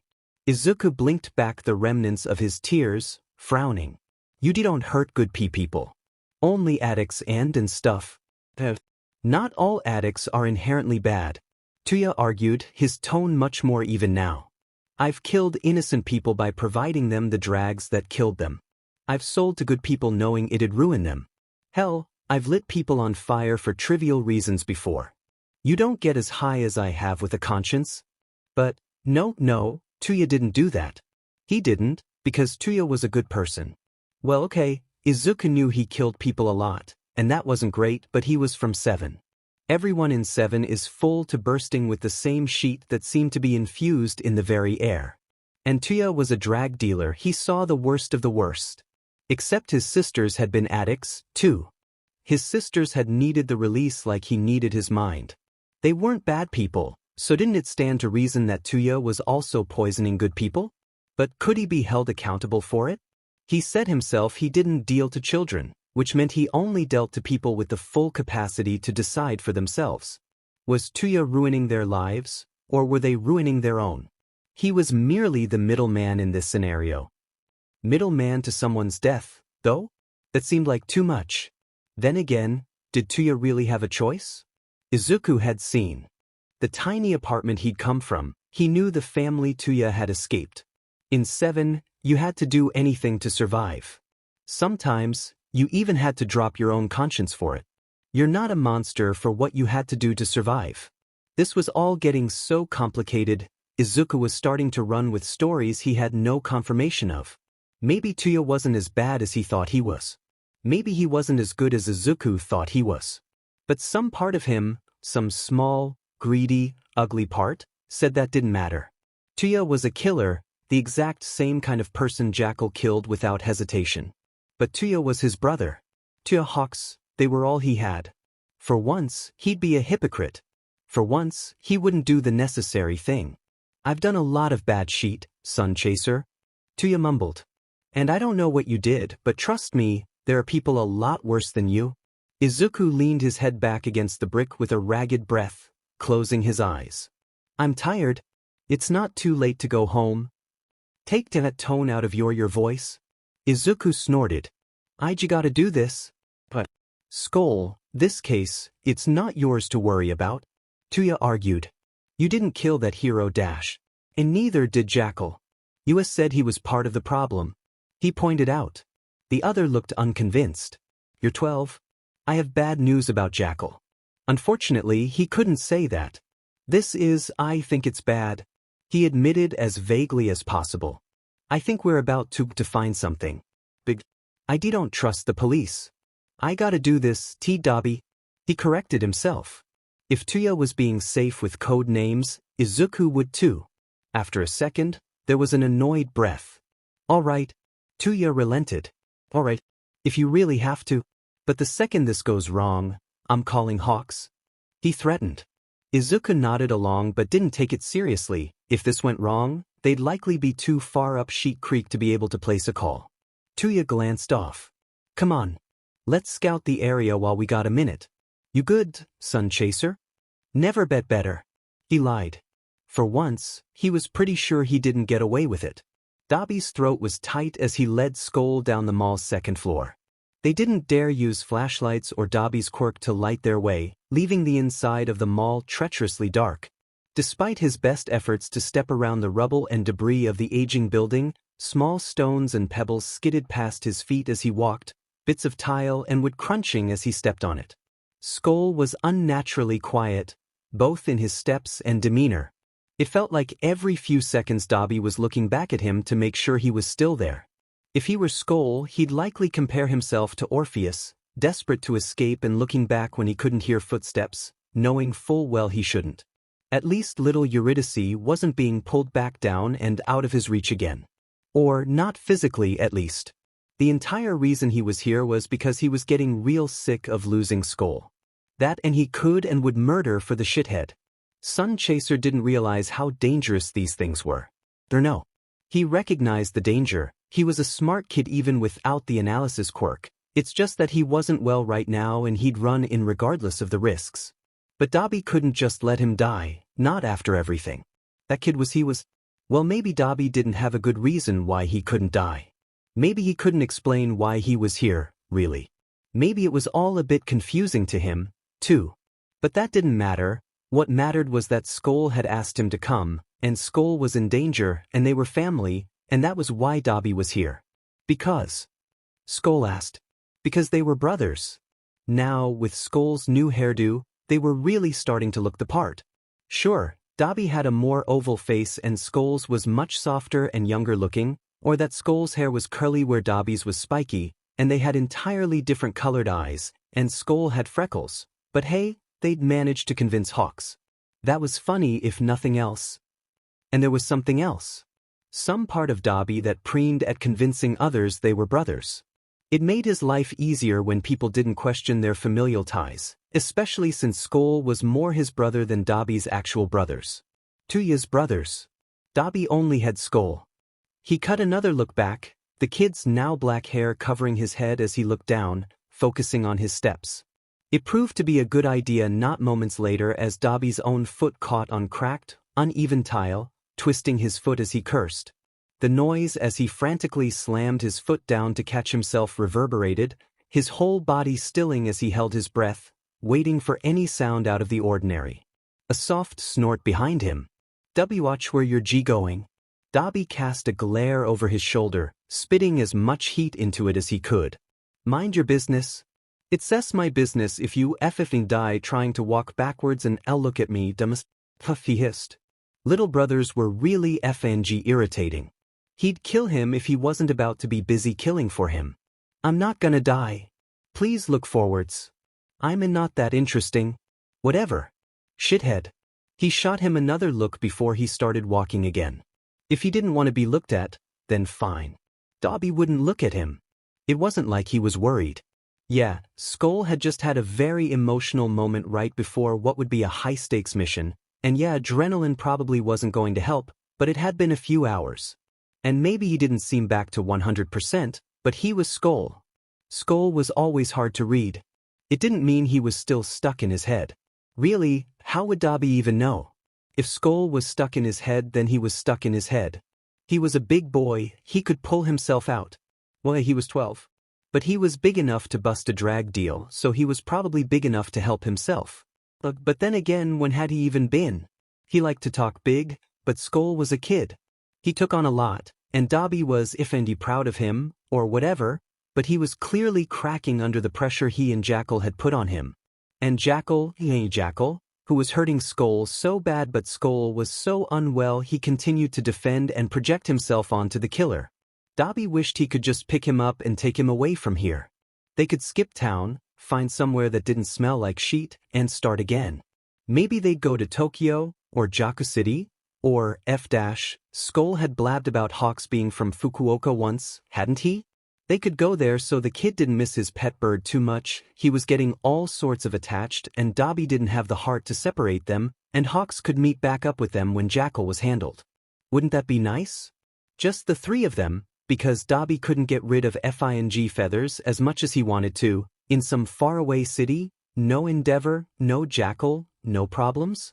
A new leaf, a new life, just shooting the sheet and figuring their effed up lives out. They could even put Skoll through school like Hawks. Dobby hissed as his foot slammed into the rotting corner of an overturned chair he'd thought he'd sidestepped, the frail wood snapping from the force. Just his FING luck. And of course Skoll wouldn't let it go. "Dobby, shut up," he snapped, trying to keep his voice low. "I don't want to hear it. It's dark in here." He continued on, ignoring the burn in his foot pointedly. "They didn't make it 3 meters. I can hear you thinking. Skoll muttered like a smart butt. If you have something to say, just say it. Part of him wanted to retort, to snap back. But of course, Skoll and his too big brain were off thinking they had all the answers again. And worst of all, he was FING right. Dabi had a lot he wanted to ask. What are you thinking? He asked instead. It was, close enough. That it was really funny watching you walk into that chair. Shut the F up. He snapped back on instinct alone. You know what I mean. Silence for a moment. Dabi felt a burn at the back of his neck as he fought the instinct to look back, turning down another wing of the mall. Worst part was that this place was so huge, they very well could miss the entire event by being in the wrong place. Or maybe that was fortunate for them. Skoll spoke up behind him. I'm just, I dunno. He huffed, sounding exhausted. I don't want to talk about it. It's not too late to go home. He offered again. He could feel the glare he got for that one. Ij gotta stay. Why? DM and Kid needed to be home where they could have a calm discussion about the good people Skoll supposedly hurt, or how Jackal was trying to help him, or why he kept comparing himself to Jackal, or better yet, get some answers about why he was so sure Jackal always knew where he was. Maybe finally track the BSTRD down. Dabi would sleep easier after putting the rabid dog down, personally. You don't owe the world anything. Skoll was quiet for another second. Maybe I owe it to myself. Oh, what to yourself? He hissed, stopping again to turn back to Skoll proper. The first thing he noticed from the starlight seeping in through a broken window was Skoll's eyes. The rest of his face was heavily shadowed, but his eyes reflected back, glossy and shiny and red. Had he been crying? How long? Dabi's stomach dropped. He hadn't even heard a sound. Why was a 12-year-old capable of crying so quietly he hadn't even been able to hear him while standing right next to him? Skoll trailed off, eyes flickering away to the dark, empty hall ahead of them. They couldn't see more than a few meters ahead, and it did nothing to soothe the ramping anxiety between the two of them. You know, Dabi, I don't have many memories of when I was a kid. Before foster care? He asked. Skoll nodded. My mom the kid's voice cracked, something pained entering his tone. Dabi resisted the urge to reach out again, but the kid didn't like it when he tried. She died. When you were 5, he remembered. Again, Skoll was nodding. She is sick. He hummed. She was so sick. She tried to fight it, but my dad he left when she got sick. We didn't have any money without him. BSTRD, Dabi muttered. Skoll gave a quiet, humorless chuckle. He was not good. Bad when he was there, screwed us when he left.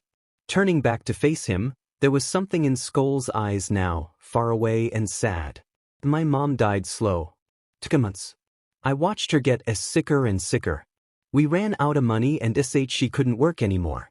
Her best friend had to support us. At the end we lost the house, but my mom was living at the hospital, anyway.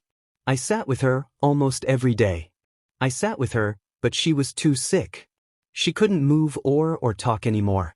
There was a distant reminiscence, quiet longing for things since faded. He went on. My mother, watched her die. It was slow. She tried to cheer me up, but then she couldn't. She did this thing, every day, where she'd squeeze my hand.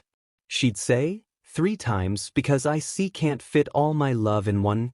Breathing came harder, talking was impossible. He stuttered, voice breaking again. She was the only good thing I had, and I watched as she died, outside first. It was terrible. Watching someone die like that. At the end, I held her hand. All I remember is she couldn't talk, she could only really move her eyes. But she squeezed my hand 3 times, and then she was Skoll stopped. He could hear the kids breathing, a bit louder now. I'm so sorry, Skoll, he mumbled, trying to get across as much sympathy as he could. I'm so sorry you had to go through all that. There was a break before Skoll cleared his throat, pushing through another lapse of silence. I used to think that was the worst thing. Watching as someone die, someone you loved, on the outside, at first. I used to think it was unimaginable and I wouldn't ever want to die like that. But you know what? It's worse when you watch them die on the inside. Looking at as someone you love and knowing that they're not in there anymore. That's worse. You can't imagine what it's like. His voice was no more than a whisper, a breath of noise between the black static. It was broken, shattered, and so lonely. So desperate to be heard. And for once, Skoll was wrong. Dobby remembered his own mother, how she seemed to get quieter and quieter year after year. How she started staring off for long PRDS of time. He didn't see the ending, but he knew what she'd done to Shudo. He'd heard that she'd been admitted to the hospital. He knew it, watching someone's soul leave before their body was ready to rot. He understood it, and he hated that Skoll did too. Kid-dash. A clatter broke them from their quiet moment. Soft voices carried through the time-worn walls. F-dash, what great timing they had, didn't they? Skoll brought an arm up, wiping at his face as he in a shaky breath. Showtime. Giving his brother a sidelong look, he tried to be as gentle as he could while asking, "Are you sure you're Dash?" "I'm fine." Skoll was already striding towards the door, a wraith floating fluidly through the dark. Dobby seriously had no idea how he did that. Let's get this over with. Following after the kid was actually kind of difficult. Unlike Skoll, Dobby couldn't see shit. It wasn't even low lighting like it had been with Jackal. There had been large windows in the ceilings and wide windows in the main hallways, leaking in starlight. Here, in the side halls, there were few windows and a much more tight, dim space. And Skoll, who was currently dressed in a dark hoodie and cloth mask, blended right in. It was luck more than anything that got him to the door unscathed, the two slipping out to peek over the railing. Closer to the entrance was 3 figures. One was milling around, looking into the broken-down shop shelves. Another was sitting on the chipped fountain, and the third was kneeling nearby, digging through a bag as they talked. They weren't trying to be quiet, so apparently they weren't too worried about anything. And then Skoll had him by the arm, taking a brisk pace as the two made their way closer, avoiding spots of light filtering down from the ceiling or in from the windows. It was a dark night, luckily enough. Like wolves they slipped ever silently nearer, Skoll pausing and crouching by the railing, Dobby immediately dropping down to mimic him. Skoll was weirdly in his element here. But then, shadowing a serial killer probably got him very used to watching shady shit go down. Bad thought. Don't think about that right now. Skoll didn't seem too bothered, which he chose to believe was because he wasn't drawing his own conclusions about the similarities of their situation now to what he'd been through before. He could be wrong, he really didn't know much about Jackal and Skoll's relationship, apparently. He came back to the present abruptly as the sharp crunch of glass alerted him to the new arrivals. 2 more people, goody. The 2 new arrivals were women, tall, in combat boots and sleek, well-kempt black clothes. They looked like they were literally here on business, in suits and with their dark hair tied back in 2 different length ponytails. The taller looked younger, with dark eyes and bright red lipstick. The smaller was a few years older with a shorter ponytail, demure makeup, and 1 eye. On the other side were 3 men, the figures from earlier, 2 looking to be around Dobby's age or maybe even a bit younger. One had some weird lines around his eyes and 2 different sized eyes that darted around, skittish. His hair was short but a bit of a mess, looking like it had been cut haphazardly. The other had a boyish face that was offset by heavy bruising, exposing a few missing teeth as he grimaced. He had auburn hair and a crooked nose. The messy guy was the one pacing, while bruises dug through the bag they had with them, a ratty messenger bag with thick straps. Well, at least it wasn't a duffel. Only FNG morons took duffel bags to shady dealings. Lastly was the guy at the fountain. He was much larger than the other 2, heavily muscled and with dark skin, long hair, and toxic green eyes. They practically glowed in the dark. The 3 stooges were wearing dark clothes, but they weren't nice. In fact, the younger 2s were in varying degrees of Swiss cheese. Beside him, he could hear Skoll start to mumble. He cast the kid a look, but he didn't seem to notice, eyes fixed on the people as he breathed something to himself, hurried and unfocused. Dobby elbowed him in the ribs lightly, making Skoll jolt and quiet. As cute as the kid was, they couldn't be caught right now. "We didn't think you'd come," the older woman started, voice low and smooth. As she and her companion headed towards the man at the fountain, Crazy Eyes drifted closer to his allies. Dabi felt himself leaning closer to Skoll as well.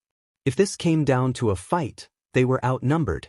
We said we'd be here, whatcha think we are, fucking liars? Crooked Nose snapped, in some sort of accent Dabi couldn't place. Considering what happened to your boss last week, we figured you'd be running off to find the next best thing. She hummed, looking at each of them in turn. The giant lifted one hand, a tick starting in his jaw.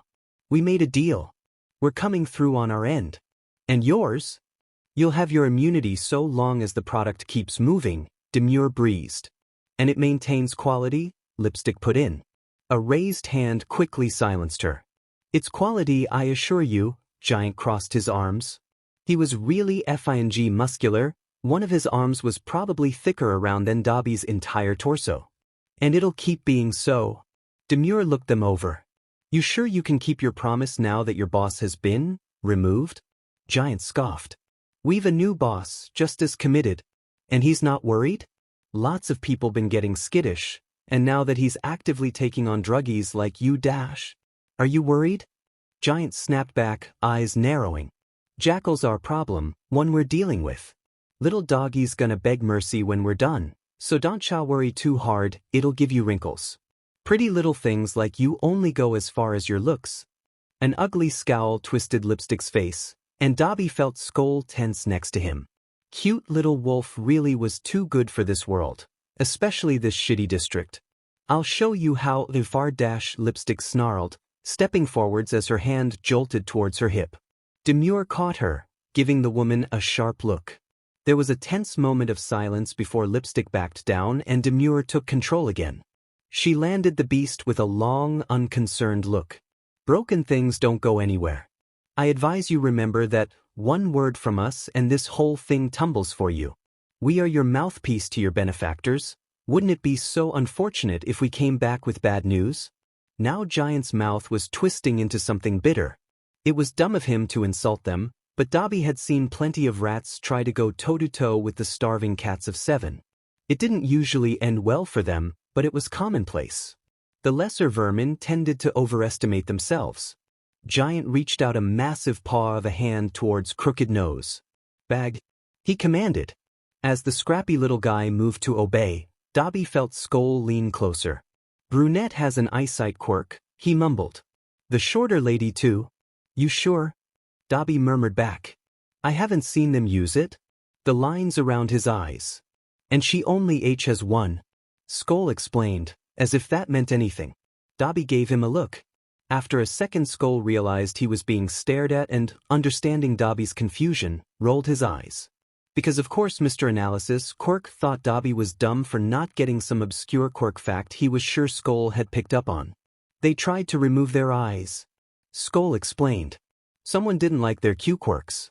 Villainous, maybe weak. Maybe just B because they are villains. Looking back at Crazy Eyes, he realized Skoll was right. The lines were pale, raised scar tissue. Someone had sliced haphazardly at his face, aiming for the eyes specifically.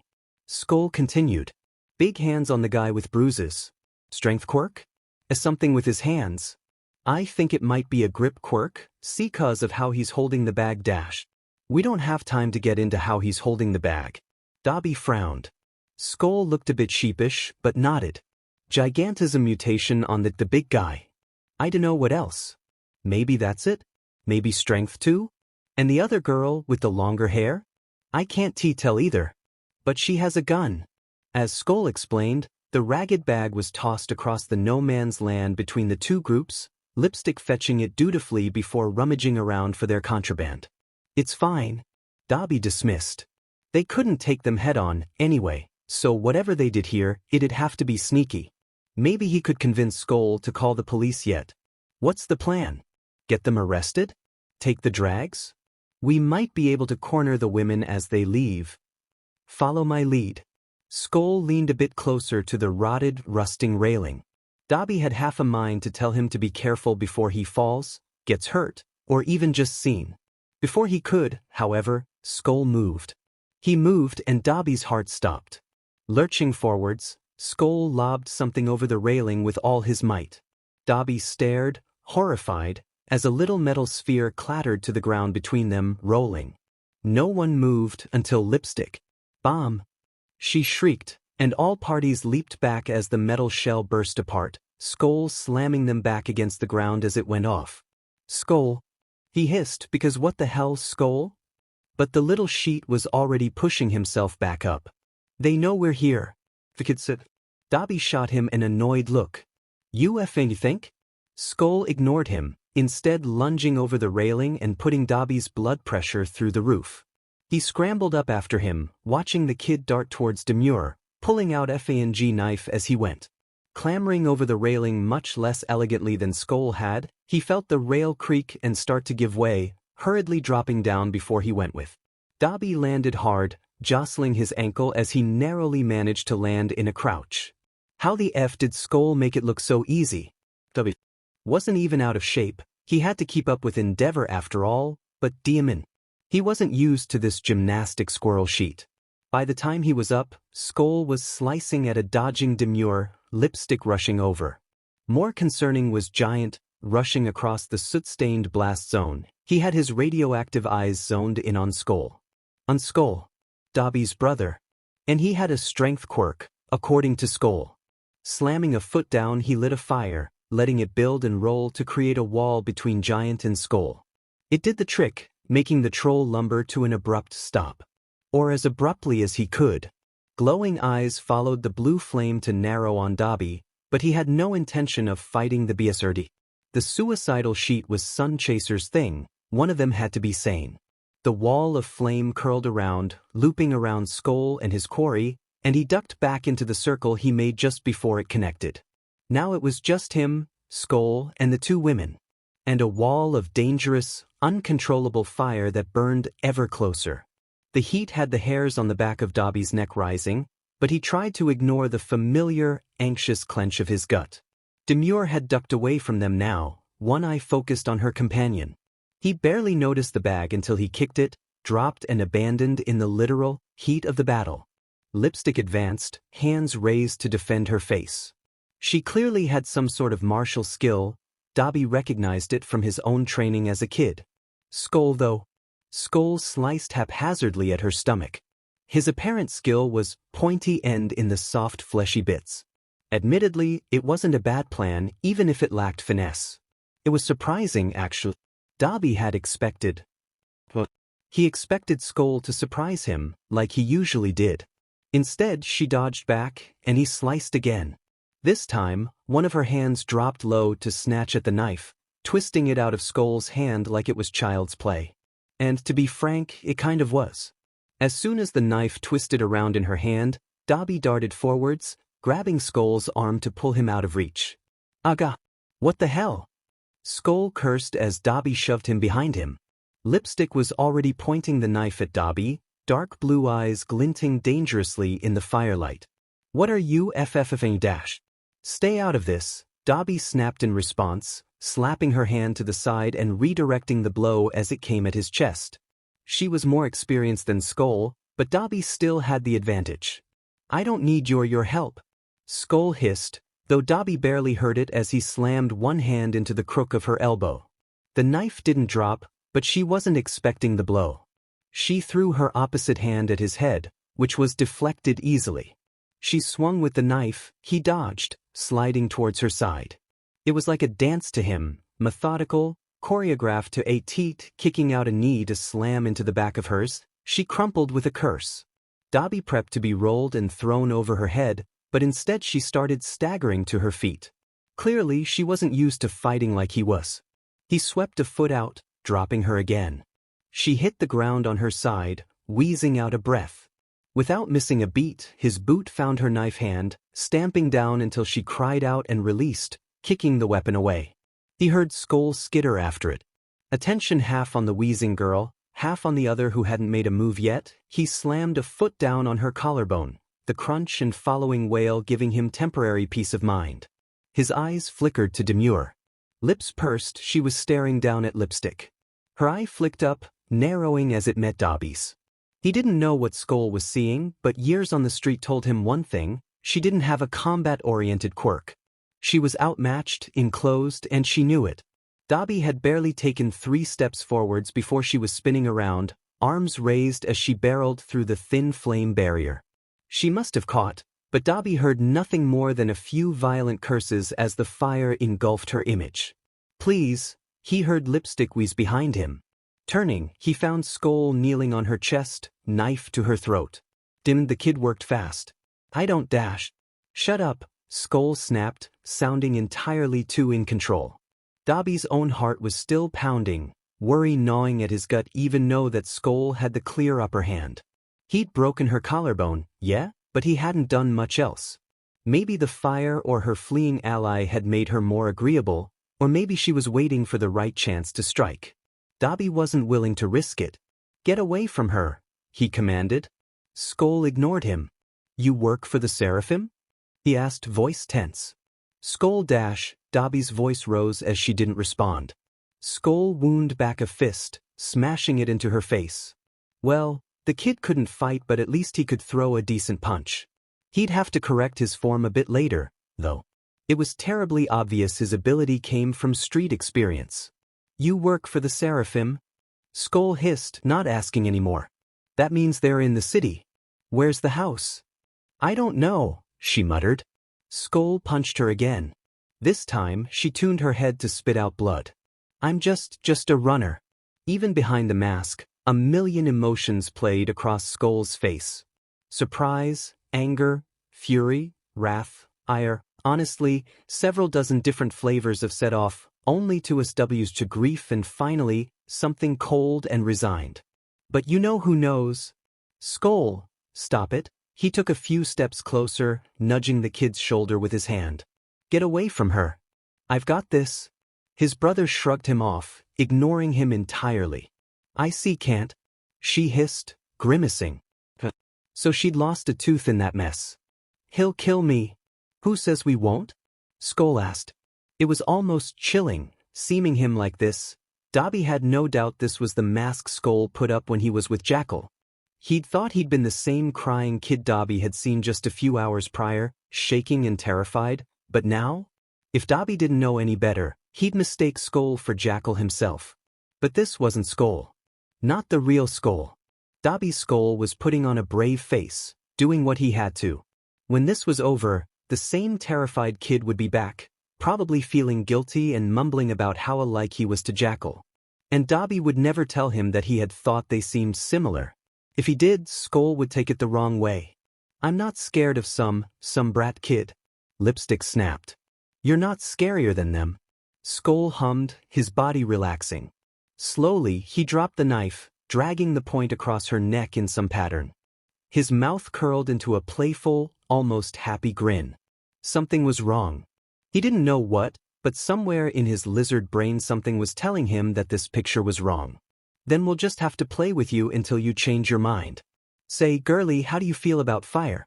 My friend over there, he really likes fire." Skoll gestured vaguely towards Dabi with the knife. She tilted her head back, glancing unsurely at Dabi. Skoll, threatening someone with a knife so casually? It was in character. He'd done the same to Dabi the day they'd met, but every part of him was still insisting that something here just was not right. Straightening his posture, he glared down at her, flexing his hand and letting it spit a bit of flame as he did so. He really hoped Skoll didn't try to make him use it. Even now he could feel the uncomfortable heat, the way his heart rate picked up by the uncomfortable amount of fire still around them. As if in answer, his hands flared brighter. Thank whatever gods were out there she didn't know that was from stark FANG terror. Lipstick didn't even get a chance to respond before Skoll was giggling, something very high-pitched and childlike. It was completely unlike him and his normal laugh, making a harsh jolt run down his spine. It was so jarring it felt like someone took a cheese grater down his back. "You don't want to do that." Skoll sing-sunched. He leaned forwards, close enough she must feel his breath on her face before whispering conspiratorially. "You shouldn't expose your neck to me like that. The last person whom—" He giggled again. "They say I'm a real animal." She scowled at him, but there was definitely something unnerved in her face. "The F?" "Sure." He pushed the knife up, pressing it against her lips like he was going to stab her straight in the mouth. Dabi resisted the urge to take a step back. He'd never seen Skoll so manic. Did you know the human face is very fragile? It's so very easy to break the nose, making it harder for people to breathe. It's one of the #1 places to aim in a fight. Skoll tilted his head. But I only aim there when I have to. It's not very fun, you know? When I want to play with someone, I usually aim for the ears. He brought the knife around, tapping the shell of her ear with the point. They're actually really easy to pull off. Did you know that? You can rip off someone's ear with nothing more than a firm grip and a good pull? Skoll giggled. And fingers? Hands are delicate by nature, but fingers? You can bite them off like a carrot. Do you like carrots? I don't think you will after I dash. Skoll, Dabi called, making his brother jolt. It was almost like he'd forgotten Dabi was there. Right? His tone dropped a bit, sounding more normal. What the hell had Dabi just seen? The crawly spider-like feeling had yet to leave him, 100 legs that said he'd never, well, anyway. I think we should start dash. A deep, resounding crack was all that heralded their time running out. Dabi jerked just in time to see the chipped white paint of the top tier of the fountain come flying through the flames, crashing down with a horrible smash, concrete or something cracking where it hit. Dabi flinched back on instinct, but it didn't come anywhere near him. It took him several seconds to realize, several terrible heartbeats, that it had crashed right into Skoll. The kid had been flung away, made into a cushion for the stone as it bounced off his tiny body and rolled into the flames on the far side. Now the wheezing breaths came from Skoll, gasping for air through no doubt broken ribs. That was probably the crack he'd heard. Skoll, he barked, whirling to run to his brother. No. Skoll was tough. Skoll was really tough. He was okay. He was Skoll. Dabi collapsed next to him, hands moving to feel along his ribs. The kid coughed and groaned as Dabi assessed the damage. Something was probably cracked, but nothing had snapped. If that happened, he'd have to worry about an impaled lung. Skoll? His voice went low as Skoll echoed in a few pained breaths. Green eyes squinted up at him, dyed black hair coated in fine dust and lost paint chips. You're gonna be okay, Skoll, he murmured, hand moving to brush the dust from his hair. You're gonna be okay, I promise, your dash. Deep dash, Skoll wheezed. His hands moved around his shoulders and under his legs, frowning down at Skoll. This wasn't life-threatening. He just needed to get him out of here. Hawks could help. You're going to be fine. He stood, the kid whimpering as he accidentally jostled his ribs. Dash. He needed to get somewhere safe, somewhere he could call Hawks. At first, he didn't register where the loud bang came from. 1 minute he was holding Skoll, then there was a bang. For a few seconds, they were fine. And then Dabi was stumbling, his leg freezing up. Skoll hissed as they almost dropped, Dabi remembering too late, right, F-. She had a gun. His eyes met Skoll's. Dabi felt his leg shaking as he forced himself to stay upright. He'd been shot and F-. It hadn't even gone in but it hurt. The wound burned a hot trail where it had grazed his calf, narrowly missing. Skoll had just walked around like this? With a bullet in his goddamn shoulder? Kid was tougher than he fucking looked. 6, Skoll muttered. He wouldn't forget the wide, terrified look he got. The way Skoll looked up at him like their mortality wasn't something he'd considered until that very moment. Pistol. 6 bullets. 5 more. Dabi looked up. She was staggering to her feet, pinged the gun once more. They couldn't afford to let her shoot again. If she shot again, Skoll could die. Dabi wouldn't let Skoll die here. He had to grow up. He promised Skoll he was going to grow up. Dabi pushed his fire out through his feet, the closest point of contact with the ground. The fire spit angrily as it lurched forwards, quicker, brighter, bigger now. Lipstick hissed, attention grabbed as she stumbled away, but she couldn't outrun his fire. No one had ever outrun Dabi's fire. No one. She crumpled to the ground, barely more than a dark silhouette wreathed in blue. Screaming, shrieking, begging, boiling. Burning to death wasn't a pleasant sensation. He'd feel some sympathy if it wasn't for the bullet that had almost made a home in his leg. The gun went off as it was engulfed by the fire, stray bullets flying off into who knows where, Dabi clenching at Skoll tighter as his heart rate picked up. One stray bullet and it was over. Dabi, Skoll was tapping at his shoulder, looking like even that movement hurt. No doubt it did. Dabi. You gotta the fire. Kill it. We gotta go. He hissed, making Dabi's stomach drop. Heavily, slowly, he forced himself to step back, favoring the wounded leg. The bullet had hit his calf, and while it took a decent chunk out, it wasn't as bad as it could be. Skoll kept trying to move his arms, but evidently his ribs were making that troublesome, so Dabi didn't spend much energy fighting him down. Instead, he let out one deep breath, then another. This wasn't Sikoto. This wasn't Sikoto. He was going to kill the fire. He wouldn't panic. He'd be fine. Skoll would be fine. They'd be fine. No need to panic. It didn't die. Dabi panicked. It isn't listening to me, Dabi sputtered, blinking at the wall of fire. It's not listening. What do you mean? Skoll frowned. It's not listening? It's like Sikoto, he hissed, trying to limp somewhere away from the fire. He couldn't just walk through the fire like Demure had. He had no confirmation she survived, and if she did, it was likely because she stopped, dropped, and rolled. Something they couldn't exactly do right now. My fire it isn't listening to me. It's out of control. It was going to kill Skoll. How could he be so stupid? He knew, firsthand, just how dangerous his fire was.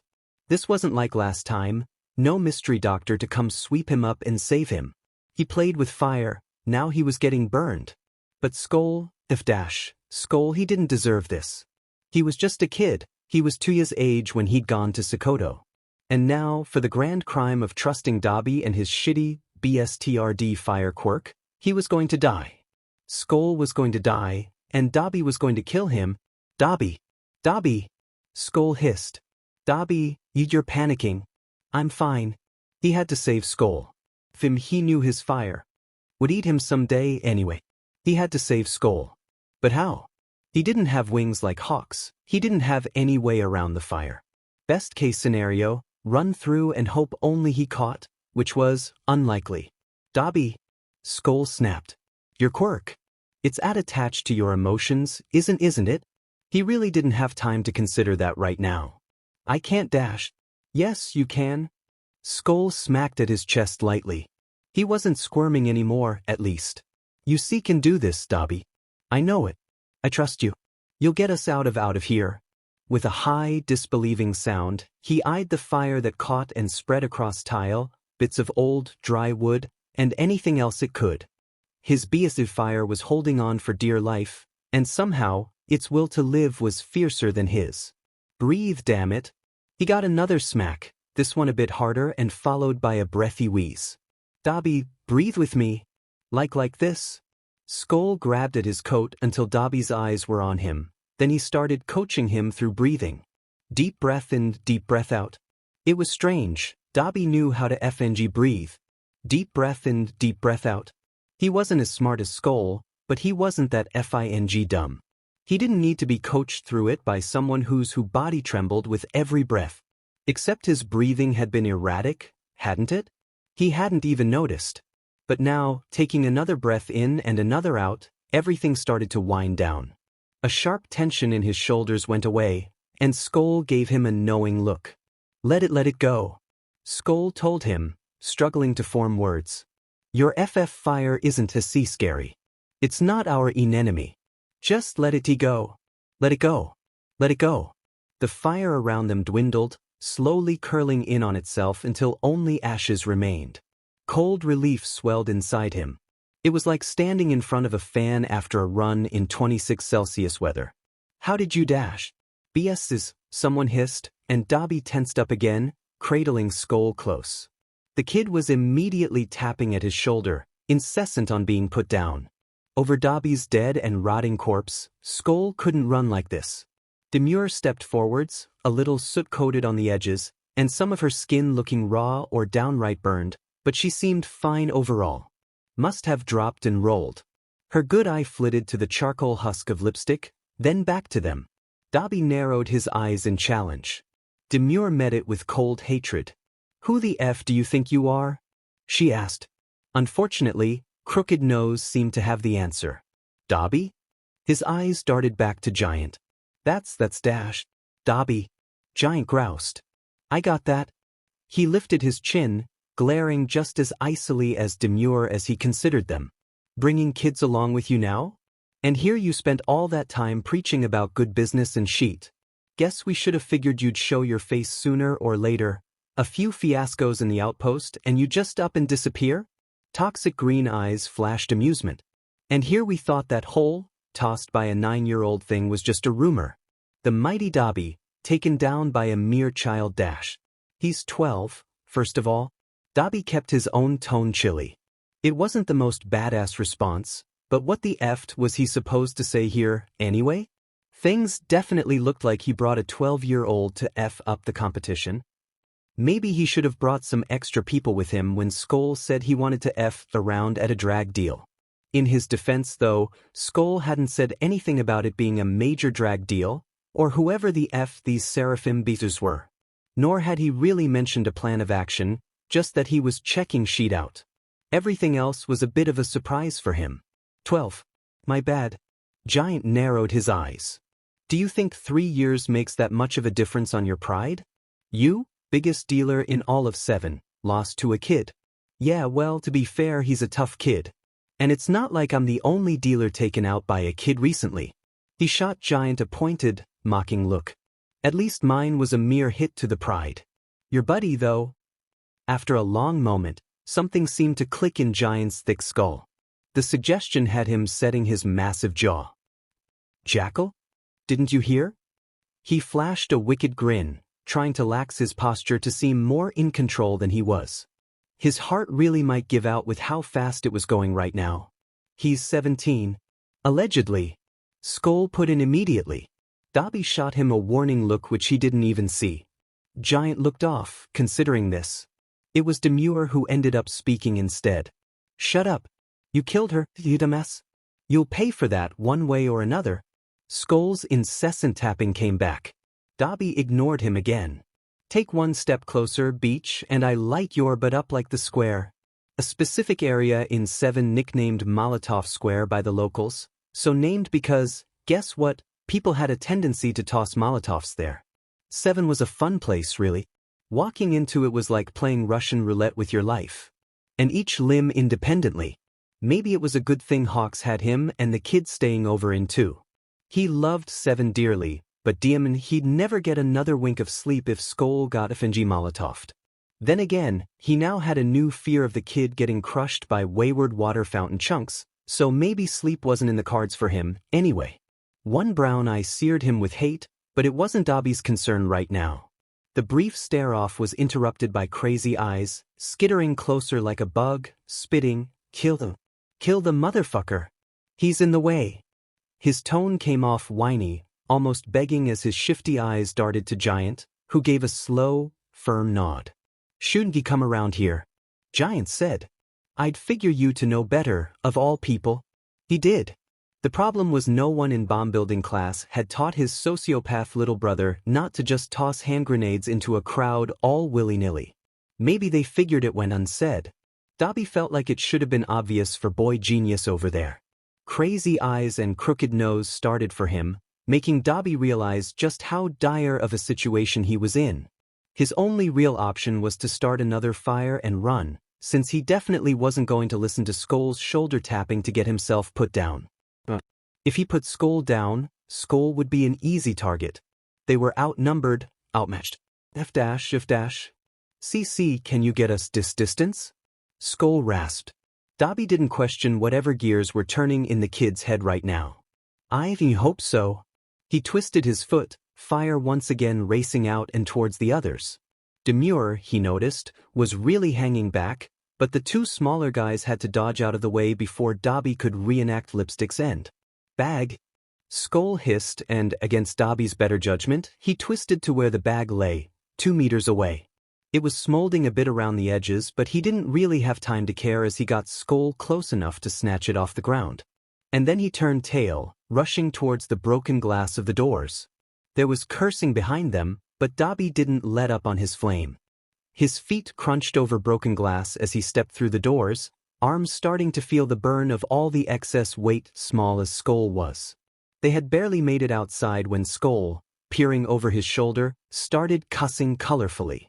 "What?" he asked through heavy breaths. Smoke damage, carrying around a 12-year-old, and cardio did not mix. Duck? Dabi barely had time to register the words before Skoll was heaving something else as hard as he could, grunting through the inevitable pain. Dabi barely caught sight of the metallic patchwork and dented sphere shape before he knew what it was. Throwing them both to the ground on instinct, he found out real quick what some scrappy kid with an analysis quirk could do. The following explosion boomed powerfully, shaking the broken structure as the mall's gaping, dark maw was quickly engulfed in blue flame. It leaked out, shattering the remaining bits of windows and searing the chill air with fevered smoke. And then, as Dobby pushed himself up from where he'd haphazardly thrown himself over the kid, there was a loud, groaning crack. The walls started to crumble as the two twisted around, ancient infrastructure cascading down in a concrete avalanche until the front of the mall was nothing more than a gaping cave mouth. Dobby stared for a long time, his face feeling sunburnt from the multiple close calls. Holy shit. Beside him, Skoll wheezed a few breaths, but didn't respond. Slowly, Dobby turned to look at the kid who had a grim look on his face. "You just murdered 4 people?" Jaded green eyes turned to him under dusty, sweat-laden black curls. "I've done a lot of bad cheat, Hattie." Sking in a breath, he didn't even notice the small, clammy hand until it was grasping at his like a lifeline. He didn't notice until then the way Skoll's shoulders were trembling. Sitting there, he barely even realized Skoll was squeezing his hand as he stared down the building's crumpled corpse, squeezing once, twice, thrice. Groaning miserably, Izuku lifted a hand to block out the golden glow of dawn as it caught across his eyes. His side jolted, pain arcing up his side and making him hiss, dropping his hand back down. There was a shift in the bed beside him, making him tense up. People didn't sleep beside him. Izuku couldn't sleep very well if he knew people were in the room, and he'd been out hard. And they were so uncomfortably close. Skoll? The tension in his shoulders began to ebb. It was just Toya. Of course it was Toya, he was being irrational. Who else would it be? Actually, scratch that. Why the F was Toya sharing a bed with him? Blinking open his eyes, he had to take a minute to let the world come into focus. The ceiling wasn't one he recognized. It was discolored and had stained splotches all over it, but it wasn't Toya's. The room smelled suspiciously like rotten eggs, so it wasn't Hawk's place. And there wasn't wood walls or a draft he just couldn't find the source of, so it wasn't his place either. Not that Hawk's ceilings were stained if Izuku's house had a bed, but still. This wasn't a safe place. Turning his head, he spotted Toya squinting at him from across the bed, blinking repeatedly as he tried to wake himself up. "UK Sun Chaser? Dumb question. Where are we?" Toya hummed, dropping his head back down. "Grabbed a motel. Didn't want feathers freaking out about us." Is he not going to freak out when we don't come home at all?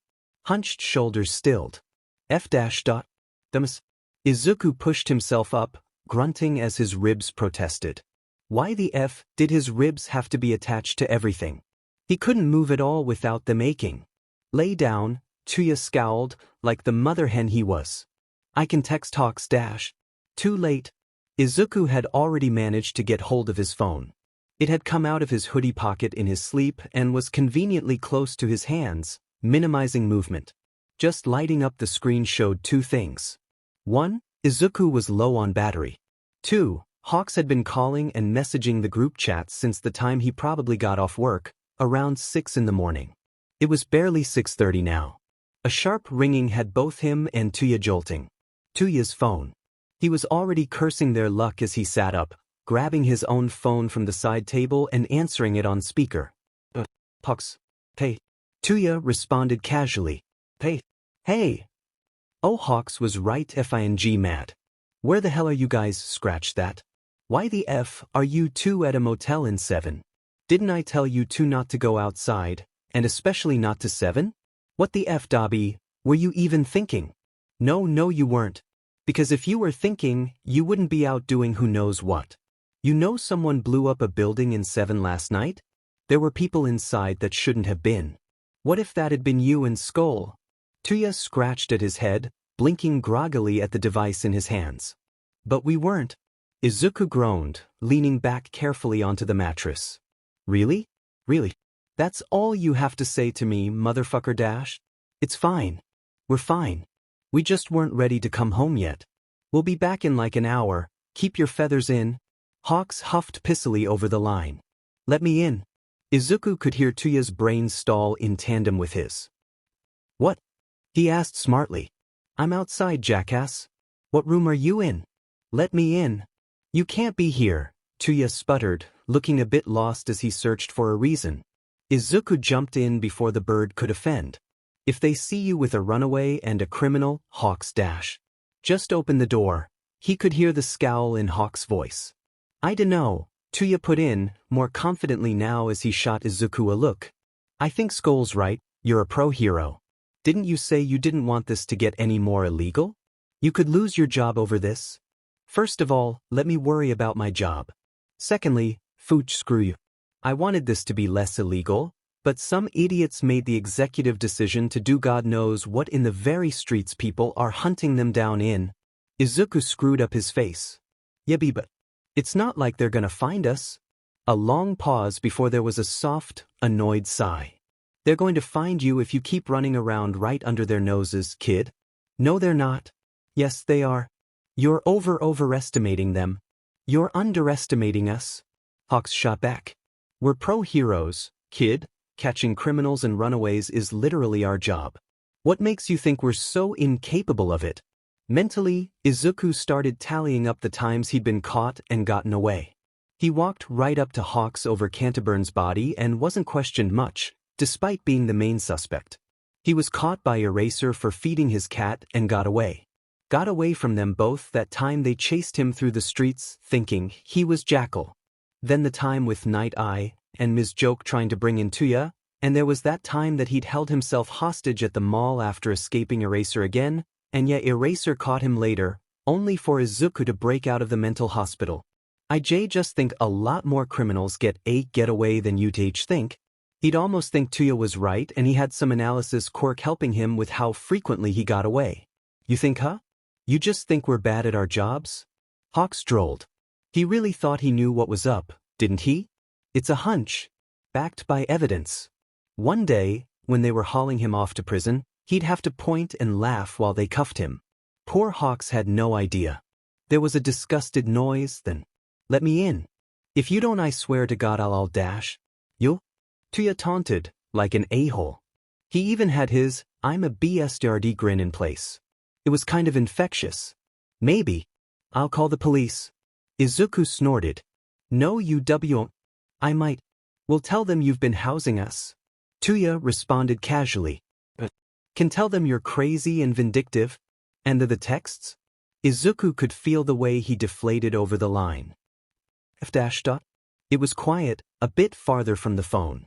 Toya shot him a giddy look, like the cat that caught the canary. That one kind of fell apart on you, huh? There was an annoyed huff on the other side. Dobby. Skoll. Let me in, please. There was a note in his voice, like it was taut with worry. Guilt wormed itself into Izuku's gut, but there wasn't much he could do about it. Hawks couldn't come in, there'd be too many questions. We're in room, I'll get the door for you.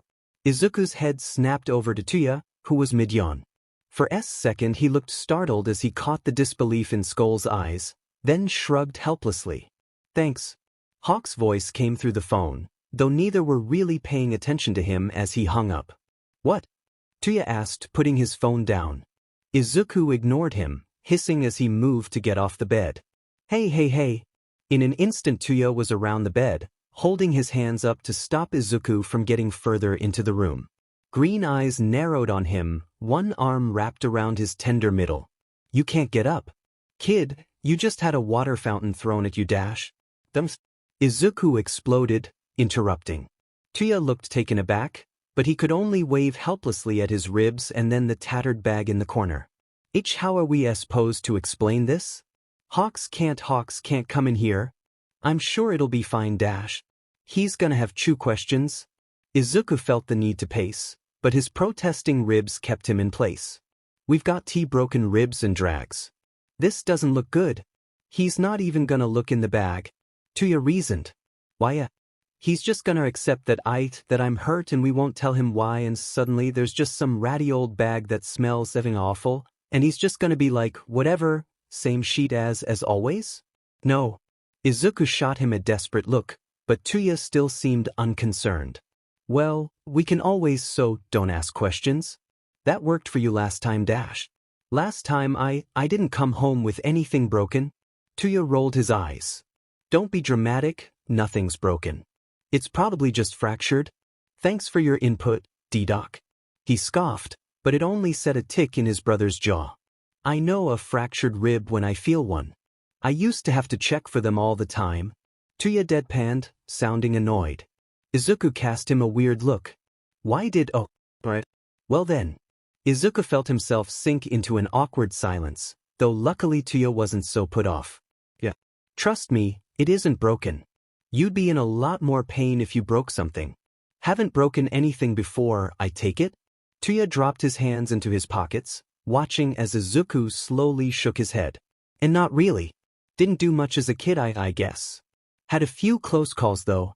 Particularly later in life, when he was young, he spent most of his time at home, being called fragile and insisting he couldn't go outside unmonitored or play with any of the normal, quirked kids. Even the ones he was allowed to talk to, the weak quirked kids, to be specific, often didn't want to talk to the weird kid for fear of being ostracized too. So breaking bones wasn't really a worry until he started running the streets, doing stunts, and slowly learning his own limits. In the beginning, getting hurt had even been fun, a badge of honor, in a way. Not liking the rumination, he pushed past Toya, who complained loudly as he made his way to the bag. You shouldn't be up, Skoll. You're hurt.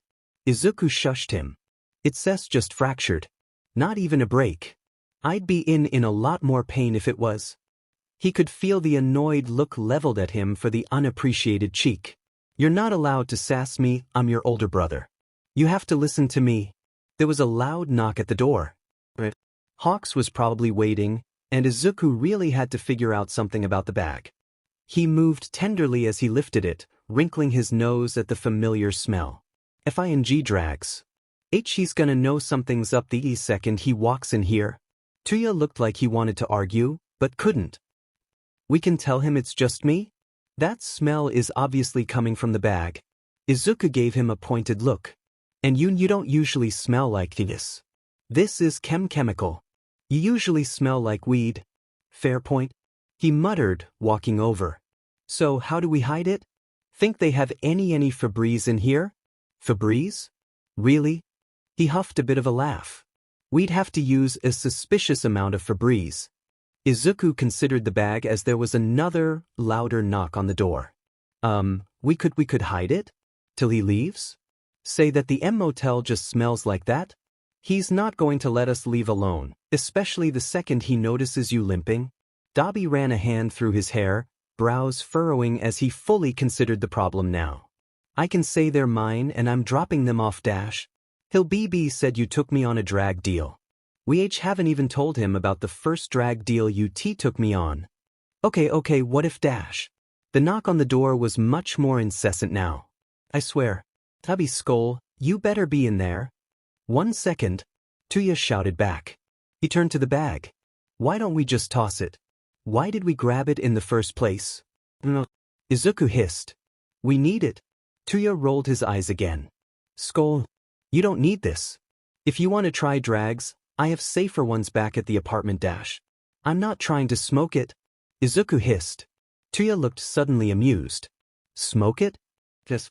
Unlike you, I don't have to inhale every drag that comes within 10 meters. Izuku snapped. This is why I'm carrying the bag. You'd already be cutting up straws. Motherfucker, I'm not gonna take any of your drags. Toya's humored expression dropped to a frown. And you don't smoke that, it's heroin. I mean you can, but it's a waste if you don't inject it. As if to prove a point, he snatched at the bag. Izuku held on, steadfast, but instead of taking it from him, he reached in to pull out a wrapped package of white substance. They looked like what he imagined packages of cane would look like, though he wasn't really sure. For all the drags he'd seen his life, he'd never really paid attention to which was which. The smell of chemical got even worse as Toya handled the brick. Izuku narrowed his eyes, dragging them back up to Toya's face. You looked at it? Did you effing take some while I was sleeping? No. Shithead, I know what heroin smells like, and I was checking it out dash. You can tell what drag it is by the smell? Izuku gaped. What are you, a effing drag dog? Toya huffed, giving him an annoyed look. Before he could respond, though, the door behind them swung open. Both Toya and Izuku looked up, deer in headlights, as Hawks strolled in, looking none too pleased. What the hell are you two? Why do I smell heroin? What the F dash? Izuku blinked, giving a wide-eyed look to Dabi. You're both drag dogs? Oh shut up, heroin has a very obvious smell. Toya rolled his eyes. Anyone who's around it recognizes it? Not true. Izuku had been around this smell a lot, and while he was familiar with it as drag, he had no idea which drag it was. Then again, when he smelled drags it was typically a smorgasbord of bad smells and alcohol and vomit and sometimes blood too. Whoa whoa whoa, Hawks came farther into the room, looking around consideringly until his eyes dropped to the ratty bag in Izuku's hand, then widening as he spotted the heroin in Toya's hand. Why are you carrying a bag full of heroin? Dabi, did you give him effing heroin? Hawk's voice raised accusingly as he turned on Dabi. And he said. Izuku hadn't ever seen him this downright angry before. I didn't give him heroin. He stole it himself. Toya responded as he dropped it back into the bag. There was a brief moment where he tried to tug it out of Izuku's hands, but he didn't relent. BSTRD already turned on him once since Hawks arrived, which Izuku did not appreciate. And you didn't effing take it from him? Dabi. He's 12. I'm TWO. Izuku blinked. Yeah. Hawks cast him a soft side look. Kid, put the drags down. No. Dabi'll smoke it? I'm not gonna touch your effing drags. It's heroin, and something tells me Dabi would try injecting it. Gives you a better high. Rolling his eyes at the two, he clutched the bag a little tighter. I don't care. I don't do drags. Good, keep it that way, Hawks pointed at him, looking like he thought he was reprimanding him. And go back to school too? How did you get in? Izuku asked, nodding to the door behind them. It was locked. Seeming completely unconcerned, Hawks leaned back on his heels. Lots of ways to open a door. You picked the lock? Izuku hadn't expected that. I do that sometimes too. Izuku beamed. Locks are just suggestions. Immediately that had Hawks narrowing his eyes on him. What the F does that mean? Why are you breaking into places? Skoll, I don't want you breaking into places. Dobby, Izuku blinked up at him. You did it. I'm a pro hero and I didn't know what was going on or if you two were okay. You weren't opening the door. Hawks brusqued. Why are you breaking into places? Where'd you even learn to pick locks? Izuku didn't really want to answer that. Hawks narrowed his eyes further, jaw setting. Now Izuku was starting to feel like he was getting reprimanded. Beside him, Toya was snickering. FING traitor. Dabi T took me on a drag deal last night? What? Hawks exploded, rounding on Toya in disbelief. The other looked somewhere between shocked and miffed that Izuku had sold him out. I didn't take him on a drag deal. He took me on a drag deal. Toya defended. You knew about it. IT told you where we were going. What we were doing. You said you wanted to check out a drag deal, not get in the middle of it. What did you think we were there for? To watch? Yes. Stop. He shot Toya the stink eye before turning it on Izuku. Hand me the drags, Skoll. Izuku pulled the bag closer, wincing subtly. I need it. There was a suddenly sad look in Hawk's eyes.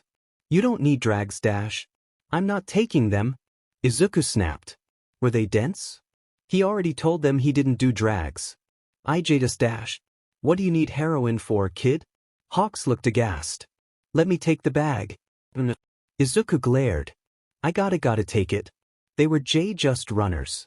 I can use it as bait? Bait? Runners? Hawks frowned down at him, brows furrowing. He looked back up at Toya for help. For once, The overcooked BSRD gave him some reprieve, for once. We were tracking some people. Some gang or another, I don't know why. I guess the buyers were just low-rung runners. Okay, Hawks dragged out the word, turning back to Izuku. You were tracking a gang? What gang? Why, they're not a gang. Izuku huffed. And it's a long story. Then please, kid, explain it to me. We want to help. Hawk's eyes were wide and concerned, bright gold in the low light seeing in through the window blinds. Izuku glanced away. This, to him, was personal. Everything about this case made him scream no. No telling them, no getting help, and absolutely no risking anyone trying to get him to drop it. He had to do this. He had to do this alone. But it was Toya and Hawks. It was his brothers, his family. And Toya had talked to him, Toya had laid it all bare. Izuku wasn't ready to do quite that much, but he could give them a little bit. Pushing them away would do no good, anyway. Izuku wasn't going to leave them. He wasn't going to walk away at the end of this. If he intended to, he would have left the second he'd gotten out of the hospital. Izuku let out a slow breath. They're more like, Izuku searched for the word he needed. An organization? They're called the Seraphim? Hawk's brows drew tighter. Seraphim? I haven't heard of them. You wouldn't? Izuku hummed, glancing down at his hands. They, move around a lot? He looked down, squeezing his hands as the other two stared at him quietly. He expected them to prompt him to speak, but instead they waited patiently as Izuku tried to figure out what he wanted to say. They're not good people. Not good how? Hawks inquired, making Izuku bite his lip. You can know that guy? In the alley? Izuku asked. The two that me and Dabi fought a while ago? When we found out about your quirk? Toya asked, and Izuku barely managed to keep himself from rolling his eyes. Yeah, that D-Day. The day he'd finally gotten a quirk. Turns out, all he had to do was stop talking about it and people would just start assigning him one. Oh, if only child Izuku knew that. He's with them. They're the ones that took Makoto. Canterburn's kid? Hawk's brows drew together. How do you know that? Are you sure? Izuku hesitated. Well, I'm not sure, but that guy, Maeda? He said that they were the ones who did. Or at least implied it. He implied it? Toya stretched out the word, looking less than convinced. Izuku had to admit, it wasn't the best evidence, but there was this terrible gnawing in his gut that told him it was true. It certainly fit their MO. Look, it's not great, but it's something. And they're not good people, anyway. It won't hurt to take them down, even if I'm wrong. He defended. Running a stressed hand through blonde hair, Hawks looked conflicted. Not good how? You said they were an organization more than a gang. What does that mean? They were trafficking drags. Looked like a gang to me. Toya muttered. Izuku's face fell into stone. No. Toya quirked a brow before sharing a look with Hawks, who seemed at the very least concerned with it all. No. They're child traffickers. Izuku hesitated. Human traffickers. Emphasis on children. There was a long, weighted silence. Hawks looked sick. Toya's expression had frozen in an attempt to keep emotion out of his face.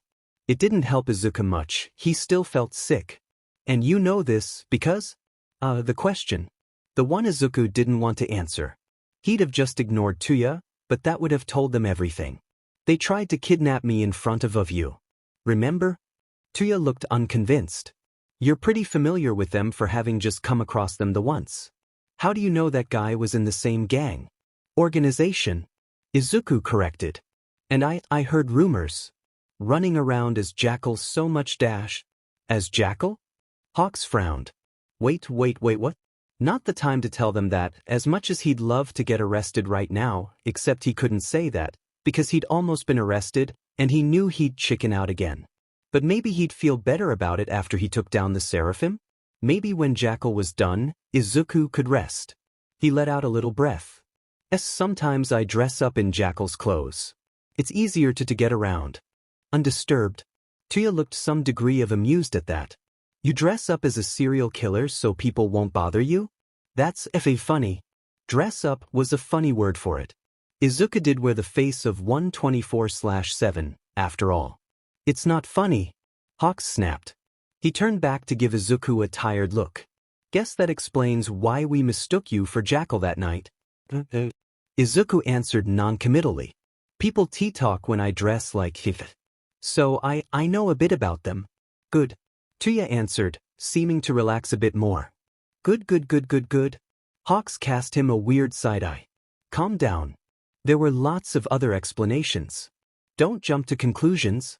Funny that they stopped doing that after jumping to the first correct conclusion since they'd met. Hawks reached out for the bag again as Izuku kept a tight hold. He stopped with another weary sigh. Alright, so you're hunting down child traffickers. Why didn't you tell me? I'm a pro hero, I could have sent people over there dash. No. Izuku hissed. Police, heroes. No good.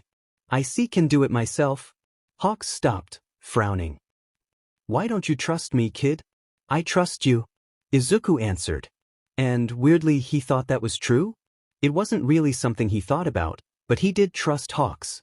To a degree, at least. I came back after Eraser caught me, didn't I? Then why can't I help? Hawks asked, sadness entering his gaze. Let me call people. We can get professionals on this. If you're right and they're traffickers, then they should be taken down whether or not Makoto's one of them. And we need real law enforcement on this. You shouldn't be worrying about this. You should be worrying about what school you're applying for next year. Oh, could he FNG drop that? Izuku didn't need school. He needed a therapist and a parole officer, preferably in that order, but he wasn't picky. He'd start listening when Hawks pointed him in the direction of a school that taught him how to survive a prison shanking. I don't want heroes involved. Izuku answered tersely. You want to help? Fine. I can let you and Dabi help. But I don't want other heroes. No police. But I understand you've been on the wrong side of the law a bit, kiddo, but I won't tell anyone where the tip came from. I can keep you out of this dash. I don't want to be out of this. Izuku snapped. This is my case. This is my investigation. I gotta see it through. Hawks stopped a moment, considering. That's it? You don't want police involved because they'll stop you from helping. I don't want police involved because they've never helped before. Izuku shouted, glaring at the dumb blonde. I went to them, Hawks. I went to them a lot. They never FNG helped. Some were paid off. Some wouldn't believe some random FANG orphan. I went to them and I told them and they never did anything. Hawks looked a bit taken off guard by the sudden explosion, but Toya only got another dark, knowing look on his face. Told them what? What were you trying to tell them? Izuku grimaced, his mind dragging him back. It was years and years ago now, almost feeling like a different lifetime entirely. Still, the past weighed on him, crawling out of the shallow grave he'd dug for it and digging its bony fingers into him like claws. But Toya had opened up to Izuku. Toya had told him his name. Hawks hadn't, yet, but maybe he would too. He did keep trying to be part of this. He'd told Toya outright he didn't want them to just leave without saying goodbye. And they were all in this together, now. Was this what a real family was like? He hadn't really had one since his mother passed, and all her memories were blood-soaked and soot-stained.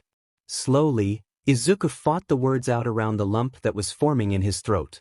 It tried to tell them. Was the world getting blurry? Everything seemed a bit watery all of a sudden. No, that was just crybaby Izuku again. He always cried too much. Too easy. And here he thought he'd finally curbed that particular trait his mother had passed down. He in a breath, trying in vain to blink away the tears. Things were bad before. My dad, when he'd dash, Izuku grimaced. My dad wasn't an a-hole. I tried to go to the police, but he paid them off. I was just trying to protect my mom. Skoll. Hawk's voice was soft again. They always talked to him like this. Like he was delicate. Like he was fragile. Like he'd break any second. Like he was something precious that they didn't want to hurt. He threw those thoughts away the second they came. Hawks could talk to him like he was weak if he wanted, or he could talk to him like he cared. It didn't matter right now. All that mattered was getting them to understand. When I went, they'd just take me back. They'd tell him every time. And he'd get mad, and dash he in a breath before saying with finality, and Toya was tense next to him. Of course he knew what it was like. Oldest son of Endeavor. Trapped in that house for years. If Toya had ever gone to anyone, they hadn't believed him either. He knew better than anyone what that and entailed. And then, when Ichi left and my mom she died. He went on. I get new age homes. For a bit. Usually foster families. Sometimes adopted, then given back. Usually because of his quirk status. He wondered if Hawks and Toya would give him up too when they found out? Or maybe it was the trauma. Several people had returned him because they couldn't deal with it. One told him straight to his face that his stuttering and flinching made him feel like a bad person.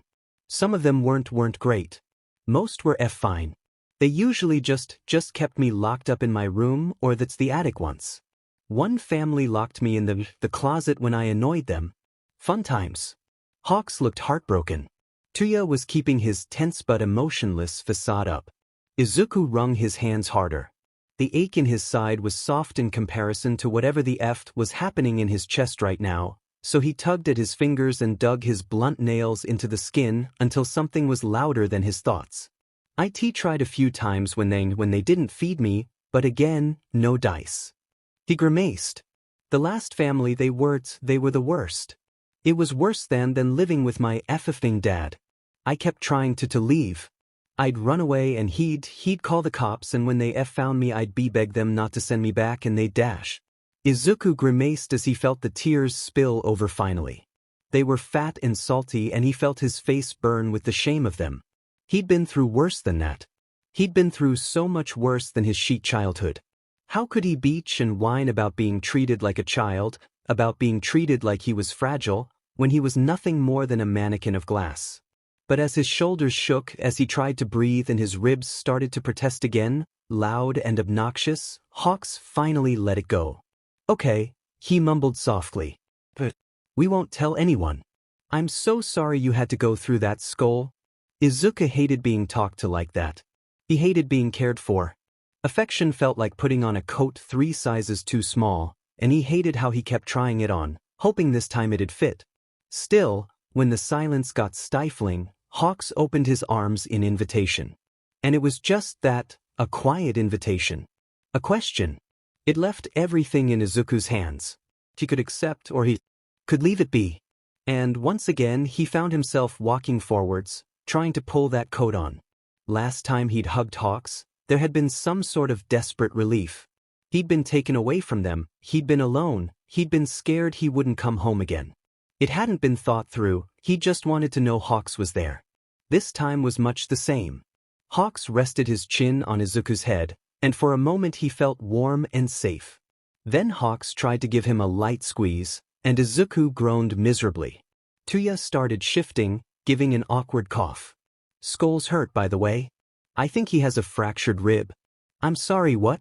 Hawks asked, jerking back to look down at him. And he's standing on it? Sheets, Skoll, what are you doing? Lay down. Part of him wanted to argue. To grumble and snap and scream that he wasn't going to shatter, it was just a few cracks. He didn't really have the energy, though. His side did hurt, and this whole conversation would be over faster if he complied, so he wordlessly limped back to the bed and crawled up, pulling the bag up to rest between his legs protectively. It was his only lifeline now. Let me see, Hawks muttered, having apparently followed after him. Izuku did give a few small protests that fell on deaf ears as the hero started tenderly checking along his ribs for damage. Definitely fractured. He muttered, almost to himself. It's us fine. Izuku pushed at Hawks, trying to get the BS duty to leave him alone a minute. I see can stop by Hari Hariko's later. No, Toya deadpanned. Izuku cast him a dry look. If I don't, then I'm gonna keep having broken ribs for a long time. We can always dash. No hospitals? Izuku grimaced. I effing hate hospitals. We couldn't take you to one anyway. Hawks grimaced. People are looking for you. But I might be able to call in a morally questionable favor. Aha. Toya narrowed his eyes on Hawks. This the same friend you tried to take him to last time? Last time? Izuku frowned. When you were unconscious? Hawks answered. After Jackal dashed, he gave him a look that told him he had no idea how to broach the topic. Izuku snorted. Gotcha. And yes it is. Hawks turned back to Toya, who was still across the room. He was peeking through the blinds now, with his shifty drag dealer eyes scouring suspiciously across the lot. Is that a problem? Toya cast a dry look over his shoulder. Kid just said no heroes. What did you even get from that, other than let's take him to Hero Central? Hero Central? Where was he trying to take him? The HPSC. Recovery Girl won't ask any questions, and Nedzu's morally ambiguous at best, Hawks defended. Besides, little Deku has a lot of hero friends there. Present Mike works there, and Vlad King. And I think he did a show with 13 too? I dunno. Point being, we're not taking him there for help on the case, just to get his rib fixed up and we'll leave. Besides, Recovery Girl works pro bono for children. Are you worried about not being able to afford it, or something? Toya scowled. Well no dash. I can pay. Izuku grunted. That made Hawks shoot him a funny look. I'm not making a 12-year-old pay. If they want money, I'll pay. And take half out of Dobby's money stash from his deals. I finally found where he keeps it. No you didn't, Toya scoffed cocky. I don't even keep my money at your house. That's a lie. You keep it in the dustpan for Roomba number 3. What? Toya's overconfident grin fell. How the F did you find it? Hawks gave him an incredulous look. Hello? It's in my Roomba's dustpan? I have to empty those out, you know? I think the real question is, why are you keeping your money in public spaces and expecting it not to get found? You could put it in your room, you know? That's exactly where they'd expect it to be. They? Who the hell is they? Izuku groaned miserably. Fine, let's got to do. Just shut the F up both of you. That had them turning back to him. Hawks beamed excitedly. Oh, right great. So, about us going dash? Dobby, take the bee-bag home. And don't smoke it. I'm not gonna smoke it, I have some self-control. Toya beached, though he did come over and take the bag without complaint.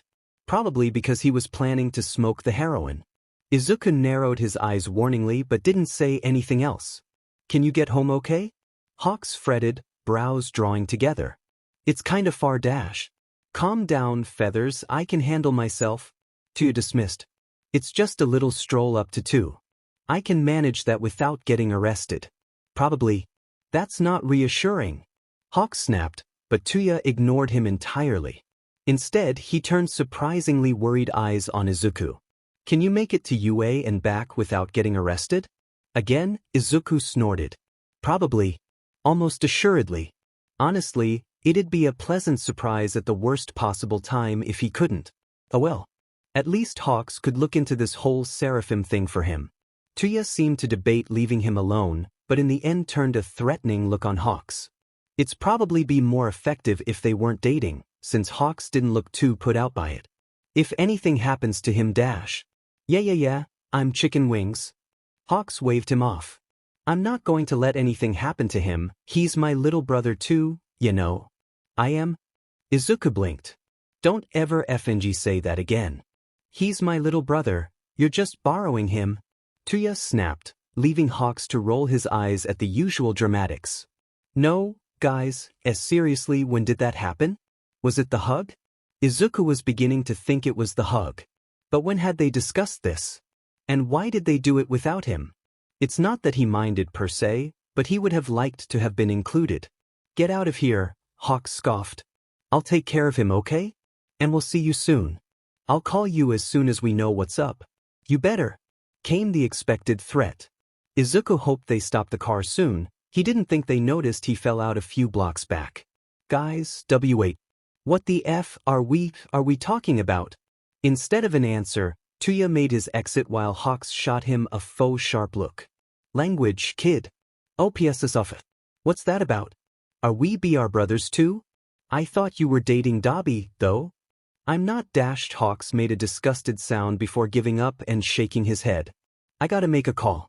I don't want Nedzu getting any ideas if we drop by unexpectedly. And then Hawks was pulling out his phone and heading for the parking lot, leaving Izuku staring after him. What does that mean? And what the F is up with our family tree? Izuku called. The click of the door held a finality that he did not appreciate. When Izuku was little, he used to wish for a cool, unique quirk. Sometimes he'd sit on the couch and try to pull the TV remote to him, or he'd try to grab his toy off the higher shelves when his mother took them away from him so he wouldn't make too much noise when his father was home. He usually tried to summon her quirk, thinking many times he'd rather have hers or none at all, but occasionally, only when things at school got really bad, he'd try to use his father's, or a variant of the two.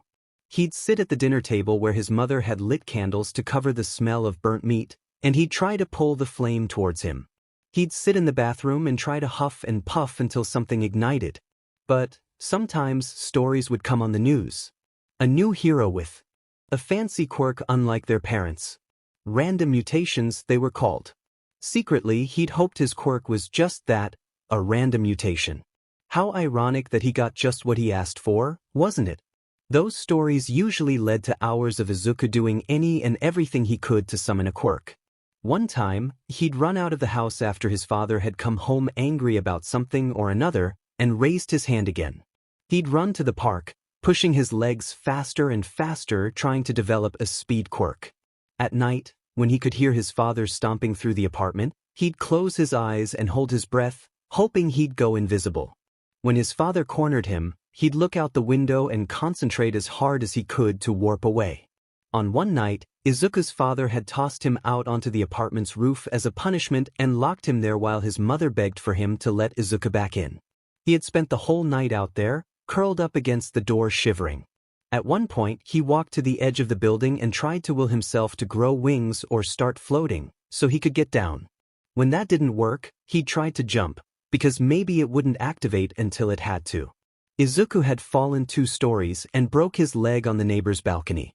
His mouth still tasted sour thinking about how his father had lied so easily about Izuku sneaking out at night, how his mother had sat, face bruised and incapable of saying anything, how the doctors had looked at them both, bruised, beaten, and too scared to meet his eyes, and hadn't said a word.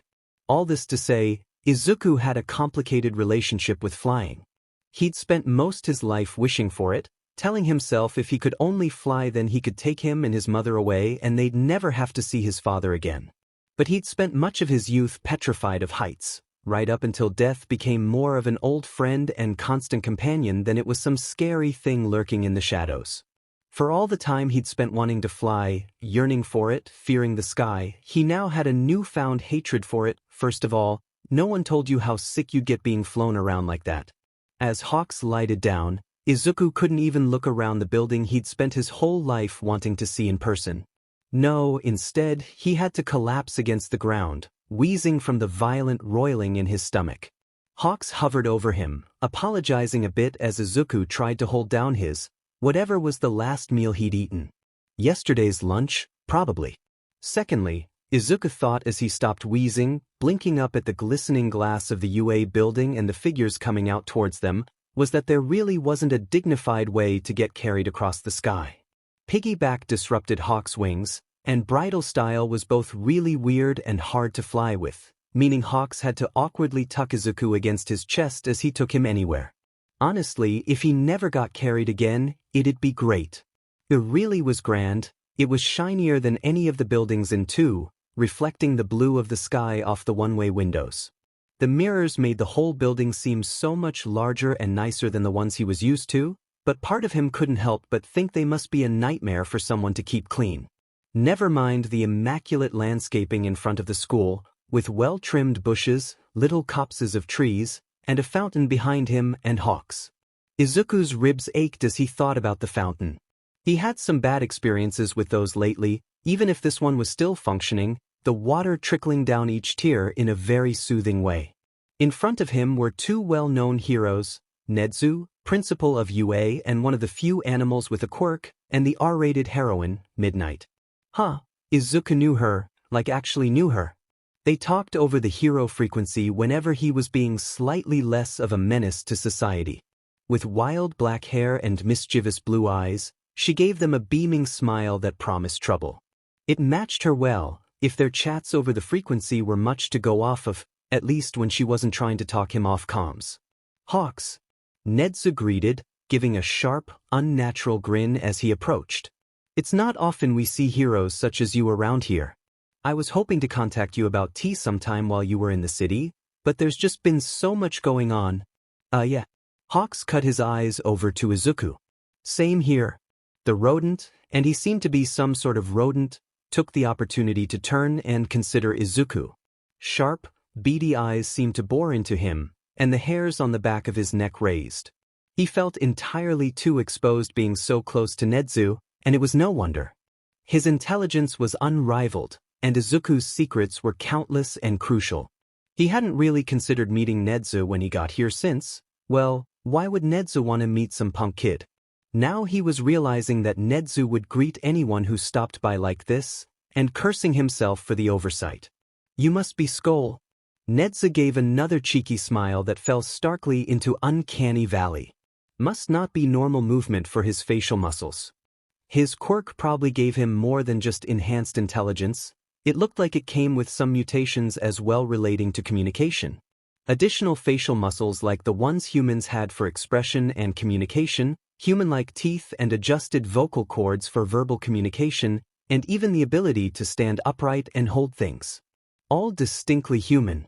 It was almost like Nedzu's intelligence quirk was just a human mutation, or at least his enhanced body was aiding with his intelligence and communication and tool use, but that all seemed pretty varied.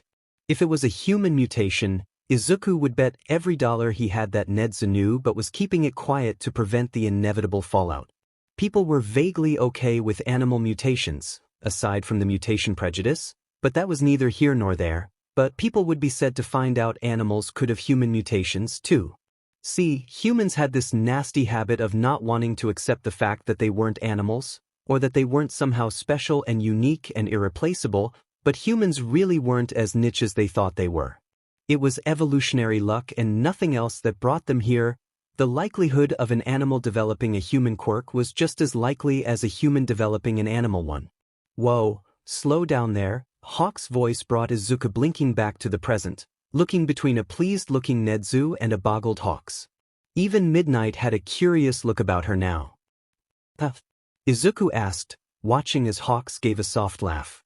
He was looking at Izuku like he was a puppy, which only added to the mounting confusion.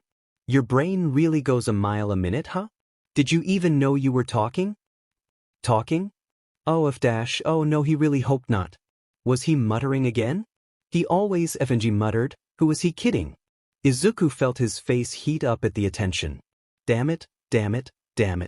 How much of that did he say aloud? How much had they heard? Oh, Nedzu probably thought he was some sort of freak. Hawks told me you have an analysis quirk, Nedzu started, and Izuku felt like he could lay down and die right now. Who the hell met a pro hero, one of the most famous, renowned pro heroes of this day and age, even if he wasn't in the top 10, and FANG? Started yapping in-depth about their quirk. It was like walking up to a famous athlete and spouting off about their feat, deeply and inherently weird. I'd love to have tea with you sometime. It's always nice to meet other intelligence quirks. Other INT intelligence quirks? He spouted off before he could stop himself because, well, they were both frauds. While Nedzu's definitely had an intelligence aspect, hence why he went above and beyond the average for humans, it wasn't an intelligence quirk. And of course Izuku was kinda just letting people go off about whatever quirk they thought he had. Nedzu's smile was sharp, but not unfriendly. Although the gleam in his eye was definitely that of a lion that had just cornered a gazelle. I believe tea would be an enlightening experience for both of us. Maybe too much for Nedzu. Sure. Izuku had absolutely no plans on tea with the rodent. If you saw someone put down a bear trap, you had to be pretty FING dumb to walk straight into it. Izuku considered himself dumb, but not that dumb. Excellent. Namuri-kun, can you take our guest down to Recovery Girl's office? I've already let her know you're coming, and I'd like to have a cup of tea with Hawks while he's here. Izuku and Hawks glanced at each other, the message passing silently between them. No, neither wanted to leave the other alone. That wasn't part of the plan. I think I should stay with Skoll, he's hurt. Midnight can take care of him. Nedzu smiled. Just make sure to steer away from Teacher's Lounge Gamma, Namuri. And don't worry, Hawks, we'll only have one cup.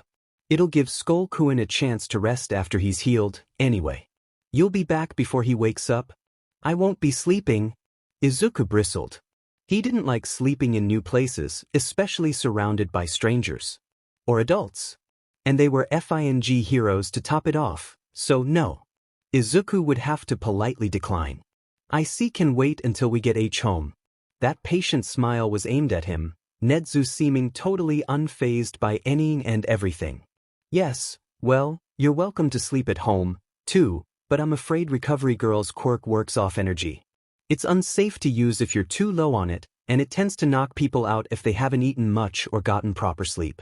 You'll likely be out for half an hour or so.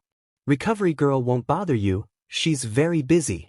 You'll likely be left to sleep alone. Nedzu explained evenly. Izuku did not like the sureness in his voice, like he knew exactly what was bothering him. He also really didn't like the way Nedzu called out his eating and sleeping habits, especially since there was no way for him to know about them. It made goosebumps crawl up his arms, an unwelcome voice whispering unwanted questions in his ear. What else did Nedzu know? Was he just guessing and waiting for Izuku to slip up? Carefully, he turned his expression to stone. If it were the latter, then he couldn't afford to slip up, not even once. He gave a sharp nod, because normal, well-adjusted children didn't fear sleeping in the nurse's office. Because normal, well-adjusted children didn't beg pro-hero Hawks to come back soon so he could wait for the hero to get healed and pass out in relative safety. But maybe he could stall, just a bit. Give Hawks a chance to come back. I'll just be a minute, Hawks said, and Izuku tried not to show any signs for how relieving that was, just giving a hopefully, casual shrug. The hero turned to Midnight next. He's got fractured ribs, take it slow. Let him sit down if he needs to. Fractured ribs? Her face dropped into a frown. Should he be walking? Shouldn't we be getting a stretcher dash? I'm fine. Izuku's voice came out forceful, trying to sound sure and in control. Something in Nedzu's eyes told him he'd pushed too hard, and Nedzu wasn't at all fooled by him. It was an entirely foreign feeling, and something that Izuku didn't like.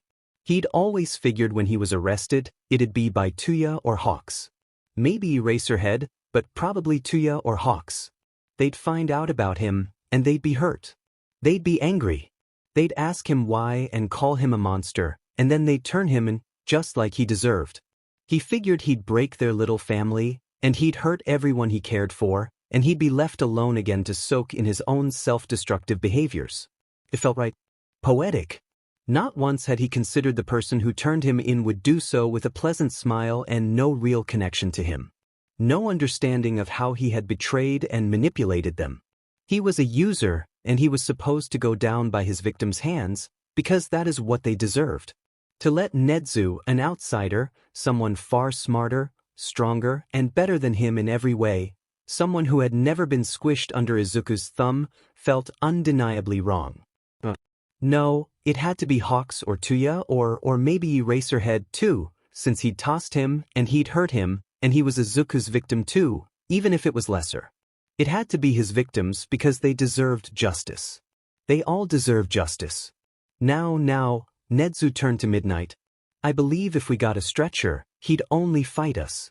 We wouldn't want to risk injuring him worse, no? Let him walk. Walk slow. Hawks piped up again, casting a worried look Izuku's way. He didn't like the way that was said to Midnight, like she were the adult here, and Izuku was just some kid without autonomy. He was a serial murderer, he could walk to Recovery Girl's office just fine. Sure. Midnight agreed, turning to give Izuku a kind smile as she held an arm out towards him. This way. Setting his jaw at the overly kind tone, one she didn't really use on him over the frequency, so he knew how fake it was, and he started walking at a brisk pace. Immediately his ribs started aching and complaining at the jostling, but it was easy enough to ignore. After the flight here he was used to the ache in his ribs, and after the gunshot and sawing his hand off, he was used to being in pain far worse than this, even if it was unpleasant. Midnight, for her part, didn't say anything more than, "Don't rush." Maybe it was because he forcefully and spitefully put on some speed when she did. But at least she got the memo, and only spoke up to tell him which halls to go down. It was a rather peaceful walk, actually, Izuku's eyes darting to every exit point he could find. The doors, obviously, but they could get blocked. Izuku was particularly fond of the windows. They were everywhere, and while he wasn't sure if they opened, he was pretty sure he could break through them, or toss a chair through them, and get out easy enough. Well, it might be a bit of a challenge, what with the ribs. But if he had to. The first hiccup came as Midnight led him to two metallic double doors and pushed a button beside it, making Izuku bristle. Are there ST stairs? He asked. It'll be faster to take the elevator, Midnight said instead of a response. Izuku glanced at the doors, sleek and gleaming, and yet looming like the gates of hell. The hum of machinery sounded like a funerary hymn, a procession of his victims slowly approaching. He looked down the hall one way, then the other. ICC can meet you up there dash. Midnight scowled, giving him a quizzical look from the corner of her eye. It's 12 stories up, kid, you can't walk up it with those ribs. The elevator dinged, the high pitch reverberating in the marrow of his bones. The doors slid open, showing a small, cozy-looking box. The walls were African blackwood, sleek and shiny and the bright lights provided. Still, every part of Izuku hissed and recoiled, but Midnight only gave him a very patient look. It's fine, she said softly. It's just an elevator. We'll be in and out in no time. He really doubted that. Minutes stretched when you couldn't FNG breathe. But she wasn't going to let this go, and it wasn't the first time he'd been in a confined space with a pro-hero, unable to breathe. Granted, last time had been a police car with Eraserhead that he could have broken the windows on at any time, and this time he had fractured ribs making breathing even harder than it already was, but it was fine. It was fine. Really, it was fine. As the doors closed behind them, Izuku pressing into the back corner as far from Midnight as he could, he realized it was not fine. Nothing was fine. The floor lurched under them, and he was in a moving box, enclosed with a hero and no witnesses. Anything could happen. He was too wounded to fight back, and he'd let Nedzu separate him and Hawks. Hey, Midnight's voice ramped up a few notes, trying to be friendly. She had her back to one of the side walls, clearly trying to give him space as her brows furrowed. It's okay, kid. It's all right. It'll just be a minute. That was an estimate. It was a tall building, depending which floor they went to it could be 10 or more, and it only took 5 to suffocate. Less for brain damage and reparation from hypoxia and anoxia were rare. It's okay, Midnight looked clearly a bit more panicked as Izuku glanced for the door, his breath hitching. It's okay, you can take the stairs down, okay? I just didn't want you to get more hurt dashed, he rasped a bit, trying to SCK in oxygen that had all zipped away to the far side of the elevator, apparently. And he wasn't willing to venture within grabbing distance to find it. Death was preferable. Hey kiddo, you got any pets? She asked suddenly, clearly trying to get his attention on her. That was probably the only thing he could do right now, hyper-aware of where she was and how she moved. She was so much taller and stronger than him. I have budgies, you know. They've got 2 whole rooms to themselves. They're little menaces, but I love them to death. Izuku frowned, muttering, a cat? He was terribly aware of how he was shaking like a leaf, but Midnight wasn't coming any closer and he hoped it was somehow disguised by the elevator's movements. A cat? She smiled. My brothers have a cat. Well, they're like little brothers to me anyway. He's an old, grumpy thing. Tries to kill me every time I come in. I'd be upset, but honestly Blue does the same thing whenever I walk into the budgie room. He snorted and she seemed to relax a bit. Does your cat have a name? Spidey. Spidey huh? Like those old comics? Izuku was kinda surprised she got the reference. He gave a jerky little nod. Midnight smiled. I had a friend in high school, he loved those comics. Her face fell for a minute before she pulled back together.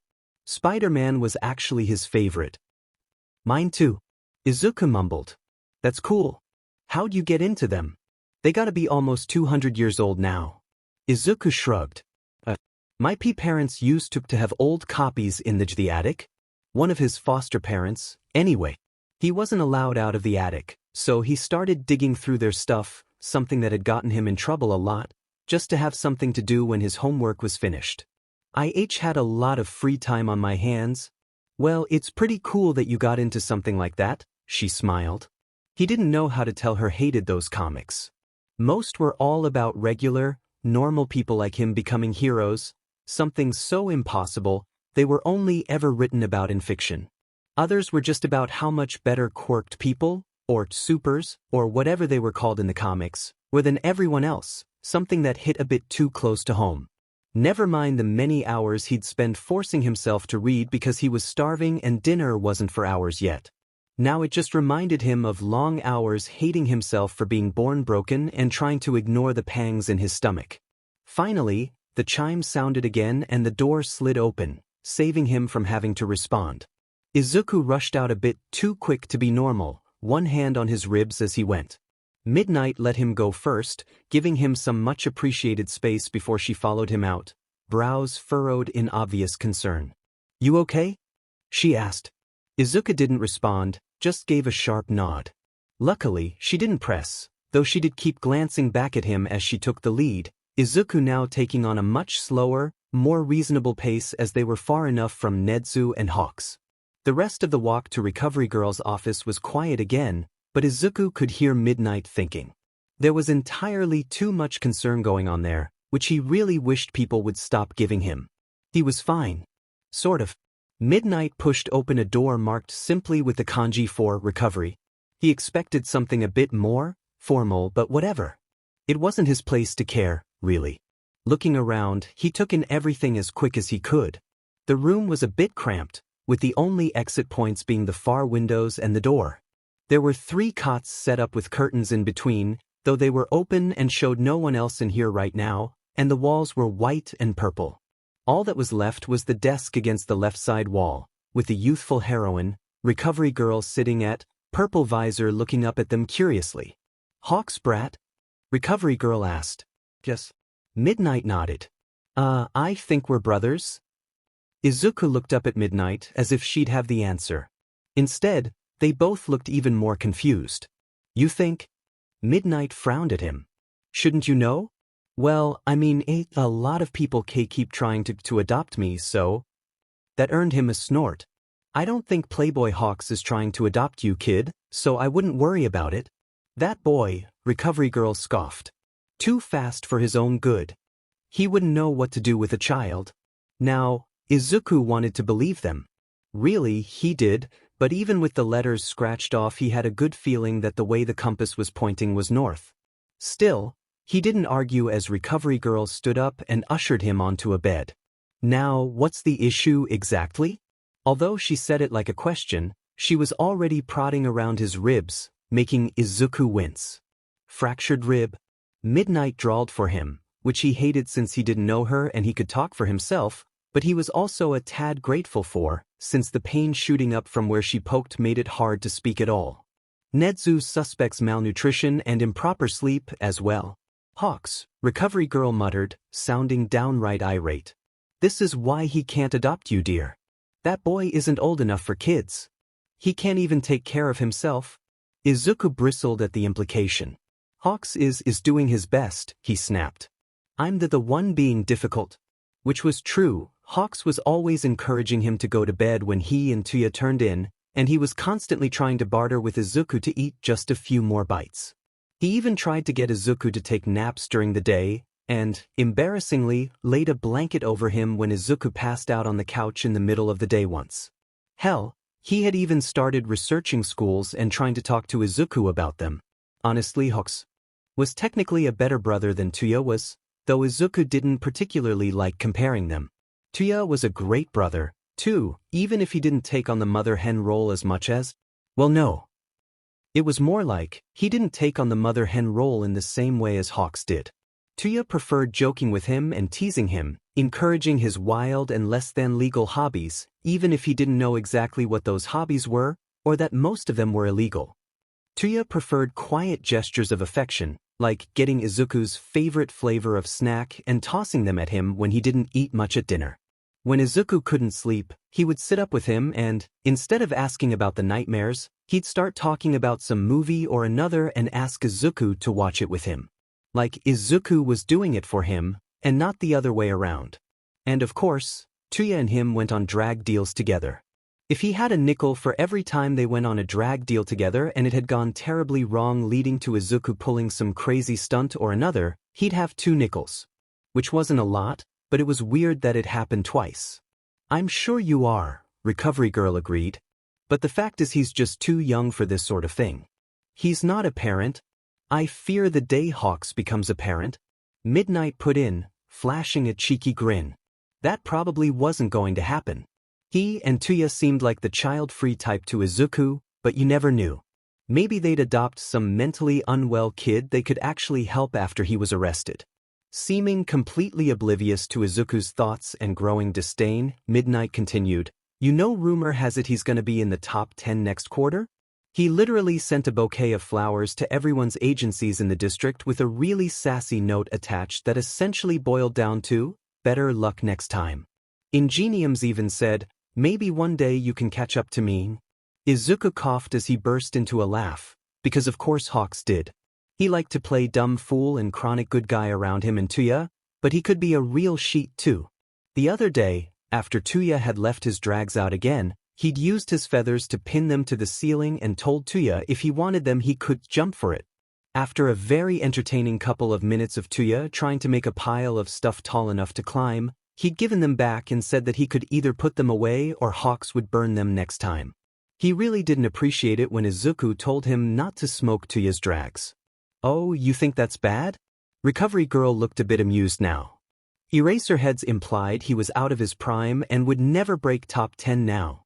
Midnight and Izuku lost it at that, Izuku holding his ribs and wheezing. So stop, he rasped. Laughing age hurts.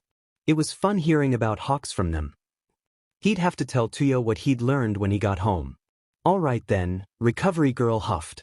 You seem all right otherwise. I want you to lay back, dearie, you're gonna be knocked out by this. I can't heal you fully due to lack of energy, but it should get rid of the worst of it. Izuku laid down, but chanted silently in his head to stay awake. He had to. Just until Hawks came back. When Recovery Girl leaned over him though, placing a quick kiss on his forehead, darkness swallowed his vision in seconds. Settling into the sleek black chair across from Nedzu's desk, Keigo couldn't help the worry and guilt gnawing at him. Now, he wasn't as cynical as Skoll or Dabi, and he knew the people here. They were kind people, good people. He trusted them with his life. But the thing was, this wasn't his life he was handing over to them, it was Skoll's well-being. Skoll, the same kid that would sometimes pop out of his room at night just to check and make sure he and Dobby were there. Skoll, the child who had been through a villain attack, a mental hospital, a drag deal, and who knows what else in Jackal's hands. Skoll, who didn't trust heroes. Skoll, who never said anything but always slept better when he was near Keigo or Dabi. Skoll, who was hurt right now and really needed him. Let's make this quick, he said, folding his hands together in his lap and hoping the genius would understand his rush. Of course Nedzu did. Nedzu always did, but it didn't stop the anxiety bouncing Keigo's leg. We have time. Nedzu dismissed. He'll be sound asleep when we get there. Or he'd be in the middle of a nightmare. Or freshly woken up and distressed. Or in a corner with a knife in one hand and a taser in the other. Hopefully not that. Nedzu reached over, collecting the steaming teapot and pouring out 2 cups before handing one off to Keigo. He wasn't much of a tea drinker, but he didn't hate tea, so he took a polite sip. Chamomile. I wanted to ask you about this child. Nedzu hummed, sipping at his own tea. What about him? Keigo grunted. Maybe playing dumb with a genius wasn't the best idea, but... Why are you bringing a wounded child here, Hawks? I never took you for the type. Yet here you are. Nedzu stared at him passively, though Keigo wasn't sure how to decipher any of that. He scowled. Take me for the type? He's awful familiar with you. Close friends? Nephew? Why here? Why not a hospital? He didn't want to go to a hospital, he answered honestly. Nedzu wasn't done. You know, a child escaped from a hospital here not long ago. Keigo's stomach dropped. He knew, of course he knew. Is that so? Yes. Well, Nedzu picked up a file that had been placed off to the side of his desk, opening it to review the contents. 12 years old, small for his age. Malnourished. Shows signs of insomnia. Dark hair, freckles, green eyes. And you were one of the heroes called to bring him in. The tea soured in his mouth, and Keigo set it off to the side. Nedzu picked up on this too, of course. Now, no need to be dramatic. I'd hate for tea to go to waste like that. I'm just having a friendly chat with a colleague, is all. Really? Because it feels like you're threatening me. Keigo dug his fingers into his breathes under his table. They could take away his hero license for this, probably not, but the HPSC wouldn't be pleased by any stretch of the word. They'd definitely start sticking their noses in places it really didn't belong. Like entirely too close to Skoll's quirk status. Nedzu's face didn't morph, didn't change. It stayed in that passive smile, looking almost like a statue with how still he was. Why do you feel that way, Hawks-kun? It's in his best interest not to go back. Keigo grimaced. I'm just looking out for Skoll. In his best interest? Well, I believe it's in Mikumo-kun's best interest to be placed with people who can help him, don't you? He could be adopted by a proper family, one who can get him into school, get him therapy. That's best, don't you think? You don't understand, Dash. No, but I'm trying to. Keigo is in a breath. That was his angle. He knew what Keigo was doing. He had him cornered, even brought up some good points, but he wasn't against Keigo. Not yet. Leaning forwards, he put his elbows against the dark oak desk, steepling his fingers as he let out a stressful breath. Skoll Mikumo. He's a special kid, Nedzu. All children are special in their own way. Nedzu agreed passively. No, he blinked, glancing out one of the floor-to-ceiling windows. Oh. Mikumo's different. Really different. He's had a hard life, a bad life. He doesn't want to go back into foster care. Back? I don't see any files about that. Nedzu looked down, flipping a few pages. I don't know about the paperwork or anything. I just know he used to be in foster care and it got really bad, so he ran away. He explained. Nedzu nodded, seeming to find something that satisfied his curiosity in the paperwork. What do you mean by, really bad? Keigo tensed. I don't think he'd want me to say. I don't intend on bringing it up to him. Nedzu watched Keigo for a moment. We are not enemies, Hawks-kun. I am just trying to help. He snorted. Yeah, no doubt about it, he was trying to help and wring out as much information from Keigo as he possibly could. It was Nedzu's way. He was abused. Badly. He doesn't talk about it, and I don't make him. Nedzu nodded slowly, taking a long sip as he digested the information. So you keep him from the police because he's afraid of going back? No, he shook his head. That's only part of it. Mikumo's got a powerful quirk. Nedzu hummed, a sly smile crossing his face as he flipped through the file again. Of course he'd be overly concerned with another intelligence quirk. Ah yes. His analysis quirk. Keigo confirmed. I'm afraid of how people will treat him when they find out. There's nothing to be afraid of, Hawks-kun. Lots of interesting and unique quirks out there. Anyone would be happy to meet someone with such a useful quirk. I must admit that even I am rather excited to find out just what this quirk of his can do. Keigo frowned. I'm afraid you're wrong. He answered tersely. There are people out there that would use this kid for his quirk. I'm just trying to keep him away from them. There's little worry of that. The likelihood of him being adopted by anyone looking to use his quirk is near zero. But not zero, Keigo argued. He felt like he and Nedzu were having two different conversations. The rat just didn't understand what the HPSC would do, and Keigo couldn't tell him. I think there are more pressing things to be worried about than that. Nedzu's eyes lit up curiously. Oh, he was setting some sort of trap here, wasn't he? Unfortunately, Keigo had played these games long enough to know he'd only find out why the trap was laid was by triggering it. Like what? Like what a person might do with a child who has no quirk. Some would see that as a child having no inherent value, you know. What do you think about that, Hawks-kun? Nedzu was still eyeing him, but Keigo could only look at him, more confused than ever. Okay, springing the trap didn't work, apparently. Time to call it like it was. What's that have to do with anything? Keigo grimaced. I'm not worried about that right now, I'm worried about Skoll. The kid that's right here in front of me. These are important questions to consider. After all, you never know when something or someone unexpected falls into your life. If it weren't a kid with an analysis quirk, Hawks, how would you respond? This rat was FANG nuts.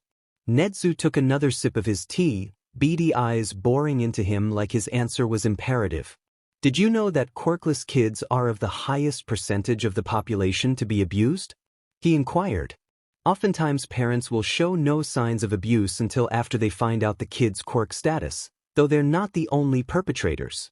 Sibling, domestic, even extended families have been known to be the sole or one of the perpetrators. Bullying rates are far higher for the quirkless, and the suicide rates are higher than any other quirk. These things often get overlooked, since quirkless children are so rare these days. Yeah, sure. He frowned. Aren't they like 20% of the population, though? World population. Nedzu waved his hand dismissively. The statistic is skewed, anyway. While there are some countries that are almost completely quirkless, especially less developed countries, it is also hard to track quirkless numbers. Both due to less developed countries keeping less clear records, and for the fact that there are countries that raise or lower those statistics based on their values. Some see quirklessness as a weakness, others as a sign of genetic purity.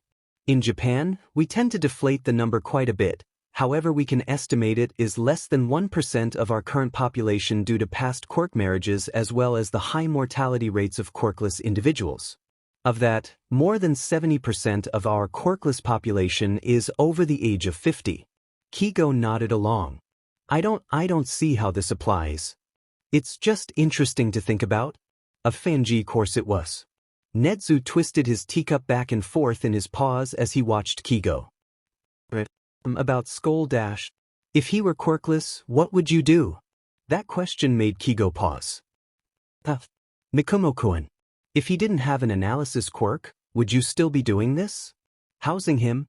Mikumo has an analysis quirk. Right, of course. Nedzu didn't even seem to absorb the words at all. But, for just a moment, let's pretend he didn't. Would you still care? Would you still house him? What the F kind of question was that?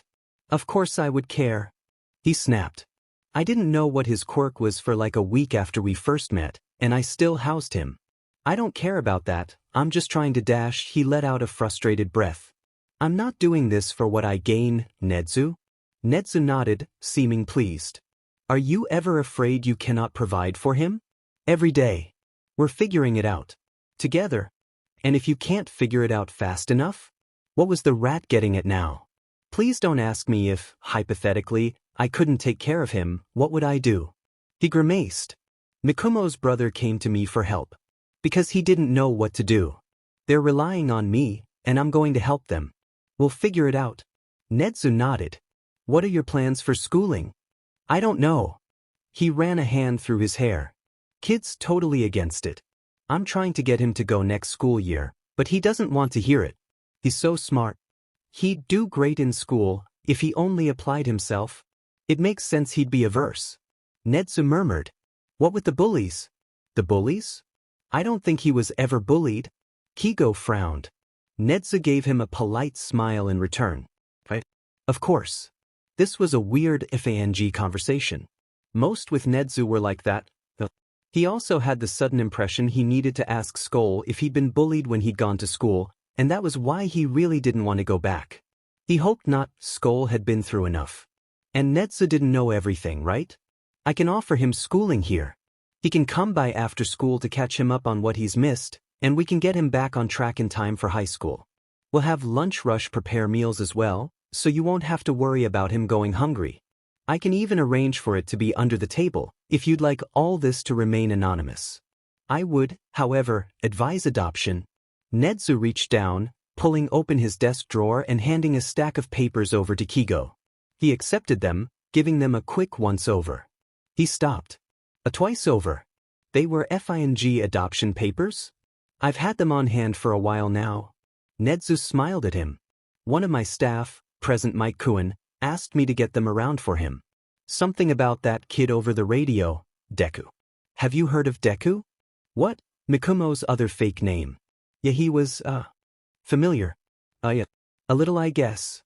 Nedzu's eyes lit up. I've listened into all of his segments. I must admit Deku is quite smart for his age, Perhaps he could even be mistaken for having an intelligence quirk, don't you think? Keigo paused for a moment while he blue-screened. Did Nedzu know? Nedzu didn't know. He couldn't know. How could he know? He probably didn't know. I guess. His quirk is unconfirmed though, so it's anyone's guess. Convenient. Nedzu leaned back. Another sip of tea. Be careful with those papers, Hawks-kun. If 2 of my staff see you with them, I'm afraid there will be a fight over them. He definitely knew. 2 of your staff? I have only one more thing to ask. Nedzu didn't even try to hide the blatant digression. You said Mikumo-kun was special. Would you elaborate on that? Gossip. It's not that Keigo didn't readily participate, but he hadn't even finished his first cup of tea, quickly chilling on the corner of Nedzu's desk. This was more important, anyway. He sighed, trying to decide what to tell Nedzu. How much do you know about Jackal? He asked carefully. While Nedzu, as an animal, didn't have eyebrows, he got the distinct impression one was being raised at him right now. Seven's Jackal? Yeah. Turning to his computer, Nedzu typed something quietly. Then, the Jackal. Active serial killer and vigilante. He's credited with over 40 kills. Active heroes on the case include you, Hawks, and Eraserhead. Other heroes have been sent down to 7 in the last few months, such as Ingenium, Mr. Brave, Ms. Joke, and Sir Night Eye. Endeavor himself was sent to Patrol 7, but after an incident he was removed. Yeah, that was putting it lightly. Whatever happened with that anyway? He was put on temporary leave. That's it? Temporary leave? People had died. Keigo blinked at Nedzu, appalled. He was sure Endeavor hadn't meant to hurt anyone, but his irresponsibility had led to injury and death. Shouldn't he get, something else? Maybe classes or being taken off the top 10? Or whatever else they did to reprimand heroes. Admittedly, Keigo didn't really know. The HPSC never publicly reprimanded him for anything. His gut dropped. Maybe they did that for Endeavor too. Maybe anyone in the top 10 got a slap on the wrist too. He didn't like the thought of that. Jackal's activity is somewhat of a debate. He's only been mentioned by name for the last 2 or 3 months, but it's possible he's been active for over 7. Hard to tell with 7's poor reporting and few police. Despite his high kill rate, he interestingly has a habit of letting off criminals occasionally if they turn themselves in. Originally assumed to be affiliated with the police, his current description is that of an abnormally short boy, in his late teens. Dark hair, often in a dark hoodie, a scarf, and glasses, though once he's been seen in a jackal mask. Unclear if these are all one person, originally assumed multiple, now debated. Missing a hand he'd reportedly sawed off himself? Nedzu put his paws together in front of his face, seeming to think hard. About the hand thing. Keigo paused, trying to think. He'd seen Jackal up close at the mall, remembered the short BSRD lunging, shoving. He hadn't paid much attention, then, far too focused on Dabi. Now, though, the memory came back with clarity. He definitely has 2 hands. We don't know how much about the rest of the description is true, either. And we don't know if he did saw his hand off. My source said something about him having a doctor that could reattach that sort of thing. He suched flippantly, trying to look as unconcerned over his slip as he could. Nedzu merely nodded. Is that so? Before looking back, seeming thoughtful. How is he relevant to Mikumo-kun, exactly? He rubbed at the back of his neck awkwardly. I had someone come to me, asking for help. Mikumo-kun. A criminal, actually. He winced, expecting another talking to about protocol and how offended dumb he was, but Nedzu merely nodded for him to continue. He felt himself relax slightly. I'm not going to tell you who he is, but he was helping me get information on Jackal, and, Mikumo's his kid brother. I guess they got separated for a while or something. I don't really know the details. But Jackal's been, blackmailing him, we think. Maybe threatening to kill him. I dunno, he doesn't really talk about it and we don't push, but he's been making Mikumo watch. And helps sometimes. Apparently his last kill, Maeda? Jackal just left him there when things got bad. Nedzu's smile faltered now. It wasn't quite a frown, but his face was grim. Do you know what he's blackmailing him with? No, Keigo let out a long breath. I spoke to Jackal once, though. He said that he was punishing Mikumo for killing his sisters, not biological. Apparently they were in foster care together, I think. Killing his sisters? You're sure of this? Nedzu inquired. Keigo hedged. Sorta? It's what Jackal said. We asked Mikumo, and he didn't really want to talk about. He said he was just trying to help them. Frowning, he looked at Nedzu, who was twisting his cup in his paws but not otherwise showing any emotion. One last thing. You said you've seen Jackal before? Once. Or, I think only the once? Hard to tell. Skoll dresses up as him sometimes, and I've definitely caught him out and about before. He recalled, thinking guiltily back to threatening to squash the kid. That night, Skoll had asked him why he thought he was Jackal. Little sheet. Probably knew what he was doing. Does he now? Nedzu's eyes flicked back to the screen before returning to Keigo. Have you ever seen them together? No, he paused. Well, they were at the mall together once, though.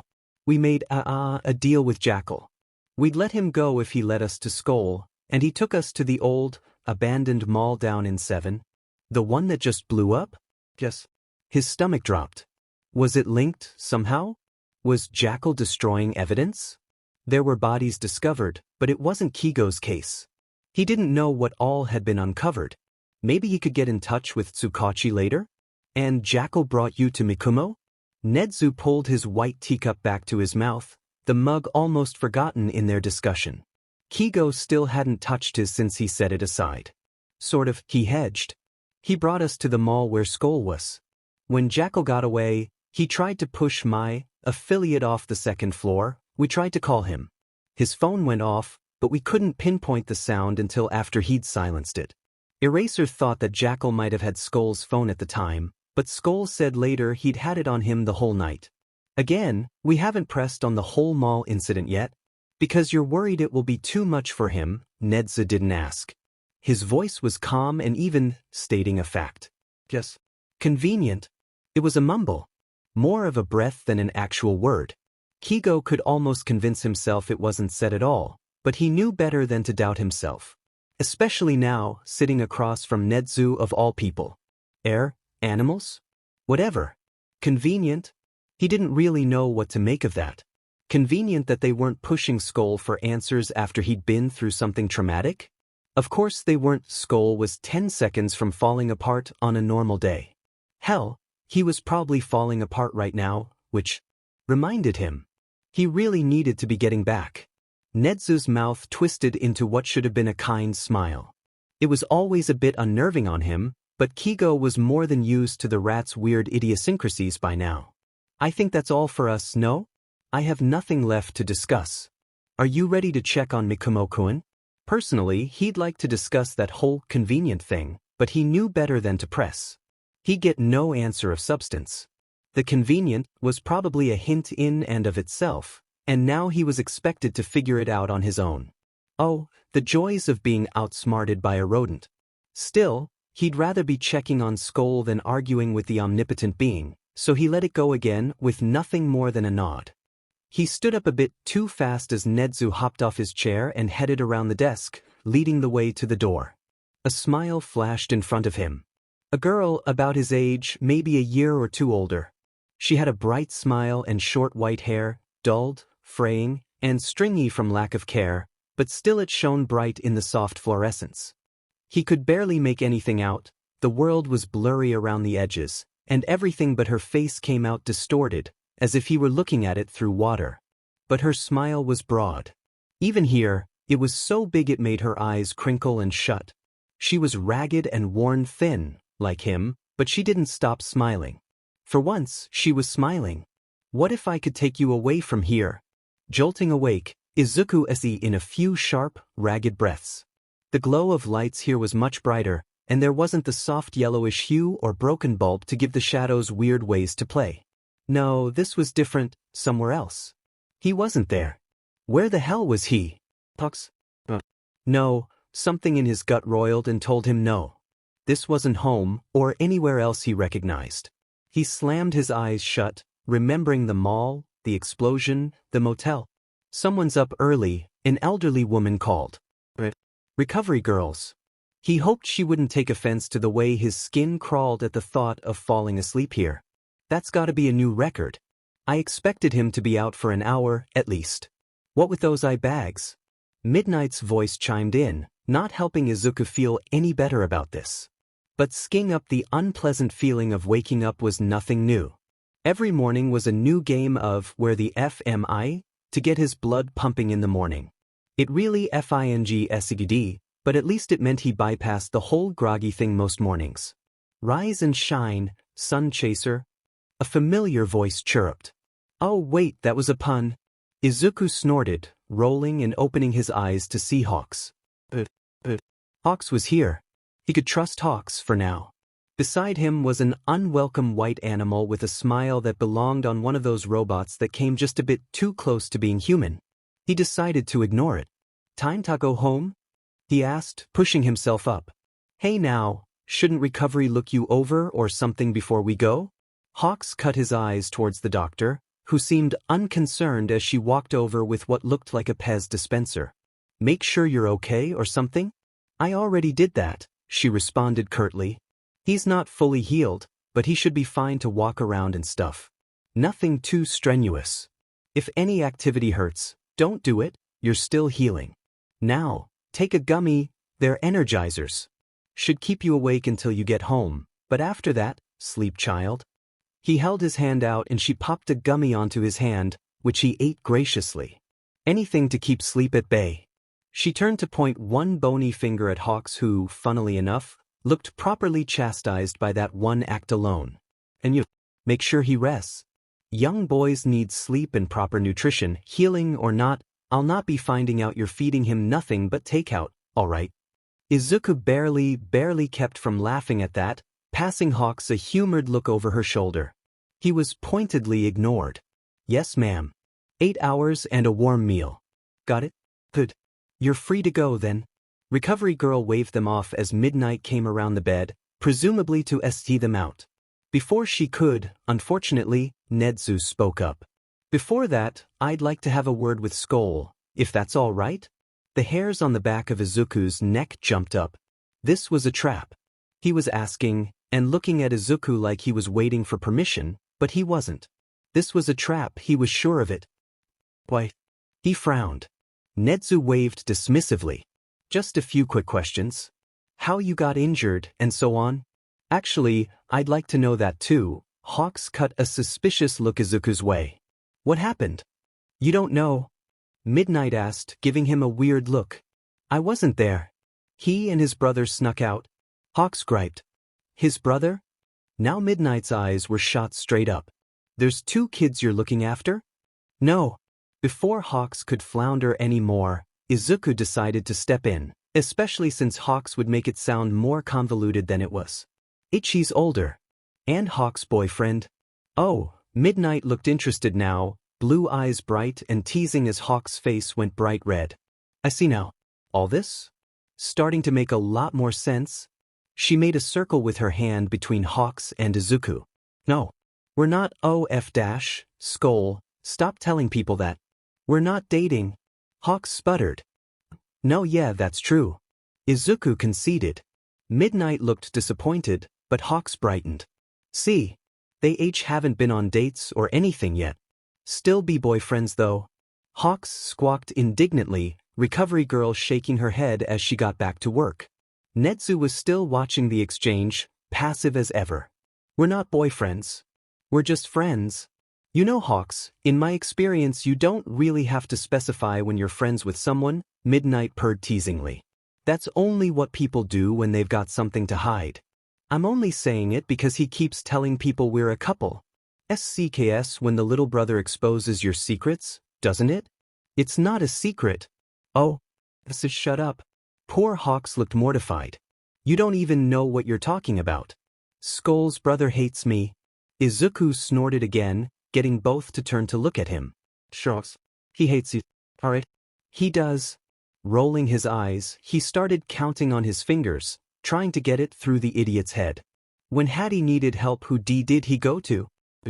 Despite hating police and heroes, he went to you. When you caught Jackal, who did you call first? Hattie.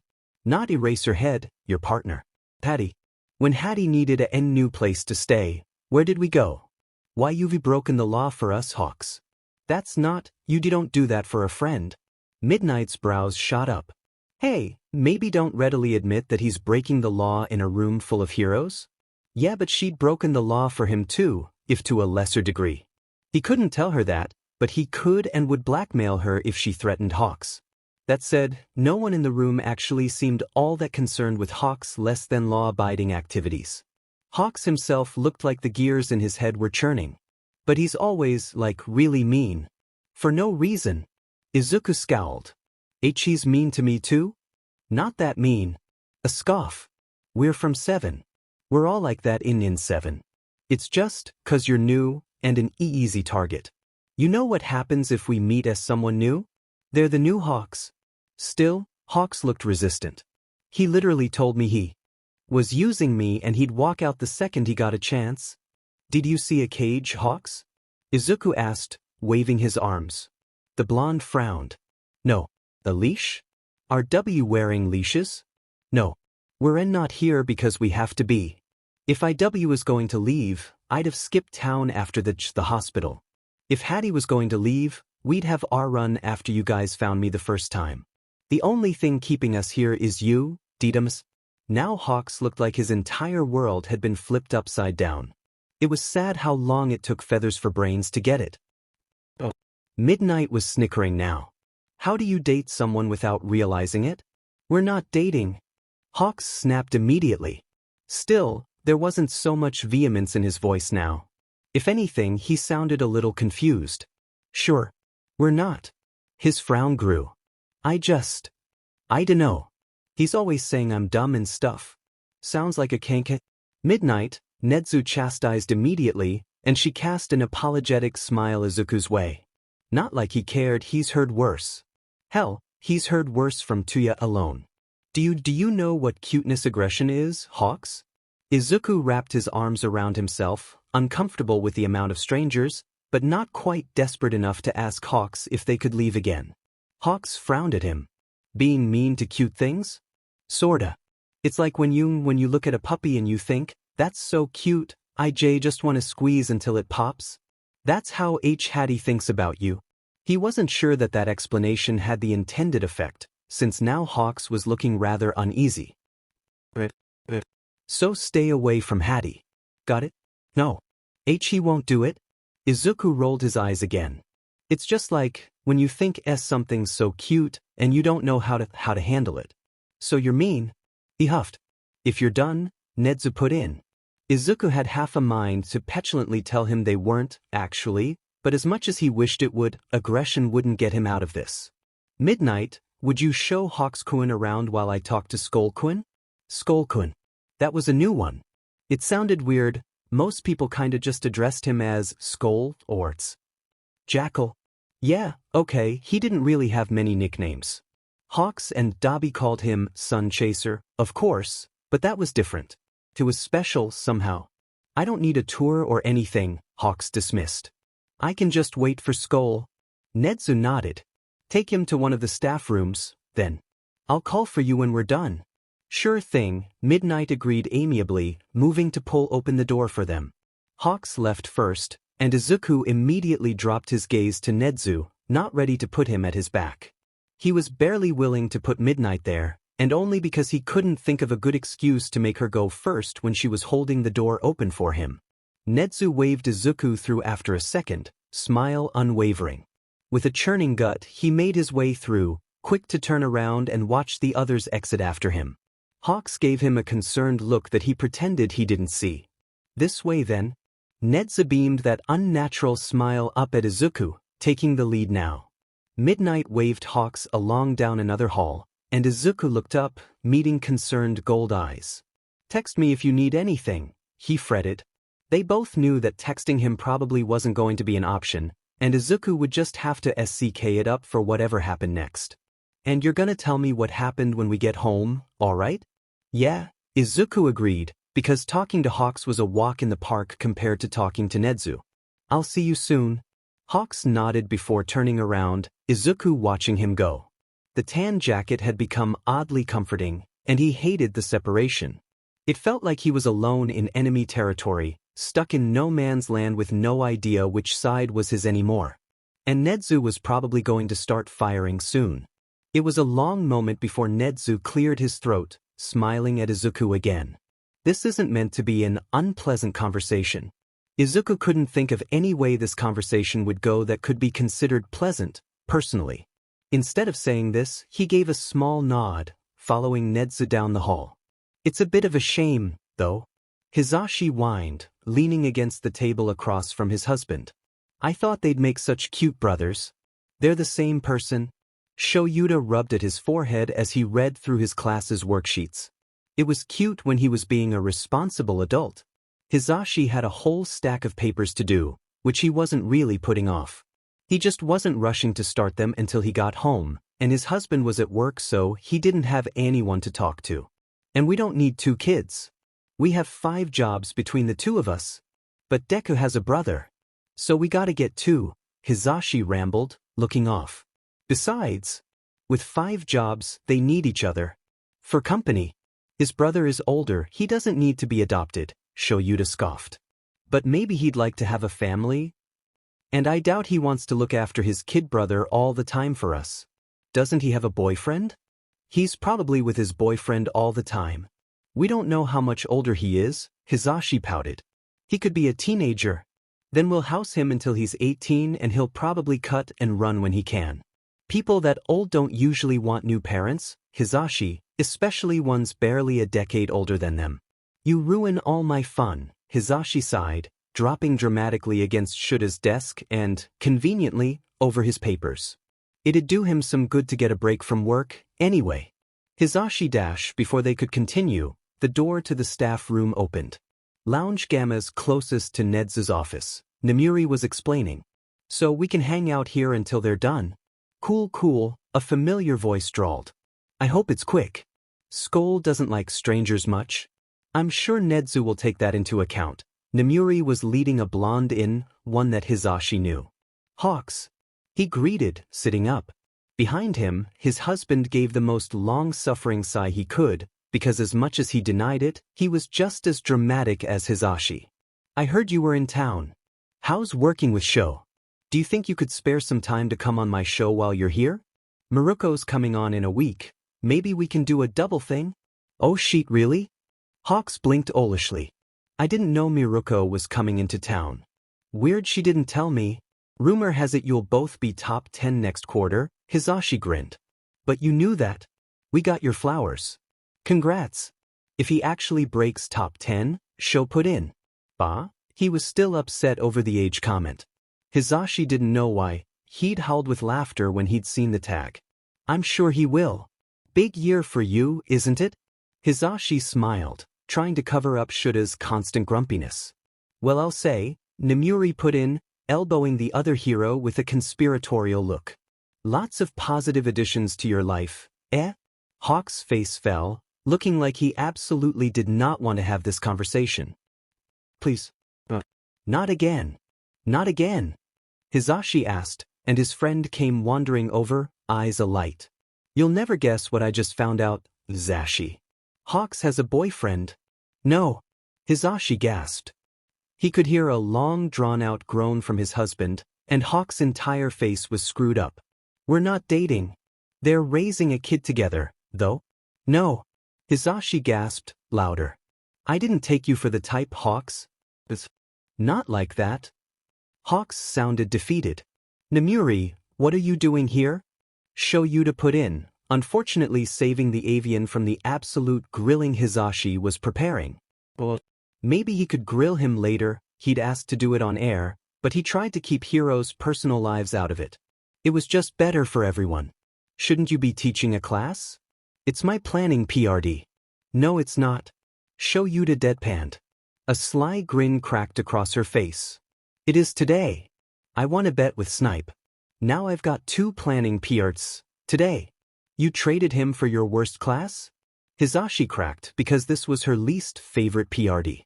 Not that he blamed her. Vlad's class was very loud this year. Among other things. Yep. She popped the P, beaming proudly. Mama needed some R&R. I don't understand, is it you're planning PRD? Hawks asked, pulling up closer as well. You both get planning PRDS at the same time? No, it's my planning PRD. Show's just lucky his class this PRD is on a field trip. Lucky them? Not really, Hizashi made a face. Show's got a tendency to put his kids through the ringer. Me and Nem have a bet going on how many kiddos are going to break something while they're there. Ish. Hawks gaped. Remind me never to put Skoll in your class. He breaks bones enough as is. Is this not his first time? Nemuri asked, turning to quirk a brow at him. Hizashi, however, zoned in on the mention of Hawk's apparent kid. Skoll? You named your baby Skoll? What? No. Hawks looked mortified. Skoll's not a baby, and I didn't name him. He's a foster kid, and Skoll's his nickname. Nemuri's brows shot up again, expressive as ever. Ah, Hizashi nodded. Me and Sho are gonna be fostering soon. Maybe. Sho Yuta deadpanned. Maybe Skoll and Deku can be friends. For some reason, Hawks looked a bit wigged out by that. Yeah. Maybe. I dunno, Skoll doesn't really play nice, I don't think. Oh, Hizashi frowned. I'm sure it'll be fine. Deku's real sweet. Gets along with everyone. But, well maybe. Still, Hawks seemed terribly reluctant. It made Hizashi wonder just how bad this Skoll kid was. Anyway, I'm just waiting for him and Nedzu to get done talking. You guys got anything to do while we're here? Oh. Hizashi jumped up. Nemuri, get the blackjack deck. Have you ever gambled before, Hawks? Hawks shot a concerned look between the two as Nemuri went to pull a deck of cards from the cupboard. I can't say I have. Excellent. We'll teach you. Hizashi laughed, ignoring the quiet huff and grumble of Shoyuta behind him. Settling into the black chair across from Nedzu's desk, Izuku tried not to be too unnerved by it all. Nedzu was, to be frank, terrifying. Sitting atop his chair, he had a certain presence that took over the room. His chair had long legs and plenty of padding, making him appear far taller than he was. And Izuku was no fool. He noted the little step up behind the desk, adding to his accrued height. Even the windows behind him had the light flooding in from behind, casting his shadow over his latest victim. And that's what Izuku was. He held no illusions about his place here tonight. He was the rat. Nedzu was the trap. It's a pleasure to meet you, Nedzu said at length. He gave another small, falsely polite smile. I've been hearing a lot about you. A lot about him? I can't imagine H-Hawks has said much. Oh. In fact, he's been rather quiet about it all. Nedzu swiveled in his chair a bit, though his eyes were calculating. Something inside Izuku bristled, Nedzu's words rubbing him the wrong way. If not Hawks, then who? No one knew shit about him. He was careful-ish. No one believed him when he told the truth, anyway. All he got was that quiet smile, not a single tell in sight. There's lots of ways to get information on someone. I find word of mouth to be the least effective method. Don't you agree, Mikumo-kun? The world stopped short and started moving entirely too fast, all at once. He knew Nedzu knew too much, or at least that he would. But the blatant power play, the way he doled out that information so casually, so carelessly, electricity rolled through him like a shock of thunder, and Izuku didn't know what he was doing. His vision felt blurry and far away as his breathing came too fast. He didn't register his arm moving or a single thought about it, but one moment he was settled across from Nedzu, the next he was on his feet, tossing a handful of zap traps haphazardly and not staying to see the end result. He barely even heard the ZZT of wild electricity or the thump of the body behind him hitting the floor, too busy shoving out of the too small room and into the endless hallway.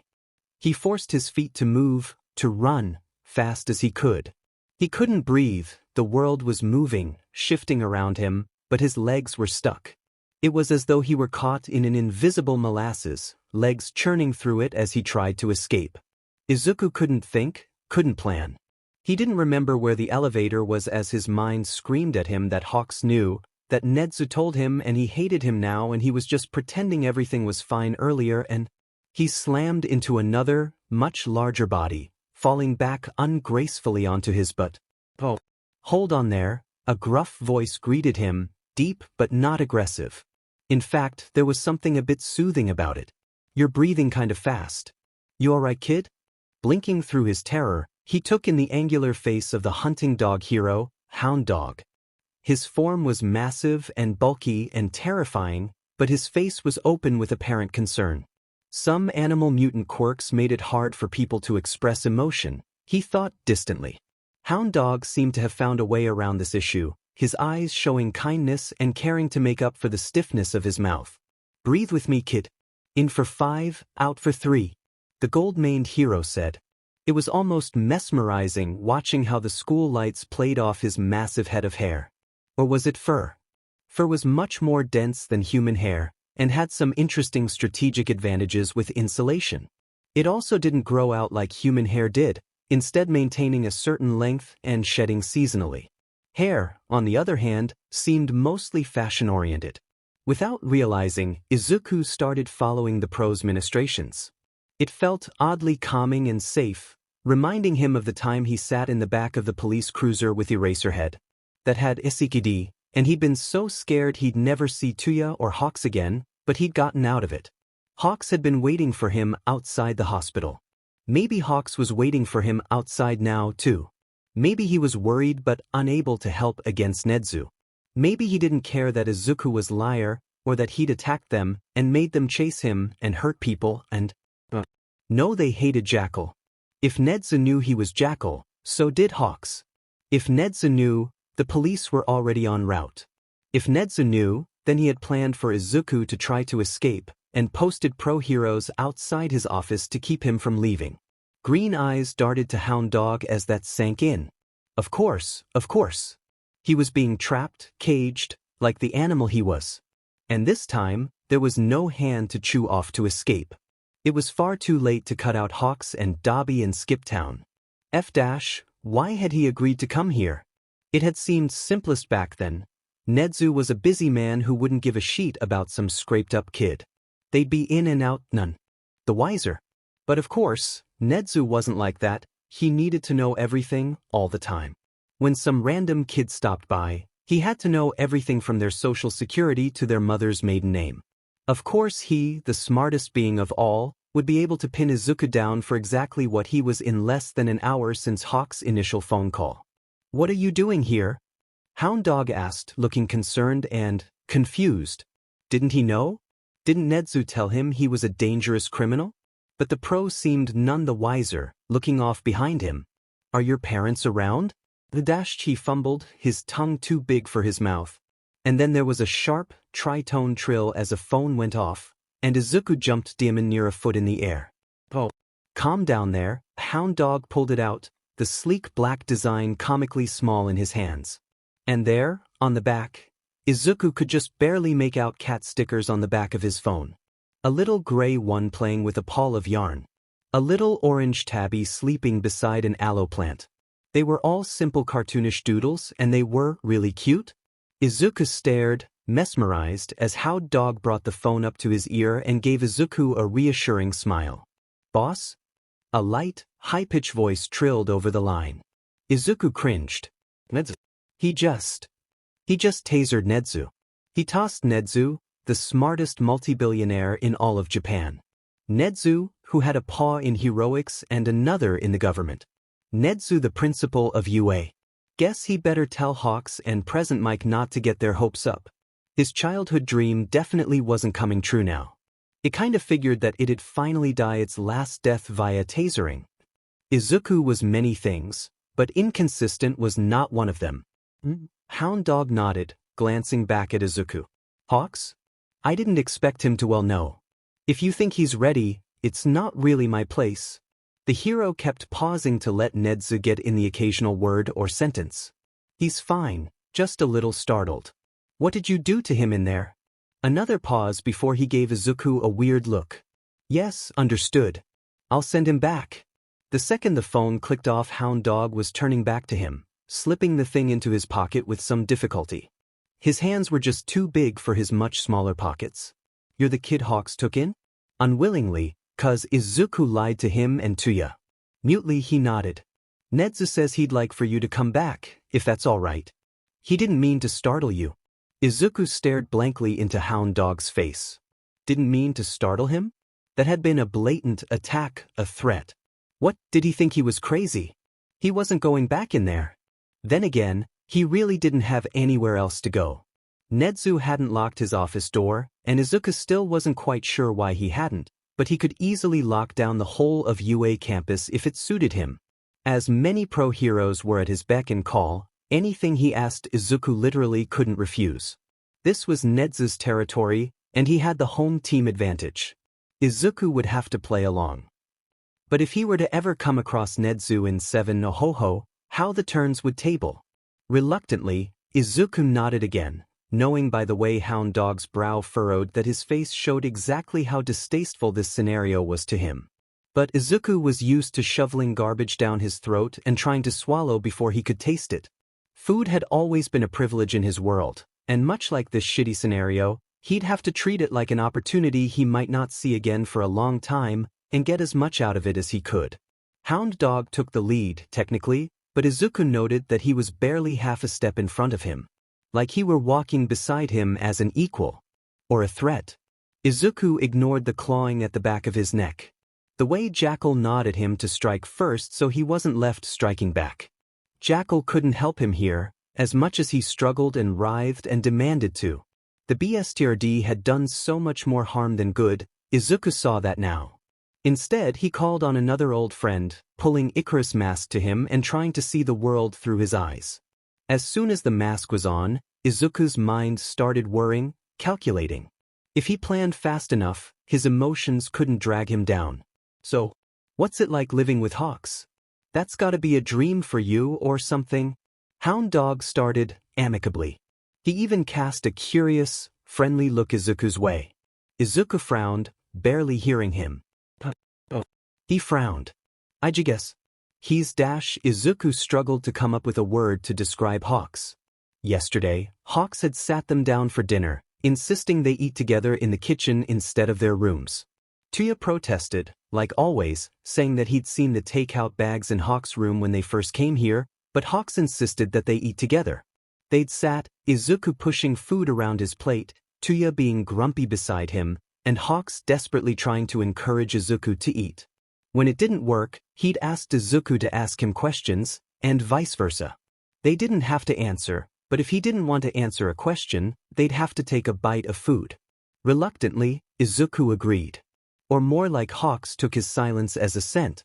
He'd expected questions about his family, his sisters, Jackal. Instead, he'd been asked what his favorite color was, red. What was his favorite food, Katsudon?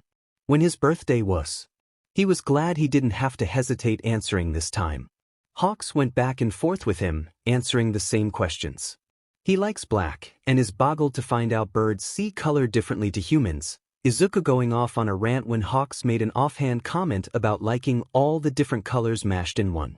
He said his favorite food was chicken, and spent the rest of the night being called a cannibal, which he squawked and denied vehemently. His birthday was December 28th, apparently, which had Toya calling him an actual FTS for at least 10 minutes. It had been nice. Even Toya jumped in eventually, saying he liked the color white and burgers. Izuku didn't end up having to eat, but after getting a concerned look from Hawks, promised he'd try and managed a few bites. The food was good, at least. A few nights before that, Hawks had sat next to him when Izuku had been having a rough day. Nothing in particular, but everything had been setting him off and none of his contraptions were coming out right. Hawks had sat beside him and asked him what was wrong, and then he'd sat there and listened as Izuku whined and complained about every stupid little thing, sympathizing with him. And later that night, when Toya had asked to watch a movie, something they all did together more and more frequently. Toya was a bit of a cinephile, and both Hawks and Izuku seemed to have a bit of a soft spot for doing things for other people. It had always been annoying for him before, but was a trait he was beginning to feel softer towards whenever he saw Hawks give up a seat because he knew it was Toya's favorite spot or ask Izuku how X thing worked. Not because he cared but because he knew Izuku could go on for hours about it. There wasn't one word that fit perfectly, Izuku decided, but there was one that came close. He's an idiot. Hound Dog huffed a laugh. It sounded very doggish here, and Izuku couldn't help but think about how odd it was for a dog-quirked man to have cat stickers on the back of his phone. Or maybe it wasn't. He was human at his base, even if animal mutations tended to take on traits of the animals they mimicked. Now, that's not very nice. Don't talk to me like I'm a child. He grimaced. Do you know how many times I've seen hawks walk into glass doors? 11. I have been living with him for less than 2 weeks. Mostly because his quirk made him struggle with windows, but he hadn't shared that tidbit with Toya, so he definitely wasn't sharing it with this guy. Now Hound Dog looked like he really wanted to laugh. Even so, he's taking care of you, isn't he? No, Izuku scowled. I'm keeping him from leaving the stove on and causing a fire, and I'm cleaning up after his boyfriend when he leaves his trash around. Big drags. Izuku put Toya's drags away so it wouldn't cause another family fight at an inconvenient time where he wasn't there to mediate or watch. For science. Actually, Hawks would probably have a coronary if he found out Izuku touched and moved Toya's drags regularly. Sometimes it felt like the guy thought he'd get high from being in the same room as his packaged weed. Izuku had half a mind to take some of the other stuff and drop it under Hawk's pillow, just to watch the blowout. He probably would have, for science, if it wasn't for the fact that he had the sneaking suspicion it'd lead to a lecture from both of them about him doing something wrong. Just like finding out Hawks could pick locks. It wasn't fair. Why was he allowed to break and enter to make sure he and Toya weren't dead, but Izuku couldn't break and enter to make sure some perverted scum were? It just proved his point. All heroes were, at their base, hypocritical. Is that so? Hound Dog chuckled, sounding like an adult, laughing at a kid being silly. Izuku huffed, shooting him a none-to-please look. I've killed people bigger than you know. The retort was on the tip of his tongue, but for some reason Nedzu hadn't revealed that yet, at least not to Hound Dog, and Izuku wasn't in any hurry to let him figure it out. So he'd just have to sit here and suffer through this bullshit. They turned a corner, Hound Dog keeping a steady pace. You want to tell me what Nedzu did to freak you out so bad? I promise he's not meaning any harm, though he can be a bit intense at times. Intense? Hound Dog didn't know the meaning of the word. Intense was running amok in 7, being judge, jury, and executioner for all the sickos he came across. Intense was getting forcefully adopted by a criminal drag dealer arsonist and his pro-hero boyfriend who were simultaneously hunting down your alter ego. Intense was killing 4 people in a mall with a hand grenade gone awry, then swinging by pro-hero capital of the city Yue, heavily guarded specifically to keep you out, just for a quick healing sesh with a pro-hero and somehow still not being arrested. Honestly, Izuku's whole life was a careful study in Intense, and Nedzu's part in it was just a footnote. So instead of responding, Izuku rolled his eyes petulantly, because if he said anything he'd be laughed at like a silly little kid again, and chose instead to ignore him entirely. Unfortunately, that made Hound Dog laugh too. Not up for chatting? Maybe another time. No, Izuku was already way too chummy with way too many heroes. He was on the other side of the law. Who did he think he was, Toya? At least it was quiet the rest of the short walk back. Izuku had made it farther than he thought he had in his panic, but that wasn't a high bar to clear. When they turned down the final hallway, his stomach dropped at the sight of Nedzu standing outside the door, waiting for them. The awkwardness crashed back into him as Hound Dog gave Nedzu a silent nod, and the animal wore that same smile from earlier. You can go back to work now, Hound Dog. I don't think you'll be needed for anything else. Confusion crossed Hound Dog's face. But I never found Dash. Oh, false alarm that. Don't worry, everything has been taken care of. Nedzu chimed excitedly. So Izuku was right, then Hound Dog had been placed there on purpose. Of course he was. Nedzu turned to Izuku as Hound Dog wandered off. Apologies, Skoll-kun. I didn't take into consideration how jarring my words would be. Yeah. He probably said it to test just that, how Izuku reacted. Izuku bit back a groan. He did, didn't he? He had no proof Izuku was Mikumo, at least not until Izuku handed it over on a silver platter. He was so dumb. Biting back his own self-hatred, he responded with a grumbled, "You don't consider much, do you? Not even a blink from the other. On the contrary, I consider myself to be very considerate, Skoll-kun." Oh, you think you're so smart, Dash? I've noticed that my intelligence is a bit of an outlier compared to those around me, I'll admit. Then why didn't you see my taser coming? He spat irritably. It was impulsive and dumb, and he snapped his mouth shut the second he did, but oddly enough, Nedzu wasn't bothered. Or, that wasn't odd. What was odd was that he seemed excited. You're a bit of an anomaly, Skoll-kun. It takes someone special to take me by surprise, and it's a trait I value deeply. He frowned.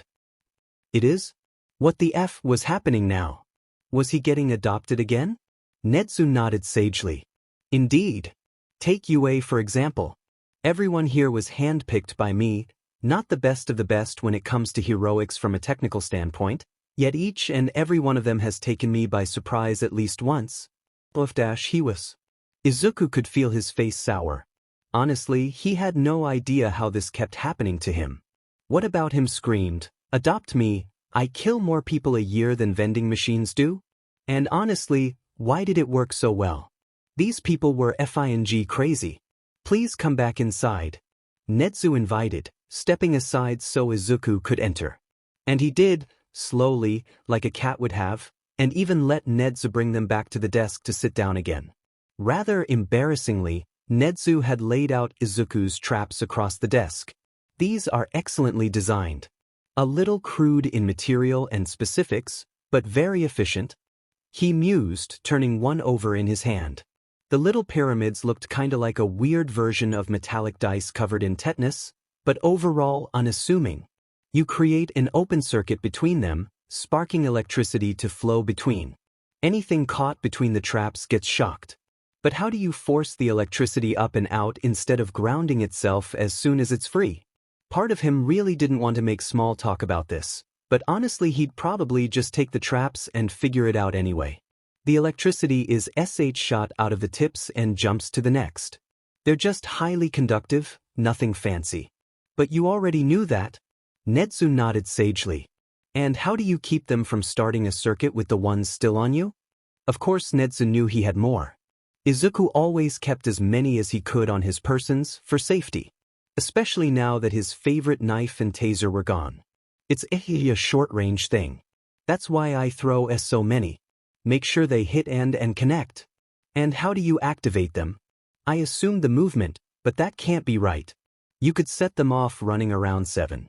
SW doesn't make sense, either. You make them seem interchangeable, so there'd be no way to activate some and not all. He shrugged, reaching over to pick one up. While the others had triangular bases, this one had a square. This is what tells them to start. He flipped it over, pointing to the button on the bottom. I just gotta make sure I toss one of these and press this. It sends a short pulse telling the others near it to start. The electricity will then activate any other close to those traps, and so on. Nedzu leaned forward, putting his paws together as he nodded thoughtfully. How did you learn to do all of this? Hawks-kun tells me you're not in school at the moment.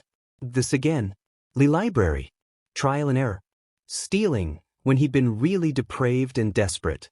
He wished he still had those engineering books, but he'd had to sell them for food money a while back.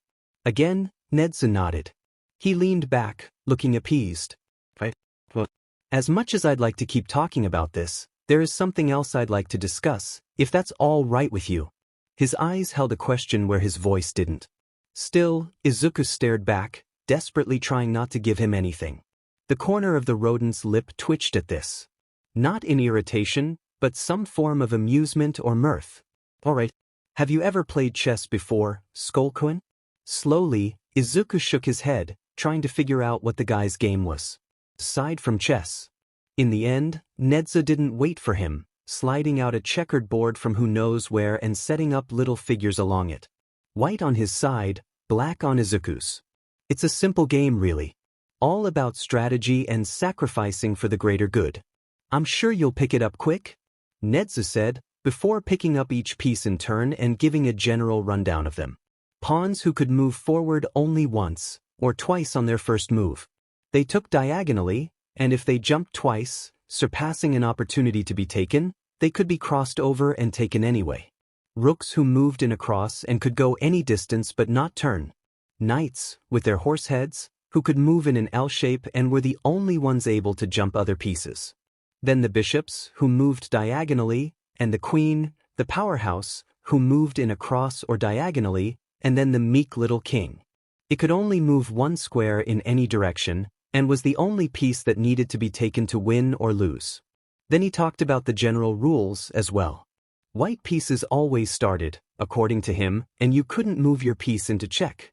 A draw was when neither player could move without losing their king, while a stalemate came to be when the king no longer had any legal moves. A small but technical detail. I hope you don't take anything I say here too seriously, Skoll-kun. I don't mean anything more than to have a friendly conversation and maybe help you out, if I can. I don't need help. Izuku sniffed. Nedzu merely hummed at that. Well then, perhaps just sate my curiosity, yes? A game of questions. I'll answer honestly if you do. You wouldn't believe my honesty. He snorted, hand moving to play with the Black Queen, turning it over in his hand as he eyed the board. They still hadn't started yet. He wished Nedzu would just go already. Maybe. The genius conceded. But I'm willing to extend my definition of plausible. A little trust. Ready? Izuku put the queen down as Nedzu finally went to move a piece. Pawn d2 to d4. The medical information I retrieved from the hospital says you were found with a pinky joint only present in false negatives and the quirkless. Quirkless children are rare, but false negatives even more so. Izuku considered the board, pointedly keeping his eyes off Nedzu. He was terrified the truth would show on his face. Retrieved? Many ways to retrieve information. I believe on that we can agree. Nedzu answered mildly. Izuku snorted again, fighting against the amused twitch on his own lips now. Pawn d7 to d5. And what of it? I wouldn't be the only one in the room to fake an intelligence quirk. He laid on the sarcasm thick, eyes now darting up to meet Nedzu's pointedly as he waited with bated breath. There was no malice.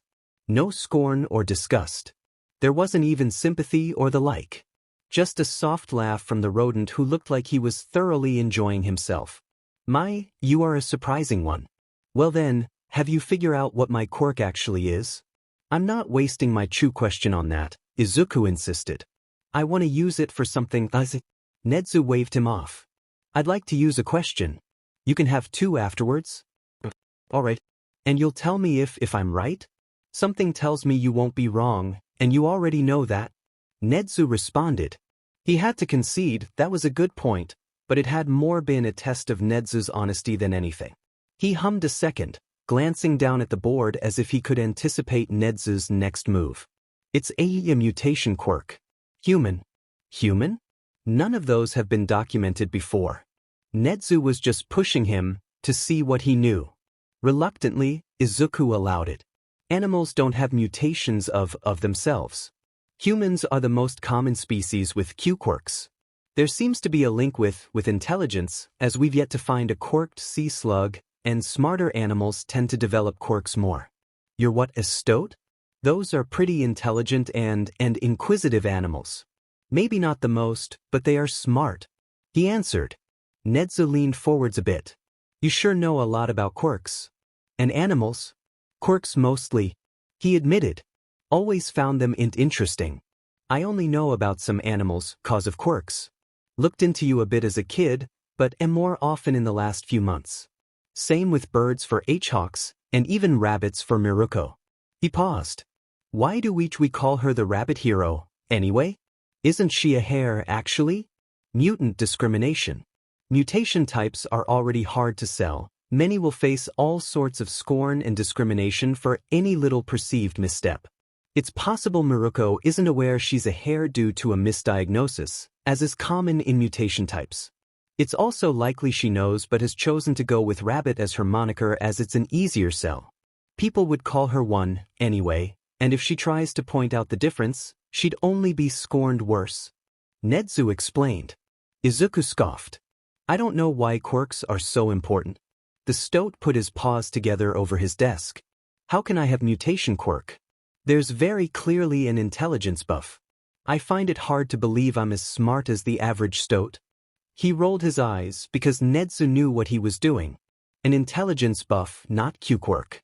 Miruko has super speed, far faster than H-hairs, but their speed is a notable feature on them. Likewise, your human quirk G gave you far superior cognitive function. But it's still a human quirk. How can you tell? Again, dumb question. Everything. He gestured vaguely at Nedzu. Your spine F for 1. It allows you to stand upright? Stoat spines aren't designed for that. And you can support yourself on 2 legs for long PRDIS. Even bears struggle with that. Your teeth? Your vocal cords? Human. Even your muscles. Lots of mutant quirks struggle with facial expression cause of the altered muscle structure. You have altered muscles for expression, he pointed out. Nedzu nodded. And this doesn't bother you? That I have a human mutation? Does my quirklessness bother you? Izuku shot back. It was a real question. He didn't care about Nedzu's mutation, he knew these things just happened. When he left this room, he'd never utter a word of it. The world wouldn't accept him, and they'd both had enough of that in their lives. Nedzu smiled. No. He slid his paw out, grabbing pawn C2 and moving it C4. I'm rather impressed, actually.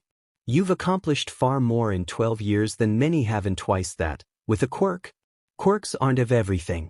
But they are an advantage, Nedzu pointed out. One that you evidently don't need.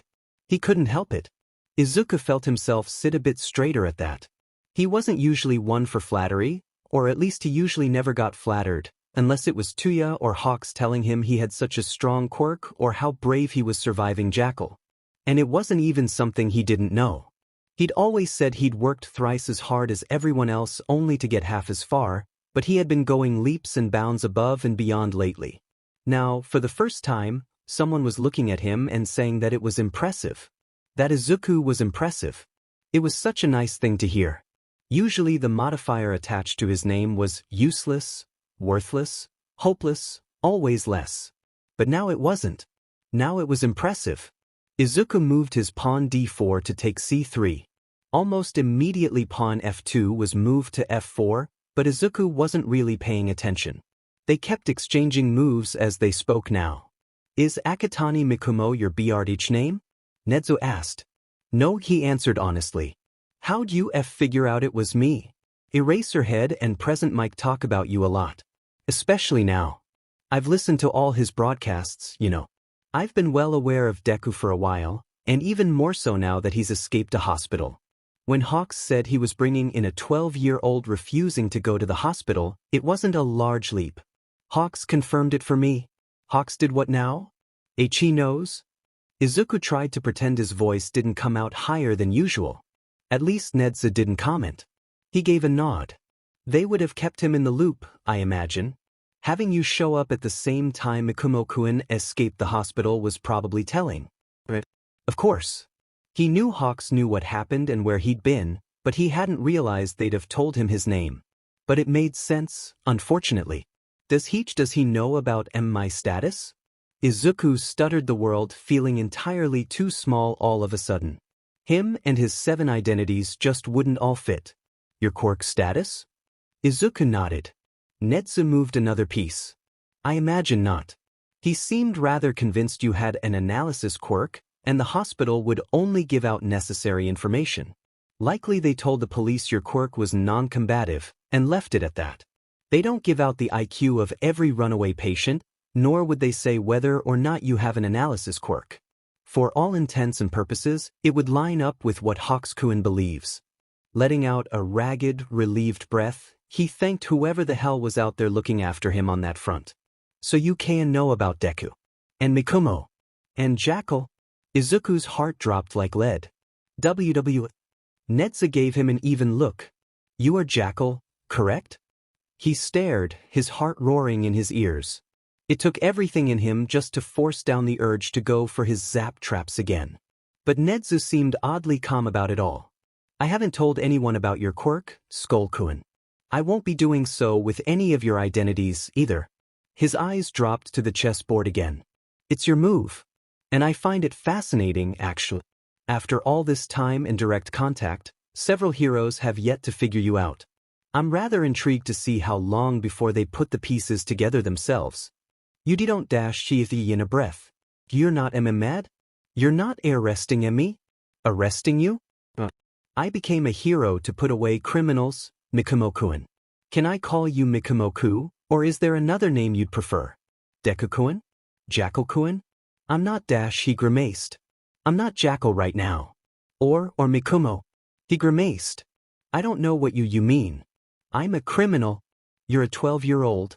Nedzu spoke as if that were a counterargument. And a criminal? I don't think you're a criminal, Skoll-kun.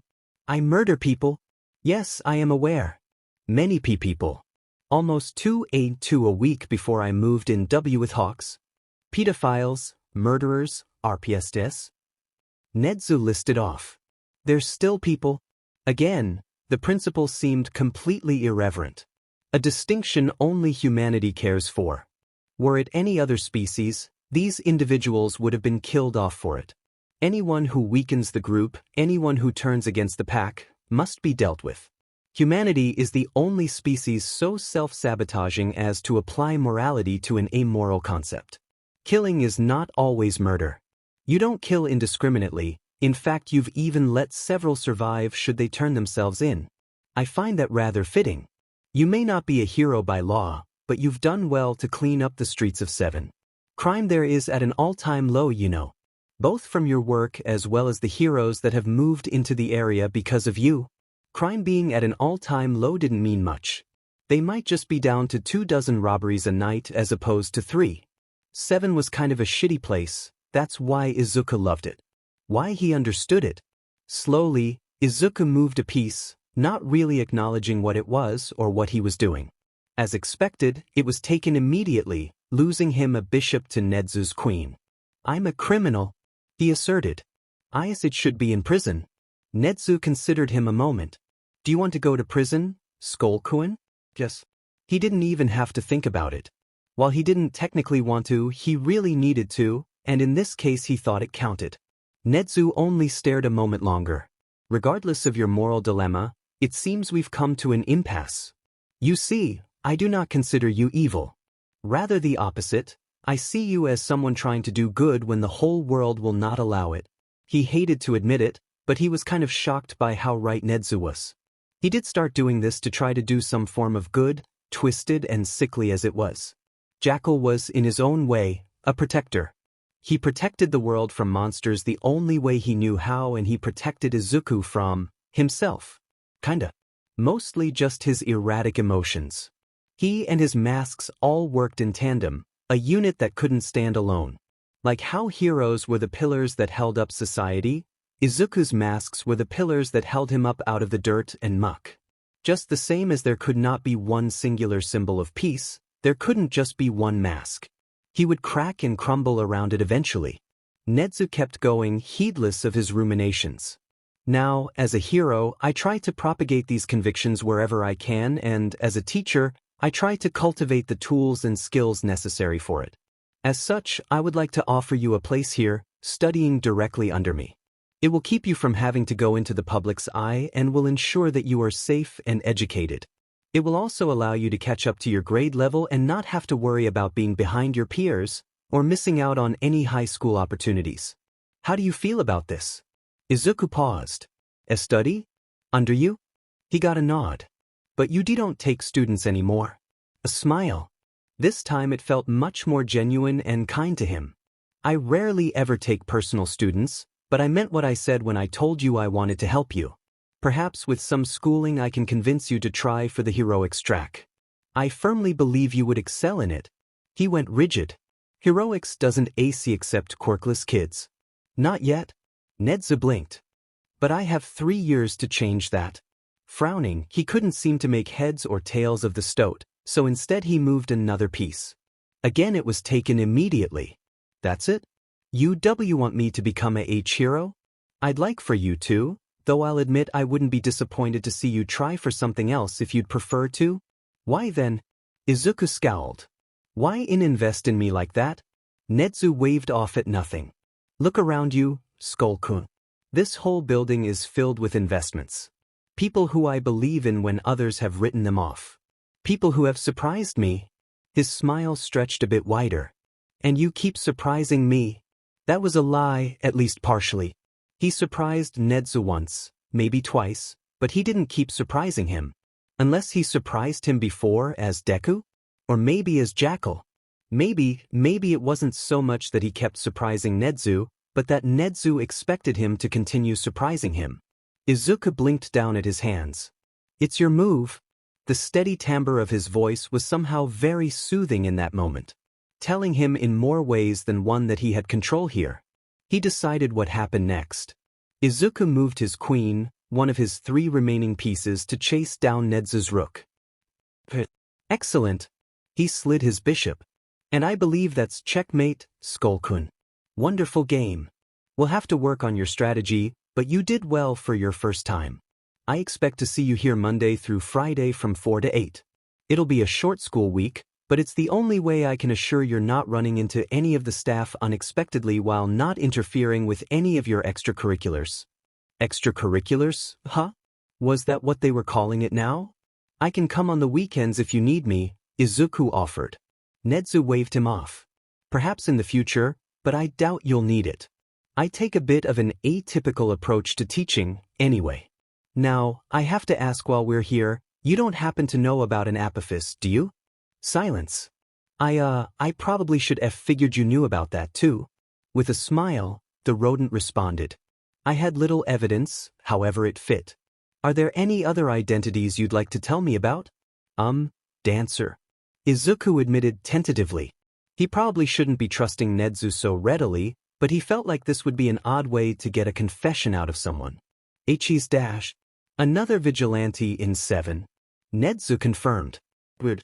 It figured he'd know everything that happened in the city, but Izuku really hadn't expected him to know the nobody vigilante hanging around a completely different district. Izuku was pretty sure the people in 7 didn't even know about Dancer. Is that all? Mikumo, Dancer, Jackal, Deku, Apophis, Skoll, and Icarus? Izuku told him, counting them off on his fingers. Icarus hacks police files sometimes? For when I need the others. Nedzu nodded, turning to type away at his computer. I see. You've been known to give tips on the Canterburn case under that name. Yes. I'm trying to find Makoto Dash. We'll get into the details at a later date. Those are your aliases, then? Izuku nodded, shrinking back into the chair. There sure were a lot when he named them all out like that. We'll have to fix that. All right. I've sent Midnight a message to come meet us. Fix that? Izuku asked, frowning. Oh yes. Nedzu hopped off the chair, leaving the board and pieces out as he came around to meet him. I find your ability to stay anonymous and yet have an active presence in multiple areas to be a rather useful skill for underground heroics. It's something that would surely set you apart, and starting so many different identities so early would only be a boon when you receive your license, he said with all the assurity that Izuku could even get a hero's license. You're not trying to stop me? Izuku let himself be led towards the door. Oh. I just told you, Skoll-kun. The seeds you've planted now will make for a good harvest. We shouldn't reap too early, unless we want to be left with half-sprouted seeds and fruitless stems. Nedzu responded. He stopped before the closed door. I would like to know, though, what's your real name, Skoll-kun? He glanced down at the stoat. IW won't tell you that. You can find it yourself, if you can. But wait until tea tomorrow. I gotta talk to someone, first. With a challenging glint in his eye, Nedzu nodded before reaching out to open the door for them. Izuku had no doubt Nedzu would know by the time they met up next, but he didn't care about that as much as he thought he would. If Nedzu wanted to take him down, he had more than enough pieces already. No, all Izuku cared about now was getting back to Hawks and Toya. Back to his family, back to his home. When Midnight and Hawks met back up with them, she was counting a wad of bills. Apparently she, Present Mike, and Hawks had decided to gamble, and everyone but Hawks had been winning. Izuku's semi-pseudo-brother/brother-in-law wasn't really sure anymore, was acting dejected, wings drooping and kicking at the floor like a child the whole way out. Midnight left them at the front doors. I just don't get it, he pouted. I couldn't win once? Not once. Could have been worse. It's not like you needed the money, Izuku put in, trying his best to sympathize. It's not about the money. It's about pride. I needed some back after finding out Miruko doesn't give a shit about me dash. Miruko? Izuku frowned. Was this it she here? He glanced back at the tall glass structure, as if he could see her through the one-way windows. No. Hawks shook his head. I just found out she's coming to town, though, and she didn't tell me. That mean person. He cast a look Izuku's way like he was worried Izuku picked up on it, which only got him a derogatory snort from the 12-year-old. One day, you'll see cuss in front of me. Yeah, when you're 18. Izuku rolled his eyes. That's just... whatever. I'm confused. Are you dating Dabi or Miruko? Hawks made a disgusted noise. I'm not dating Miruko, she's like a sister to me. And stop saying I'm dating Dabi. You're like a really needy person. Sometimes it just seems like you're expecting a lot from Miruko. I mean, she's probably busy. He tried to soothe. She shouldn't be too busy for me. Hawks pouted, earning himself another eye roll. Stop, Hawks, or I'm gonna start telling people it's a poly. Stop threatening me. Hawks cast him a betrayed look. I swear to God, Skoll, if you start telling people that dash, you just treat her a lot like you treat Dobby. They're both important to me. I treat you like that too, he defended, making Izuku screw up his face. Please keep me out of your weird relationship. We're not dating. He snapped. After letting out an annoyed breath, he shook his head down at Izuku. I swear, you two can never meet Miruko. It'd be the death of me. Ah, Izuku whined, sticking his lip out in a dramatized version of Hawk's earlier pout. But now I wanna. We can go to dinner and talk about you. No. I can tell her about all the ways I've seen you run into windows. And she can tell me about that one story, where you fell into the pool dash. No, how do you even know about that? She mentioned it in her last interview. It was a pretty good one, T2. Never gave the story. Izuku had really liked that interview. She'd kicked through a host of different materials to show off, even going so far as to bend steel. It was really cool. Hawks shook his head. I hate all of you. Please never meet Miruko. For my sanity. Oh, I don't care about that, Izuku said offhandedly, getting a betrayed squawk out of the bird. I just think she's fun. You think she'd be okay with Dabi's arson? Let's get you home. I don't ever want to think about Dabi and Miruko teaming up to do anything. What? I'm not scary enough to fear. Kid, you're the worst. Hawks said dramatically. I fear anything you do way more than that. I fear you, alone, more than I fear them, combined. You're a force of nature, Skoll. He paused. Izuku. What? Hawks turned to look back at him. Izuku. My name's Izuku. Confusion crossed Hawk's face. I thought it was Mikumo? No. He shook his head. I'm not that dumb. Mikumo's a fake name. Oh. Wait, how did you say that to Tsukachi and get him to believe you? Hawk says, 'cause he wanted my legal name, and technically, I don't have one. What? Hawks frowned. Why not? Izuku shrugged. Just don't. Hawks stopped for a moment, thinking this over. Izuku. That's a good name. I like it. Why now? He shrugged. Nedzu was gonna find out. I didn't think it was right. You and Dabi should know first. The look on Hawk's face was one of awe. He looked like he was in awe, if Izuku had to put it into words. It morphed quickly into something very tender and touched, like it meant the world that Izuku did that. We should get you home then, so you can tell Dabi dash. I already did. Izuku mentioned, glancing off awkwardly. He told me his name a few days ago, so I told him mine. I just thought. Dabi knows and Nedzu's gonna know, but I want you to know too.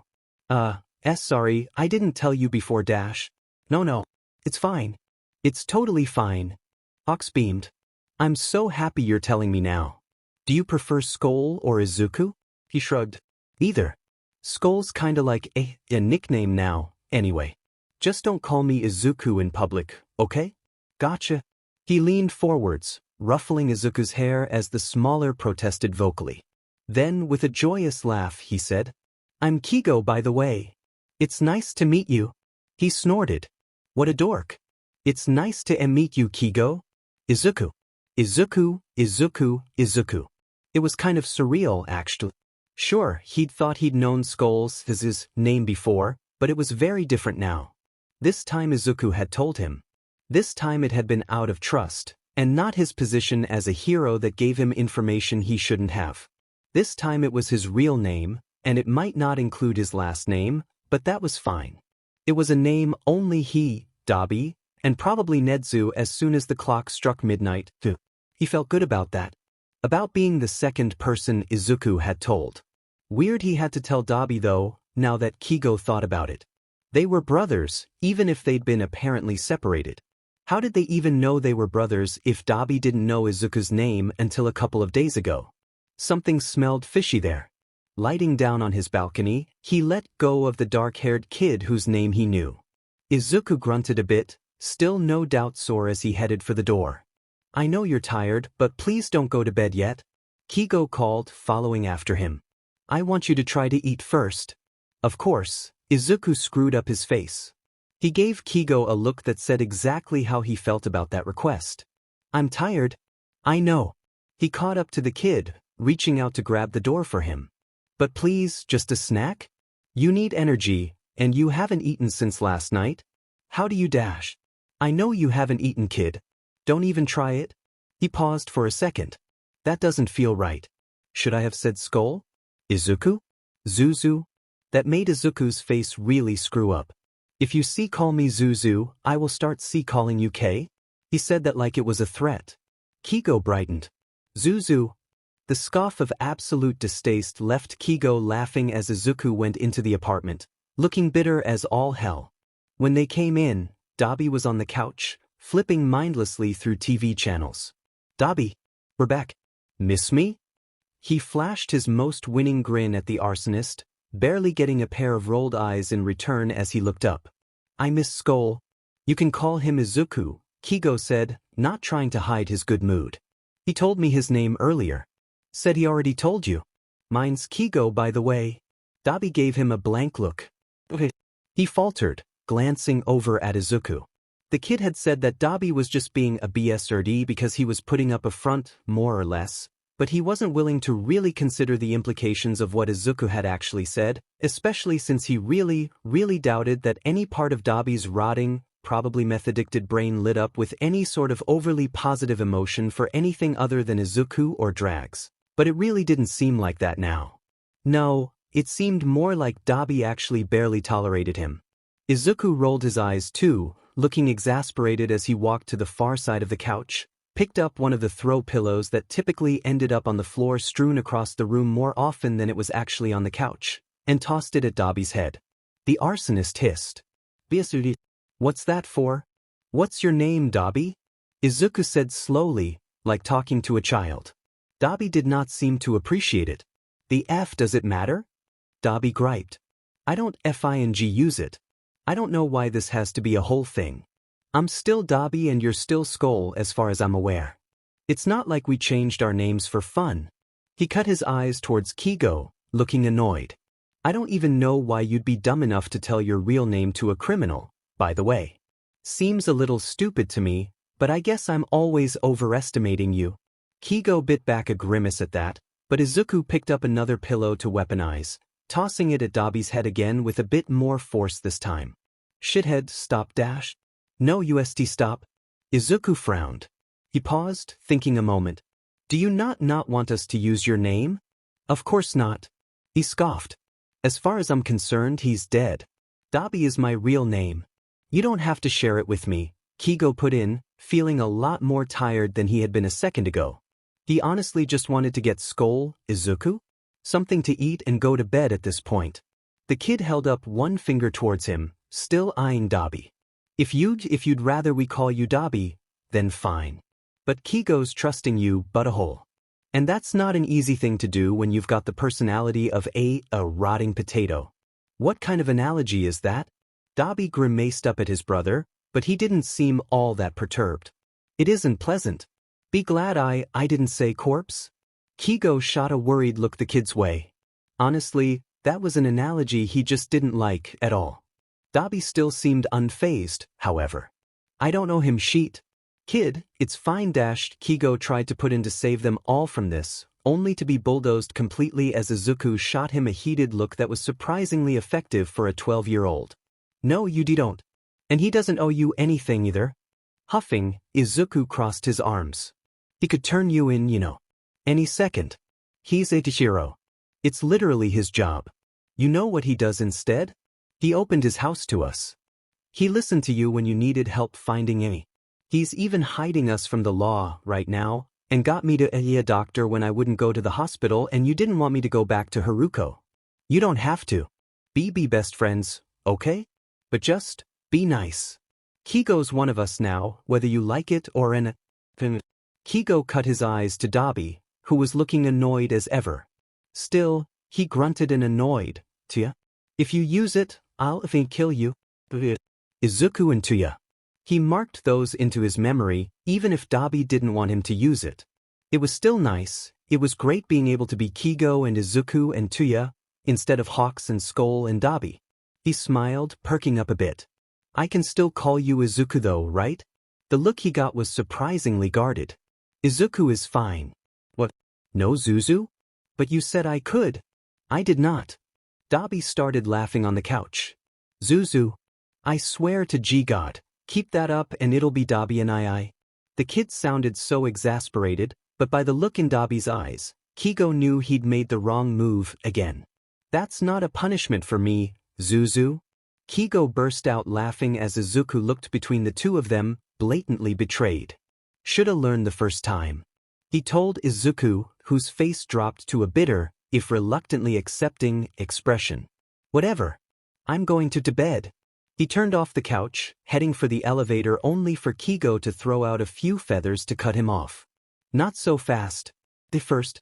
Lolling an even more annoyed expression his way, Izuku muttered, not hungry. Just a small snack, he encouraged. Recovery girl said you were malnourished. I'm not as bad as IW's. Izuku argued, and Keigo wondered if he knew how much he looked like he was pouting right now. Probably not. Izuku hated it when they pointed out he was a child.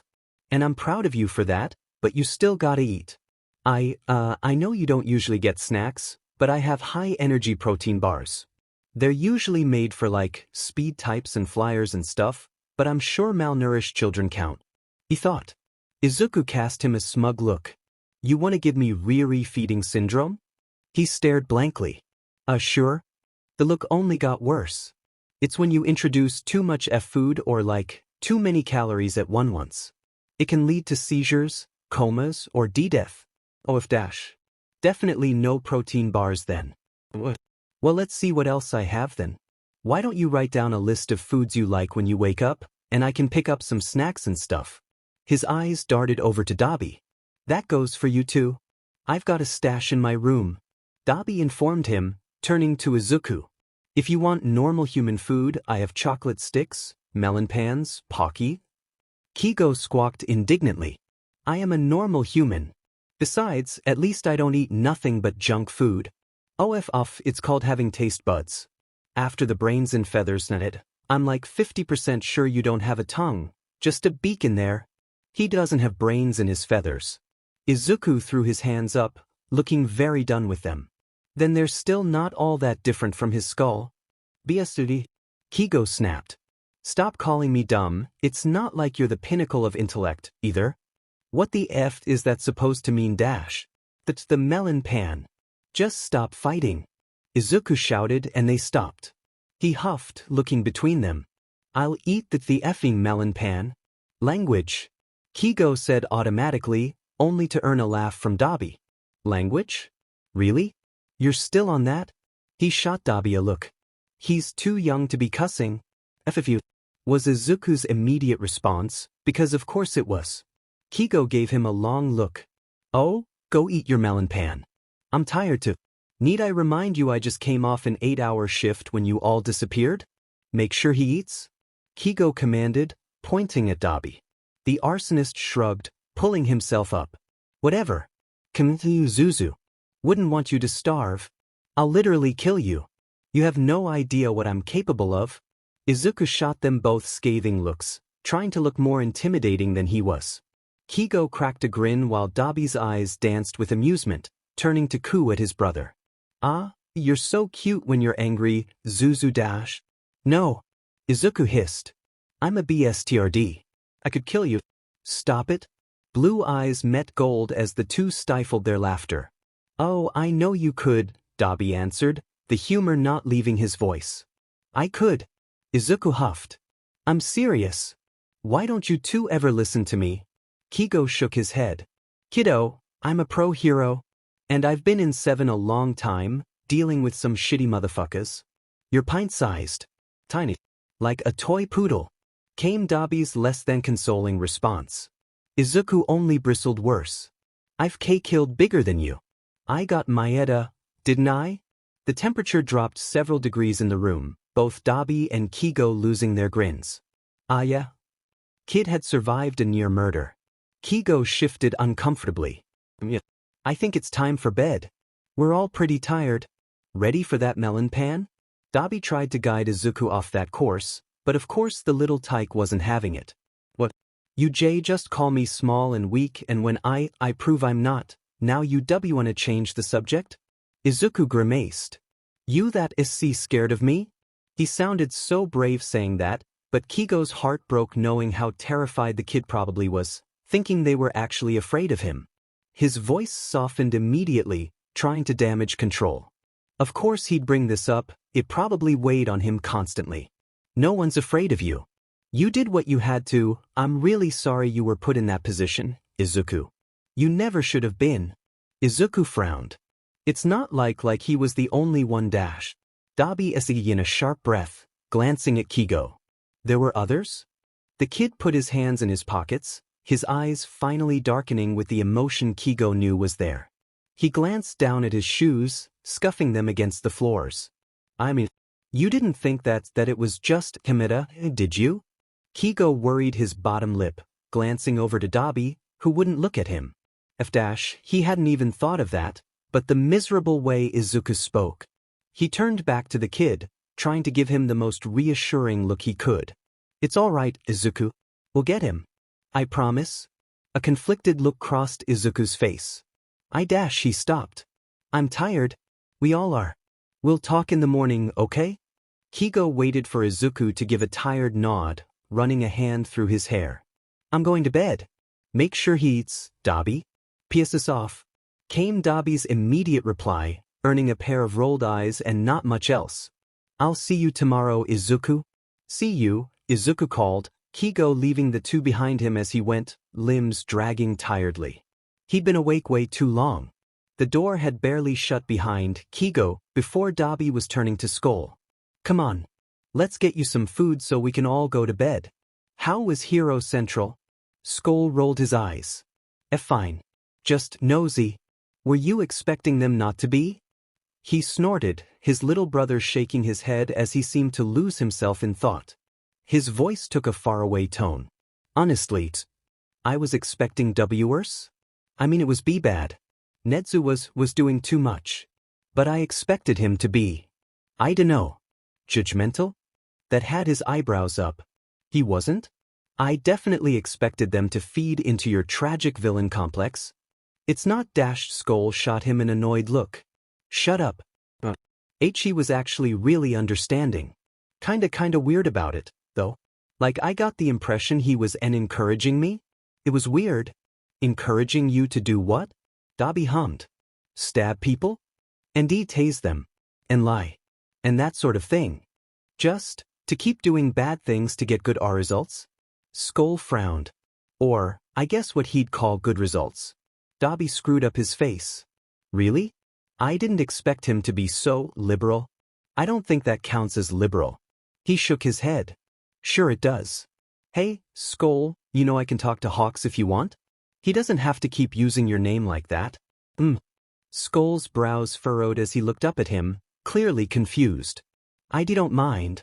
If it's a bother dash. Oh, really? He seemed even more confused. I told him my name. He can use it. You can use it too? Dabi wasn't so sure about that. You changed your name, though. So? You didn't do that for sheets and giggles. I don't ever want to be called by that name again. I'm not that person. Don't you agree? Isn't that why you suched? A lot of people in 7SW such names, and you'd get your tongue ripped out for using them. I can handle Hawks if you don't want to. Skoll pursed his lips. Ah, Dabi. For me, it's not that deep. I mean, you're right, kinda. I don't want most people to know my name, but I don't mind if you or Keigo do, really? He paused. Or you can keep calling me Skoll. I really don't care. Dabi frowned, insisting, you changed it for a reason. Yeah, but I change my name every, 30 minutes. Skoll waved his hand in an iffy gesture between them. I'm not really attached to any of them. Except Izuku, 'cause that was the name my mom used, and Skoll, 'cause that's the one you use. But I don't really care. You can call me anything, I'll probably respond to it. Blue eyes narrowed. You'll respond to anything? Dobby no dash. That's a lot of power. I swear to God dash. No takebacks now, Zuzu. Dobby had taken on another sheet-eating grin, one that made him groan miserably. And you and Keigo say you're not dating. The whiplash from that comment made Dobby gape down at him. What the F dash? Why do you even keep saying that? We're not dating, Eho. I hate him. And I hate Katsudon. Zuzu responded, sourly. Dobby gave him a long, pissy look, but he couldn't help but drop the topic in favor of the newest tidbit he got about the kid. You like Katsudon? I mean, you're wrong. I hate the feathery BSE, he's annoying, but I know you were just being a sheet again. Why didn't you ever say you liked Katsudon? Zuzu shrugged. Never came up. What are you gonna do, make it? The note in his voice was not appreciated. F off, my cooking isn't that bad. Spaghetti shouldn't crunch. I said F off. Zuzu only shook his head, looking off for a moment before changing the subject entirely. So, where's the bag anyway? Dobby stopped, looking away. After a second of silence, Izuku turned to look at him, but he only rubbed the back of his neck awkwardly. It was apparently telling enough, as a dangerous note entered the kid's voice. Dobby? Dobby, where'd the bee bag? About that? Did you FFV smoke it? The righteous indignation made Dobby look back, shooting him a prissy look. BSTRD, I didn't FING smoke it. But I may have, sold it a little bit? That was not the right thing to say. Izuku positively exploded. You sold my drags? It was a bit more complicated than that. What the F do you mean dash? Okay, Izuku, please stop yelling. He shot a pointed look back towards the elevator. I don't think Bird Boy's going to appreciate this conversation, regardless of if we wake him up or not. Second of all, what were you even going to do with them? Really, what was the plan there? It's not like we were going to catch anyone by selling their drags back to them. Izuku's green eyes spit angrily at him, but he did seem to lose a bit of steam. I needed them. What for? Heroin isn't a good starter drag, hell, it's not a good drag at all. Even I don't F with heroin. Once again, the suggestion left Izuku looking offended, but Dabi didn't know what he expected. The whole insistence on needing a bag full of drags wasn't a good look. I wasn't going to, I don't know. Okay? I don't know what I was going to do with it, but that's not the point. They were mine, Dabi, you can't just sell my drags. Well, to be fair, it was less of a sale and more an organized coup, of which he still had to take care of. But it didn't change the fact that Izuku was right, they weren't his drags and he really shouldn't have taken a day trip to the outpost in the first place, something he was sure they'd be mad at him for anyway. I'm sorry, he admitted reluctantly. It wasn't easy. Dabi didn't FNG apologize, he wasn't some beach, but this was his brother and he had hurt him, so he SEK'd it up. This once. I'm sorry I sold your drags. But if you really need them, I can always give you some. I am a dealer, you know. And that goes for if you want to try some, 2 dash. Shut the F up, Izuku seethed, running a hand through his hair roughly as he stared at some invisible spot on the floor. Shut the F up right now. This isn't, I'm not taking your FNG drags. I just dashed, he let out a little irate sound. I need those back. Who did you sell them to? He wasn't serious. Dabi gave the kid a look. If you really need them back, I'll replace them. You're not going to get them back. Unless they were unused when he went after Maru, but he doubted it. He didn't even know when he'd have time, what with the whole house arrest bullshit. Izuku rolled his eyes. Who did you sell it to, Dobby? Izuku dash. Dobby. Izuku snapped. I'm not taking your effing drags. Who did you sell them to? Why the F not? He scowled. I told you I'd replace them. You just cracked your ribs. Kid, you don't need to be picking fights with anyone else, much less the people I deal with on a day-to-day. No. I can't just. I'm not taking your sheet. Izuku shook his head. They weren't yours to sell anyway.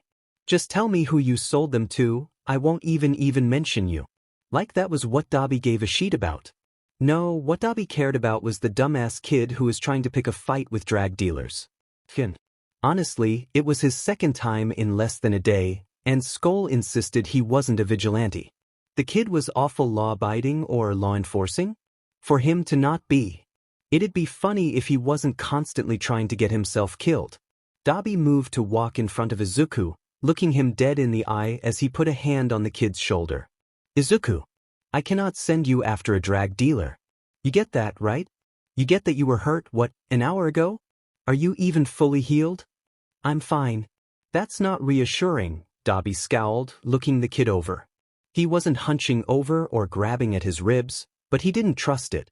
Nor did he trust those freaks at UA, but it had been their only option at the time. Like hell they were going back to the smelly beach that was really just in it to extort them and toss them out, beach that she was. Kid, you're not invincible. You know that, right? Izuku scoffed disdainfully. Of course I can know that. I don't think you do, Dabi's frown grew. If you keep this up, you're going to be seriously hurt, or worse. Don't you remember what happened literally last night? How bad that was? How bad it could have been? We told you, you don't have to do this alone anymore. Let me replace the drags, okay? I can replace them when you decide what you need them for, but I stand by saying we really don't need them for anything. The look he got was entirely too reserved. It was like there was a wall between Izuku's thoughts and his expression, and Dabi didn't like it at all. It felt like he was being shut out, which had never meant anything good when Dabi was doing it to other people as a kid. Whatever. The scent? Compliance, he decided. The compliance felt off. Too quick. And he got the impression that Izuku's mind was still moving, racing behind those eyes even if he couldn't see it. Izuku. I said, whatever, Izuku snapped. Let's just get the goddamn melon pan. Dabi let out a tired sigh. There wasn't enough time to pick a fight over this, and if anything it'd just lead them into another fight. It was just another thing they'd discuss in the morning. Melon pan, he agreed, pushing lightly at Izuku's the shoulder. The two made their way upstairs quietly. They were in Dabi's room before he tried speaking again, kneeling down and pulling out a melon pan from his stash in the nightstand drawer. The sweet bread was handed over, Izuku resisting less than he usually would being handed food. They wasn't too nosy, were they? He asked, tentatively. Izuku shrugged, taking a bite and chewing before he could answer. They were. I dunno. Midnight was nice, I guess. You know Keigo sent all the heroes flowers when he got into the top 10? Interesting. Dabi really didn't care about what Hawks did or did not do with his Hero F co-workers. But at least Zuzu was talking to him again. He probably wouldn't be if he knew Dabi was still calling his Zuzu, though. Even if it was just in his head. I guess he sent note with them? Izuku hummed. They were super passive-aggressive. He called Eraserhead old. The kid was trying to hide it, but he had a mischievous look about him, barely keeping back a smile. His next question was tentative. Do you think he'll let me help put them together next time? I'm sure he'd die from happiness if you asked, Dabi responded. It was FNG annoying how he was trying to take his brother, just because Dabi agreed that he couldn't get rid of him. It wasn't like he wanted to keep him, but Izuku was emotionally attached, so he'd just have to deal with his loud butt bird he was keeping as a pet. If he made chicken wings out of him now, the kid would be upset. Besides, loath as he was to admit it, Hawks had his uses. It was like Izuku said, he'd done a lot for them. Even if he was a FING hero, and it was supposed to be their job. But he did do more than other heroes. And he may have gone above and beyond, hiding them from the police. So fine. They could keep the bird around for now. He'd have to deal with the uncomfortable squirm in his gut whenever dumbass was flashing a too bright smile at him or making some stupid as sheet comment. It was particularly annoying when he was beaming and bragging about getting Izuku to eat, or what new thing he'd learned today about the kid, or getting excited when the three of them did something together. Like Dabi needed him to talk about all the things Izuku told him, Izuku would tell him if he asked. They were brothers. That meant more than the weird, pseudo-brotherly relationship Hawks and Izuku had. Izuku had even dyed his hair black, like Dabi's, which said something. Or maybe it said that black hair dye was all they had in the house, but Dabi chose not to think like that. Besides, he had gone along with Dabi's bullshit story to gaslight the hero after he realized Izuku's hair was darker, which was fun. He sincerely doubted Izuku would do the same to him. He hadn't even realized they'd gone quiet for several minutes until Izuku was tossing his trash away in the bin, giving Dabi an awkward look and a quick, good night, before retreating. Dabi didn't even have time to call his own back, getting out half of his good night as the door was shutting behind the kid. He let out a tired sigh, sinking back onto his bed without changing. He'd worry about all of that tomorrow. Or in the morning. Afternoon? Afternoon. Right now, they all needed some sleep. Shutting his eyes, he forced himself to relax, letting his mind wander back to last night. To Izuku and his, whatever had happened at the mall. The way he shifted personalities so quickly, going from his usual self to something so much more manic. Dabi wasn't dumb. He knew Izuku wasn't mentally okay, and he knew that there had been a massive toll on his psyche when Jackal had forced him to kill, repeatedly, apparently. But this had been entirely new. It was Izuku, his little brother, having a complete mental break. Like a schism between his usual personality and who he had to be to kill. Izuku, Skoll, had never liked to kill or hurt people. It had always been distasteful to him, and he'd shown immense guilt at the prospect. Even so, he'd gone out, time and again, into dangerous situations. He'd even gone so far as to say he didn't plan on growing up. That memory made him feel sick. Izuku would have a bright future, he knew, and one that was brighter than Dabi's ever could have been with his analysis quirk. The kid was quick as a WHP, and while Dabi's own quirk was powerful and showy, it never would have survived the world of heroes. He'd always been defective in the eyes of society, and, well, in a world of powerful, flashy quirks, one like his kind of was. But that was what happened when you played God, messing with eugenics and trying to bend nature to your will. There were always side effects, unwanted byblows that could only self-destruct slowly. Endeavor was many things, but he wasn't stupid. He knew full well the consequence of his actions, and he was willing to sacrifice his firstborn son for that perfect fourth. Now Dabi really felt sick. Perfectly split white and red hair flashing in his mind as he rolled over. Shouta may have been the best Endeavor could ask for, his dream come true, the perfect son, but Dabi knew better. Even Shouta had weaknesses. A kid like Izuku though? With enough time and planning, with the room to grow into the person he'd become, Dabi knew he'd outmatch Shouta every time. Maybe not in heroics. Or maybe he would, if he wanted to. It all depended on what Izuku chose to do with his life and the goals he chose to accomplish, but in the end they didn't matter.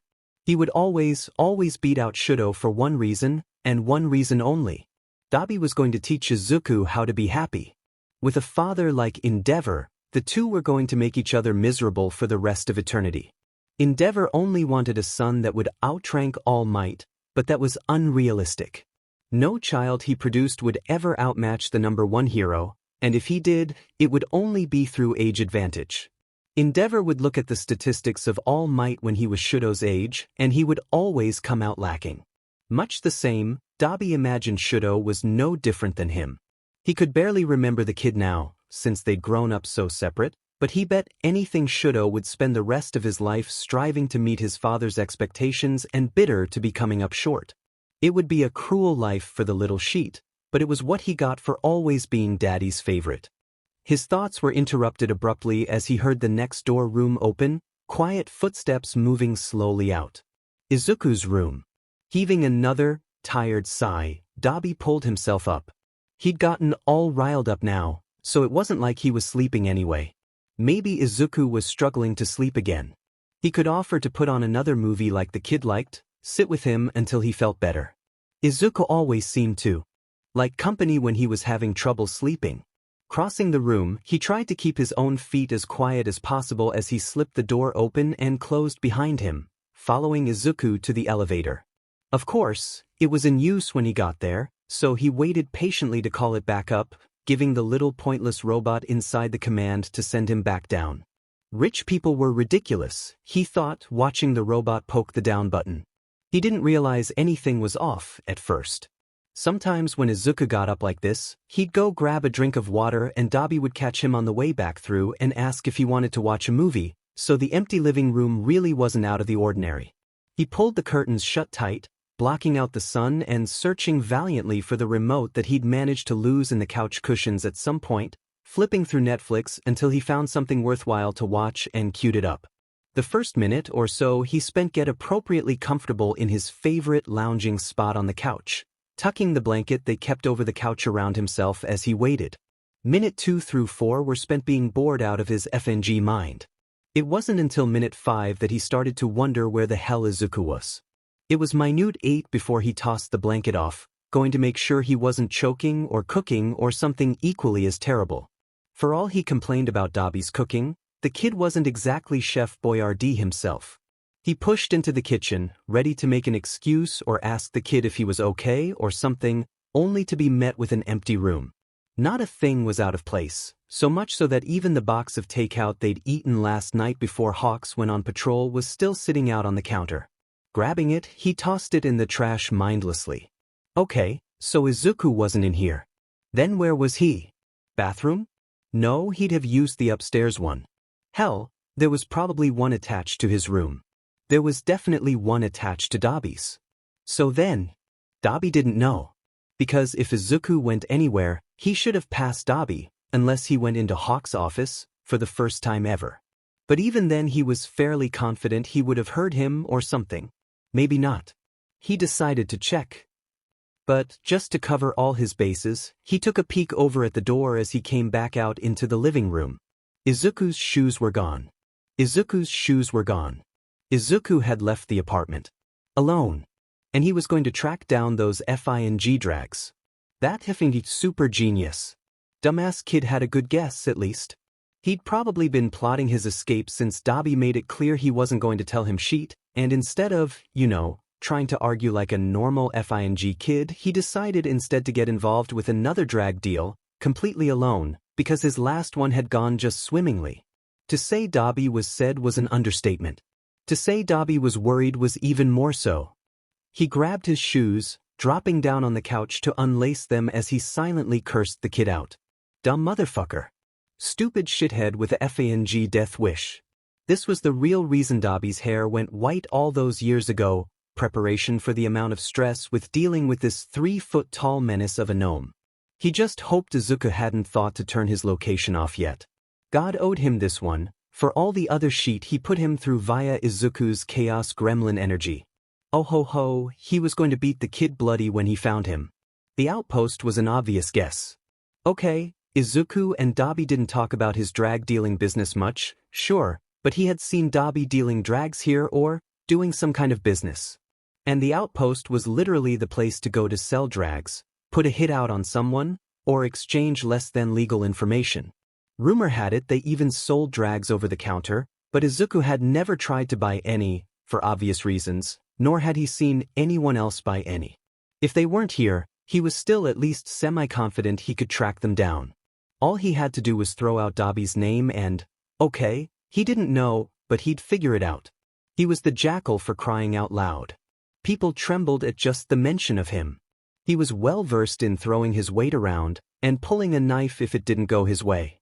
That was what brought him back to Hosta Street, a chill running down his spine as he walked along, the smell of smoke and charcoal lingering as the broken buildings stood, blackened shells that stared down at him, creaking and groaning in pain. Even with the bright light of pre-afternoon, the few buildings that still mostly stood peered with blackened eyes made from shattered windows. Even the remaining shards of glass sticking out like broken teeth soot-stained black. He kept his eyes off the buildings, hurrying to the alley from before. It smelled particularly foul here, but at least he was mostly away from the fire's leftover smell. Instead, he was left with the familiar reek of rotting garbage and poverty, and he was not particularly excited for his next task. Wrinkling his nose, Izuku looked around at the garbage. Was it too much to ask for it to have burned too? No, wait, scratch that. Burnt garbage smelled much worse. He'd rather not, on second thought. So with no recourse but to SCK it up and be a big boy, he rolled up the sleeves of his hoodie, trying to not need oxygen as he started digging around in the mess. Nothing, broken yo-yo, someone mangled that Barbie doll, shattered plate don't touch, suspiciously sticky papers there. The reflection off the blade caught his eye, and he could coo as he saw his baby again. I missed you so much. He pulled the knife to him, kissing the blade excitedly before jerking it away from his lips and making a face. Okay, actually, it had been in the garbage. Don't do that. Still, he cradled it close as he left, making his way out and towards the outpost now. Maybe he was a little too happy to have his self-proclaimed fun knife back, since he didn't stop cradling it until he found himself on the door of the outpost, and could barely remember the walk over in his excited inner rambling at having been lucky enough to get her back. Really, what were the chances? A knife like her, lost in 7? He was sure the homeless or insane would have found and nabbed it before he was even out of the police station that night. He came back to himself, trying to remove the intrusive thoughts as he pocketed the knife. Today, he dressed up in his Skoll attire, the dark red hoodie matched with the cracked yellow goggles that contrasted horribly. It wouldn't give him the credit his Jackal getup did, but it gave him a level of anonymity he was pretty sure Jackal had lost. He also kinda just didn't want to put the Jackal mask on right now. It was much easier to slip into that mindset when he was surrounded by Jackal's things. Besides, he was pretty sure his Jackal sheet was rotting in that musty old attic as it should be. Now the mangy BSE only bothered him in his own head, instead of flitting around the room like a shadow, taunting him with that diamond mask laying around. He hated how it stared at him at night, shadows stretching across it like Jackal's bloody fingers, and the eye sockets boring holes into him as he jolted awake, covered in a cold sweat. But that wasn't important now. Now, he was pushing open the door and heading down, feet echoing quietly against the concrete steps as took them 2 at a time. The staircase was cracked and chipped at the edges, he noted, adding to the uneasy feeling that he would fall as he hopped down the steep stairs. Luckily, his trip down the stairs didn't end in disaster, pushing through the second set of doors as he went. "We're closed," a woman's voice called, annoyed. Or at least, we're supposed to be. The outpost looked different than he'd ever seen it. Well, no, not really. There were no windows, since it was underground, so the lighting and all was the same, but there wasn't more than 5 people inside, bartenders included. One, a pink-haired guy, gave Izuku a cursory look before slipping into the back. The woman he'd heard talking, though, it was the same 20-something beach that had called him a kid last time he was here. She looked incredibly exasperated, throwing a dirty towel over her shoulder and putting her hands on her hips. The motion highlighted the asynchronous nails, some painted cyan and others a bright orange, with seemingly no rhyme or reason to it. He was struck by how big the place looked when it was empty. No soft chatter or hustle and bustle of day-to-day lives. The bouncer that typically hung around the door was nowhere to be seen, although he'd admit that they did hang around the kitchen sometimes when there hadn't been many fights. The difference between a closed outpost and an open outpost was tiny and yet vast. "I kid, they said they're closed." It was a different woman who spoke with a small chin and hooded purple eyes. Her skin was a shade or 2 darker than he was used to seeing around here, with dark hair buzzed almost to her scalp. There were lines in her face that showed her tiredness, gray-purple bruising under her eyes from sleeplessness. She was leaning lightly against the back of a chair with a man sitting in it. He was a beast of a person, not quite tall but wide and shaped like a square. Even his face was too square, with the same dark, near-shaved-off hair as the woman, and Izuku noted belatedly he seemed familiar as he shushed the woman, eyeing him across the bar. "Him. Was he close to one of Izuku's victims? Maybe a close family member? Or maybe he was one of those drag dealers Izuku had scared off after they got a little too frisky with their weapons trying to con and intimidate people out of their money." Those theories went out the window, however, when he spoke. You're that kid Dobby's been hanging around? Ah, not one of Izuku's then. Wait, right, he'd seen this guy before when he met Dobby the first time. This was the guy he'd threatened with his knife. Self-satisfied with the recognition, he didn't even realize he wasn't responding. With the cloth mask, they at least couldn't see the prideful little smile he was wearing, as then he'd probably look a bit like a serial killer. Well, on second thought, that wasn't important, though. The man shifted in his chair, the woman's eyes narrowing on him as he didn't speak. After a long moment, the man jerked his chin. Why don't you come sit, kid? Izuku paused. This definitely wasn't a good idea, but he was still confident enough that he could take the guy by surprise. This guy absolutely reeked of a power move, of thinking he was in charge. Didn't he understand the rules of war? There are two kinds of players in every hunt. There are foxes and there are hares. If you're the hare, play the fox. If you're the fox, play the hare. And this man was playing fox. He didn't speak, putting one foot in front of the other as he approached the table. A familiar, chemical scent drew his eyes to the very familiar, tattered bag resting by the guy's feet. Drags. Izuku's drags. Keep calm, keep cool. Play the hare. There was another person across from the two, a heavily scarred woman who was well-muscled, but getting on in her years. She had tired green eyes that drooped at the far edges, giving her a perpetually sad look, and arrow-thin eyebrows. She had a darker complexion as well, with her brown hair braided tightly down her back. I don't deal with children, she spoke as she eyed Izuku. That was my one rule when I made a deal with Dabi. No children. Well, Dabi's changing his tune, apparently. The man leaned forwards as Izuku grabbed a chair and spun it around, falling heavily into it. He went so far as to fake a slight limp on the side opposite of the ribs he broke, if for no reason other than to get the man to aim his punches there if it came down to a fight. Izuku hoped not. Lately all his fights ended in murder, and unfortunately not his own. No, that was too dark, he didn't want to die. Dying was easy, it was facing the consequences of his actions that he really needed. I don't care, the woman snapped, giving Izuku another look. I don't do any sort of business around kids. The man waved his hand dismissively. Then go. We're done here, then. For a long moment, she looked like she wanted to argue. Instead, she turned to give Izuku a long, calculating look, before heading back out, the sound of the door echoing in the quiet room, though Izuku kept his eyes on the man. Funny seeing you here, the man started. Was just talking about you. Keep my name out of your mouth, he thought, rather bitterly, though he maintained his silence. If anything, the man's brow furrowed a bit in annoyance. Dobby's been causing some real problems for me, you know? Oh, wait, was he being ransomed? No, actually this was kind of funny. They were really going to try to ransom him, weren't they? That humor kept up until he realized, rather horrifically, that it would work. Whatever demand they made Dabi and Keigo would probably give in just to get him back. It wasn't like he was worried, per se, it's just that if things got out of hand, they would absolutely ruin their own lives for his own, worthless one. That was a sobering thought. What do you want with me? Izuku asked, tilting his head up. The goggles would hopefully obscure his eyes enough, because Izuku was sure he didn't look like a hair behind his mask. Nothing you need to worry about. I'm sure Dabi'll be here for you soon. The man continued, a toothy smile crossing his face.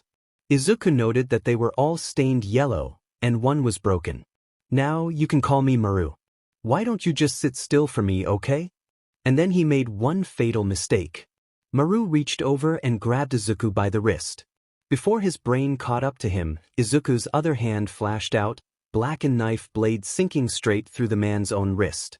Maru cried out, an ugly, surprised sound. Really, he should have seen it coming. Didn't he know the rules of war? If you're a hare, play the fox. If you're a fox, play the hare. Izuku thought he was pretty good at playing the hare. Don't touch me, he told the man coolly before ripping the knife out of his wrist in one sharp move. I don't like it. In the next second, the woman was moving, lunging for him with a hiss. With nowhere really to go, he let her grab him, a fist clenching in his shirt as she dragged him out of the chair. His feet scrambled for purchase under him. You little brat dash. Izuku's eyes locked on the fist she was raising, grappling his knife more tightly in his hand now as he prepared for the hit to land. Instead, the door to the outpost slammed open, the woman glancing up. He took the moment of distraction as his opening and arced the knife up to slice across her forehead. Due to his career choice. Izuku had seen many head wounds in his life. Hell, he'd had many. He was very aware of how they worked and how they liked to bleed and bleed and bleed. A simple slice across the forehead might not kill or incapacitate, but it was sure as hell a good way to get all that blood directly into their fing eyes. The woman dropped him with a shriek, Izuku landing heavily on the floor with a grunt. And then a bright blue flame tore between Izuku and the woman, running straight for Maru in the chair, who rolled away as he clung to his bleeding hand. Dabi? Izuku looked up. Oh, Dabi looked said. Hey, he greeted. Fancy seeing you here? The look he got would chill his soul if Izuku wasn't used to Dabi's prissy early morning tantrums. Okay, sadly the chapter is over. And if you enjoyed the video, just leave a like and subscribe with post notification. So when the next chapter is ready, you will be notified. Okay, see you in the next video. Bye.